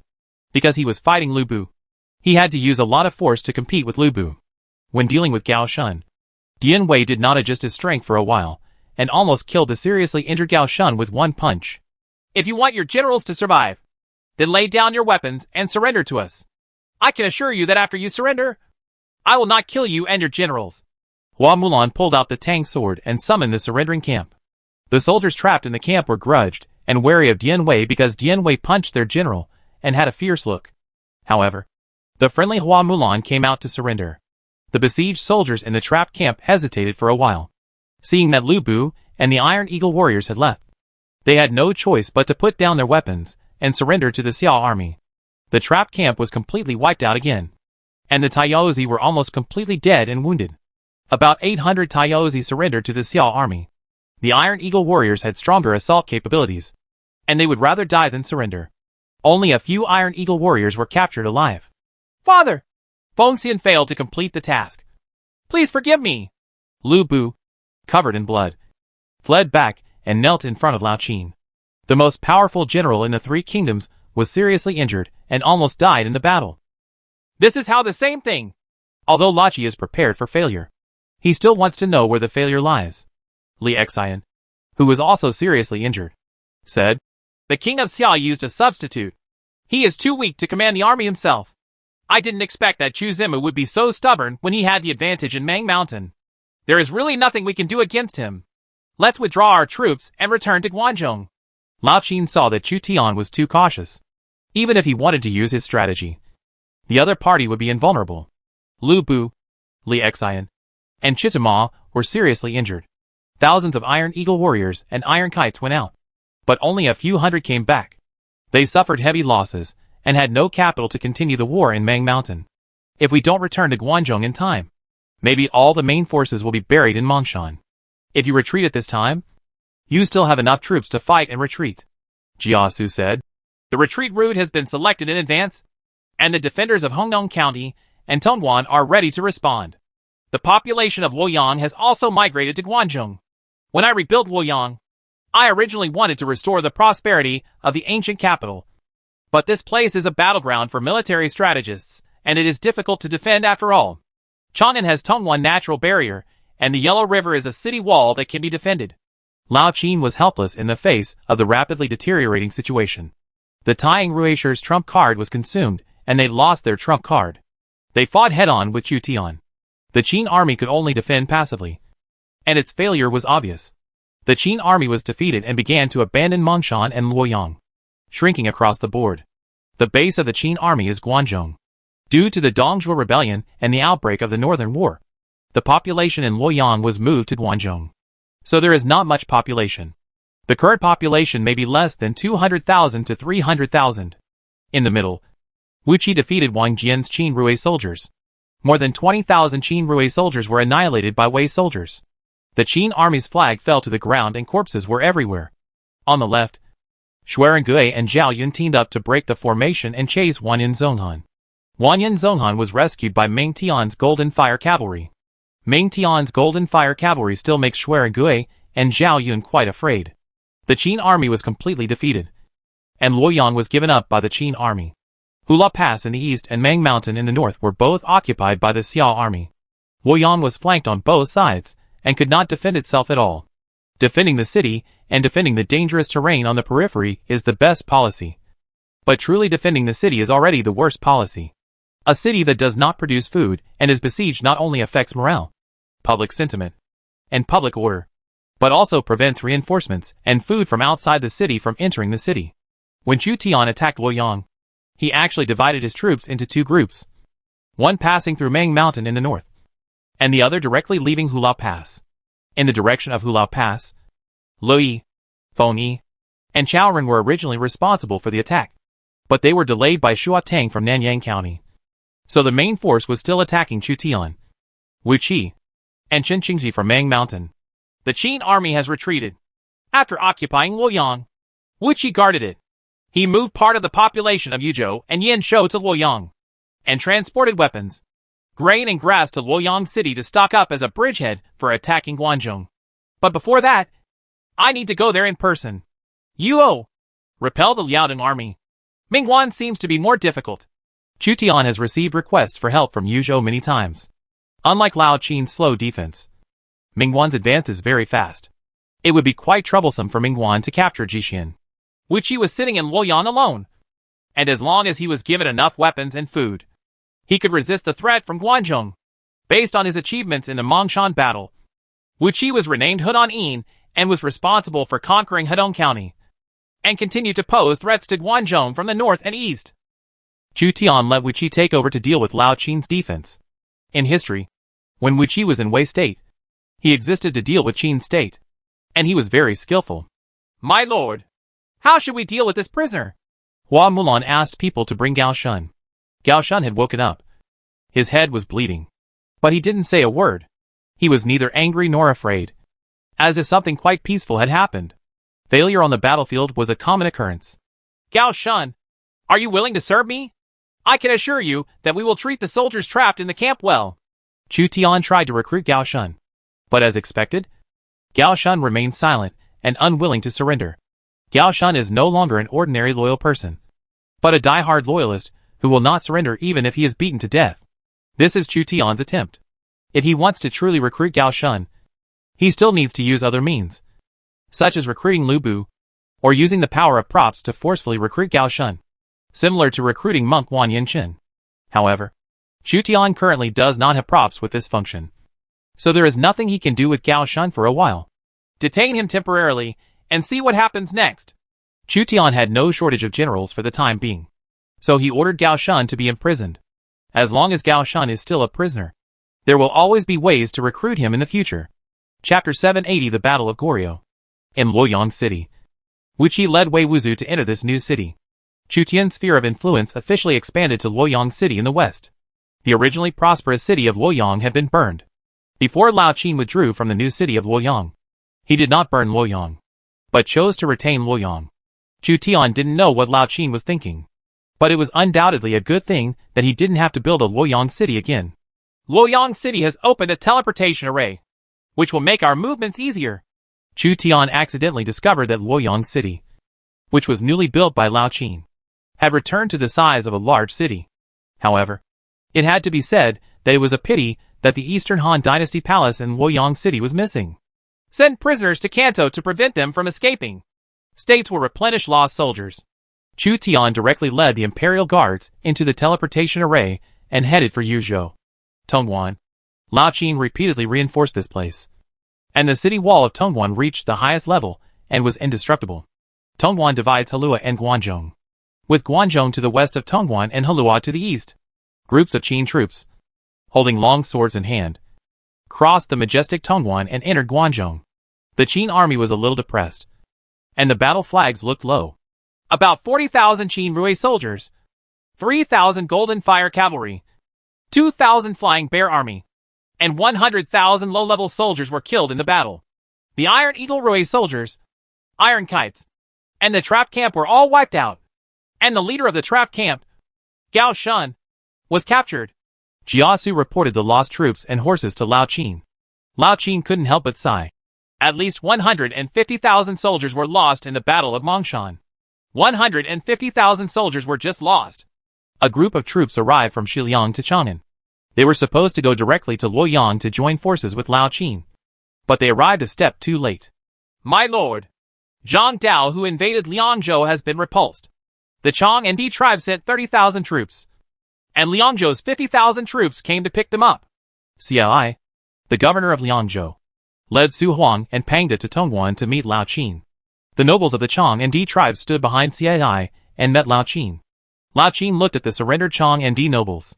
Among them, Fu Jian, the leader of the Di people, attracted Lao Qin's attention. At present, Chang'an still has a deterrent effect on the Xiliang tribes. But after Lao Qin's defeat, the attitude of these tribes will be very important.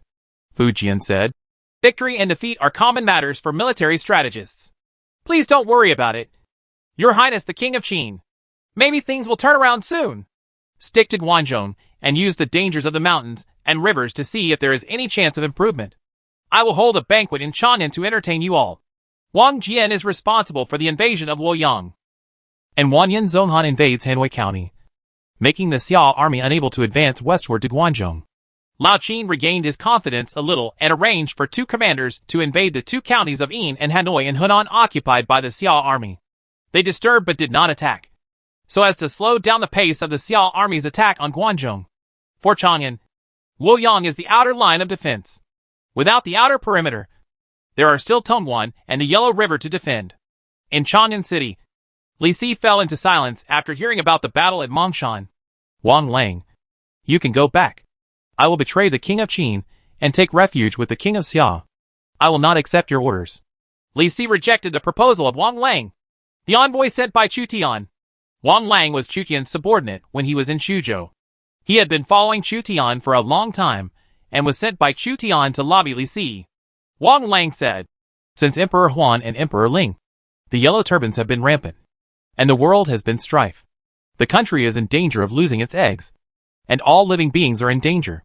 The King of Xia has swept the world and swept away the 8 wastelands. All the people are enamored with it, and all directions admire virtue. This is not the case. When you take someone with power, it is actually destiny. If you surrender with courtesy, you still won't lose your position as a prince. And the country will be safe, and the people will be happy. Wouldn't it be wonderful? Don't say any more words. Come and see the guests off. Li Si shook off his robe and asked the guards to see Wang Lang off. Wang Lang left Shangshu Mansion and shook his head. These people are so difficult to convince. It is difficult for me to complete the task assigned to me by King Xia. I don't know if King Xia will blame them. Wang Lang failed to persuade Li Si and Zhu Jun of Chang'an. In Zhujian, because Jixian was surrounded, Chu Tian could only teleport to Zhujian, and then set off from Zhujian to relieve Jixian. He learned about the results of Wang Lang's lobbying. If they were so easily persuaded, there would be nothing wrong with them. But it doesn't mean they are unwilling to surrender now. Chu Tian disagreed. Lao Qin's losses would not lead to the collapse of Guanlong. There were 100,000 soldiers in Hedong and 150,000 soldiers in Mongshan. About 250,000 soldiers were killed on Lao Qin's side. When the Qin army is really weakened, more people will probably surrender. It will take 10 days to gather troops and weapons. I hope Jixian can defend it for 10 days. Chu Tian's soldiers were refreshed after the battle and rested in Zhujian. In the waters near Lelong County in Korea, two fleets met. The Dafu ship of the Fubo Corps hit the Ming Army ship. With its size advantage, it knocked over the Ming Army ship, and the soldiers and sailors on the deck fell into the water one after another. Boom! Another big fortune ship, nearly 50 meters long, hit a ship less than 30 meters long. The strong angle of the collision was embedded in the wooden ship. Splintered wood flew away, and a bone-deep crack appeared on the wooden ship, and seawater poured in. Cabin! Fire the arrow! Hundreds of rockets were fired from the Ming Army ships, hitting a lucky ship and causing the warship to burn on the sea. Yu Yuan, the naval commander of the Fubo Corps, looked around the entire battlefield. Nearly 1,000 ships were fighting in the waters of Goryeo. The densely packed ships were mixed together, covering the sea and making it dark. Mingwan also established a navy to engage in trade between Liaodong, Korea, Japan, and Jiandong. After the navy of the Xia army and the navy of the Ming army met in the waters of Goryeo, the two sides, who had become enemies, attacked each other. The ships of the Xia navy were obviously larger, while the Ming navy was more flexible. The Fubo Legion relied on their huge hulls to crush them head-on. The fleet on the opposite side used their flexible maneuverability to dodge the large warships, and then fired thousands of arrows in an attempt to ignite the Dafu ship. A large ship was hit by hundreds of rockets. The barrels and sails were set alight, and the fire spread to the entire ship. The Great Fortune ship worth tens of thousands of taels of silver was destroyed in the fire, and the Navy soldiers on the warship jumped into the sea. The captain of the opposing fleet is not a mediocre person. If he were an ordinary general, he might have been intimidated by the momentum of our fleet and would not be able to fight back at all. Yu Yuan could see the level of their commander-in-chief through the reaction of the Ming Navy fleet. Order Zheng Zhilong to attack the opponent's flagship. The most effective general under Yu Yuan is the shipping king Zheng Zhilong. Zheng Zhilong's Dafu ship had a boarding battle with a large merchant ship on the opposite side. Zheng Zhilong personally led the Zheng family Navy soldiers to jump onto the opposite deck and chop down the enemy soldiers on the deck with sharp blades. Blood splashed on Zheng Zhilong's face, stimulating Zheng Zhilong's anger. Fierce. The Ming Navy even used merchant ships to participate in the war. Two Navy soldiers fought hand-to-hand on the deck. Zheng Zhilong personally cut down several enemy soldiers and quickly occupied the entire merchant ship. Fishing nets flew out and forcibly captured the general commanding the merchant ship. Zheng Zhilong wiped the blood on his face and looked around. Black smoke was billowing. The two fleets were still fighting fiercely. Hundreds of warships were burned. The firelight reflected on the sea, turning the cold sea red. In addition to the most majestic Daifuku ship, there are also bloated turtle ships participating in naval battles. The dragon's head spits out smoke generated by burning sulfur, and the turtle ship's mouth shoots rockets at the opposite ship. The navy of the Ming dynasty was at a loss to deal with the turtle ship, which looked like an iron hedgehog. The turtle ship was covered with iron armor and had iron cones on it. Even if the warships on the opposite side wanted to engage in a boarding battle, they would not be able to do so. The turtle ships commanded by Yi Sunshin have greatly improved their capabilities. 10 turtle ships rampaged across the warships, knocking over 20 small boats. These 10 turtle ships would have shined if they were not upstaged by the Daifuku ship. The largemouth musket set up by the Dafu ship fired a volley, and white gunpowder smoke filled the air. The lead bullets shot through the parapet of the opposite warship. The Navy soldiers behind the parapet were shot and killed, and blood holes appeared in their armor. Although the power of the largemouth gun is not as good as that of the bronze artillery, the largemouth gun is already one of the more powerful primitive firearms. The largemouth gun appeared for the first time in a naval battle in the East. The sound of the heavy gun had a frightening effect, frightening the Ming Navy. Ming Navy. A general stood on the bow of a fortune ship, commanding the Ming Navy to deal with Yu Yuan's legion. The power of the big bull-mouth gun made the general tremble a little. The Xia army ships are equipped with firearms, and the commander is also one of 10,000. The generals of the Ming Navy were not weak either, but the problem was that it was difficult for a clever woman to make a meal without rice. The economic conditions of Chu Tian's forces allowed him to expand the Fubo army to 120,000 men and thousands of ships in a short period of time, and more than half of the ships in the Ming Navy came from merchant ships. General, there is a big ship attacking us on the opposite side. The naval commander of the Ming army looked in the direction indicated by his subordinates. Zheng Zhilong's Dafu ship was approaching him. Zheng Zhilong, the general of the Fubo army, was so furious that he kicked a captured enemy soldier directly into the sea. The order he received was to attack the warship where the commander was on the opposite side. Wherever the Dafu ship went, crossbows and large-mouthed muskets were fired. Any ship that came close to the Dafu ship would be shot at by the Dafu ship. The billowing smoke and the deafening shouts of killing made Zheng Zhilong's blood boil. Retreat to Ganghua Island to avoid its sharp edge. Goryeo General Li Songji Wai can give us refuge. Yes. The flagship of the Ming Navy raised the flag of retreat, and after losing 300 large and small ships, retreated to Ganghua Island in the Goryeo Kingdom. A total of more than 100 warships were lost and 40 warships were captured. Grand Governor, the Ming Navy has retreated. What should we do? We went to give chase, but we had the wind and they had the wind too, so it was difficult to catch up. Yu Yunwen knew how difficult it was to annihilate the enemy in a naval battle because the sailing ships had similar speeds. They want to return to the port and be protected by soldiers and horses. Zheng Zhilong boarded Yu Yuan's warship, burn all their ships, attack the Goryeo Kingdom, and delay the Goryeo Kingdom's military strength. Our Fubo army has completed its mission. The Goryeo Kingdom has at least hundreds of thousands of people. Although the Goryeo Kingdom's military strength is not very good, our naval soldiers are not being good at land warfare. I can only say that he has an equal match in chess. Chapter 781 Lu Su's Proposal. Korea. Ganghua Island. Li Chunggui was appointed governor of Korea by Mingguan, and led troops to meet the Ming Navy. The mighty warships of the Fubo Corps appeared, occupied Ganghua Island, and confronted Kaijingsong, the capital of the King of Goryeo. As long as Kaijing is captured, the entire Goryeo Kingdom may be in chaos. Until now, Mingguan has not completely surrendered to Goryeo. The Kingdom of Goryeo has a population of 10 to 20 million, which is only much larger than that of Liaodong. It is not that easy to consume the entire Kingdom of Goryeo with the size of Liaodong. Sink the ship and prevent the Xia Navy from entering the port. The Ming Navy went ashore and gave up defending the port. Hundreds of ships were scuttled, blocking the port of Kaijing. This is a tactic commonly used by the unfavorable side in naval battles. Li Chunggui, my soldiers need to rest and recuperate. With the number of soldiers and horses in Goryeo, the Xia Army's navy will not dare to attack the capital. The Ming Navy commander wiped the black smoke from his face. Chun Lin, don't underestimate them. The strangers of Goryeo. They reminded me to be careful of King Xia. He is extremely powerful. As for a powerful force, their generals often do not act according to common sense.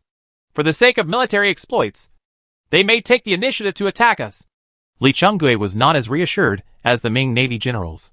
He has regarded the Kingdom of Goryeo as his own territory, and the Fubo Legion has appeared in the sea near Kaijing, making him uneasy.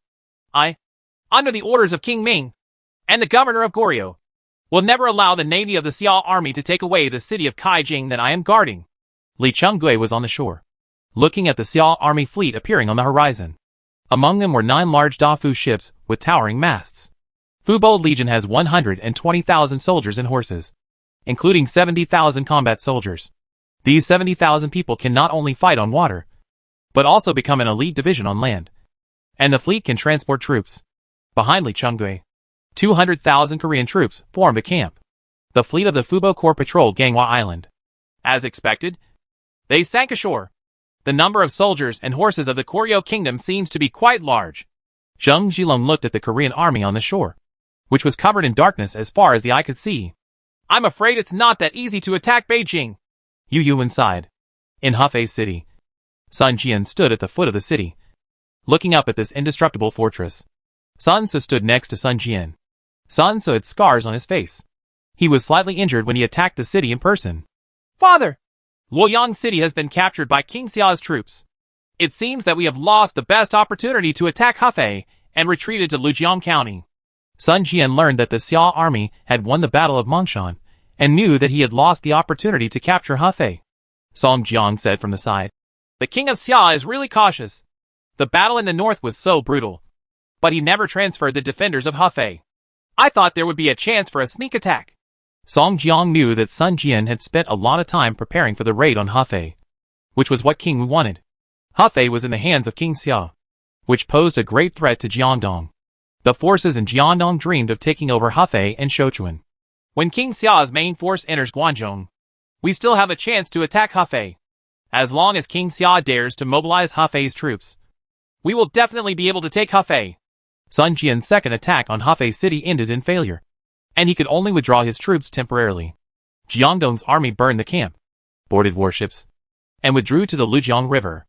The Xia army's navy was concentrated in the Yellow Sea. On the contrary, there were almost no ships in the Yangtze River, and the Yangtze River was completely monopolized by Jiangdong forces. Therefore, no ships could prevent Sun Jian's Jiangdong army from retreating. This is the second time Sun Jian has attacked Hefei. Whether it is him or the king of Wu behind him, they have persevered in Hefei's city. They must know the importance of Hefei. Maybe we can find a way to have peace talks with Sun Jian. Lu Su looked at the Jiangdong soldiers receding like the tide.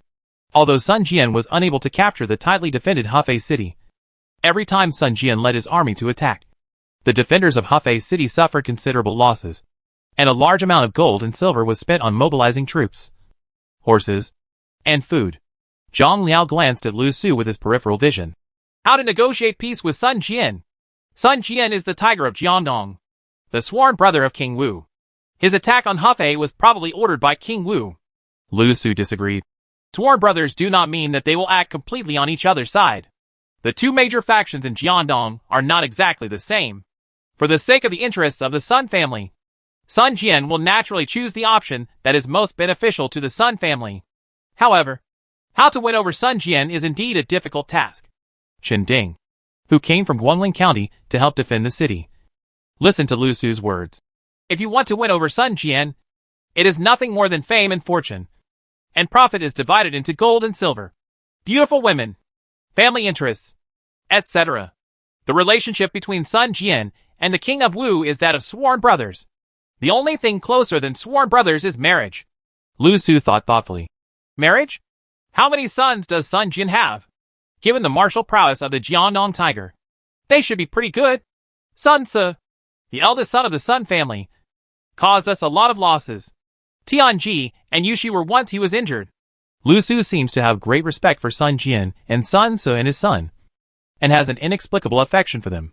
Lu Su believed that since Sun Jian and Sun Ce were very brave, Sun Jian's 4 sons should also be so.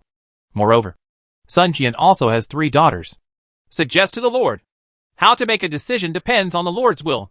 Lu Su was very interested in Chen Ding's proposal, and even thought it was feasible. Chu Tian also had many sons and daughters. It couldn't be easier to find someone to marry, because Jiangdong army took the initiative to relieve the siege. Hefei city returned to calm and allowed civilians to enter and exit. Liangshan military general Shi Qian, who had sneaked into Hefei city, lowered his felt hat. When leaving the city gate, he caught a glimpse of Hu Sanyang patrolling the city wall. Sure enough, Sanyang has defected to Xia Jun. Is that her son? Shi Qian even saw Hu Sanyang holding a child. Hu Sanyang accidentally caught a glimpse of Shi Qian leaving the city, and was a little surprised in her heart. But she hesitated for a while, but still did not reveal Shi Qian's identity. Even if Shi Qian entered Hefei city to explore intelligence, the Liaodong army could not capture Hefei. Intelligence is important, but in the face of absolute strength, if you can't attack it, you can't attack it. Marry with the Sun family to reconcile with Sun Jian and reduce the threat to Hefei city. This method sounds good. It is indeed the good old man Lu Su who came up with such a bad idea. Could it be that he wants me to lose my daughter and lose my army?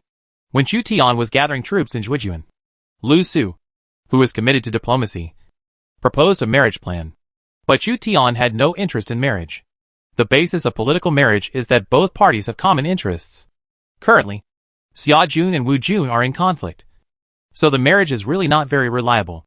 Unless Sun Jian marries his daughter, there is no possibility of a marriage. Chu Tian put Lu Su's plan aside. Sun Jian's daughter got married, and Chu Tian thought about how he would not suffer any loss.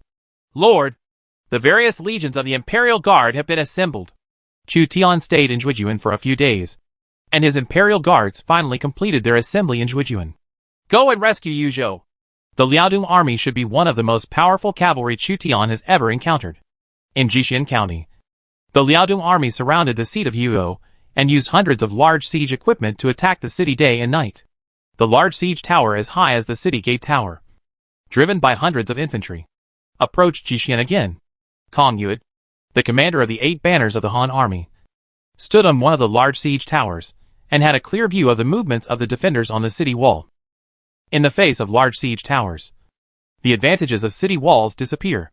A group of archers are preparing rockets. "Raise your shield," Kong Yud shouted, and the infantrymen above the siege tower raised their shields to protect the archers. As soon as Kong Yud finished speaking, hundreds of rockets were fired at the siege tower where he was located. Many rockets hit the shield and were nailed to the shield. The side of the siege tower facing the city wall was covered with cowhide and earth to prevent the siege tower from being set alight by rockets. Extinguishing! A few rockets still landed on top of the siege tower. Kong Yud ordered the Ming army to put out the fire, and he personally bent his bow and arrow and shot a defender. The defenders on the city wall were hit by arrows, and one defender's arm was even pierced by an arrow and nailed to the wooden pillar of the city gate tower. The bow was tightened, and a stream of arrows shot out, heading straight for Kong Yud. Kong Yud subconsciously turned to one side, and the arrow almost missed his face, almost killing him. What a cruel arrow! Kong Yud looked towards the direction where the arrows were coming from, and saw a bowed general carrying a quiver on his back, cleaning out the sharpshooters on the siege tower. The siege tower posed an unprecedented threat to the Jixian defenders. The existence of siege towers erased the defensive advantage brought by the city wall. Die! Xia Hoyuan shot another arrow, and a marksman fell down in response. He fell from the 16-meter-high siege tower and was shattered into pieces. Boom! A huge boulder fell, and a corner of the city gate tower cracked. Xia Hoyuan had to avoid the falling boulders. Several large siege towers cast shadows on the somewhat damaged city walls. The defenders became crazy and concentrated their rockets to fire at the siege towers violently. Even the 8 oxen crossbows and trebuchets came in handy to bombard the siege towers. A siege tower was destroyed by a giant crossbow and collapsed sideways. The fire was raging, and another siege tower was sending billowing black smoke into the sky. The soldiers in the siege tower abandoned the siege tower that was about to be burned. But there were still siege towers approaching the city wall. The heavy tower bridge fell down, killing several defenders at the top of the city. A group of Liaodong heavy infantry boarded the city under the cover of archers. Dozens of arrows were fired, taking away half of the Liaodong heavy infantry. "Miss Wuqing, this place is dangerous and is not the place for you to stay." Xia Hoyuan was anxious when he discovered that Wuqing, who was closely related to Prince Xia's palace, personally went to the city to defend the city. If something happens to Wuqing, as one of the guards, he will most likely be held accountable. Only I can improve the capabilities of the defenders. Jixian cannot make any mistakes. Otherwise, Yuzhou cannot be defended. Wuqing has a certain panel and characteristics, because Huang gave Wuqing a lot of benefits from the rewards he received in the past. So Wuqing is not an ordinary player. With his characteristics, he is equivalent to a diamond-level general. It seems I can't hold on anymore. Wuqing discovered that the tower bridges of 3 siege towers had been lowered, and 3 teams of infantry came out of the siege towers. Chapter 782 Rescue. Bang! As the smoke filled the air, the soldiers from the Shinji battalion came to the city wall and fired at the soldiers coming down from the siege tower. Many soldiers fell from the tower bridge. Burn the siege tower! Xiao Liang personally went to the city, and Li Xiaoning held a shield to block Xiao Liang's front. Sister Xia, why are you here? Wuqing cooperated with Su Rong and Xia Hoyuan to defend the city. When he saw the Shinji battalion coming to support, he knew that Xiao Liang was coming. Princess Xia was besieged in Jixian. Yuzhou had at least 100,000 cavalrymen guarding the city. Xinjiang, Yulin guards, detachment of women, White Pole soldiers, and Tingjia soldiers defended the city. With the help of their elite troops, they defended Jixian. The Liaodong army was unable to capture Jixian, and it was like they were stuck in the throat. They could not capture Jixian, and they could not capture the entire Yuzhou. Various counties and counties in Yuzhou are still waiting and watching. Wait a little longer. My husband will be here soon. Xiao Liang smoothed the ends of Wuqing's messy hair. Jixian County has been besieged. How did you know? Well, the War Eagle has brought the news. In the Battle of Mongshan, Lao Qin lost at least 150,000 troops and horses. Luoyang City has been captured. The Prime Minister has gathered troops and horses in Zhui County. In addition to the Imperial Guards, the city defenses from all over Yuzhou the army and the temporarily recruited county soldiers were ordered to go to Zhuijuan. So reinforcements will arrive soon. Xiao Liang was confident because he had been notified by Chu Tian in advance. Mingguan's cavalry is still a little inferior to Chu Tian's cavalry. Your Highness, how can you take risks so easily? As one of the guards, Xiao Hoyuan also had a headache. Each of Chutian's women was better than the other, but he couldn't let anything happen to them.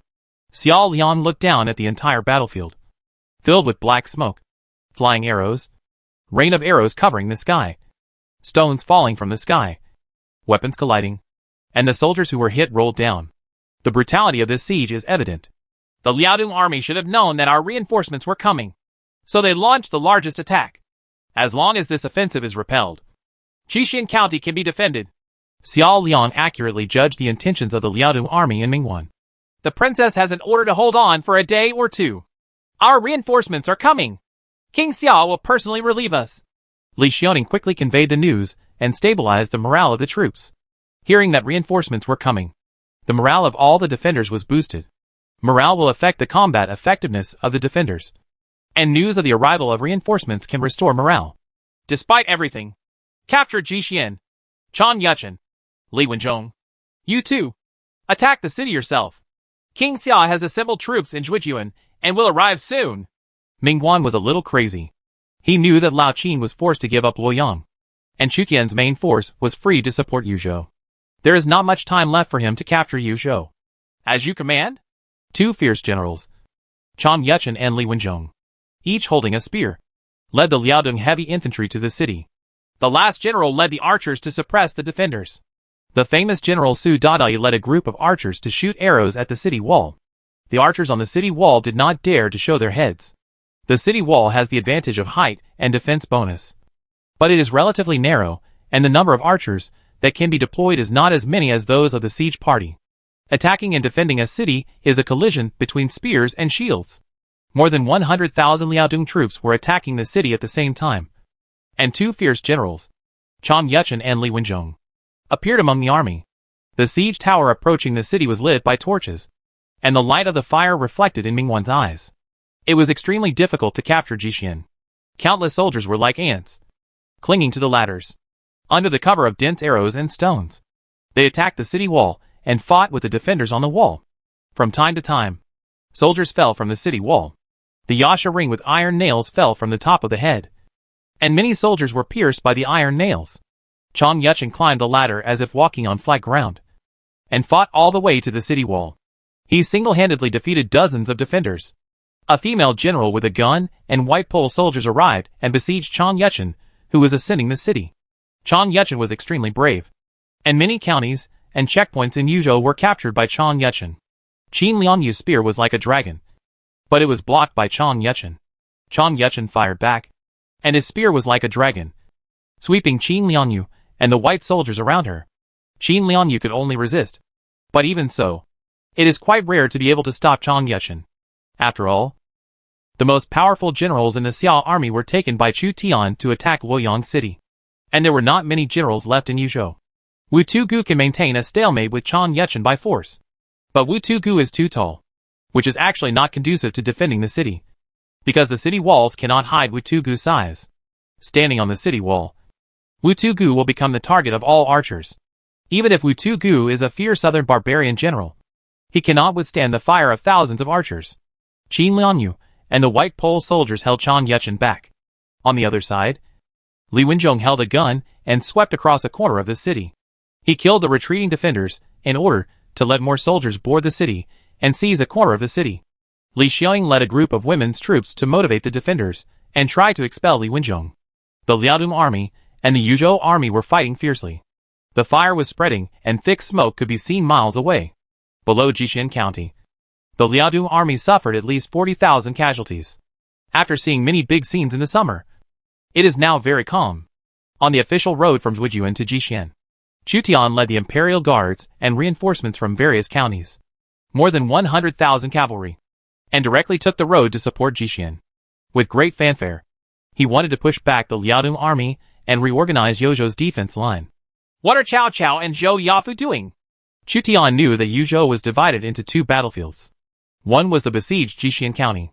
Xiao Liang and Huqin were besieged in it. No one in Chu Tian could bear the loss. Huqin was also the eldest daughter of the Western Region Protectorate, as well as the Deputy Protector and Marquis of Guanyi. Chu Tian could not explain to Huan. The other battlefield is the Yuyang County battlefield. The two legions of Cao Cao and Zhou Yafu are on the second battlefield. Fang Xianling replied.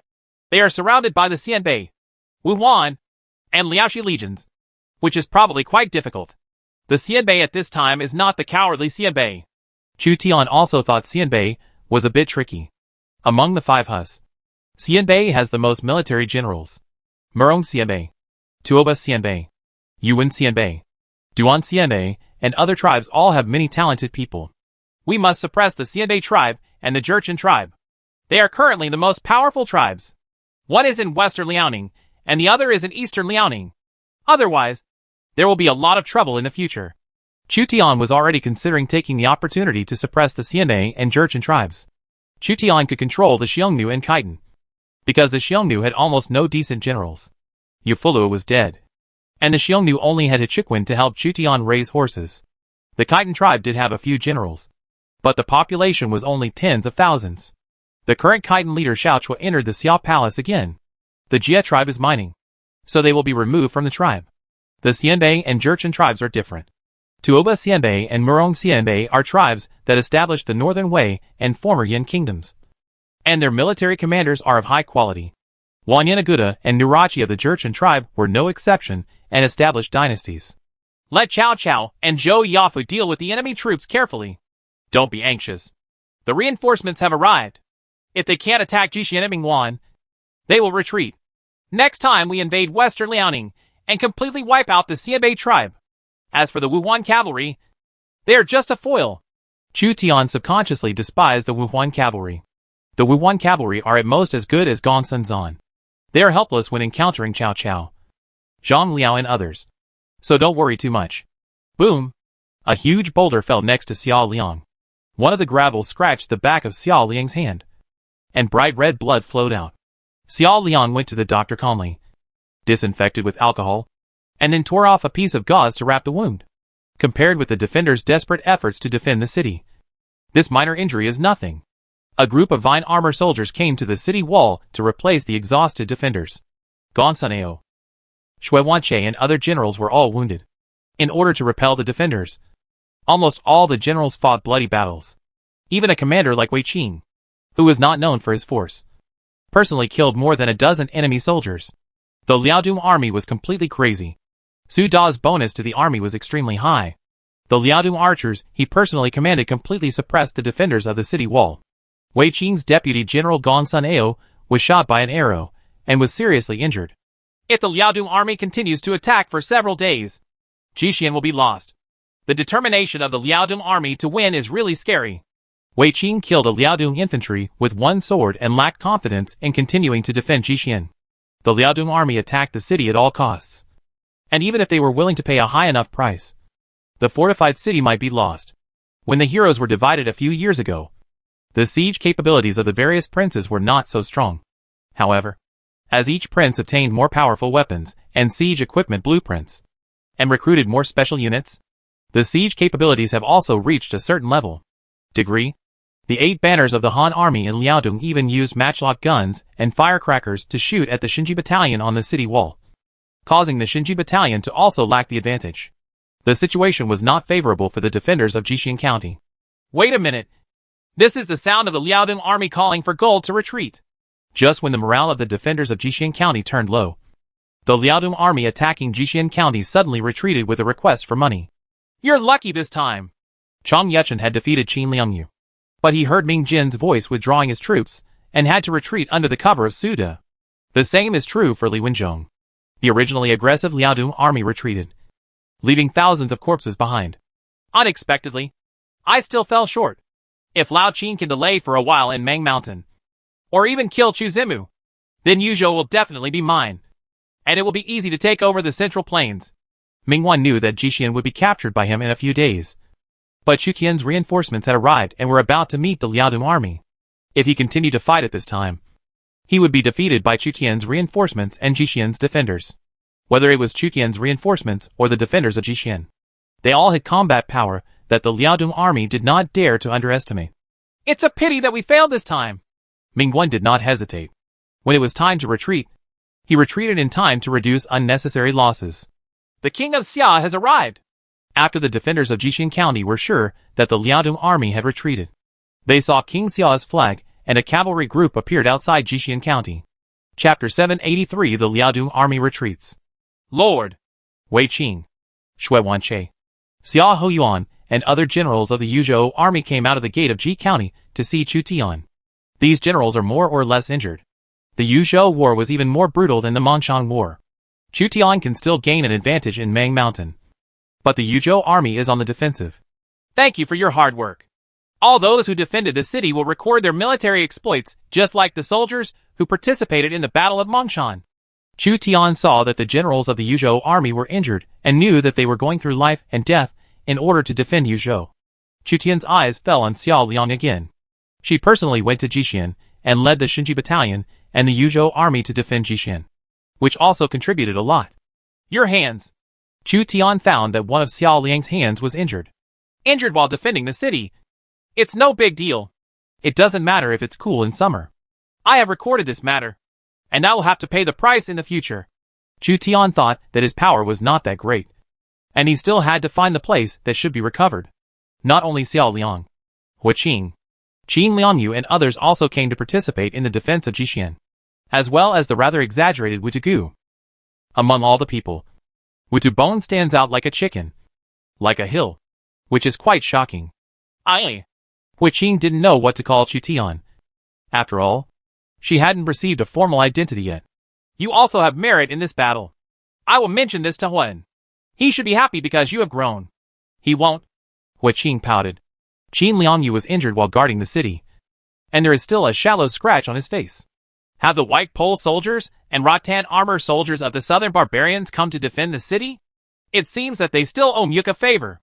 Chu Tian was quite grateful to the Nanman Lord for sending reinforcements. When the surrounding princes are coveting the Central Plains, a piece of rich land in the agricultural era, it would be good to have reinforcements arriving. The surrounding princes are all thinking that after Chu Tian's power collapses, they can take its place. Qin Liangyu said humbly, Your Highness, King Xia, our lord has received accurate information. Liu Bei, the new shepherd of Yizhou, is secretly contacting the dignitaries and tribes of Jianwei, Zonggan, and Yueshi, intending to annex our lord's territory. Therefore, Wu Tugu and I must return to Nanman. Chu Tian's eyes changed. Liu Bei is really tenacious. He can stir up troubles wherever he goes. He conquers the southern barbarians in the south and Hanzhong in the north, offending all the allies of Chu Tian. Liu Yan died of illness. Liu Zhan was weak, and Zhang Dao's Hanzhong army finally lacked a suitable commander. Liu Bei's power expanded wildly in Yizhou, and he gained support from the local nobles. I will march into Yizhou in the future and teach him how to be a good man.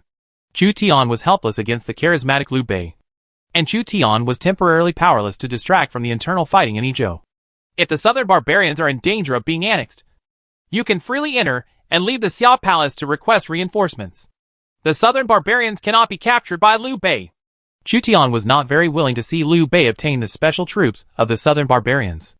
At this time, he needed to use Myuk, Qin Liangyu, Wu Tugu and others to contain Liu Bei and the southern barbarians, so that Liu Bei would not have time to attack Yizhou. To the north of Liu Bei, Zhang Dao's Hanzhong can also temporarily contain Liu Bei. Zhang Dao and Myuk controlled Liu Bei's two directions of expansion from the south and north respectively. After Xiao Liang relieved the siege of Yuzhou, he also let Qin Liangyu go back. The southern barbarians' biggest reliance on the Yizhou army is not the generals and troops, but the terrain. The Yizhou army may not be able to adapt to the difficult environment of the southern barbarians. Battle. Then the Yizhou army will be defeated. The only thing worth noting is the attitude of the Nanman tribe. Liu Bei's military advisor Wang Meng is good at using tactics, and will definitely try to drive a wedge between the Nanman tribe and Myuk, or use fire attacks and other tactics. Remember. Qin Liangyu nodded. Our lord has been friends with the southern barbarian tribe for several years. They may not betray. Chu Tian shook his head. A few years of friendship may not guarantee loyalty. The forest is big and there are all kinds of birds. Qin Liangyu and Wu Tugu led the remaining White Pole soldiers and Vine Armor soldiers directly back to the southern barbarians. The White Pole soldiers and Rattan Armor soldiers suffered huge losses, losing half of their strength. Try not to take any chances next time. Chu Tian gently held Xiao Liang's injured hand. If the stone thrown by the trebuchet hit Xiao Liang head-on, Princess Xiao's position might be vacant. Guanzhong hasn't been taken down yet, so I have to take the risk. Guanzhong is easy to defend but difficult to attack. Next time we will attack from two directions. Hedong and Tongguan. Or even directly capture Liangzhou, forming a three-sided siege of Guanzhong. There is no danger in Guanzhong. Just like searching for things. You don't have to say such big words. I can only say this in front of you. We are preparing to regain Chongping County, Jiangwen, and Shanggu County. Chu Tian and Xiao Liang discussed taking back the entire counties in Yuzhou occupied by the Liaodong army. Their relationship is really good. Xiaochua still had MOC's sword hanging on his waist, so he handed MOC's sword back to Xiao Liang. In Yuyang County, Sun Chuating and Lan Yu, who were attacking here, received a notice from Mingguan, asking them to return to Mingguan's sphere of influence and temporarily avoid the edge. The Qin army is in Mongshan, and our lord is in Jixian. We have lost a lot of troops and need time to rest and recuperate. Sun Chuaning also ordered the Xianbei and Wuhuan cavalry to retreat. Our Murong tribe sacrificed a lot of troops to deal with Cao Cao, and now we are asked to retreat? The king of Qin in Guanzhong has not made up his mind to fight to the death with the king of Xia. Only 200,000 people died. Why should we be afraid? Only by pressing all the troops. A showdown between males and females will give you a chance to survive. Murong Ba was very angry when he received the order to withdraw his troops.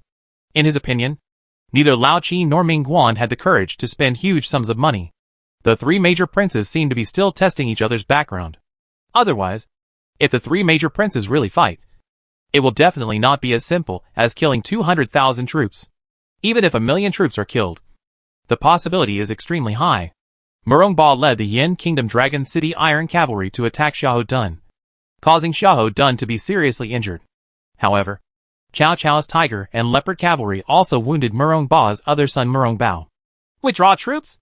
Although Cao Cao's Tiger and Leopard army repeatedly targeted Murong Ba's son, Murong Ba still chose to withdraw his troops.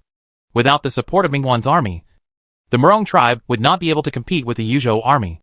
Are we leaving like this? Wuhuan leader Taduan, who had joined forces with Murong Ba, couldn't believe it. The Western Liaoning army was in a good situation in Yuyang County. Murong Ba and his sons relied on the Dragon City Iron Cavalry of the state of Yin to fight against Cao Cao's Tiger and Leopard Legion.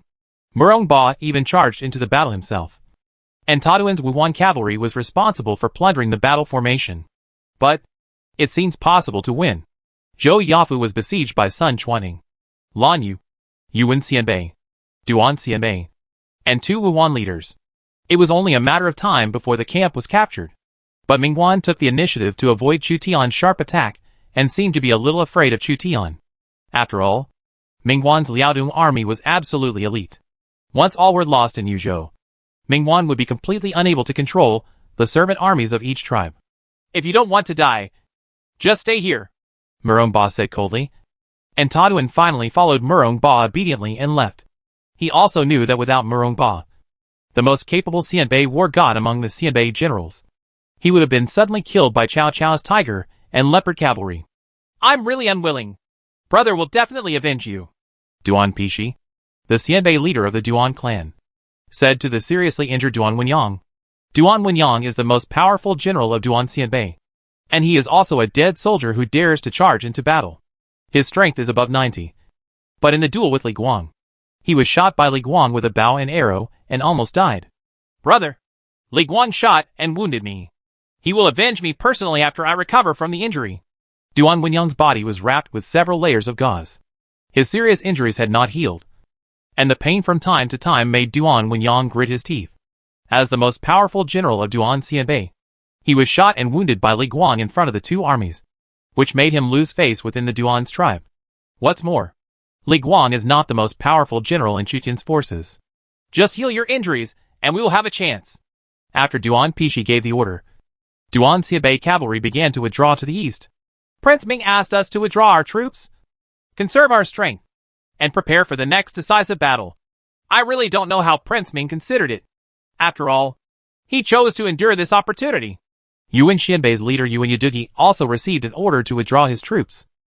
A military general from the Yuan Xianbei tribe said, "This may be a test between the three princes and kings to test each other's trump cards and determine the positions of other princes. When all parties know each other's trump cards, the next war may be real. It's a life and death battle. And there's only one survivor left. What you said makes sense. It is our Yuan family's luck to have talents like you. The two major Xianbei tribes, Murong and Duan, do not take us Yuan Xianbei seriously. But we Yuan Xianbei are not they can look down upon. Yuan Idogui looked at this general. It was this Xianbei general, who almost broke through the city defended by Zhou Yafu. If Li Guang hadn't shot his general, this general might have succeeded in seizing the city. We are temporarily returning to Western Liaoning for rest and recuperation. Since King Ming is just a large-scale test, there is no need to sacrifice the lives of our tribesmen for King Ming. Yuan Idogui chose to withdraw his troops. Xianbei cavalry and Wuhuan cavalry want to escape. We cannot let them escape. Li Guangzhong wanted to pursue the Liaoxi army, but was stopped by Zhou Yafu. No, there are generals on the opposite side who are good at strategizing and have a large number of troops. Once you pursue them, you will be captured. How could I, a great flying general, be captured by a foreign race? This is a military order. The usually calm Zhou Yafu also became angry.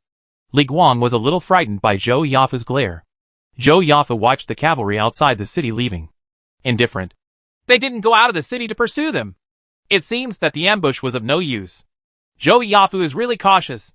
Yuan Xianbei's generals were greatly regretful. In the Northern War, the generals of the Xiao army were more and more reluctant. It seemed that the Liaodong army's offensive was fierce. But the Xiao army's loss of troops was actually not as much as that of the Liaodong army. Chapter 784 The Dangerous Fifth Epic Battle. In the Monan Prairie, the famous general of the Kingdom of Bohemia, Zheshka, built a chariot and fort to block the ferocious offensive of the Eight Banners cavalry. In order to conquer the chariot fort, the Eight Banners cavalry had to dismount and become heavy infantry. King Ming intends to withdraw his troops and orders us to retreat to Horkin grassland or Yuurai to rest. They are really weak, so they want to withdraw their troops. King Ming has not lost many troops, and he has not yet made up his mind to fight to the death. Or does he plan to wait until the Xiao army attacks Chang'an, invest more troops in Guangzhong, and then attack with all his strength? If this is true, then the next war will probably be real. I'm going to risk my death to win. What should we do? Nurhasai and Wan Yanaguda are still on the offensive. Jashika's Kar Fort has strong defensive capabilities, but lacks offensive capabilities. Several adults, a large number of Mongolian cavalry appeared in the north. When Narachi and Wan Yanaguda were hesitating, the dust was rolling in the north, and hundreds of thousands of Mongolian cavalry came south from Mubei. Prince Yan, Di Qing, and Fan Zhongyan personally led the team. Withdraw troops? The expressions of Nurhasai, Wan Yanaguda, and the Eight Banners generals changed. Genghis Khan, the overlord of the steppe, died in battle. Genghis Khan's direct descendants expanded their territory in Central and West Asia, and some of Genghis Khan's Mongolian cavalry remained in the steppe. This Mongolian cavalry is good at bow and horse. Hundreds of thousands of Mongolian cavalry are already a nightmare for a small kingdom. After learning that the Mongolian cavalry crossed the Gobi from Mabei and entered Monan, the first reaction of the two Jurchen leaders was to withdraw their troops. Our reinforcements are coming. Try to hold them back. Li Mu, Zhao Shi, and Zhao Qi led the cavalry to pursue them, and King Arthur arrived, leading the Knights of the Round Table, who turned from defense to offense and attacked the Eight Banners cavalry. The person responsible for cutting off the rear was Mangur Tai, the leader of the Zhonglong banner. The Knights of the Round Table and a group of Western Knights broke into the Eight Banners cavalry directly. King Arthur's holy sword cut off the opponent's saber with one strike. The cold light flashed and killed an Eight Banners cavalryman. The brave Mangur Tai did not dare to fight King Arthur. After the Knights of the Round Table were reorganized, they regained their fighting power. Dozens of them killed hundreds of bannermen cavalry. As the mighty Mongolian cavalry moved south, Di Qing held the sword in person and ran into a group of Eight Banners cavalry on guard outside. After Di Qing's Mongolian cavalry plowed the fields, the entire Eight Banners cavalry on guard was wiped out, with no one left. The Monan and Mongolian cavalry pursued the Eight Banners cavalry for 500 miles before stopping, capturing tens of thousands of them in total. King Arthur wiped the blade of the holy sword and put away the holy sword. The Knights of the Round Table were not many in number, but they killed 3 of the 20 Niu Lu of the Zhonglong banner. Their military exploits were outstanding, and the leader of the Zhonglong banner almost died under King Arthur's holy sword. We encountered a sandstorm in the Great Gobi Desert, which delayed us a little. There is no marching route, which is really troublesome. If we had known that, we would not have saved much money if we had used the teleportation array directly. Prince Yan joined Li Mu, and his legion arrived 2 or 3 days later than scheduled.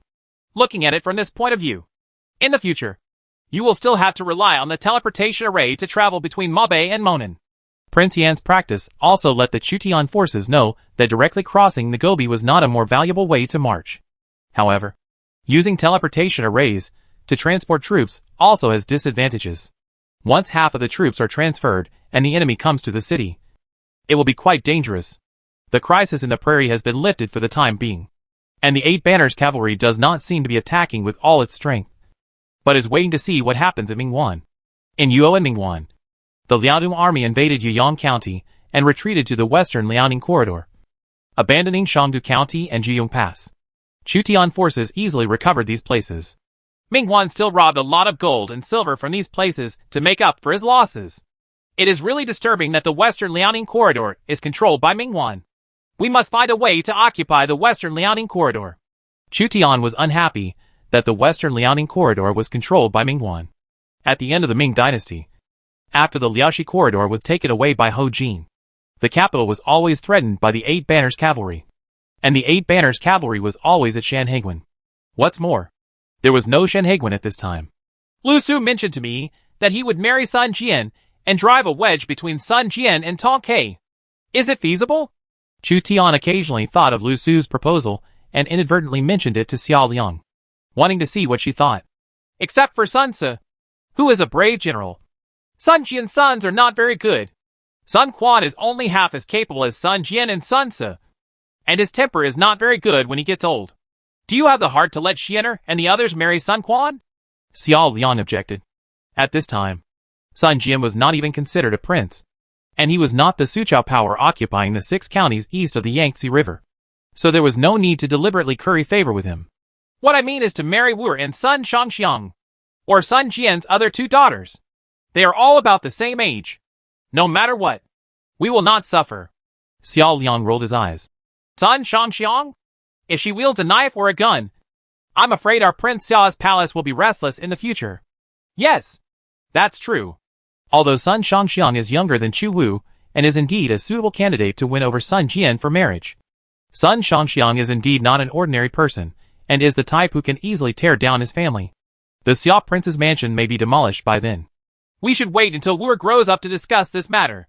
Before Wu grows up, at least we must eliminate the opponents of Lao Qin, Ming Wan, and Liu Bei. Wu may not be able to deal with him. Chu Tian found it difficult to deal with Lao Qin and Ming Guan alone, let alone his son. At least deal with the most troublesome opponents when you have the most energy. Ding!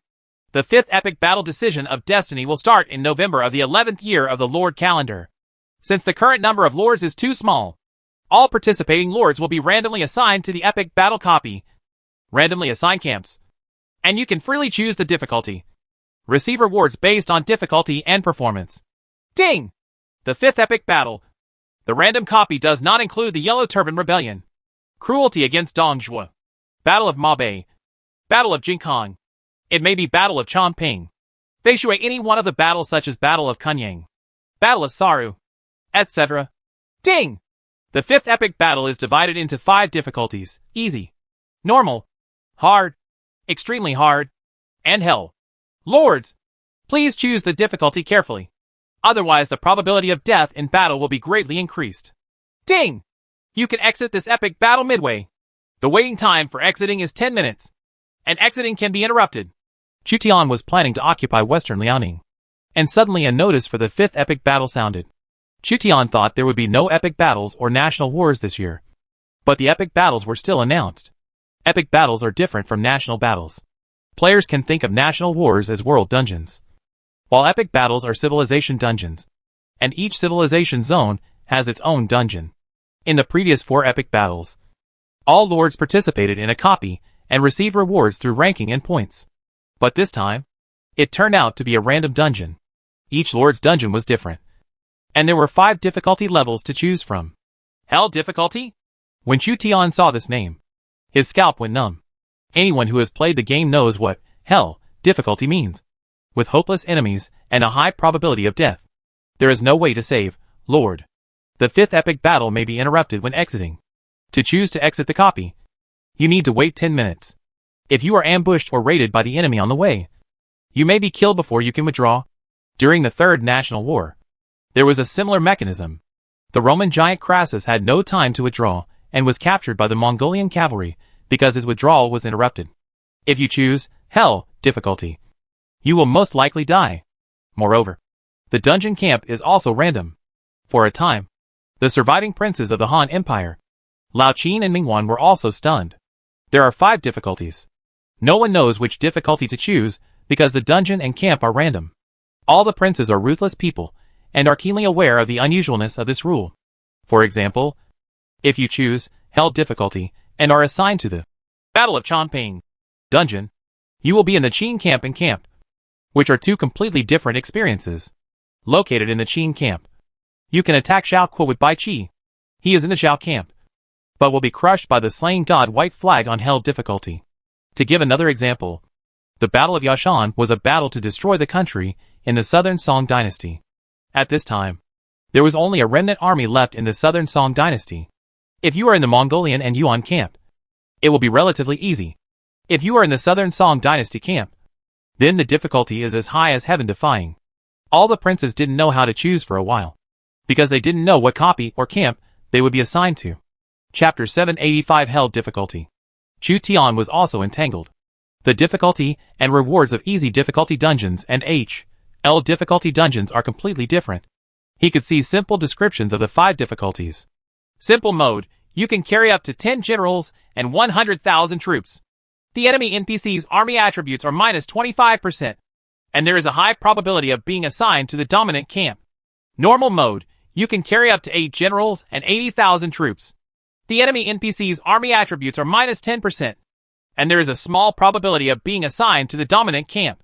Difficult mode, you can carry up to 6 generals and 60,000 troops. The enemy NPC army attributes plus 10%. There is a small probability of being assigned to the inferior camp. Extremely difficult mode, you can carry up to 4 generals and 40,000 troops. The enemy NPC army attributes plus 25%, and there is a high probability of being assigned to the inferior camp. Hell mode, you can carry up to 2 generals and 20,000 troops. The enemy NPC army attributes plus 50%, and there is a high probability of being assigned to the inferior camp.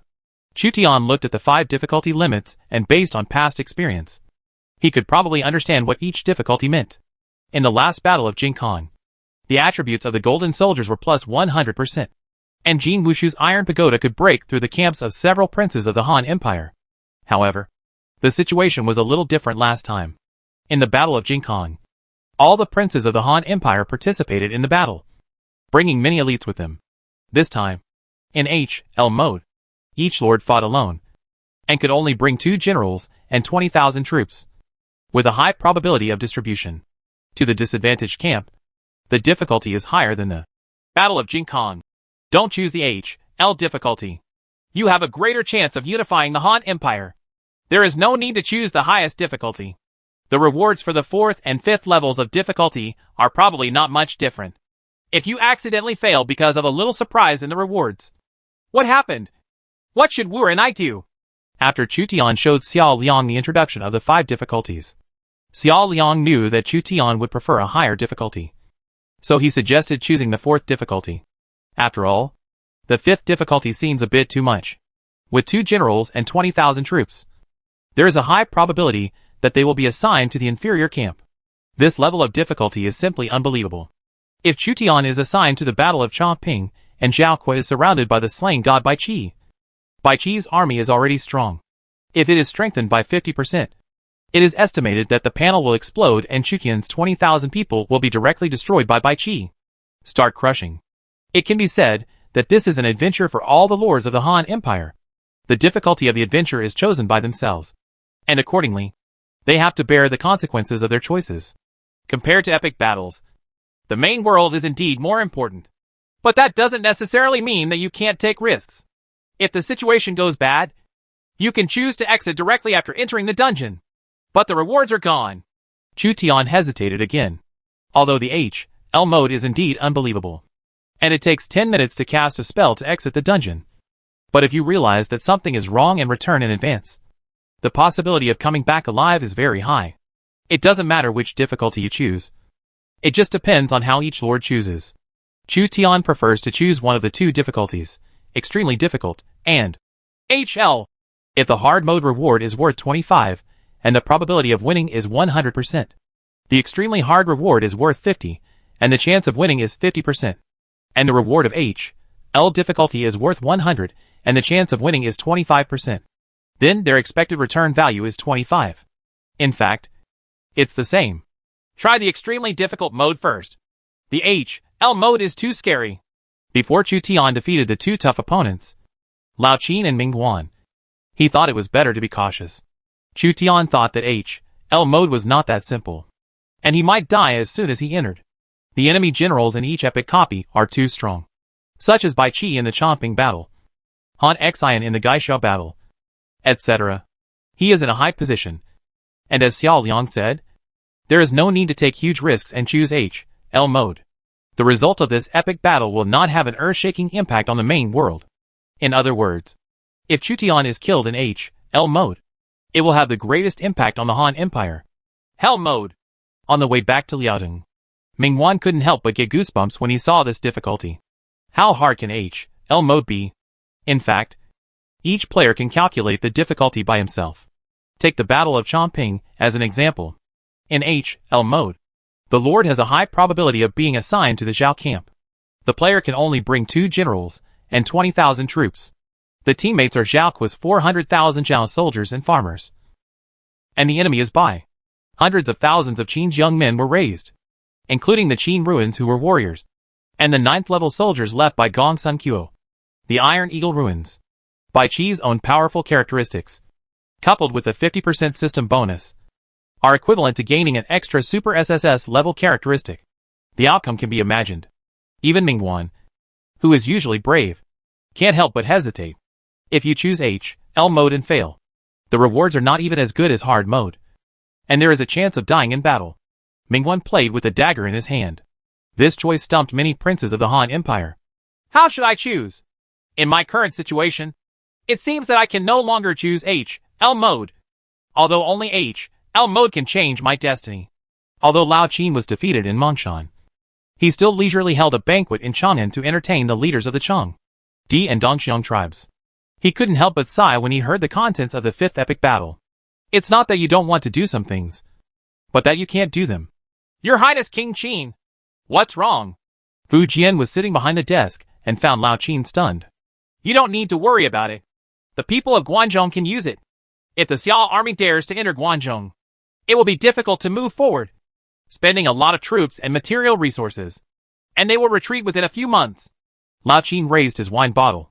Below him, Fu Jian, the leader of the Chang people, Yao Yizhong, the leader of the Di people, and Li Yuanhao, the leader of the Dongxiang people, all raised their glasses and had their own thoughts at the same time.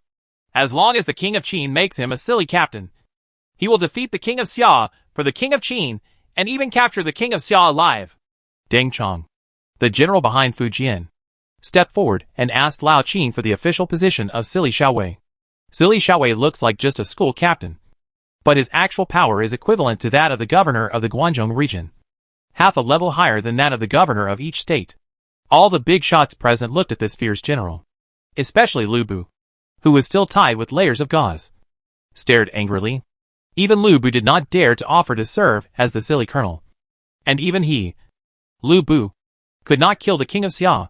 But Ding Chong uttered wild words and bluntly said that he could capture the king of Xia alive. So wouldn't he not take him seriously? How dare you? Shuzi! Lu Bu finally spoke up. What you, Lu Bu, can't do? What does it have to do with me? Ding Chong? Ding Chong, may not be able to do it. Ding Chong and Lu Bu competed against each other. Now that Lu Bu was seriously injured, Lu Bu might not be Ding Chong's opponent in a real fight. So Lu Bu did not rush into a fight with Ding Chong at the banquet. This is Ding Chong who defeated Han Zhong's army? He is really a strong man. I have heard that you and Zhang Hao are enemies of 10,000 people. If you were present in the Battle of Mongshan, maybe the situation will change. But King Xia is not that good. For those who were captured alive, Ding Chong and Zhang Hao will temporarily serve me. How about that? Lao Qin looked at Fu Jian. Ding Chong and Zhang Hao were the fierce generals brought by Fu Jian. So they needed to ask Fu Jian for his opinion. Historically, Fu Jian was the former king of Qin and the loser in the Battle of Feishui. Because he lost the Battle of Feishui, he lost the opportunity to unify China, and he was killed by a rebel general. Fu Jian, like Liu Bei, emphasized benevolence and righteousness, and they were indeed similar. Fu Jian was assisted by Wang Ming, and Liu Bei was assisted by Zhuge Liang. But they were different. Fu Jian overemphasized benevolence and righteousness, so much so that he accepted too many ambitious generals to show the world that he was open to all rivers. As a result, after his defeat, his subordinates betrayed him one after another. Liu Bei would not be as idealistic as Fu Jian, and he would not hesitate to kill those who deserved to be killed. Sure enough, Fu Jian did not refuse Lao Qin's request for 2 fierce generals, and readily agreed. Ding Chong and Zhang Hao will definitely make immortal contributions under the command of King Qin. This guy really believes in Confucian benevolence and righteousness too much. Lao Qin's attitude towards Fu Jian was not surprising. To be precise, Fu Jian believed too much in the benevolence and righteousness advocated by Confucianism, and was not suitable for fighting for hegemony in troubled times. In this way, Lao Qin could better deprive Fu Jian of his strength, and use Fu Jian's character flaws to control the always troublesome D tribe. Old Qin brought Ding Chong and Zhang Hao into his account. 10,000 enemies. But Lu Bu felt a little uncomfortable when he saw the scene, as if his position was suddenly taken away by 2 strangers who appeared to pacify the D tribe. It was still up to Lu Bu to take action and capture Zhang Hao alive. How could they dare to take their place? Snort! Ding Chong and Zhang Hao didn't give Lu Bu a good look either. They believed that Lu Bu was completely justified by the 2 of them joining forces. At the banquet, the 2 sides were at war with each other. Li Si noticed that Lu Bu, Ding Chong and Zhang Hao were not dealing with each other. So he took the initiative and said, "With the help of all of you, King Qin can accomplish great things. Wen Ho, as well as the 2 generals Ding Chong and Zhang Hao, who will have greater military exploits in the future. Then after my lord becomes emperor, he can become a general." As soon as Li Si finished speaking, Lu Bu, Ding Chong, and Zhang Hao all looked moved. It seems that Lao Qin has the ambition to become emperor, and the position of general belongs to whoever has the greatest military exploits. So far, there is no prime minister. The general is still the highest military position in the Han Empire, ranking above the 3 princes, below 1 person, and above 10,000 people. When my injury is healed, how can I, Lu Fengxian, be afraid of you? Lu Bu's attack on the Xia king failed, and he could not be crowned king, so he could only seek the position of general first. Lu Fengxian is nothing. Ding Chong and Zhang Hao still disliked Lu Bu. In the Grand Duchy of Moscow, Ekaterina also faced a choice. Ekaterina had a son and a daughter to take care of, and could not take any chances. Just choose a difficult dungeon at random, and I should be able to win easily. Sure enough, after I have concerns, I will make different choices than before. Ekaterina didn't even choose the extremely difficult mode, because for her, she was no longer alone. When a strong person has concerns, it is not as easy to take risks as before. If it were Ekaterina, who was just starting out, she would not hesitate to choose HL mode. But now she can't do it anymore. Just like Chu Tian can't give up the foundation of the main world and take risks in HL mode. The expeditionary forces of the Ottoman Turkish Empire and the Kingdom of Macedonia are besieging Istanbul, the royal capital of the Ottoman Turkish Empire. Istanbul is right next to the kingdom established by Alexander, so the Macedonian army can easily reach Istanbul. Ballistas and trebuchets fired, and the soldiers of the Genitry Legion fell from the city walls. Alexander personally supervised the siege. Many ancient Greek sages were recruited by Alexander, intending to Hellenize the Ottoman Turkish Empire after occupying it. Civilization assimilation is also very important in Lords. After assimilating the occupied civilization, it will be easier to rule. Perhaps I should use the king's army to inspire each legion to capture Istanbul. Alexander looked up at this tall and majestic royal city. Istanbul is the connection point between Europe and Asia. Occupying this city is the bridgehead for attacking the eastern continent. Historically, it was the capital of both the Byzantine Empire and the Ottoman Turkish Empire. Alexander's teacher Aristotle stopped Alexander and shook his head gently. You have made it your mission to conquer the world, and you still need a lot of time. Suddenly, Alexander received notification of the 5th epic battle. Chapter 786 Puppet Dewan Kingdom. 5 difficulties? Should I choose the HL difficulty? Dear sages, Please guide me in the direction. Alexander summoned the sages of ancient Greece, including Plato and Aristotle. Just as each hero has his own characteristics, these sages also have special abilities. Some sages also have the ability of prophet, similar to Zhang Bin's premonition attribute.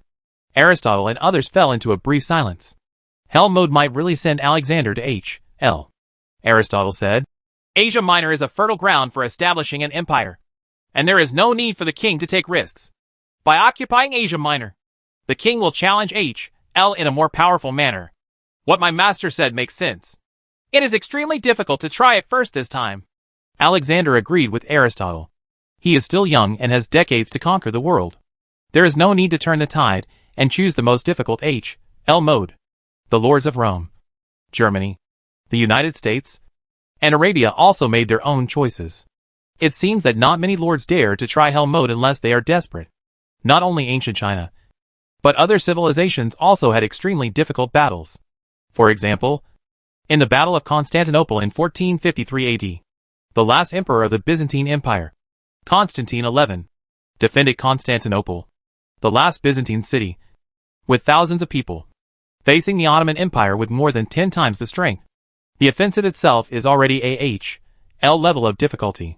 At this time, if the system is assigned to the Battle of Constantinople, the attributes of the Ottoman Empire army in hell difficulty will be increased by 50%. The commander of the Ottoman Empire at that time was still the great Mehmed II. And Mehmed II also had bronze cannons, battering rams and trebuchets. It's a nightmare. Alexander took 20,000 people to defend Constantinople, but was surrounded by more than 100,000 Ottoman legions led by Mehmed II. In all likelihood, he would be defeated, regardless of the Eastern continent or the Western continent. H.L. mode is no joke. It is a real H.L. The previous Battle of Jingkong, in which all the princes of the Han Empire participated together, seemed to be mild compared with this H.L. mode of fighting alone. As a result, from Chu Tian in the east to Alexander in the west, when the power was strong, they only dared to choose the fourth difficulty, and did not dare to choose the fifth difficulty. The fifth difficulty is a narrow escape. Even if you survive, it does not mean you will win. At least make sure that the fourth difficulty is not particularly dangerous before any lord dares to choose the fifth difficulty. In Central Asia, in the Dayuan Kingdom, the expeditionary force sent by the Western Region Protectorate occupied a large city and established a firm foothold. A Dewan nobleman held a banquet to entertain Huan, who arrived. The Western Region Protectorate under the rule of Huan once occupied the Dewan Kingdom a few years ago. Huan supported many Dewan nobles. When the Western Region Protectorate army invaded the Dewan Kingdom again, some Dewan nobles fought for their own rights. Interests. Choose to side with the Western Region Protectorate. At present, the Dewan Kingdom is jointly controlled by three civilizations: Seljuk Empire, Kushan Empire, and Han Empire, and is divided into three parts in the Fergana Basin, where the Dewan Kingdom is located. No matter which side wants to monopolize this basin, which is rich in grain, fine horses, and wine, the Fergana Basin is also an important strategic location. If the Dewan Kingdom's teleportation array is captured, then the Western Region Protectorate will not have to cross the Songling Mountains several thousand meters above sea level again and travel thousands of miles from Luntai to Central Asia and South Asia. To be precise, Huan wanted to turn Dayuan into a colony and military base of the Han Empire, as one of the springboards for attacking Central Asia and South Asia. The Fergana Basin has no problem supporting millions of people. The Protectorate of the Western regions had to withdraw its troops from the Dewan Kingdom and shrink its sphere of influence because Temujin, Ogutai, and Chagatai attacked Tian Shan, Luntai, and Chiotsi in the past 2 or 3 years. Now the Protectorate of the Western regions, after the stability was restored, Wakwatai aggressively attacked the Dayuan Kingdom. It was time to resume the rule of the Western region's Protectorate over the Dayuan Kingdom, as the Liang King of the Han Empire and the Protector of the Western regions. I not only stabilized the countries in the Western regions, but also ensured that the Western regions were always under the control of the Han dynasty. The Empire's territory still needs to be accomplished. The Han Empire must at least have a teleportation array in Dewan to reduce unnecessary troubles in the future. And Mokai, if you help me complete this thing, your benefits will be unimaginable. Huan was the guest and sat in the main seat, while the nobleman Mokai of Dewan Kingdom was in the lower position. Mekai was a pro-Han aristocrat from the Dewan Kingdom. It was all thanks to your help that I could grow from the leader of a small tribe to one of the most powerful nobles in Dayuan. But since your soldiers withdrew from Dayuan, there has been a rebellion among the nobles in Dayuan.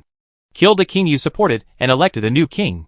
Later, Xiaojuk, the king of kings of the Kushan Empire, led an army and adopted the despicable method of sneak attack to attack the kingdom of Dayuan and killed the new king. Supported a new king. Later, Wakutai led the Mongolian and Turkic cavalry to invade the kingdom of Dayuan. Once captured the king's city of Dayuan, and killed the king established by the Yuezhi people, and established a new king again. Huang couldn't help but frown when he heard the Dawan nobleman Mokai explain the detailed changes in Dawan during his absence. The kingdom of Dayuan is a puppet country. From the first year to the 11th year of the lordship, a total of 5 kings appeared in the kingdom of Dayuan.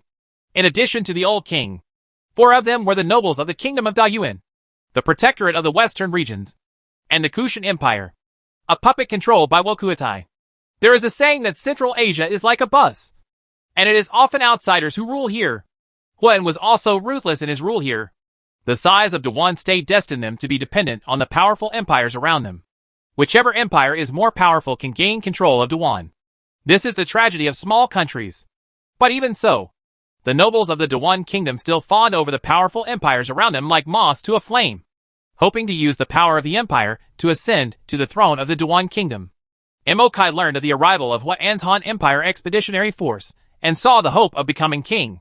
Huan also knows that only interests are eternal, as long as they have common interests.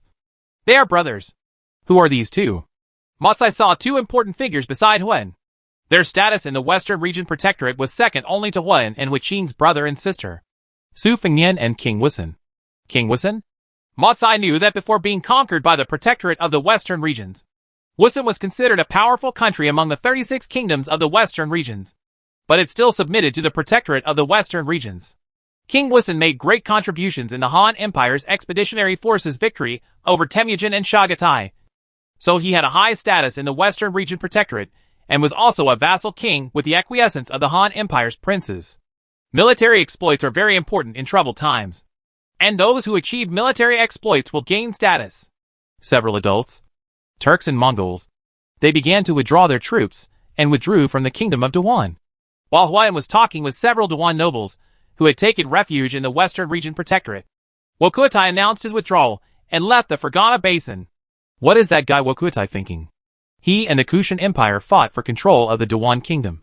It should have lasted for a year or 2, with nearly 100,000 casualties. Why did he give up the Dawan kingdom so easily? Huan's face was gloomy, and he was thinking about Wokuatai's thoughts. When Wokuatai led the Turkic cavalry and the Mongolian cavalry to leave, the country of Dayuan changed from a divided world to a fight between 2 powerful forces. Now in the Dawan kingdom, only the expeditionary force of the Western Region Protectorate and the army of the Kushan Empire are left. Ban Chao, Huan's general, said, "Perhaps Wokuatai wants to give up the Dayuan kingdom and let us fight with the Kushan Empire. Both sides will suffer, and he can clean up the mess." Perhaps that's true. Ajudai is not a reckless man. He can inherit the throne of Genghis Khan, so he naturally has his abilities.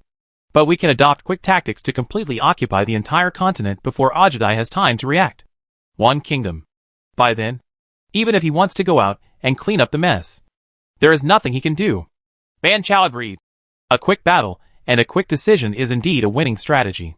It is said that soldiers are more valuable than speed. How is the war in the north? If King Xia is at a disadvantage, then even if we abandon Dayuan, we will go to the Central Plains to help. Huan asked about the northern war again.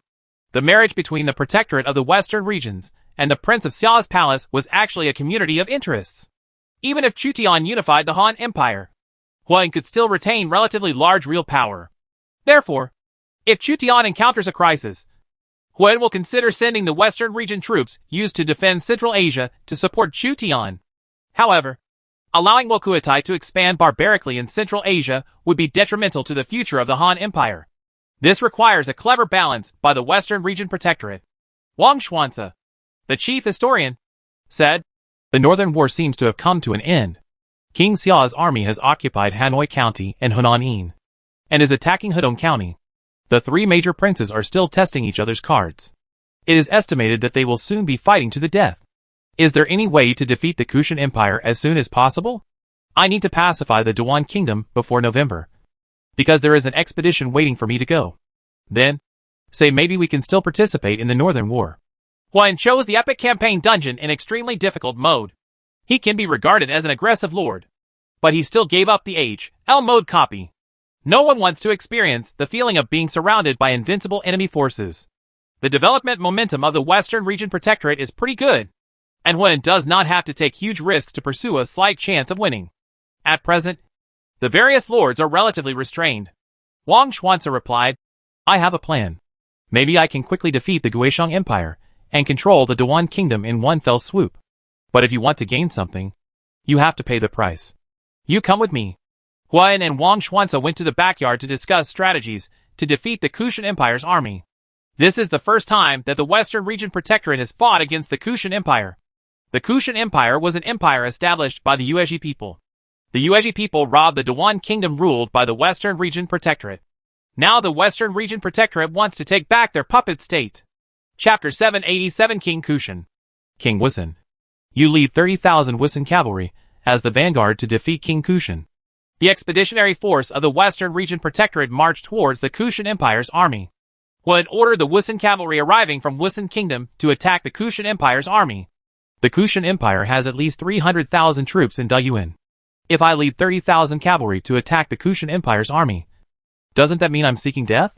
King Wusun looked livid after receiving Huan's order. The Kushan Empire had a large population and had 300,000 troops in Dayuan. King Wusun thought that Huan wanted him to die.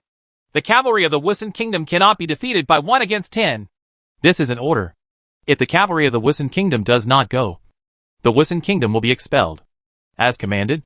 King Wusun was reluctant in every possible way, but he still had to be shocked by Huan's majesty and chose to leave the expeditionary force and serve as the vanguard. At the camp of the 300,000-strong army of the Kushan Empire, King Chiu of the Kushan Empire sat on the throne and looked at the kneeling scout general below. The Protectorate of the Western Region sent 30,000 cavalry to test our 300,000-strong army? The king has blocked Wokuatai for more than a year or two. How can he be afraid of the troops of the Western Region Protectorate? Mobilize all troops and horses to destroy this Wusun cavalry. The 300,000 Kushan Empire troops were mobilized immediately, and all soldiers and horses were assembled. In a valley in the Dawan Kingdom, the Wusun cavalry met the Kushan Empire army. A conflict broke out between the Wusun people and the Yuezhi people. A group of Kushan Empire cavalry detoured behind the Wusun cavalry in an attempt to cut off the Wusun cavalry. Retreat. We are ambushed! Deus Ex Machina! King Wusun drew his sword, panicked, and led the Wusun cavalry to retreat. Teams of Kushan Empire cavalry attacked the Wusun cavalry fiercely. Arrows rained down, covering the Wusun cavalry. Thousands of Wusun cavalry were killed. The king of Kushan, protected by a group of guards, climbed up and looked at the Wusun cavalry, which was surrounded by 300,000 Kushan Empire troops, and was still holding on. The cavalry of the Wusun Kingdom are brave, but the Western Region Protectorate sent them as vanguards, just to die, after recruiting King Wusun to surrender. If they occupy the Dawan Kingdom, and then take advantage of the opportunity to occupy the Wusun Kingdom, the Kushan Empire will become an unprecedentedly powerful empire. King Guishang saw that the Wusun cavalry was fighting bravely after being besieged. He couldn't help but love talents, and wanted to use King Wusun's influence to conquer Wusun. King Wusun fought to the death, and killed thousands of enemy soldiers, but was unable to break out. He was eventually captured by the Kushan Empire, and brought to King Kushan. The great protectorate of the western regions of the Han Empire sent you as a vanguard to attack an enemy force 10 times their own strength. This is a plan to kill with a borrowed knife. The Han Empire has killed many tribal leaders. Now there are only a few kings of the 36 countries in the western regions. The king is still alive, so it is conceivable that they asked you to rule the Wusun Kingdom. But the time is not yet ripe. And now, you are of no use to them. So they want to use my hand to get rid of you. The king of Guishuang asked Wusun King to untie the 5-flower tie King Wusun, and personally helped him up. King Wusun was injured and looked depressed. I have made great contributions to protecting the western regions, and protecting the western regions for the Han Empire. I didn't expect that they crossed the river and demolished the bridge, and wanted to use me to consume your troops. This king, Xiujik, is about to establish a large empire covering thousands of miles.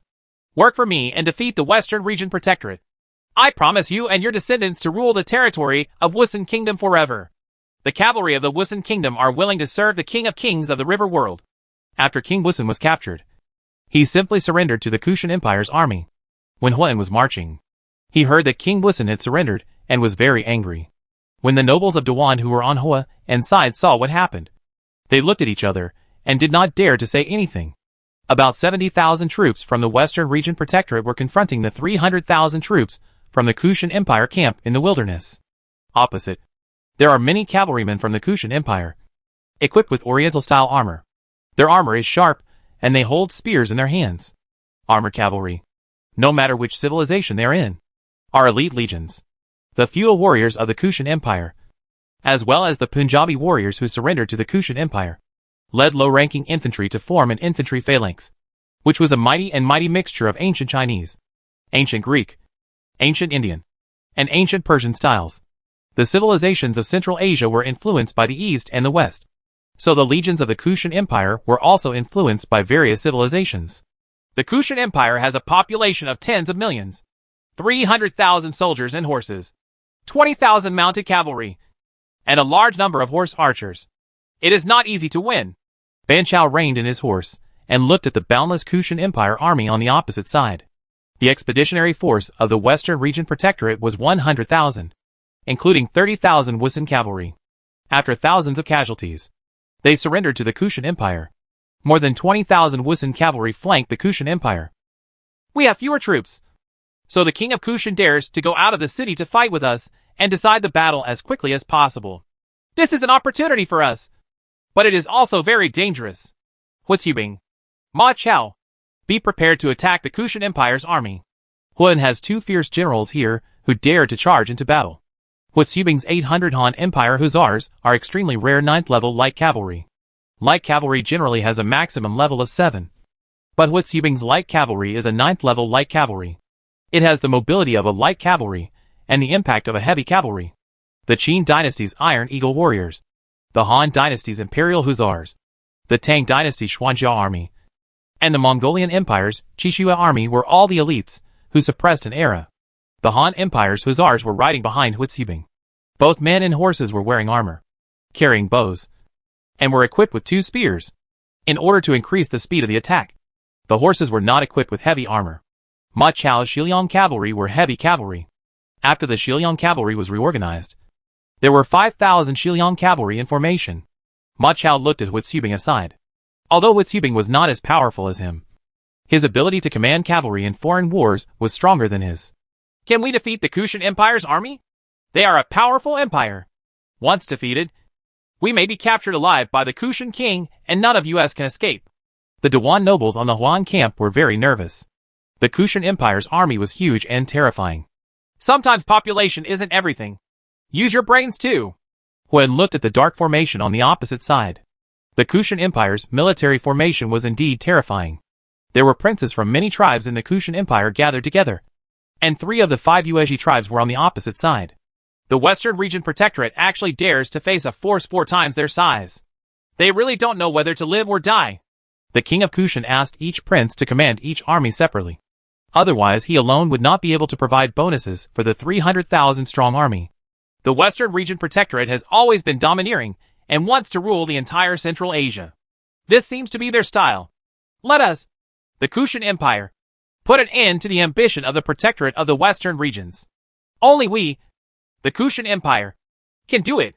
King Kushan drew out his sword and pointed forward. Launch the attack! The horns of the Kushan Empire echoed on the battlefield. Nearly 100,000 infantrymen of the Kushan Empire held square shields and pressed against the army of the Western Region Protectorate. The Kushan Empire's army was like a dark cloud pressing over the city, bringing a tense sense of oppression. Each empire that has persisted until now has a large number of elite legions, which are not peasant armies that can be easily defeated. King Kushan's imperial guards have not yet entered the battlefield. He plans to use the power of feudal military nobles from various places to consume the Western Region Protectorate legions. Physical strength and morale. And then victory or defeat is determined in one fell swoop. What a shocking military formation! It seems that we have underestimated the power of the Kushan Empire. If we fight in the hinterland of the Kushan Empire, and the king of Kushan calls on 1,000,000 troops to besiege us, we will be exhausted. Huan couldn't help but feel numb when he thought that the silent Kushan Empire had a population of tens of millions. 7 or 8 times the current population of the Western Region Protectorate. Under extreme circumstances, with the influence of the Kushan king, he can call on millions of soldiers and horses. Provided that the Kushan Empire has the largest population in the northern Indus Valley, the distribution of the population is extremely unbalanced. Civilizations in the river basins have a large population. The Western Region Protectorate has a vast territory, but a very small population density. Gao Xianji led the infantry to block the front, and Li Sai's Modeo team served as the vanguard. Huan mobilized the pair of Gao Xianji and Li Sai to attack the Kushan Empire's army. The army of the Protectorate of the Western regions has been generally equipped with divine arm bows. Tens of thousands of divine arm bows are drawn, and the soldiers load crossbows. The Kushan Empire army has launched an attack. A Dewan noble explained that the infantry of the Kushan Empire was less than 100 steps away from the army of the Western Region Protectorate. The rain of arrows covered the entire sky. The heavy infantrymen holding shields in the front row looked up into the sky. The shadows cast by the rain of arrows were shuddering. Li Sai, the vanguard general of the Western Region Protectorate, abandoned his armor, went bare-chested, and held a Mo Dao in his hand. His bronze muscles tense. Behind him, the 3,000 Modeo team were well organized and tall, with an average height of over 1.8 meters. They looked tall among the entire army of the Western Region Protectorate. Gao Xianji pulled out the sword from his waist and pointed forward. Forward! The infantry on both sides began to accelerate their charge, using the impact brought by speed to try to overwhelm the opponent's military formation in one fell swoop. Kill! Two phalanxes collided, and rows of infantry pressed forward. Li Sai led the Mo Dao team to attack in one direction. Mo Dao in his hand chopped down a square shield. A bloodstain appeared on the body of the Kushan Empire soldier behind the square shield. Li Sai actually cut his whole body into 2 pieces. The Mo Dao team followed closely behind Li Sai, running rampant and invincible. They swung their swords forward neatly and cut off the enemy with their armor intact. The Mo Dao team harvested and passed by. Even the captain of the Kushan Empire was overwhelmed by the Mo Dao team and had his arm cut off. The Mo Dao team, a special unit from the Anqi Protectorate of the Tang Dynasty, was the most offensive infantry under Huan's command. They dared to fight in close combat with any unit. Even if they were facing heavy cavalry, they dared to fight against them. Li Sai's Mo Dao team charged through the Kushan Empire army and opened a breakthrough. King Guishang saw a gap of 100,000 infantry being cut by 3,000 Mo Dao troops, and his face was not very good. The Imperial Guards are dispatched to destroy the Western Region Protectorate. In addition, they are not fully prepared for the Wusun cavalry. Trustworthy. Chapter 788 Actor Wusun Wang. On the battlefield of Dewan Kingdom, the expeditionary force of the Western Region's Protectorate fought fiercely with the Kushan Empire army. The battle was extremely stalemate, due to the expedition across Songling by the Western Region's Protectorate. The Dewan Kingdom's troops were not many, and they were 1 against 4. The Imperial Guards of the Kushan Empire were dispatched, with 20,000 armored cavalry and 30,000 horse archers attacking from the left wing. Sand and dust were rolling in. This was a desperate force. The 30,000 horse archers used bows and arrows to cover the cavalry and launched a charge. The rain of arrows covered Ma Chao's 5,000 Shiliang cavalry. It's really troublesome. Ma Chao swung his gun and deflected all the arrows fired at him. Gold and stone collided, and the arrows flew around. Shiliang. 5,000 cavalry attacked the heavy cavalry on the opposite side. Cover Chower. Generals Ma Tang and Han Sui led the cavalry archers to confront the Guishan Empire's cavalry archers. However, the weakness of the inferior force was shown. 1 arrow was shot in the past, and 3 arrows were shot from the opposite side. The rain of arrows hit the armor of the Shiliang cavalry, and many of the arrows were unable to break through the armor. The same was true for the heavy cavalry of the Kushan Empire guards on the opposite side. 2 heavy cavalry collided at extremely fast speeds. Ma Chao knocked down one of the opponent's generals and knocked down the cavalry behind him. A roundabout attack. Wu Yubing led 800 Imperial Hussars to make a quick detour. At extremely high speed, they rushed into the opponent's flank and defeated the 5,000 light cavalry on the opponent's flank. Wu Yubing rushed left and right in the enemy formation, and for a while the Kushan Empire army was helpless against him. The 800 Hussars broke through too fast and got mixed into the Kushan Empire army, causing the Kushan Empire's archers to throw red weapons. The silver spear is effective in all battles. Form an array. Su Fengyan is now also a powerful force in the Protectorate of the Western regions. General Yang Shuro's Silver Spear Festival is all high-level spearmen. The forest of spears is like an iron hedgehog. A group of heavy cavalry from the Kushan Empire is trying to attack the Silver Spear Festival. Both, but failed miserably. Apart from the death of 500 heavy cavalry, there was not much gained. 2 northern Zhou generals, Li Hu and Du Guxin, followed Su Fengyan and led the light cavalry as a reserve team. Huan did not send out all the cavalry. Ban Chao and Wang Xuanzi were his reserve generals. The Kushan Empire's military strength is 4 times that of theirs. Although the proportion of high-level soldiers cannot reach 4 times, the number of high-level soldiers of the Kushan Empire on the battlefield should be no less than that of the Western Region Protectorate's army. And there is no shortage of generals. The princes of each tribe are heroes at the level of generals. The generational differences in cold weapons among various civilizations are not obvious. The 2 sides saw each other back and forth. Huizibing, with his 800 hussars, had killed 3,000 cavalry and routed tens of thousands of cavalry. The princes of the Kushan Empire tried their best to organize some of the scattered troops and sent crossbowmen to shoot at Huizibing's cavalry. Dozens of arrows fell from the body of an imperial hussar. This time the crossbowmen of the Kushan Empire simply attacked without distinction, covering the cavalry, war horses, and even the infantry of the Kushan Empire. The war started from noon until sunset. The Kushan Empire suffered 30,000 casualties, while the Western Region Protectorate suffered 7,000 casualties. The Wusun Kingdom's cavalry also entered the battlefield. This time they swung their swords to kill the army heading towards the Western Region Protectorate, increasing the strength advantage of the Kushan Empire's army. Huan was always paying attention to the status of each legion, frowning, and continuing to fight, which was a huge drain on the legion's physical strength.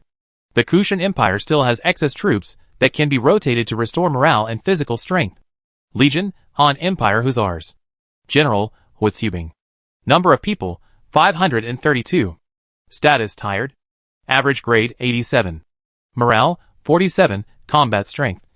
Physical strength, 25, combat strength. The morale of each legion, especially the physical strength, is about to bottom out, and the combat effectiveness has been significantly weakened. However, the same must be true for the Kushan Empire's army. Ming Jin withdraws his troops. Huan ordered the army of the Western Region Protectorate to leave the battlefield. The Protectorate of the Western Regions had not yet been defeated, but almost stopped fighting at the same time as the Kushan Empire's army. The 300,000-strong army of the Kushan Empire and the 70,000-strong army of the Western Region Protectorate were fought to exhaustion. The generals of the Western Region Protectorate are really brave. They almost broke the formation. However, we have more people and troops. As long as we continue to consume them, we will win in the end. King Wusun performed well in this battle. It seems that he had a conflict with the great protector of the Western regions. Recruit 100,000 troops from the royal city. The king of Guishuang bullied the few by bullying them, but they were still in a stalemate. He felt that he had lost face, so he asked for 100,000 reinforcements from the rear, and he must completely annihilate the expeditionary force of the Western Region Protectorate. King Wusun's cavalry of the Wusun Kingdom made meritorious service in this battle. King Guishang personally summoned King Wusun to comfort him. This time King Wusun issued a declaration of surrender and turned against the Protectorate of the Western regions. Both sides set up camp and prepared to fight again tomorrow. King Guishang believed that with his own strength, even if he lost 100,000, he would severely damage the Protectorate of the Western regions. Take a rest for an hour and attack tonight. Huan forced each legion to fight again. For extremely tired people, even an hour's rest can restore a lot of physical strength. The nobleman of Dewan Kingdom, Mo Kai, came to see Huan worriedly. King Guishang claims to be the king of kings in the Hezhong area. He must be prepared for night attacks. The success rate is too low. Follow orders. Yes. Huan enforced the order, and Mo Kai had no choice but to order the 4,000 to 1 cavalry he brought to join the night attack. At night, the Han army and the servant army of the Dewan Kingdom in the Western regions Protectorate moved towards the camp of the Kushan Empire. In the camp of the Kushan Empire, a raging fire suddenly ignited, and the fire spread to the camps of the Kushan Empire. Kill these Kushan people! How dare you make me surrender? King Wusun led his cavalry to cause trouble, galloping and setting fire to the Kushan Empire camp. Horse hooves trampled through every tent. Wusun's cavalry cut down the patrolling Kushan Empire guards. The fire took advantage of the wind and engulfed the surrounding tents. King! The Wusun people have betrayed us. They are setting fires everywhere. These white-eyed wolves. The tired King Kushan was awakened by the imperial guards, and was furious when he learned that King Wusun had rebelled. During the daytime battle with the Protectorate of the Western Regions, King Wusun still stood in the camp of the Kushan Empire. However, at night, he fell out with him at every turn. The Protectorate of the Western Regions is here to kill us! When the Wusun cavalry set fire, the army of the Western Region Protectorate arrived and cooperated with the Wusun cavalry to defeat the Kushan Empire army. They chased and killed them all the way with the help of firelight in the dark. The various tribes of the Kushan Empire were defeated, and each leader led his own troops to retreat back and run for their lives in all directions. The Wusun cavalry joined in the pursuit and beheaded countless people. A night attack killed 40,000 people from the Kushan Empire, which was more than the number of Kushan Empire soldiers who died in the daytime battle. At the end of the day, 70,000 people were killed in the Kushan Empire, and morale hit rock bottom. King Wusun came to Huan and said, "The last general has lived up to the expectations of the great protector. All the Wusun cavalrymen who sacrificed their lives will be treated kindly." Huan was very satisfied with King Wusun's performance. King Wusun had faked surrender more than once, and his acting skills were superb. This time he tricked King Kushan. The Wusun kingdom sacrificed thousands of cavalry for this purpose. The army of the Western Region Protectorate defeated the main force of the Kushan Empire, and their morale was restored. However, the morale of the Kushan Empire army was low, and they did not dare to fight anymore. Huan took advantage of the situation and marched towards the royal city of Dayuan Kingdom day and night. The king of Guishuang had no time to dispatch reinforcements, so he had to withdraw from the royal city of Dayuan Kingdom, ceding the city to the Western Region Protectorate, and shrinking his troops. The king of Guishuang has not yet dealt with the king of Dayuan, who is supported by Wokuatai. How should we deal with him? Kill him! Matsai! From today on, you are the new king of Dawan. Huan did not hesitate to kill the puppet king supported by Wokuatai, and then supported Matsai, who was close to the Han Empire, to serve as the sixth king of Dayuan. In the 11th year of the reign of Dawan, 6 kings changed. Although the position of the king of Dawan was very dangerous, Matsai was still very excited, obeyed and ascended the throne of king of Dawan. All the kings of Dawan thought that they could live forever. The Western Region Protectorate successively attacked more than 10 cities controlled by the Kushan Empire, gradually expelling the Kushan Empire's forces from the Dawan Kingdom, and turned the Dawan Kingdom into its own puppet state again. If King Wusun is captured alive by me again, I will definitely kill him with 1,000 knives. King Kushan was furious. King Wusun was obviously an inconspicuous figure, and his own abilities were not considered a hero. But he caused the Kushan Empire to overturn in the Dayuan Kingdom, losing 70,000 of its main troops. King! Wokuatai led the cavalry and invaded the heart of our empire. Just when the king of Kushan was trying to organize a counterattack, he received more critical news. Wokuatai took advantage of the battle between the two sides in Dayuan to directly attack the hinterland of the Kushan Empire. Go back to Master Wancheng! The king of Kushan completely ignored the entanglement with the Western Region Protectorate because the hinterland of the Kushan Empire was countless times more important than the Dawan Kingdom, with a population of 1 million. Tonmachi's War Eagle is really useful. Tuolei did not forget the past after all and handed over a team of Tonmachi to me. Wokuatai, Yeludashi, and Wang Baobao raided the Kushan Empire and captured 23 cities in the northern part of the Kushan Empire, putting the Kushan Empire into an unprecedented crisis. Report: a foreigner from the Dayuan Kingdom sold information to us. The Protectorate of the Western Regions defeated the King of Kushan. The King of Kushan has returned to the royal city. Oh! The Western Region Protectorate is really powerful. We gave up the Dayuan Kingdom and let the Western Region Protectorate occupy the Dayuan Kingdom, while we occupied the Kushan Empire. Isn't this a win-win situation? I think Huan will be very satisfied. Wokuatai looked to the south and saw that the Kushan Empire still had hundreds of cities. Chapter 789 Sun Jian's Thoughts. I failed to persuade Li Si, Xu Jun and others to ask the Lord to punish me. Wang Lang returned to Xiaoqing from Chang'an and apologized to Chu Tian. He secretly sent an envoy to Chang'an City under Chu Tian's order, but none of the people Wang Lang lobbied for changed sides.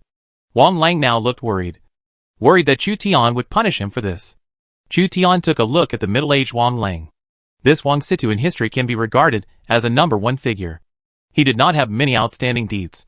However, Wang Situ was a prince when he was young. Later he defected to Chao Wei and was ranked as one of the 3 dukes. His granddaughter Wang Yuanji was the queen of the Western Jin dynasty. Wang Lang now is exactly the same as in history. Extremely low-key. and serves as an admonishing doctor in Chutian. Wang Lang was not one of the earliest elders of the Lengya kingdom, but one of the Shuzhou scholars who came to conquer Shuzhou when Chu Tian was the shepherd of Shuzhou. Chu Tian sent Wang Lang to Chang'an, firstly to persuade the civil servants and generals of Lao Qin's power to surrender to him, and secondly, Chu Tian would not feel bad even if Wang Lang was imprisoned by Lao Qin. The loss of Wang Lang will not have much impact on Chu Tian's power. However, Wang Lang's lobbying effect was also very average, and not very effective. How is Xu Jun doing now? Chu Tian asked about the situation of the three heroes in the late Han dynasty. Among the three heroes of the late Han dynasty, Lu Ji passed away, Huang Fusang died in battle, and only Xu Jun remained. Wang Lang replied, Xu Jun has turned white at the temples and retired to his hometown. Where is Xu Jun from? A family name from Kuaiji, Yangzhou. Xu Jun returned to Kuaiji to retire. It seems that a dynasty is coming to an end. Chu Tian has to consider the candidates for the fifth epic battle. In the fifth epic battle, in that extremely difficulty, only 4 generals and 40,000 troops can be sent. Chu Tian also needs to consider the deployment of troops in the main world. The war in the north is still going on, and Wu Qi is attacking the city east of Tug of War. The selection of 40,000 troops and 4 generals cannot affect the layout of the main world, because the dungeon was completely random. Chu Tian couldn't tell whether he would mainly lead cavalry or infantry. If it is a cavalry, then Chu Tian can participate in the dungeon alone. If it is infantry, then Wu Qi is more suitable. But Chu Tian needs Wu Qi to attack Guanzhong and order Wu Qi to govern Luoyang and Hedong troops. So Wu Qi cannot be easily taken away. Wu Qi is suitable for commanding more than 100,000 soldiers and horses. To jointly command 40,000 soldiers and horses with Chu Tian in the dungeon is overkill. A strong general is necessary as a guard.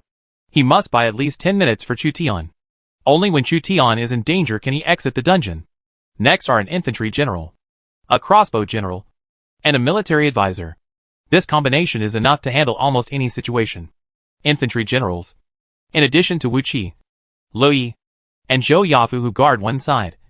There are actually many generals suitable for commanding infantry under each legion, such as Joan of Arc and the Protectorate Army, Feng Yi and the Binming soldiers, Zhang He and the halberd soldier, Peng Wan, Wei Wuzu and so on.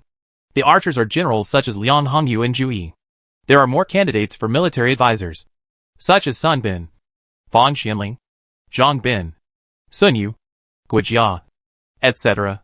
Zhang Bin has the characteristic premonition, and Chu Tian came to him specifically. However, this time Zhang Bin shook his head helplessly. My subordinate's abilities are not useful all the time. Chu Tian could understand Zhang Bin's difficulties. Zhang Bin's ability is somewhat similar to the Prophet, but the probability of triggering it is very small. This ability to predict is actually the result of the system speculation based on various data. The copy is random. Before the copy is determined, Zhang Bin's ability cannot function at all, and the probability of triggering is the biggest limitation of this special ability. After Zhang Bin retired, Chu Tian could only rely on his own experience and intuition to select candidates for the expedition. In addition to being a strategist, Sun Bin has additional bonuses to the Legion. In addition to Liang Hongyu's bonus to the crossbow unit, she can also boost morale. Infantry generals. Chu Tian thought about it and realized that Joan of Arc had a high bonus to the French Protectorate Army. The bonus to other infantry was mainly morale, which conflicted with Liang Hongyu's ability. I have the characteristics of marching and defending the city, so I can provide assistance. When Chu Tian hesitated about the candidate, Wu Qimao recommended himself. Are you sure you want to take the risk? It is not impossible for Chu Tian to bring Wu Qi with him. The two characteristics of marching and defending the city are very useful in many situations, because many battles are city defense battles and may require long-distance attacks. This time Chu Tian brought generals with 2 different abilities, and Wu Qi did meet the requirements. Wu Qi nodded. Since the quota of infantry generals was given to Wu Qi, Chu Tian simply gave up the infantry and went all out on the cavalry route. This way, even the guards will have to be replaced. Dian Wei was good at infantry combat. Since he was carrying cavalry, he chose a cavalry general to serve as an escort. Xueren Gui, Zhao Yun, Tai Shi, Monk Wan Yin and King Arthur can all be selected as bodyguards. For safety reasons, Chu Tian tried his best to choose people with higher strength. And when necessary, he needed a strong general to charge forward. In the end, Zhao Yun was chosen. and Shuai and Gui stayed in the White Robe Army to assist Wu Qi in conquering Hedong. So Chu Tian decided on 4 candidates: Zhao Yun, Liang Hongyu, Hu Qing, and Sun Bin to strengthen his cavalry. Now, there are guards, strategists, Bao-type generals, and city-defending generals, which are enough to deal with most situations. Moreover, the departure of these 4 people will not have as great an impact on the main world as the departure of Wu Qi and Yu Fei. Chu Tian's cavalry is the most powerful cavalry. The 40,000 cavalrymen were mainly selected from the Imperial Guards, including the Qishu Army, the Huban Army, the 5th Academy of the Northern Army, the Iron Eagle Scouts, and the Jianyan Crossbowmen. In addition, there were also Zhao Yun's White Horse followers. This epic battle may not have a huge effect on the unification of the Han Empire, but it will definitely gain considerable benefits from it. Since all the princes are participating, whoever is absent may miss out on some rewards. My lord, Huan, the Protectorate of the Western Regions, has sent an envoy from the Kingdom of Duan. What happened in Duan country? In Lujiang County, Sun Jian counted his troops and lost a group of elite troops. Preparing to go to Jingnan to join Tang Ke. Sun Jian once served as the governor of Changsha, so he was familiar with the local terrain. Lu Su, the civil servant of King Xia's forces, wants to meet with you. Lord Wuqinghao. Lu Su? He has nothing to do with us, and he is still an enemy. What can we talk about? Sun Jian was a little surprised. And Lord, Lu Su and the Sun family have no friendship yet. If they insist on having an intersection, then they will be enemies and fight in Hefei. Lu Su believes that they can negotiate peace with us, and the Sun family does not have to fight to the death with King Xia. The Han dynasty lost its deer, and the whole world chased it away. My sworn brother is the king of Wu, and we cannot coexist with the king of Xia. How can we privately seek peace with the king of Xia? The other party claims that King Xia is willing to form a good relationship with the Sun family between Qin and Jin. The son of King Xia can marry the daughter of the Sun family. How can a tiger girl do that? Sun Jian originally wanted to say this, but he thought that Chu Tian's son might not be a dog. Chu Tian's eldest son will be the heir to the huge foundation as soon as he is born, and Chu Tian will give some of the rewards he gets to his son. Thinking of this, Sun Jian was a little tempted. The Sun family has little hope of becoming emperor, but they can choose to become a relative. That's not right. That's not right. How could I, Sun Wutai, a tall, 7-foot-tall man, betray his sworn brother? Sun Jian was in a state of hesitation, with family interests on one side and morality on the other. Father, in the Battle of Hefei, we lost more than 20,000 soldiers and horses, and 8,000 auxiliary troops. Why is father looking so sad? Could it be that we encountered some trouble? Sun Ce counted the losses of Jiandong army's attack on Hefei, and when he came back, he saw Sun Jian pacing back and forth. Sun Jian said, "The king of Xia wants to form a family with us.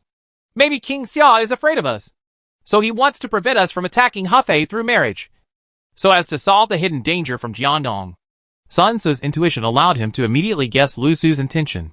Having said that, King Xia is the person most likely to unify the world. If our Sun family's daughter marries King Xia's son, she will become the crown princess in the future. Now, Lu Su wants to discuss this matter with us in secret. We need to pay the prices.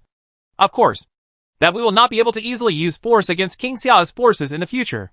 Sun Jian couldn't help but sigh. If you want to gain something, you must pay a corresponding price. And all the princes know it well. The Chu Tian forces were tired of Sun Jian's occasional sneak attacks on Hefei, so they wanted to solve the threat from Jiandong through marriage. Sun Jian attacked Hefei and contained at least 100,000 Chu Tian troops. Sun Ce said, "But my father, the son of King Xia, is still young, and the fulfillment of the engagement will be at least 10 years later.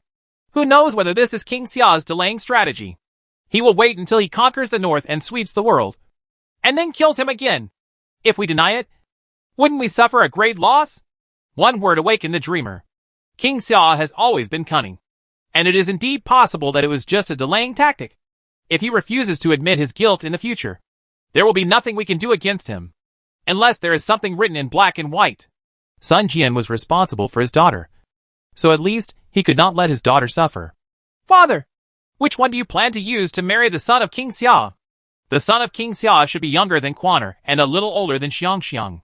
It's better to move Xiangxiang forward. My little sister may get into trouble when she grows up. Is she capable of becoming a future crown princess? Or is she just a concubine? Sun Tzu was a little worried about his youngest sister. Sun Shangxiang has shown good martial arts since he was a child. If this trend continues, he will probably be a candidate for military general. Famous families generally prefer to marry into scholarly families rather than the Sun family, which fights and kills all day long. That's another piece of the puzzle. Because of Sun Tzu's reminder, Sun Jian thought that this matter was not that simple. Political marriage was a negotiation and compromise between two forces, which was quite complicated. Let Lu Su come to Lujiang to see their conditions. If the conditions satisfy us, we may be able to agree. Sun Jian finally chose to meet Lu Su secretly. Chapter 790. The fifth epic battle begins. Did Wukutai replace the Kushan Empire with the Dewan Kingdom? He is really cunning. The Dewan Kingdom can support a population of several million at most, while the Indus River Basin can only support a population of hundreds of millions. Chu Tian still didn't know that Lu Su was sent as an envoy to Lujiang County. He was more concerned about the Western Region Protectorate. Huan was competing with Wukutai and the Guishang Empire. In the end, Wukutai gained a greater advantage by virtue of the geographical advantage. Currently, the Western Region Protectorate has occupied the Dewan Kingdom and turned it into a puppet state with a population of more than 1 million. Wukutai occupied the northern part of the Kushan Empire and occupied more than 20 cities. Allow Wukutai to expand, or dispatch the legions of the Western Region Protectorate to enter the border? Chu Tian is still facing a major decision whether to let the legions of the Western Region Protectorate enter the border to participate in the Northern War. If even Huan was involved in the Northern War, then the Northern War would involve almost all the princes of the Han Empire. The Lord of the Southern Barbarians, Miuk, claimed that Liu Bei and Yang Su had assembled an army of 100,000 to prepare for a southern expedition against the Southern Barbarians and completely control the entire Izhou. The Southern Barbarian region has a large population, and there are many special units. War elephants, Vine armor soldiers, and a special unit called the Wudong Flying Army, which should not be easily defeated by Liu Bei. Chu Tian knew that the Southern Barbarians still had a trump card, and they had no flying army. After conquering Nanzhong, Zhuge Liang used local barbarian soldiers to form a special force that was good at mountain warfare. For a long time, Miuk rarely sent out this special force because Wudong Feijuan was good at mountain combat. Xier, call me sister. Joan of Arc took her daughter and wandered with Xiao Chua in the backyard of Prince Xiao's mansion. Her daughter has dark but curly hair, so she is obviously of mixed race. Now Chu Chi has learned to walk and can speak simple words. Xiao Chua was somewhat envious of Joan of Arc. Among the girls in the backyard of Prince Xiao's palace, Xiao Chua was the youngest and had no heirs. This time, it is said that Hui Qing took the initiative to request to go to the battlefield. She should have her own plans. Xiao Chua knew it well. Hui Qing had never determined his status, so he chose to take the initiative. Originally, I could also boost morale, but the Lord needs a general to lead the crossbowmen, so he chose to bring Liang Hongyu with him. But that's okay. I have time to take care of Qier. She is as beautiful as an angel. Joan of Arc picked up her daughter and couldn't put it down. Compared with a few years ago, she had changed a lot. The fourth level of difficulty is already quite difficult. Xiao Liang's son was studying in a private school, so she felt a lot more relaxed. She now puts her focus back on Chu Tian, worrying about Chu Tian's safety in the fifth epic battle. The vast majority of lords did not choose the HL difficulty, but it was only the extremely difficult difficulty, which was already full of dangers. The details depended on personal luck. When you go to this battle with your husband, you must take good care of him. In addition, if you encounter any danger, come back immediately. Xiao Liang warned Hui Qing. Hui Qing nodded repeatedly. Yes. Her two abilities can be put to use. In St. Petersburg, Catherine left her adjutant Sophia to take care of Peter and Anna's two children. She summoned Harold's Viking berserkers, Bathory's Polish hussars, Boyar cavalry, and Tsarist guards to prepare for the fifth trip, the battlefield of epic battles. Tsarist Russian civilization also had its fair share of difficult battles. I just chose the hard mode. With my strength, I will be back soon. You are optimistic about Peter and Anna for now. If there are lords from other civilizations attacking our empire, I believe you will know how to deal with them. Ekaterina is very relieved that Sophia, who has been loyal to her for many years, has the ability to handle things during her absence. According to past experience, the dungeon within the civilization does not last long, and will end in 1 or 2 months. Sophia replied respectfully, Your Majesty, please rest assured that neither the Holy Roman Empire nor Macedonia can withstand the cold winter in St. Petersburg and Moscow. While I'm away, besiege Istanbul, use up their supplies, and destroy their reinforcements. When I return, I hope Istanbul will have become a part of the Kingdom of Macedonia. In the Kingdom of Macedonia, Alexander only took away companion cavalry and silver shield soldiers. Seleucus said, King, the elephant army, the Spartan warriors, the Huns cavalry, these elites are waiting for your dispatch at any time. Another Macedonian general, Ptolemy, also said to Alexander, who was in awe of him, King, there are engineers from Greece, Macedonia, and from distant Egypt and Persia. They can help you build fortifications in the fastest time. Seleucus, Ptolemy, there is no need. For me, this is just an insignificant adventure. The companion cavalry and the silver shield soldiers are my most trustworthy troops. They are enough. Leave as many as possible. Many legions have besieged the capital of the Ottoman Empire, and I want to capture this great city to prove that I am greater than Istanbul. Alexander was far more interested in conquering Asia Minor than in the Fifth Epic Battle. Ottoman Turkey is a West Asian civilization on the same level as Persia and Arabia, and is one of the 3 major powers in West Asia. By occupying Asia Minor, Alexander's population would have doubled. At the same time, the Ottoman Turkish Empire had cold weapons and primitive firearms. The city of Rome and its 3 good emperors, Constantine, Caesar, and Pompey, are all eligible to participate in the Fifth Epic Battle. This time I brought 4 Roman legions, 5,000 Genoese crossbowmen, and more. Constantine counted his troops, and the difficulty he chose was also extremely difficult. I have a bad intuition. This time we 3 Roman emperors participate in the epic battle.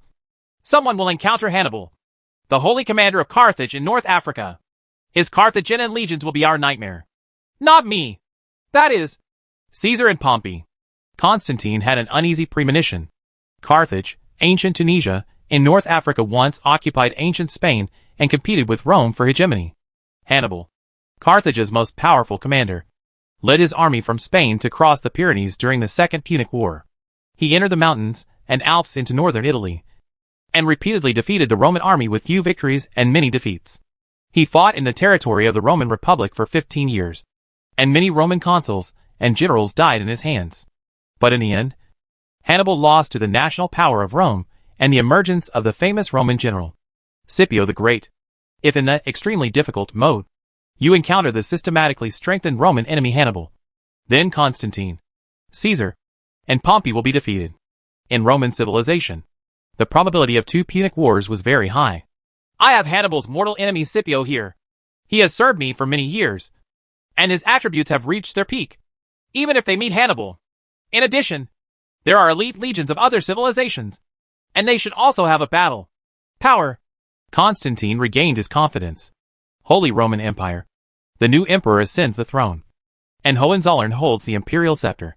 The Holy Roman Empire not only has a copy of its own civilization, but also intersects with the lost Frankish civilization.